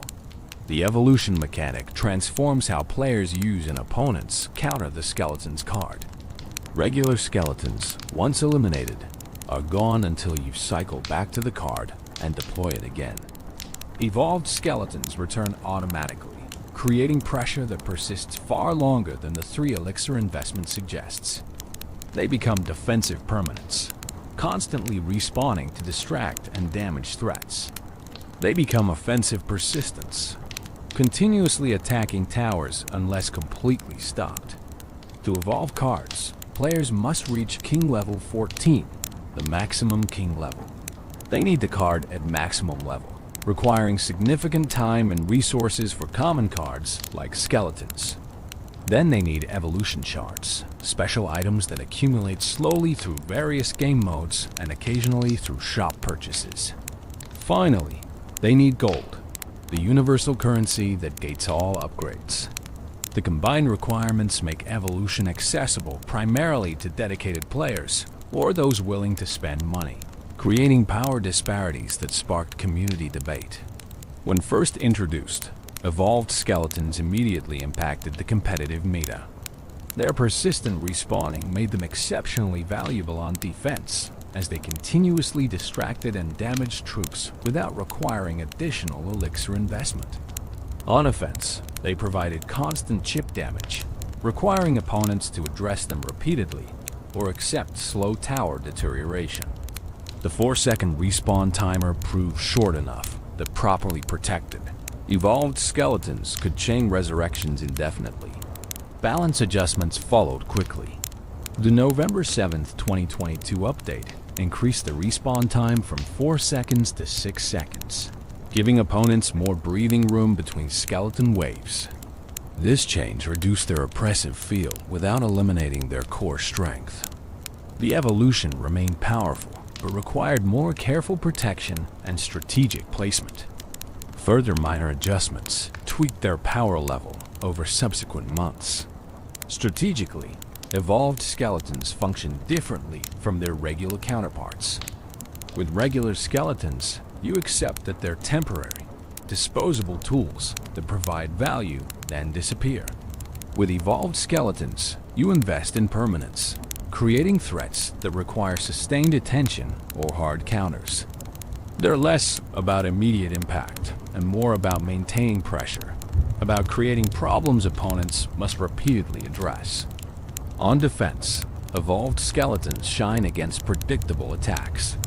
Drop them to counter a hog rider, and they'll respawn to counter the next hog rider. Use them against a royal giant, and they'll return to distract the next royal giant push. Their resurrection turns single defensive plays into lasting solutions, extracting enormous value from what appears to be a minimal elixir investment. However, this strength depends on protecting them, ensuring they die in your territory where they can respawn safely. Offensively, evolved skeletons function as perpetual chip damage. Deploy them at the bridge and, even if they're immediately countered, they'll respawn and attack again. This forces opponents into difficult choices. Ignore them and accept continuous tower damage, or repeatedly spend resources countering them, potentially falling behind in elixir. Smart players cycle evolved skeletons constantly, creating multiple respawn chains that overwhelm through accumulated pressure. The counterplay to evolved skeletons involves breaking their respawn cycle. Area damaged troops like Valkyrie, Wizard, or Bomber can clear them repeatedly. Spells like Zap or Log can reset the cycle timing. Building placements can distract them away from valuable targets. Most effectively, eliminating them in enemy territory prevents respawn entirely, as they only resurrect if they die on your side of the arena. This creates interesting positional dynamics where the location of skeleton deaths matters enormously. The lore implications of evolution, particularly for skeletons, are fascinating. What does it mean for the dead to refuse to stay dead? Regular skeletons are already undead, animated beyond their natural end. Evolved skeletons are undead that resurrect repeatedly, creating cycles of death and rebirth that suggest something beyond simple necromancy. Are they trapped in a curse that prevents final rest? Have they achieved some form of skeletal enlightenment that grants them pseudo-immortality? Or is evolution simply concentrated dark magic, so powerful that it overcomes even death's grip on death itself? The purple hats add personality to this existential question. Someone gave these skeletons hats. Was it the witch marking her most powerful servants? Was it Larry distributing hats to his closest friends as symbol of their special status? Or did the skeletons claim the hats themselves, fashioning them from materials scavenged across battlefields, wearing them with skeletal pride? The game doesn't answer, leaving this small detail to fuel imagination and fan theories. Community response to evolved skeletons mixed excitement with concern. Players appreciated the new strategic depth evolution added, the fresh ways of using familiar cards, but the power level sparked debate. Were evolved skeletons too strong, warping the meta around them? Did their respawn mechanic feel unfair, creating situations where opponents felt helpless? Or was the community simply adjusting to new mechanics, learning counterplay that would eventually bring evolved cards into balance? Professional players quickly integrated evolved skeletons into competitive decks. Cycle decks leveraged their persistence to maintain constant pressure. Defensive decks used them as foundations for stopping pushes. Hybrid strategies combined both approaches, defending with evolved skeletons, then converting their respawns into counterattacks. Tournament matches showcased clever evolution timing, with players cycling to evolved cards precisely when opponents lacked answers. The evolution mechanic's greatest impact might be psychological. Players holding evolved skeletons know they have persistent threat that opponents must respect. Players facing evolved skeletons know they must carefully manage that threat or watch it spiral out of control. This mental component, the weight of knowledge that these skeletons won't simply die and disappear, changes how both players approach the entire match. It's pressure that exists even when the card isn't deployed, simply because it could be. In terms of sound and visual design, evolved skeletons receive special attention. Their respawn animation is distinctive, purple energy swirling as bones reassemble from ethereal components. The sound of resurrection carries magical tones, clearly different from initial deployment.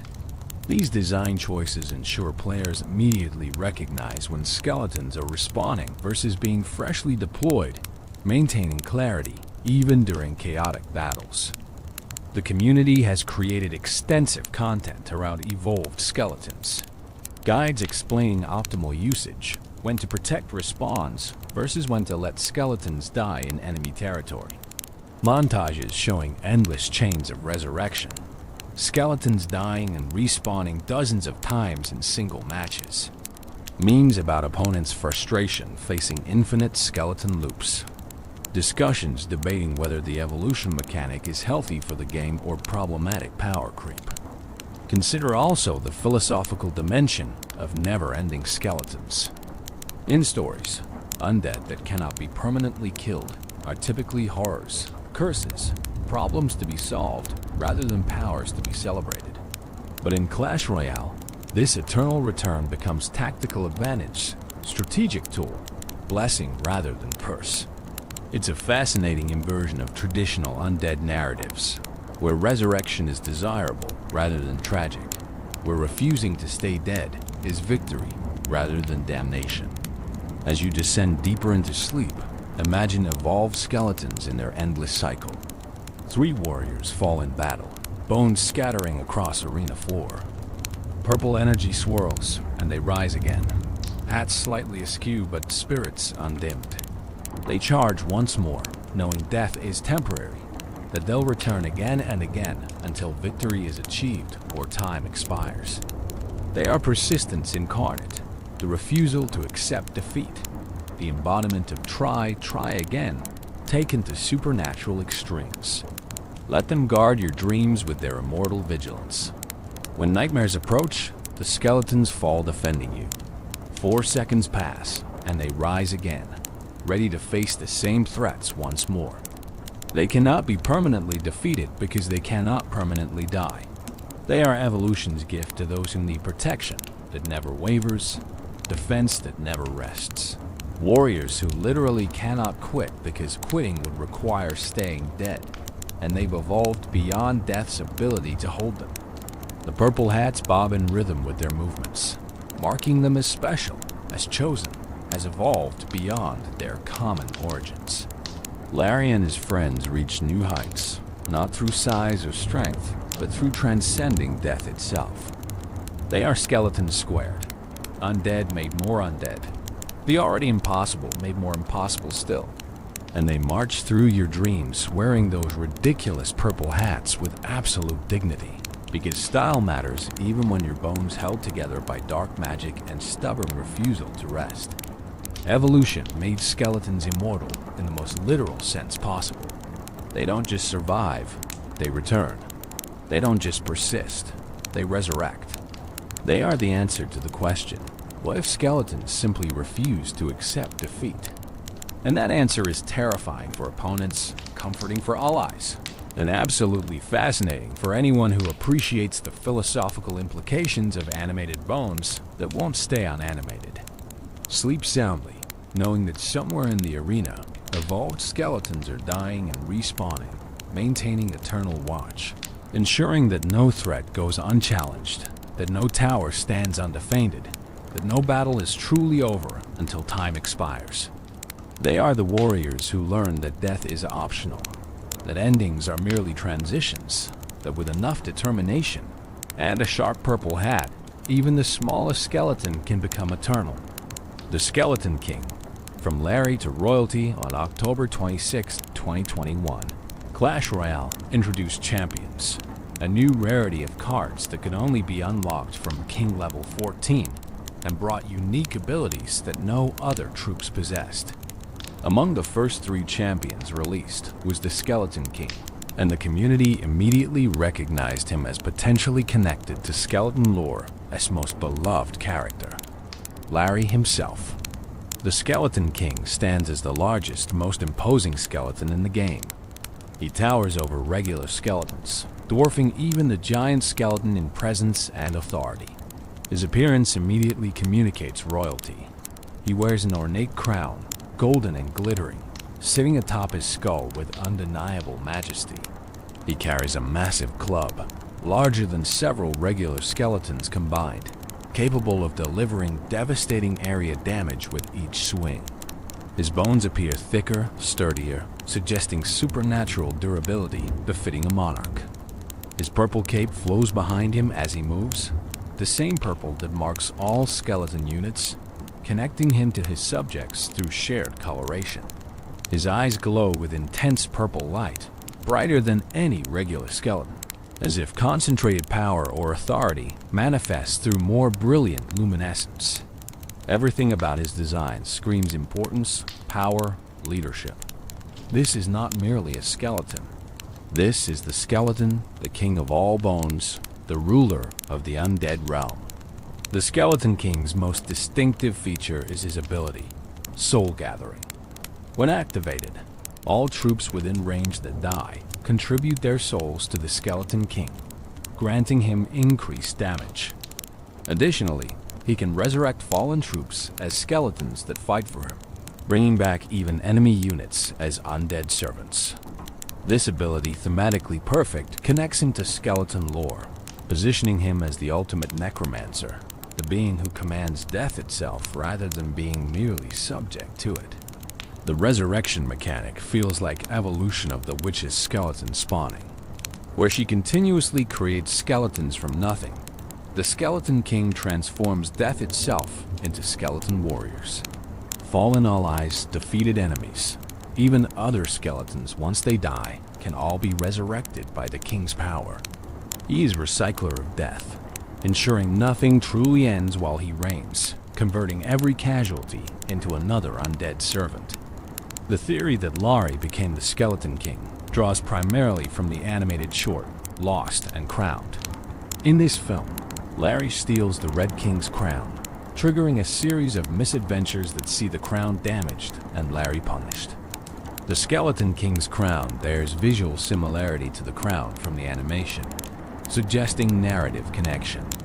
If Larry kept the crown after his punishment, if he discovered it held transformative power if wearing it long enough changed him fundamentally, then perhaps the small skeleton who couldn't resist touching things eventually became the king who rules all skeletons. The timeline supports this theory if we assume the animated shorts exist in a chronological sequence relative to card releases. Lost and Crowned could be Larry's origin story, explaining how he obtained the crown that would eventually transform him. His punishment, reduced to washing dishes, might have been temporary. Perhaps he continued wearing the crown in secret, its magic working slowly, gradually enlarging his bones, amplifying his power until he emerged transformed as the Skeleton King. Alternatively, the transformation might have been subtle. Perhaps the crown's damage during the adventure released concentrated magic, blessing or cursing Larry with immediate transformation. Maybe the dragon's involvement, the fire spirit's explosions, or the Red King's own magic residue all combined to create circumstances under which a simple skeleton could become royalty. The exact mechanism isn't important to the theory. What matters is the possibility, the narrative satisfaction of Larry's journey from lowly skeleton to ultimate skeleton authority. The Skeleton King's personality, as evidenced through his animations and emotes, shares characteristics with Larry from the shorts. There's a playfulness beneath the regal exterior, a sense that he doesn't take himself entirely seriously despite his imposing presence. His victory animations have whimsy that suggests someone enjoying their power rather than solemnly bearing responsibility. This lighter touch feels consistent with Larry's character, the curious skeleton who touched things he shouldn't, who stole crowns on impulse, who approached the world with childlike wonder despite being undead. Supercell has never officially confirmed or denied the Larry to Skeleton King theory. This ambiguity is likely intentional, allowing fans to believe what resonates with them while maintaining flexibility for future lore developments.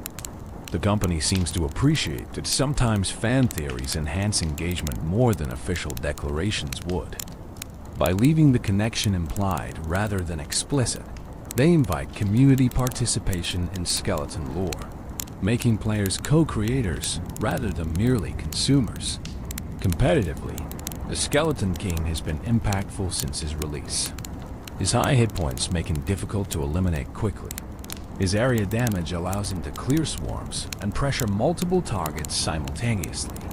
His ability provides value in both offense and defense, resurrecting fallen troops during enemy pushes, or creating overwhelming attacks by converting your own casualties into skeleton reinforcements. He functions as tank, damage dealer, and support simultaneously, justifying his champion status. The 80 elixir cost makes him expensive, requiring careful elixir management and strategic timing. You can't simply drop the Skeleton King reactively like you might with cheaper troops.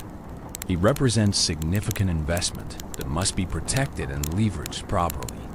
But when used effectively, he can swing entire matches, his presence on the field fundamentally changing how both players approach combat. He is win condition and defensive anchor, game changer and game ender. His synergies extend throughout skeleton-based strategies. Pair him with Witch, and her skeleton spawning feeds his resurrection ability, creating exponentially growing undead armies.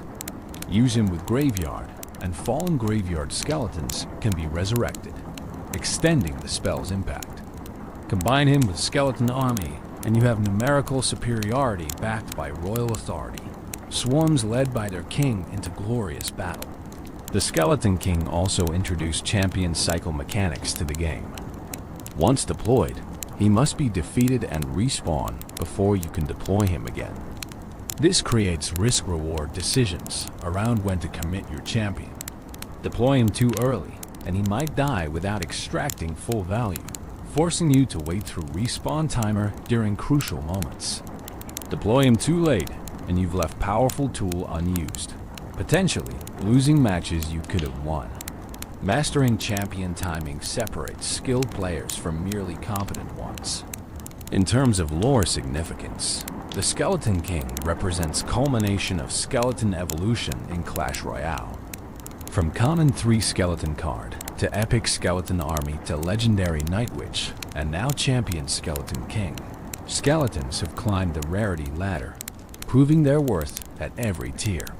The King embodies everything skeleton lore represents: persistence despite fragility, power through numbers, dignity despite being literal bones, and the refusal to accept that death is the end. His existence also raises questions about skeleton society and hierarchy. If there's a king, is there a kingdom? Do other skeletons serve him willingly or through compulsion? When you deploy skeletons or skeleton army, are you calling forth the king's subjects, or are these independent warrior bands? Does the witch answer to the Skeleton King, or are they rivals, competing powers within the undead realm? The game doesn't answer, but these questions fuel fan discussions and creative works. The Skeleton King's emotes add personality beyond what gameplay reveals. He has expressions of joy, frustration, cockiness, and determination. These emotional displays humanize him despite his decidedly inhuman nature. He's not merely a powerful game piece, but a character with feelings, reactions, personality. This emotional depth makes his connection to Larry feel stronger, as both display that crucial trait, character that transcends their undead nature. Community content around the Skeleton King often explores his royal duties and relationships with other skeleton units. Animations show him leading skeleton armies into battle, not from the back, but from the front, club swinging with regal authority. Comics depict his coronation, possibly showing Larry's transformation or simply celebrating the king's existence. Fan theories connect him to every other skeleton-related card, building elaborate mythologies around the Skeleton Kingdom and its ruler's role within it. As sleep claims you more completely, envision the Skeleton King on his throne. Not a physical throne in some castle, but a throne of bones assembled from countless fallen skeletons who served before him. He sits with crown gleaming, club resting against his shoulder, surveying his domain of death and battle. Around him, skeletons bow, skeletons train, skeletons prepare for the next deployment. He rises when battle calls, moving with purpose and power that lesser skeletons cannot match. His very presence inspires his subjects, transforms frightened bones into confident warriors. When he activates Soul Gathering, death itself becomes his servant, corpses rising at his command, everything that falls becoming his to command. He's the alpha and omega of skeleton existence, the beginning and end, the Larry who was and the king who is. Let him rule your dreams tonight, this monarch of bones. Let his authority ensure your rest remains undisturbed. What nightmares would dare approach when the Skeleton King stands guard? What fears could penetrate his royal protection? Sleep under his crowned shadow, safe in knowledge that skeleton royalty watches over you, ready to resurrect any who would threaten your peace, converting your enemies into loyal undead servants. The Skeleton King represents achievement, the possibility that even the smallest among us might someday rule. Larry, if the theory holds, went from touching things he shouldn't to wearing a crown and commanding death itself. That's a journey worth celebrating, a transformation that inspires. And even if Larry and the Skeleton King are separate entities, the King still embodies skeleton potential realized, the absolute peak of what animated bones might achieve. He is the skeleton finally given his due, elevated from common to champion, from disposable distraction to game-changing presence. He proves that skeletons aren't merely tools, but characters with depth, with lore, with significance beyond their elixir cost. The Skeleton King reigns eternal, and under his rule, skeletons have claimed their rightful place among Clash Royale's greatest legends. Lost and Crowned, the animated adventure that defined Larry on August 9, 2021, Supercell released Lost and Crowned, an animated short that would become foundational to skeleton lore in Clash Royale. This beautifully crafted film, running approximately 3 minutes, tells the story of Larry and his brother Peter working for the Red King in the arena. The narrative that unfolds is simple yet profound, combining comedy, adventure, and character development into a package that resonates far beyond its brief runtime.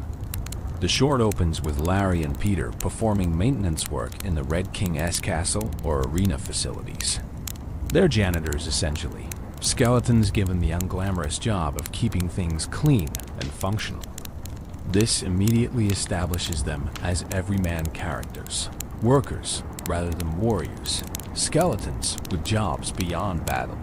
It humanizes them, showing that skeleton existence includes mundane duties alongside glorious combat. Larry's attention is immediately drawn to the Red King's crown, glittering golden atop the monarch's head. Larry has always been characterized by curiosity, that same impulse that led him to touch the Archer Tower in the original commercial. Here, that curiosity fixates on the crown, that symbol of authority and power that sits tantalizingly visible, yet completely inaccessible to a simple cleaning skeleton. You can see in Larry's body language, in the tilt of his skull, in his reaching gestures, that he wants that crown desperately. What follows is a comedy of errors driven by skeleton determination and questionable decision-making. Larry manages to steal the crown, though the exact mechanism varies between different viewer interpretations of the rapid sequences.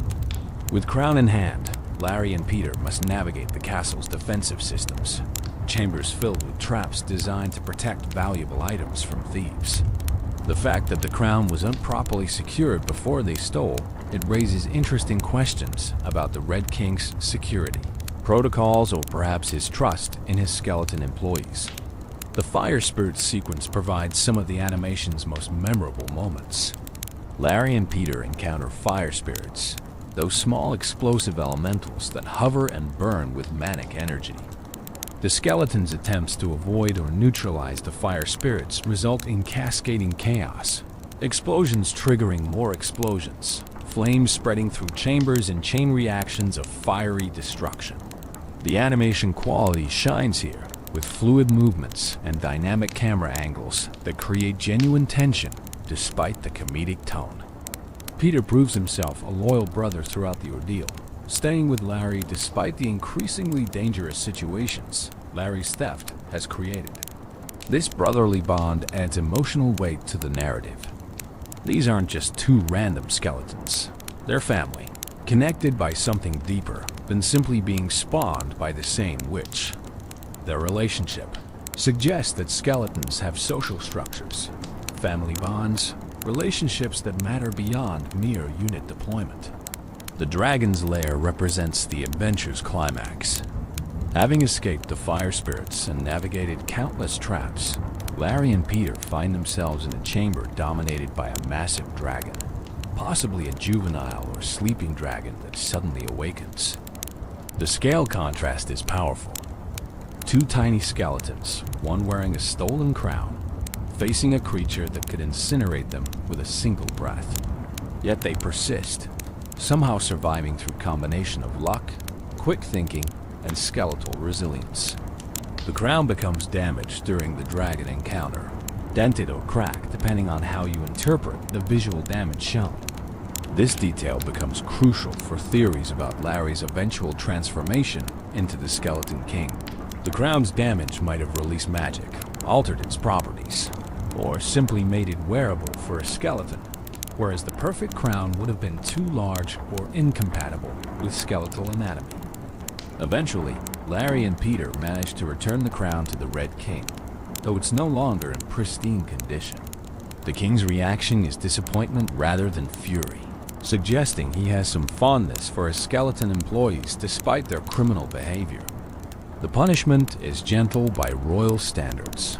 Larry and Peter are assigned to dishwashing duty, a demotion from their previous janitorial roles, but hardly cruel and unusual punishment for crown theft and castle destruction. The final scenes show Larry and Peter washing dishes together, banter between them suggesting they don't particularly regret their adventure despite its consequences.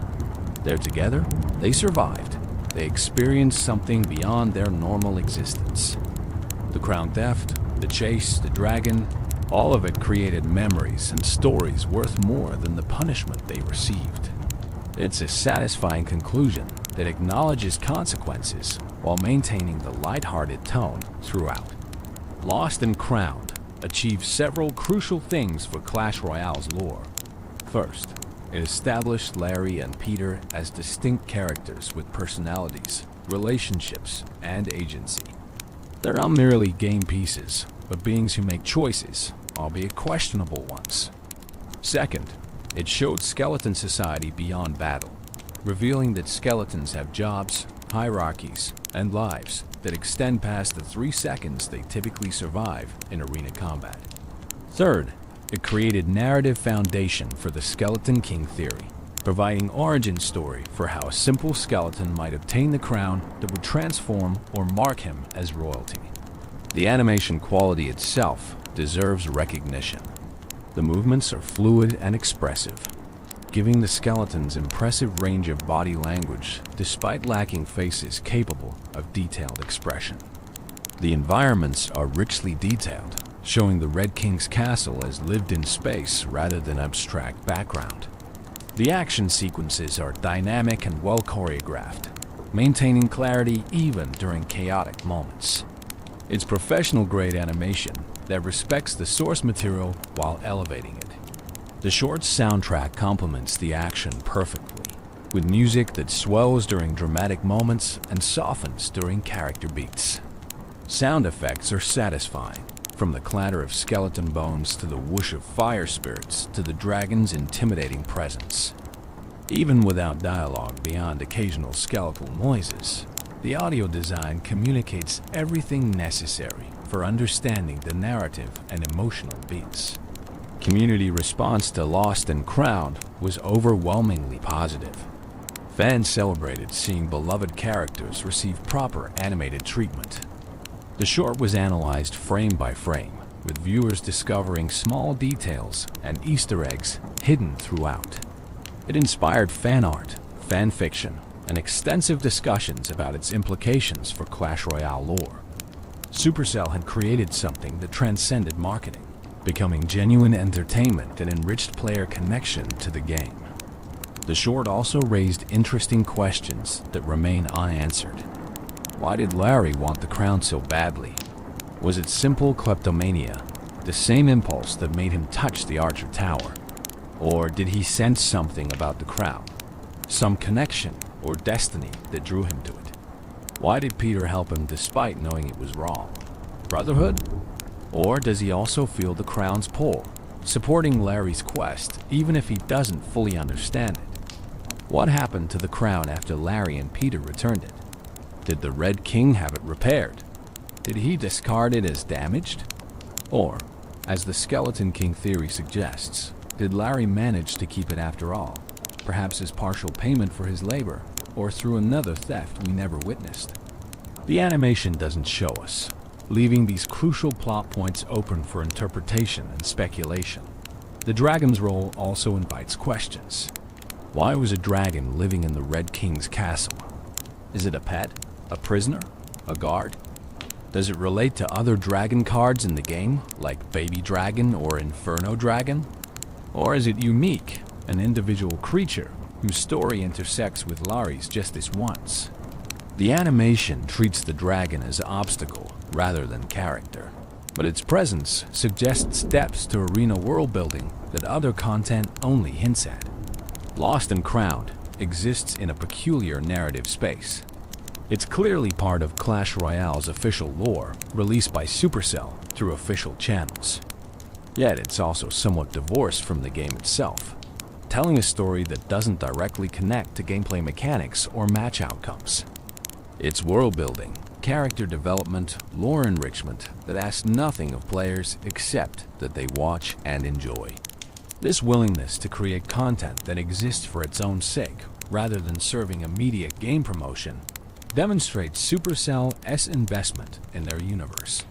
The short has been used in promotional campaigns, appearing in advertisements and social media posts.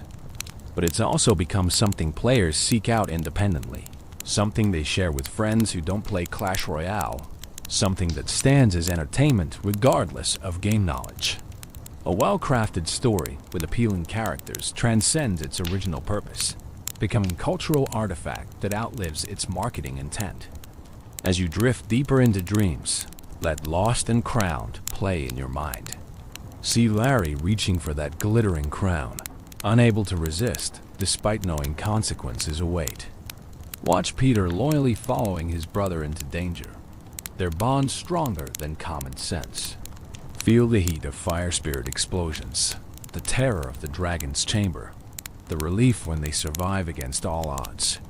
Experience their adventure, their choices, their punishment, their ultimate acceptance that some experiences are worth any price.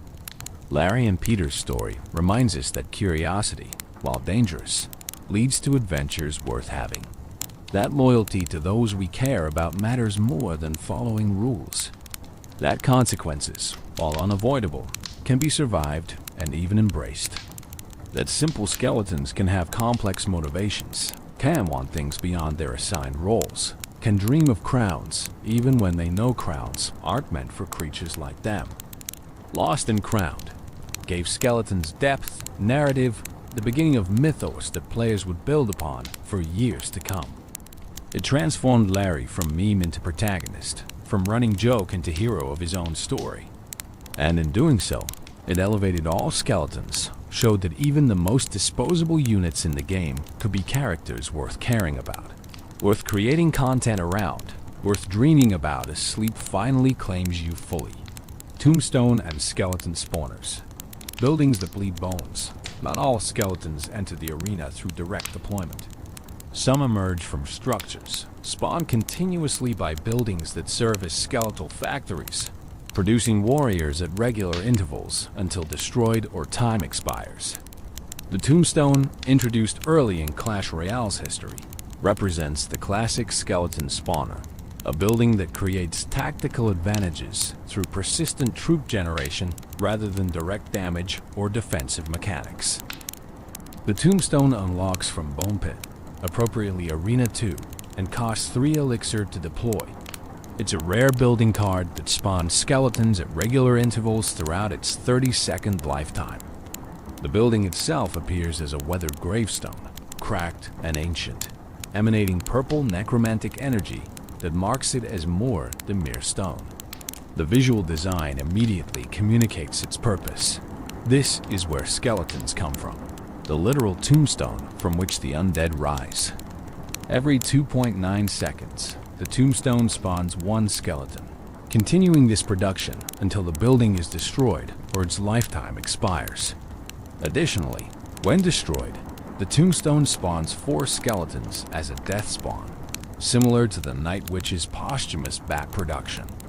This ensures that even successful destruction of the Tombstone rewards the deploying player with additional skeletons, extracting final value from the elixir investment. The historical evolution of Tombstone reveals constant adjustments aimed at keeping it relevant without making it oppressive. When Clash Royale launched on January 4th, 2016, the Tombstone spawned skeletons every 2.9 seconds and cost 3 elixir, stats that have remained relatively stable throughout the game's history. However, numerous tweaks to spawn timing, hit points, lifetime, and death spawn have refined how the building functions in practice. The May 18, 2016 balance update increased Tombstone hit points by 8%, making it slightly more durable against damage. The July 4, 2016 update decreased its hit points by 11%, reverting some of the earlier buff after data showed it had become too strong defensively.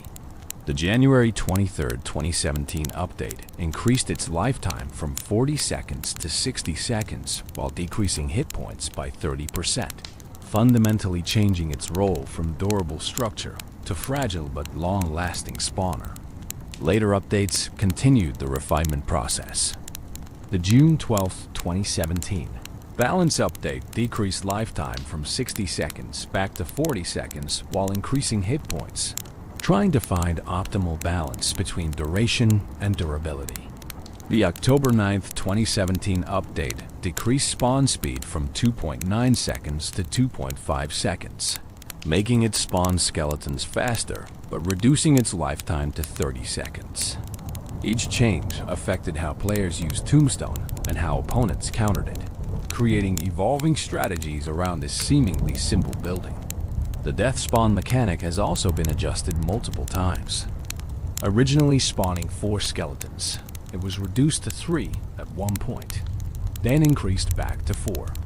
The timing of the death spawn, whether skeletons appear immediately or after a brief delay, has been fine-tuned to prevent exploitation while maintaining the mechanic's value.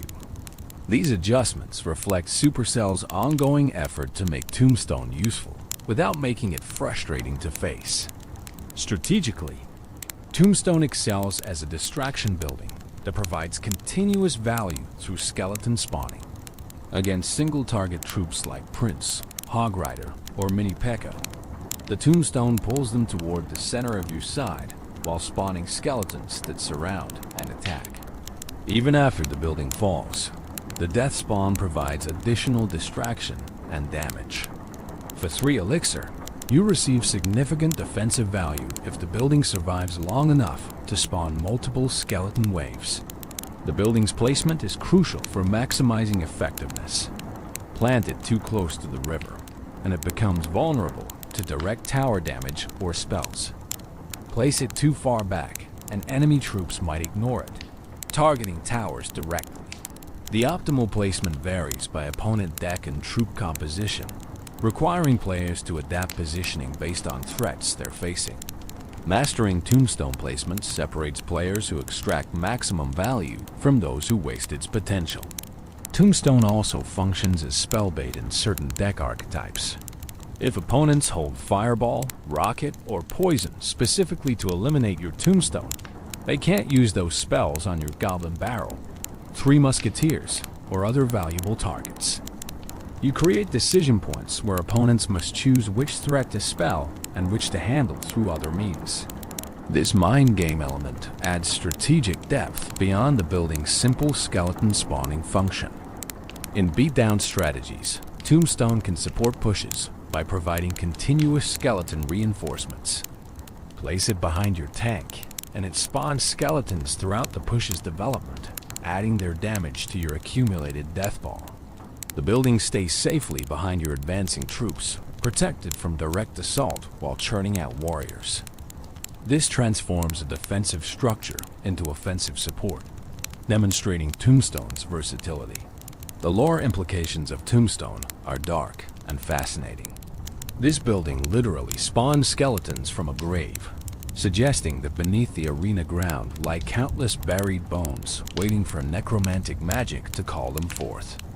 The Tombstone serves as portal or conduit, connecting the surface world with whatever realm the dead inhabit.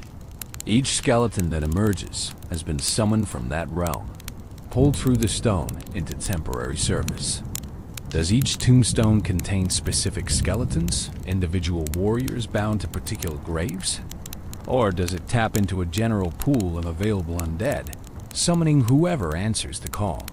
Are the skeletons spawned from Tombstone different from those spawned by witches or deployed directly? The game treats them identically in terms of stats and behavior, but lore-wise, their origins might differ significantly, affecting their nature even if not their combat performance. The death spawn raises especially interesting questions. When the Tombstone is destroyed, why do 4 skeletons emerge? Is this a final desperate measure? The building releasing all remaining undead in one burst? Or is it the opposite? The destruction breaking the seals that kept most skeletons contained, allowing a few to escape? Perhaps the Tombstone as destruction creates conditions where the boundary between Death's realm and the arena thins momentarily, permitting skeletons to cross over without full ritual or sustained magic. Community creativity around Tombstone includes strategies, guides, and humorous content about its role in matches. Montages show perfect tombstone placements that single-handedly stop massive pushes, the building spawning just enough skeletons at just the right moments to overwhelm attackers. Memes celebrate the frustration of opponents who spell the tombstone only to face the death-spawn skeletons anyway, extracting value even in destruction. Discussions debate optimal placement for different scenarios, building collective knowledge around maximizing this 3 elixir building. The tombstone has been featured in various special game modes and challenges. In draft challenges, it becomes a valuable pick for its defensive versatility and low cost. In triple elixir mode, multiple tombstones can be deployed, creating skeleton production rates that overwhelm through sheer numbers. In challenges where buildings are buffed or receive special properties, tombstone becomes even more powerful, sometimes dominating the temporary meta until the mode ends. Professional players have utilized tombstone in tournament decks when the meta favored its defensive capabilities. It's been part of various archetypes, cycle decks appreciating its low cost, defensive decks valuing its distraction potential, and beatdown decks leveraging its spawning for push support. Its usage statistics ebb and flow with balance changes and meta shifts, but it never completely disappears, always finding relevance in some players' strategy. The building's visual design has been refined over Clash Royale's history. The gravestone itself has received updated textures, making weathering and cracks more detailed. The purple necromantic energy has been enhanced, making it more visible and thematically consistent with other skeleton-related cards. The skeleton spawn animation has been polished, ensuring smooth emergence from the ground rather than jarring materialization. These aesthetic improvements enhance player experience without changing fundamental gameplay. Other skeleton spawners exist in Clash Royale beyond Tombstone, though they're fewer than one might expect given how popular skeletons are. The graveyard spell continuously spawns skeletons in a targeted area, functioning as offensive spawner rather than defensive building. The Witch and Night Witch spawn skeletons and bats respectively while moving, making them mobile spawners rather than static buildings. Each spawner type offers different strategic applications, different ways of leveraging continuous troop generation. The absence of additional skeleton spawner buildings is notable. Why doesn't Clash Royale have a skeleton barracks or bone tower or crypt? Perhaps Supercell felt Tombstone adequately filled the skeleton spawner niche. Or perhaps they worried about oversaturating the game with skeleton-generating cards. Alternatively, future updates might introduce new spawners as the game evolves, though predicting content releases is always speculative. As your consciousness fades deeper into sleep, picture the tombstone standing vigil in the arena, that ancient grave marker, weathered by countless battles, glowing with purple energy that pulses like a heartbeat. Every few seconds, the ground before it shifts and cracks, bones emerging from below, assembling into skeletal warriors that immediately scramble toward their duties. The cycle continues endlessly, death feeding life feeding death in perpetual rotation. The tombstone represents permanence in impermanence. The building itself eventually falls or expires, but while it stands, it creates. It takes death, that ultimate ending, and transforms it into beginning, into continuous generation of warriors who fight despite having already fallen once. It's philosophical commentary disguised as game mechanic, even from graves. From the absolute conclusion, new possibilities emerge. Let the tombstone guard your dreams tonight. Let it spawn skeletal sentinels who patrol the boundaries of your rest, ensuring nothing disturbs the peace you've earned. Every few seconds, new guardians emerge, replacing those who fell defending you, maintaining constant watch that never wavers because the source never depletes. The grave gives endlessly, the dead serve eternally, and you sleep soundly knowing that from the tombstone's magic, protection flows without end. The building that bleeds bones, the grave that grants warriors, the stone that spawns soldiers.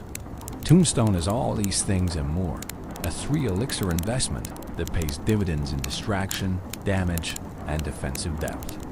It stands where you place it, spawning skeletons until destruction or expiration, then spawning 4 more for good measure, ensuring that even in defeat, it contributes. That's skeleton philosophy in architectural form. Persist, provide value, and when you finally fall, make certain you take something with you. Skeleton Barrel. Airborne delivery of rattling chaos on October 9, 2017.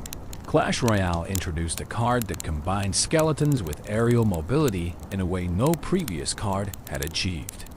The Skeleton Barrel, a common card unlocked from Jungle Arena, which is Arena 9, costs 3 elixir and deploys a barrel carried by 2 balloons that, when destroyed or reaching its target, drops 8 skeletons to wreak havoc below.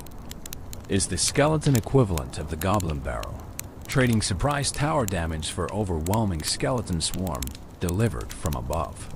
The visual design of Skeleton Barrel immediately communicates its purpose. A wooden barrel, weathered and cracked, hangs suspended beneath 2 purple balloons. The balloons match the color scheme of all skeleton-related cards. That signature purple that marks them as products of dark magic. Inside the barrel, if you look closely during brief moments before deployment or destruction, you can see skeletons packed tightly, waiting for their aerial journey to conclude so they can begin their ground assault. The barrel itself appears fragile, held together by rusted metal bands that look like they might fall apart at any moment. This fragility is reflected in gameplay, as the Skeleton Barrel has very low hit points, dying to most damaging spells and quickly eliminated by defensive troops. But this fragility serves design purpose, making the barrel high-risk, high-reward card that requires skill and timing rather than being automatically effective. When deployed, the Skeleton Barrel moves toward targeted building or the nearest Princess Tower if no building is specified. Its speed is medium, faster than tanks like Giant, but slower than quick troops like Goblins. As it travels, it's vulnerable to air targeting troops and spells, creating opportunities for opponents to destroy it before it reaches valuable positions. But if ignored or inadequately defended, the barrel reaches its destination and drops its skeletal payload directly onto defenders. Upon destruction, either from damage or reaching its target, the Skeleton Barrel releases 8 skeletons. These skeletons drop simultaneously in a circular formation around where the barrel was when it broke, creating instant surrounding threat to any troops or buildings nearby. 8 skeletons is substantial, more than twice the 3 from the basic Skeletons card, enough to overwhelm single-target troops quickly or deal significant damage to buildings before being cleared. The historical evolution of Skeleton Barrel shows Supercell's struggle to balance this unique card. Upon release, it spawned 8 skeletons and cost 3 elixir, statistics that have remained mostly stable. However, numerous adjustments to the barrel's hit points, death damage, skeleton count, and deployment mechanics have tweaked its power level over the years. The November 20th, 2017 update increased barrel hit points by 14%, making it more likely to reach targets before destruction. The January 24th, 2018 update decreased skeleton count from 8 to 7, reducing the swarm's overwhelming potential. Later updates continued refining the card. The June 4th, 2018 update increased skeleton count back to 8 while adjusting other properties to compensate. The November 5th, 2018 update added death damage to the barrel itself, meaning when it breaks, it deals a small amount of damage before skeletons drop. This change gave Skeleton Barrel additional chip damage potential, even if opponents immediately eliminated the skeletons, making it slightly more reliable as offensive tool. More recent adjustments focused on fine-tuning balance. The April 4th, 2022 update increased barrel hit points by 5%. The June 27th, 2022 update increased death damage by 10%. Each change reflected data showing the card was slightly under or overperforming at various trophy ranges and skill levels. The adjustments were typically minor, suggesting Skeleton Barrel was close to balanced, but needed occasional nudges to maintain optimal power level. Strategically, Skeleton Barrel functions primarily as offensive pressure card that forces opponent responses. Unlike ground troops that can be distracted by buildings or defensive placements, the barrel flies directly toward towers, ignoring most defensive structures. Opponents must have air-targeting troops or spells ready to intercept it, or accept the barrel reaching their tower and dropping 8 skeletons directly on their defensive line. The card excels in combination with other threats, creating split-push scenarios or overwhelming opponents who've committed resources elsewhere. Launch a ground assault in one lane, then drop Skeleton Barrel in the other lane, forcing opponents to divide their attention and resources. Or use Skeleton Barrel as follow-up to other attacks, dropping it after opponents use their air-targeting defenses on different cards, ensuring the barrel reaches its destination unopposed. Skeleton Barrel also functions as spellbait in spell-heavy metas. If opponents hold arrows, fireball, or zap specifically for your Skeleton Barrel, those spells aren't available for other threats. You can bait the spell with different cards, then deploy Skeleton Barrel, knowing opponents lack efficient answers.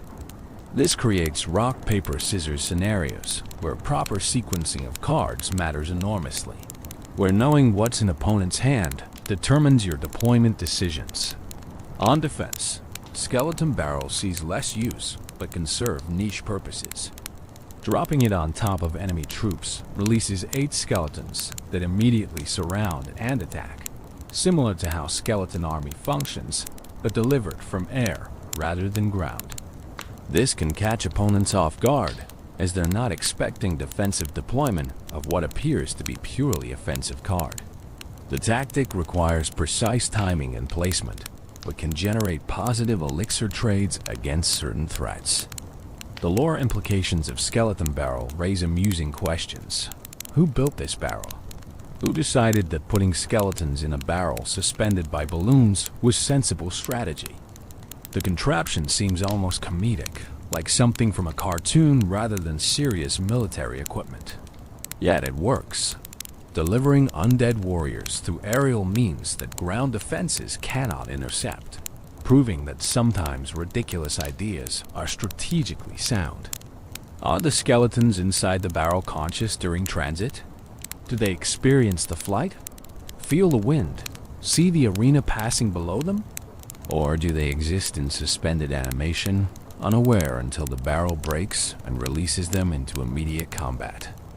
The game doesn't answer, but imagining 8 skeletons crammed into a barrel, bouncing against each other as balloons carry them toward towers, creates humorous mental image that makes the card more memorable. The balloons themselves carry interesting implications. They're purple, matching skeleton aesthetics, suggesting they might be magical constructs rather than natural balloons filled with hot air or helium. Does necromantic magic power them? Are they spirits bound into balloon form, enslaved to carry skeletal cargo? Or are they simply purple-painted conventional balloons, and we're reading too much into color choices? The ambiguity allows for various interpretations, each adding different flavor to the card's lore. Community content around Skeleton Barrel celebrates its explosive potential and frustrating vulnerability. Montages show perfect barrel placements that drop 8 skeletons directly onto opponent towers, dealing substantial damage before defenders can react. Compilations feature failed attempts where barrels are shot down pathetically short of their targets, wasting 3 elixir on nothing. Guides teach proper timing, positioning, and combination strategies that maximize barrel effectiveness while minimizing wasted deployments. The satisfaction of successful Skeleton Barrel deployment cannot be overstated. Watching that fragile vessel float toward enemy towers, witnessing opponent panic as they realize they lack answers, seeing the barrel pop and rain skeletons onto defensive troops, then watching those 8 warriors rapidly eliminate defenders and attack the tower. All of it creates emotional payoff that makes the card fun even beyond its competitive viability. Conversely, The frustration of having Skeleton Barrel easily countered is equally memorable. Spending 3 elixir only to watch opponent casually shoot down the barrel before it reaches anything valuable feels terrible, like throwing away resources for no return. This risk-reward dynamic makes Skeleton Barrel polarizing, beloved by some players and avoided by others, depending on their tolerance for high variance outcomes. Professional players have used Skeleton Barrel in competitive decks when metas favored aggressive, multi-lane pressure strategies. It appeared in various hybrid and control decks that leveraged its aerial approach as alternative win condition. Usage statistics show it as niche card, powerful in right circumstances but not universally strong across all metas.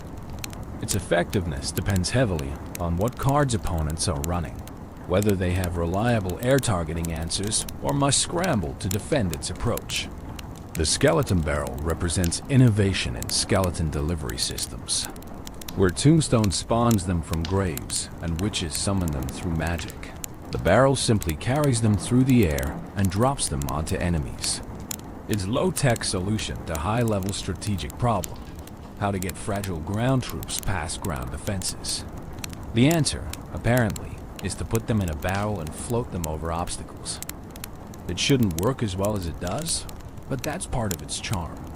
As sleep takes you further into dreams, imagine the Skeleton Barrel floating through night sky. 2 purple balloons carrying that wooden container, inside which 8 skeletons wait patiently or impatiently for their journey to end. They don't know exactly where they're going or what awaits them.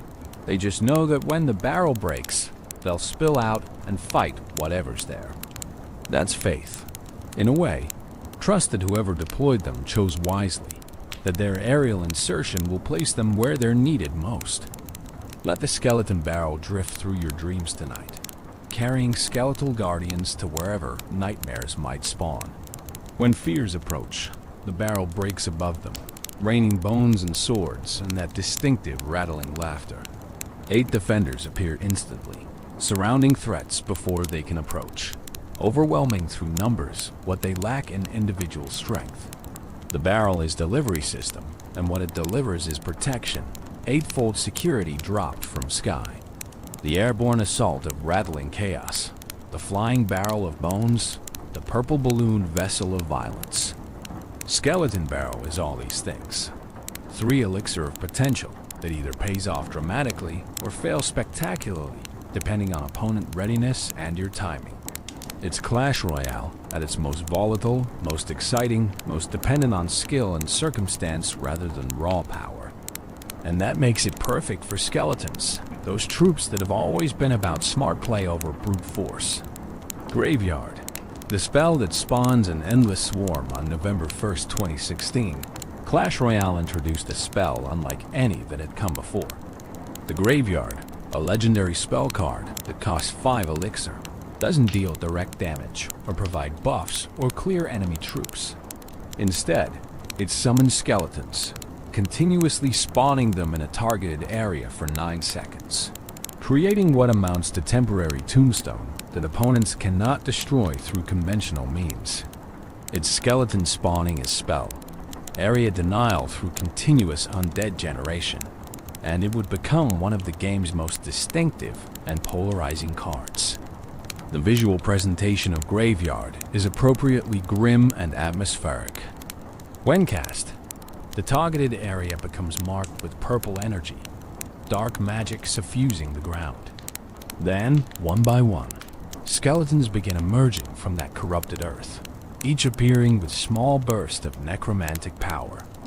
The spawning continues throughout the spell's duration, creating steady stream of undead warriors that opponents must continuously address or accept mounting damage. The spell spawns a total of 15 skeletons over its 9-second duration, each skeleton appearing in random position within the spell's radius. This randomness is crucial to Graveyard's design, preventing players from reliably predicting exactly where each skeleton will emerge. Some might spawn directly next to the tower, immediately beginning to attack. Others might appear at the radius edge, requiring precious seconds to walk toward targets. This variance makes each graveyard deployment unique, creates different scenarios, even when using identical placement. The skeletons spawned by graveyard are identical to those from other skeleton cards, having the same hit points, damage, and speed. However, their spawning timing follows specific pattern. Skeletons appear approximately every 0.5 seconds, though the exact timing has been adjusted through various balance updates. This rhythm means opponents can't simply ignore the graveyard, as damage accumulates steadily throughout its duration, but they also can't rely on single defensive action to counter it completely. Graveyard's historical evolution reveals constant struggle with balance, perhaps more than any other spell in Clash Royale. Upon release on November 1st, 2016, it immediately became controversial. Its damage potential was enormous if left uncountered. It felt almost impossible to counter completely due to continuous spawning and spawn randomness. Early graveyard meta was defined by players either running graveyard themselves or building decks specifically to counter it, warping the entire competitive scene around single card. The November 14th, 2016 update, mere weeks after release, decreased skeleton spawn count from 21 to 15 and decreased skeleton spawn duration from 10 seconds to 9 seconds. This significant nerf acknowledged the card had been released too powerful, overwhelming defensive capabilities at most skill levels. Even after this adjustment, Graveyard remained strong, requiring careful management from opponents and skillful play from users. Subsequent updates continue tweaking Graveyard's various parameters. The February 13th, 2017 update decreased skeleton level by 1, making them slightly weaker though, still using the same base stats. The June 12th, 2017 update increased deploy time from 1 second to 2 seconds, giving opponents more reaction time before skeletons began spawning. The August 24th, 2017 update decreased skeleton deploy time to 0.5 seconds per skeleton, making the spawning more rapid and continuous rather than staggered. More adjustments followed over the years. The spell's radius was modified, affecting how spread out skeletons appeared. The spawn timing was refined repeatedly, trying to find rhythm that felt fair for both users and opponents.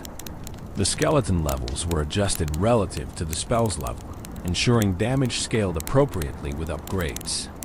Each change reflected ongoing attempt to make Graveyard strong enough to justify its 5 elixir cost and legendary rarity without making it oppressively frustrating to face. Strategically, Graveyard functions as a unique win condition that bypasses traditional defensive structures. Unlike troops that can be distracted by buildings or kited with defensive placements, Graveyard spawns directly where you cast it, typically on or very near opponent towers. Opponents must respond with troops or spells, cannot simply redirect the threat. This makes Graveyard excellent against players who rely heavily on buildings for defense, as buildings do nothing to stop spell deployment. The spell excels when combined with tanking troops that absorb tower damage while skeletons work. Place a Knight, Valkyrie, or Ice Golem in front of opponent's tower, then cast Graveyard on that tower. The tank draws tower aggro while skeletons spawn and attack, potentially dealing thousands of damage before opponents can eliminate both the tank and all the skeletons. This tank plus Graveyard combination has been Graveyard's primary usage pattern since its release, defining the archetype of Graveyard beatdown. Graveyard also creates psychological pressure. Once opponents know you're running Graveyard, they must play more conservatively, holding defensive troops or spells specifically to counter future Graveyard deployments. This allows you to pressure other lanes or build pushes, knowing opponents are playing around your spell. The threat of Graveyard influences opponent behavior even when the spell isn't being actively used, creating strategic advantage through implied threat alone. Defensive troops that counter Graveyard effectively become more valuable in the meta when Graveyard is popular. Valkyrie, with her spinning area damage, clears skeletons rapidly. Poison spell damages skeletons over time while slowing their attack speed. Archers provide ranged splash that eliminates spawning skeletons. The graveyard meta becomes partly about which defensive tools are most efficient at clearing continuous skeleton spawns, and deck building adjusts accordingly. The lore implications of Graveyard are perhaps the darkest of all skeleton-related cards. This spell literally transforms ground into graveyard, corrupting earth with death magic until bones rise unbidden from below. It suggests that beneath every part of the arena lies potential for skeleton spawning, that death is always just a spell away from surfacing. The necromantic power required to cast Graveyard must be immense, greater than what individual witches command, accessing death on more fundamental level. Are the skeletons spawned by Graveyard pulled from actual graves somewhere? Does the spell reach into Death's realm and drag warrior spirits back to physical world, forcing them into newly formed bone bodies? Or does it create skeletons from scratch, assembling them from death energy and arena soil? The spell's name suggests actual graveyard is created, implying the skeletons were once buried there. Though whether that burial happened centuries ago or moments ago remains unclear. The random spawn positions add to the horror. Skeletons don't emerge in neat lines or organized formations. They erupt chaotically, unpredictably, like ground itself is rejecting them, vomiting them back into the world of the living. This lack of order makes Graveyard feel more like natural disaster than military tactic, more like curse than strategy. It's appropriate, then, that its rarity is legendary, marking it as something beyond normal cards, something that breaks or bends the usual rules. Community response to Graveyard has always been mixed. Players who use it appreciate its unique mechanics and game-winning potential. Players who face it often complain about its randomness, the way lucky spawn positioning can decide matches through variance rather than skill. This polarization has made Graveyard one of Clash Royale's most discussed cards, generating endless debates about whether it is healthy for the game or problematic design that should be reworked or removed. Professional players have built entire careers partially around Graveyard mastery. Tournament specialists who pilot Graveyard decks with incredible precision, reading opponent responses, adapting spell placement to counter defensive positioning, combining Graveyard with exactly right support troops at exactly right moments. Watching professional Graveyard play reveals depths to the card that casual usage doesn't expose, demonstrating that despite randomness, skill expression exists in timing, positioning, and decision-making. The spell has been featured prominently in special challenges and events. Graveyard-focused challenges task players with winning matches using decks built around the spell. Special modes sometimes buff Graveyard, spawning more skeletons or spawning them faster, creating overwhelming undead floods that showcase what the spell could be if balance weren't a concern. These temporary experiences remind players why Graveyard must be carefully balanced, as unbridled skeleton spawning becomes unstoppable quickly. Graveyard's interaction with other cards creates interesting synergies and counters. Free spell cast on opponent towers prevents them from targeting spawning skeletons, allowing the undead swarm to deal devastating damage. Rage spell increases skeleton attack speed, making them deal damage faster. Poison cast on opponent defensive troops weakens them while they try to clear skeletons, improving Graveyard's effectiveness. Each combination adds strategic depth, creating deck archetypes built around maximizing Graveyard value through specific card pairings. As Sleep claims you deeper still, envision the Graveyard spell in action. Purple energy marking corrupted ground, then the first skeleton erupting from earth with burst of dark magic. Another appears nearby, then another, each one scrambling immediately toward the nearest tower or troop. The spawning continues relentlessly. 9 seconds of continuous undead generation. 15 skeletons total emerging from ground that shouldn't spawn anything yet does anyway, because magic has transformed it into a literal graveyard. Let Graveyard protect your dreams tonight by turning them into protected zones where nightmares cannot tread.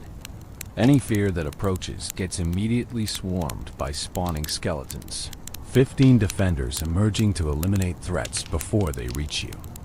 The spell's duration covers you through night's darkest hours, ensuring continuous protection that doesn't falter or fade until rest is complete and morning comes. The spell that spawns an endless swarm, the magic that makes ground itself reject death, the legendary necromancy that summons 15 warriors from 5 elixir and 9 seconds. Graveyard represents skeleton philosophy perfected. Not individual strength, but overwhelming numbers. Not powerful units, but persistent pressure. Not immediate impact, but accumulating damage that eventually becomes unstoppable. It's skeleton essence distilled into spell form. Everything skeletons represent made into targeted effect that opponents must respect or be destroyed by. Skeleton dragons and other bony surprises. While most skeleton lore focuses on ground troops and spawners, Clash Royale has occasionally experimented with skeleton-related cards that break expected patterns. The skeleton dragons, introduced on September 7, 2020, represent one such experiment. Flying skeletons that breathe fire, combining undead nature with draconic abilities in ways that feel both strange and compelling. Though not strictly skeletons in the traditional sense, their skeletal appearance and connection to death magic warrant inclusion in comprehensive skeleton lore. Skeleton dragons appear as a pair of small, skeletal dragon creatures. Their bones are visible beneath tattered, leathery wings. Their skulls dragon-shaped but clearly fleshless. Purple energy glows from their eye sockets, connecting them visually to other skeleton units while their dragon form sets them apart. They're common cards that cost 4 elixir and unlock from training camp, making them accessible early while remaining relevant throughout progression. The most distinctive aspect of skeleton dragons is their attack. They breathe fire in area damage cones, hitting multiple targets with each blast. This gives them splash damage capability from the air, rare combination that makes them valuable against swarms and clustered troops. They're not individually powerful, having relatively low hit points and moderate damage, but together as a pair, they provide reliable area control both offensively and defensively. When skeleton dragons were first introduced, they represented Supercell's attempt to create accessible splash damage air troop, filling niche between expensive cards like Baby Dragon and less reliable options. The community response was generally positive, appreciating the versatility these skeletal flyers provided. However, balance concerns emerged quickly, as their combination of low-cost splash damage and flying made them perhaps too efficient in too many situations. Balance updates followed their release, adjusting hit points, damage, and hit speed to bring skeleton dragons into better equilibrium with other cards. The October 5, 2020 update decreased their damage by 6%. The March 1, 2021 update decreased their hit points by 3%. These changes were relatively minor, suggesting the card launched close to balanced, but needed fine-tuning rather than major rework. Strategically, skeleton dragons function as versatile support troops that provide aerial splash damage. Behind a tank, they clear swarms that might distract the tank while dealing damage to towers. On defense, they eliminate air swarms like minions or bats while providing ranged area damage against ground troops. Their 4 elixir cost makes them affordable enough to deploy reactively while substantial enough to provide meaningful impact. The lore implications of skeleton dragons are fascinating. Are they actual dragons that died and were resurrected through necromancy? Their flesh rotted away, but their bones animated through dark magic? Or are they artificial constructs, skeleton warriors modified with dragon characteristics through magical experimentation? Their small size suggests they might be young dragons, juveniles who died prematurely and were brought back, trapped in undead state before reaching full maturity. The connection between skeleton dragons and other skeleton units isn't explicitly stated in-game. Do they serve the Skeleton King? Were they created by witches as specialized aerial units? Or do they represent entirely separate faction of undead? Skeletal dragons, having their own society and purposes beyond the ground-based skeleton warriors we're more familiar with. The game doesn't clarify, leaving these questions open for interpretation.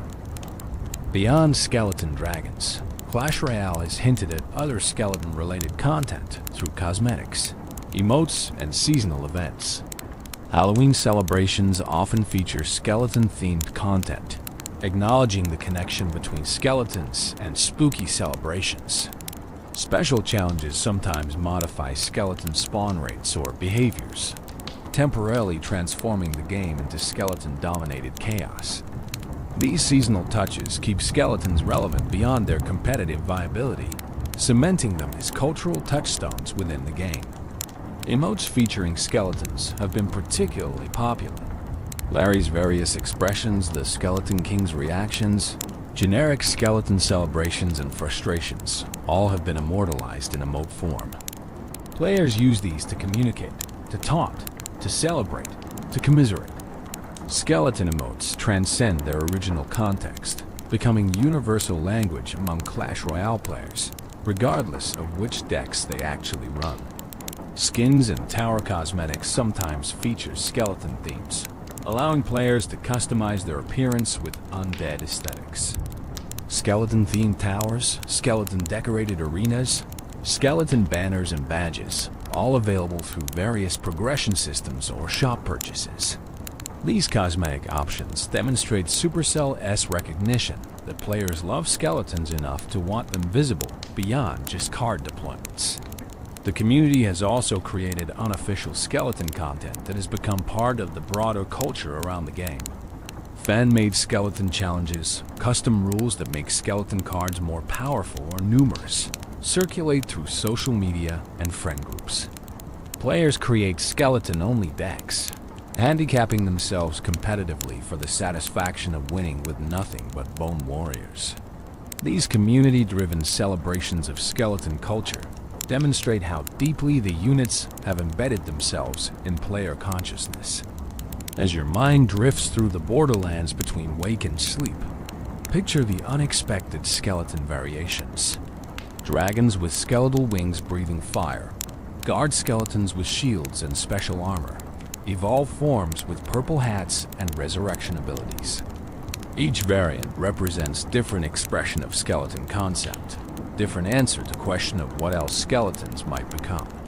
They're proof that even familiar concepts can surprise, that there's always room for innovation, even within established patterns. Let these bony surprises populate your dreams with unexpected wonder. Let skeleton dragons fly through your mind's sky, breathing fire that warms rather than burns. Let new skeleton variants you've never seen materialize in your imagination.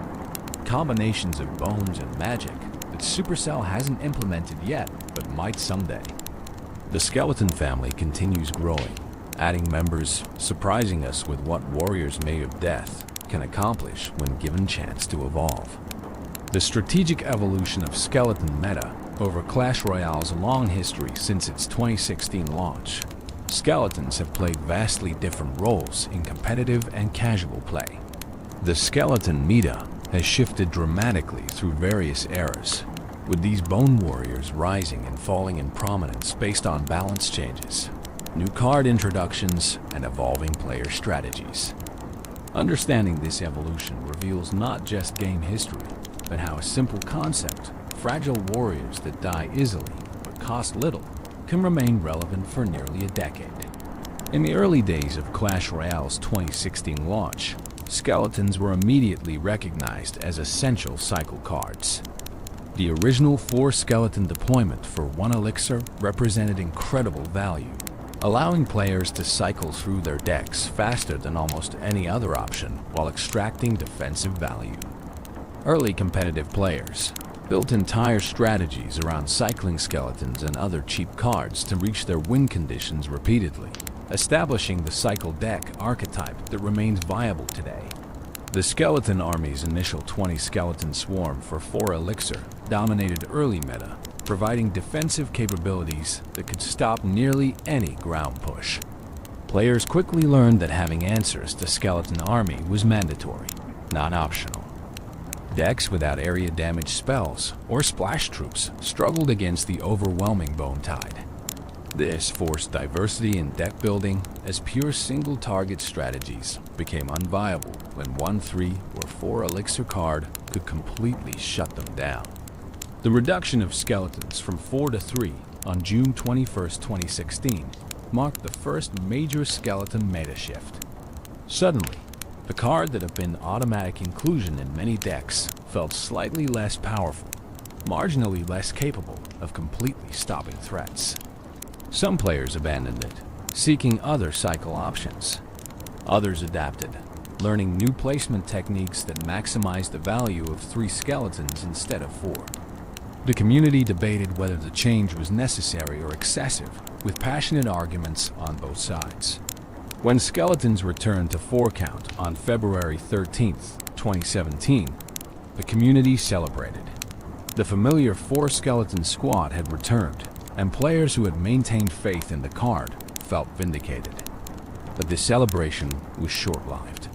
On November 2, 2017, the count decreased back to 3 permanently, establishing the current standard. By this point, players had experienced both versions extensively and largely accepted that 3 skeletons represented better balance, providing value without being oppressive. The introduction of Graveyard on November 1, 2016 created entirely new skeleton archetypes. Graveyard beatdown decks became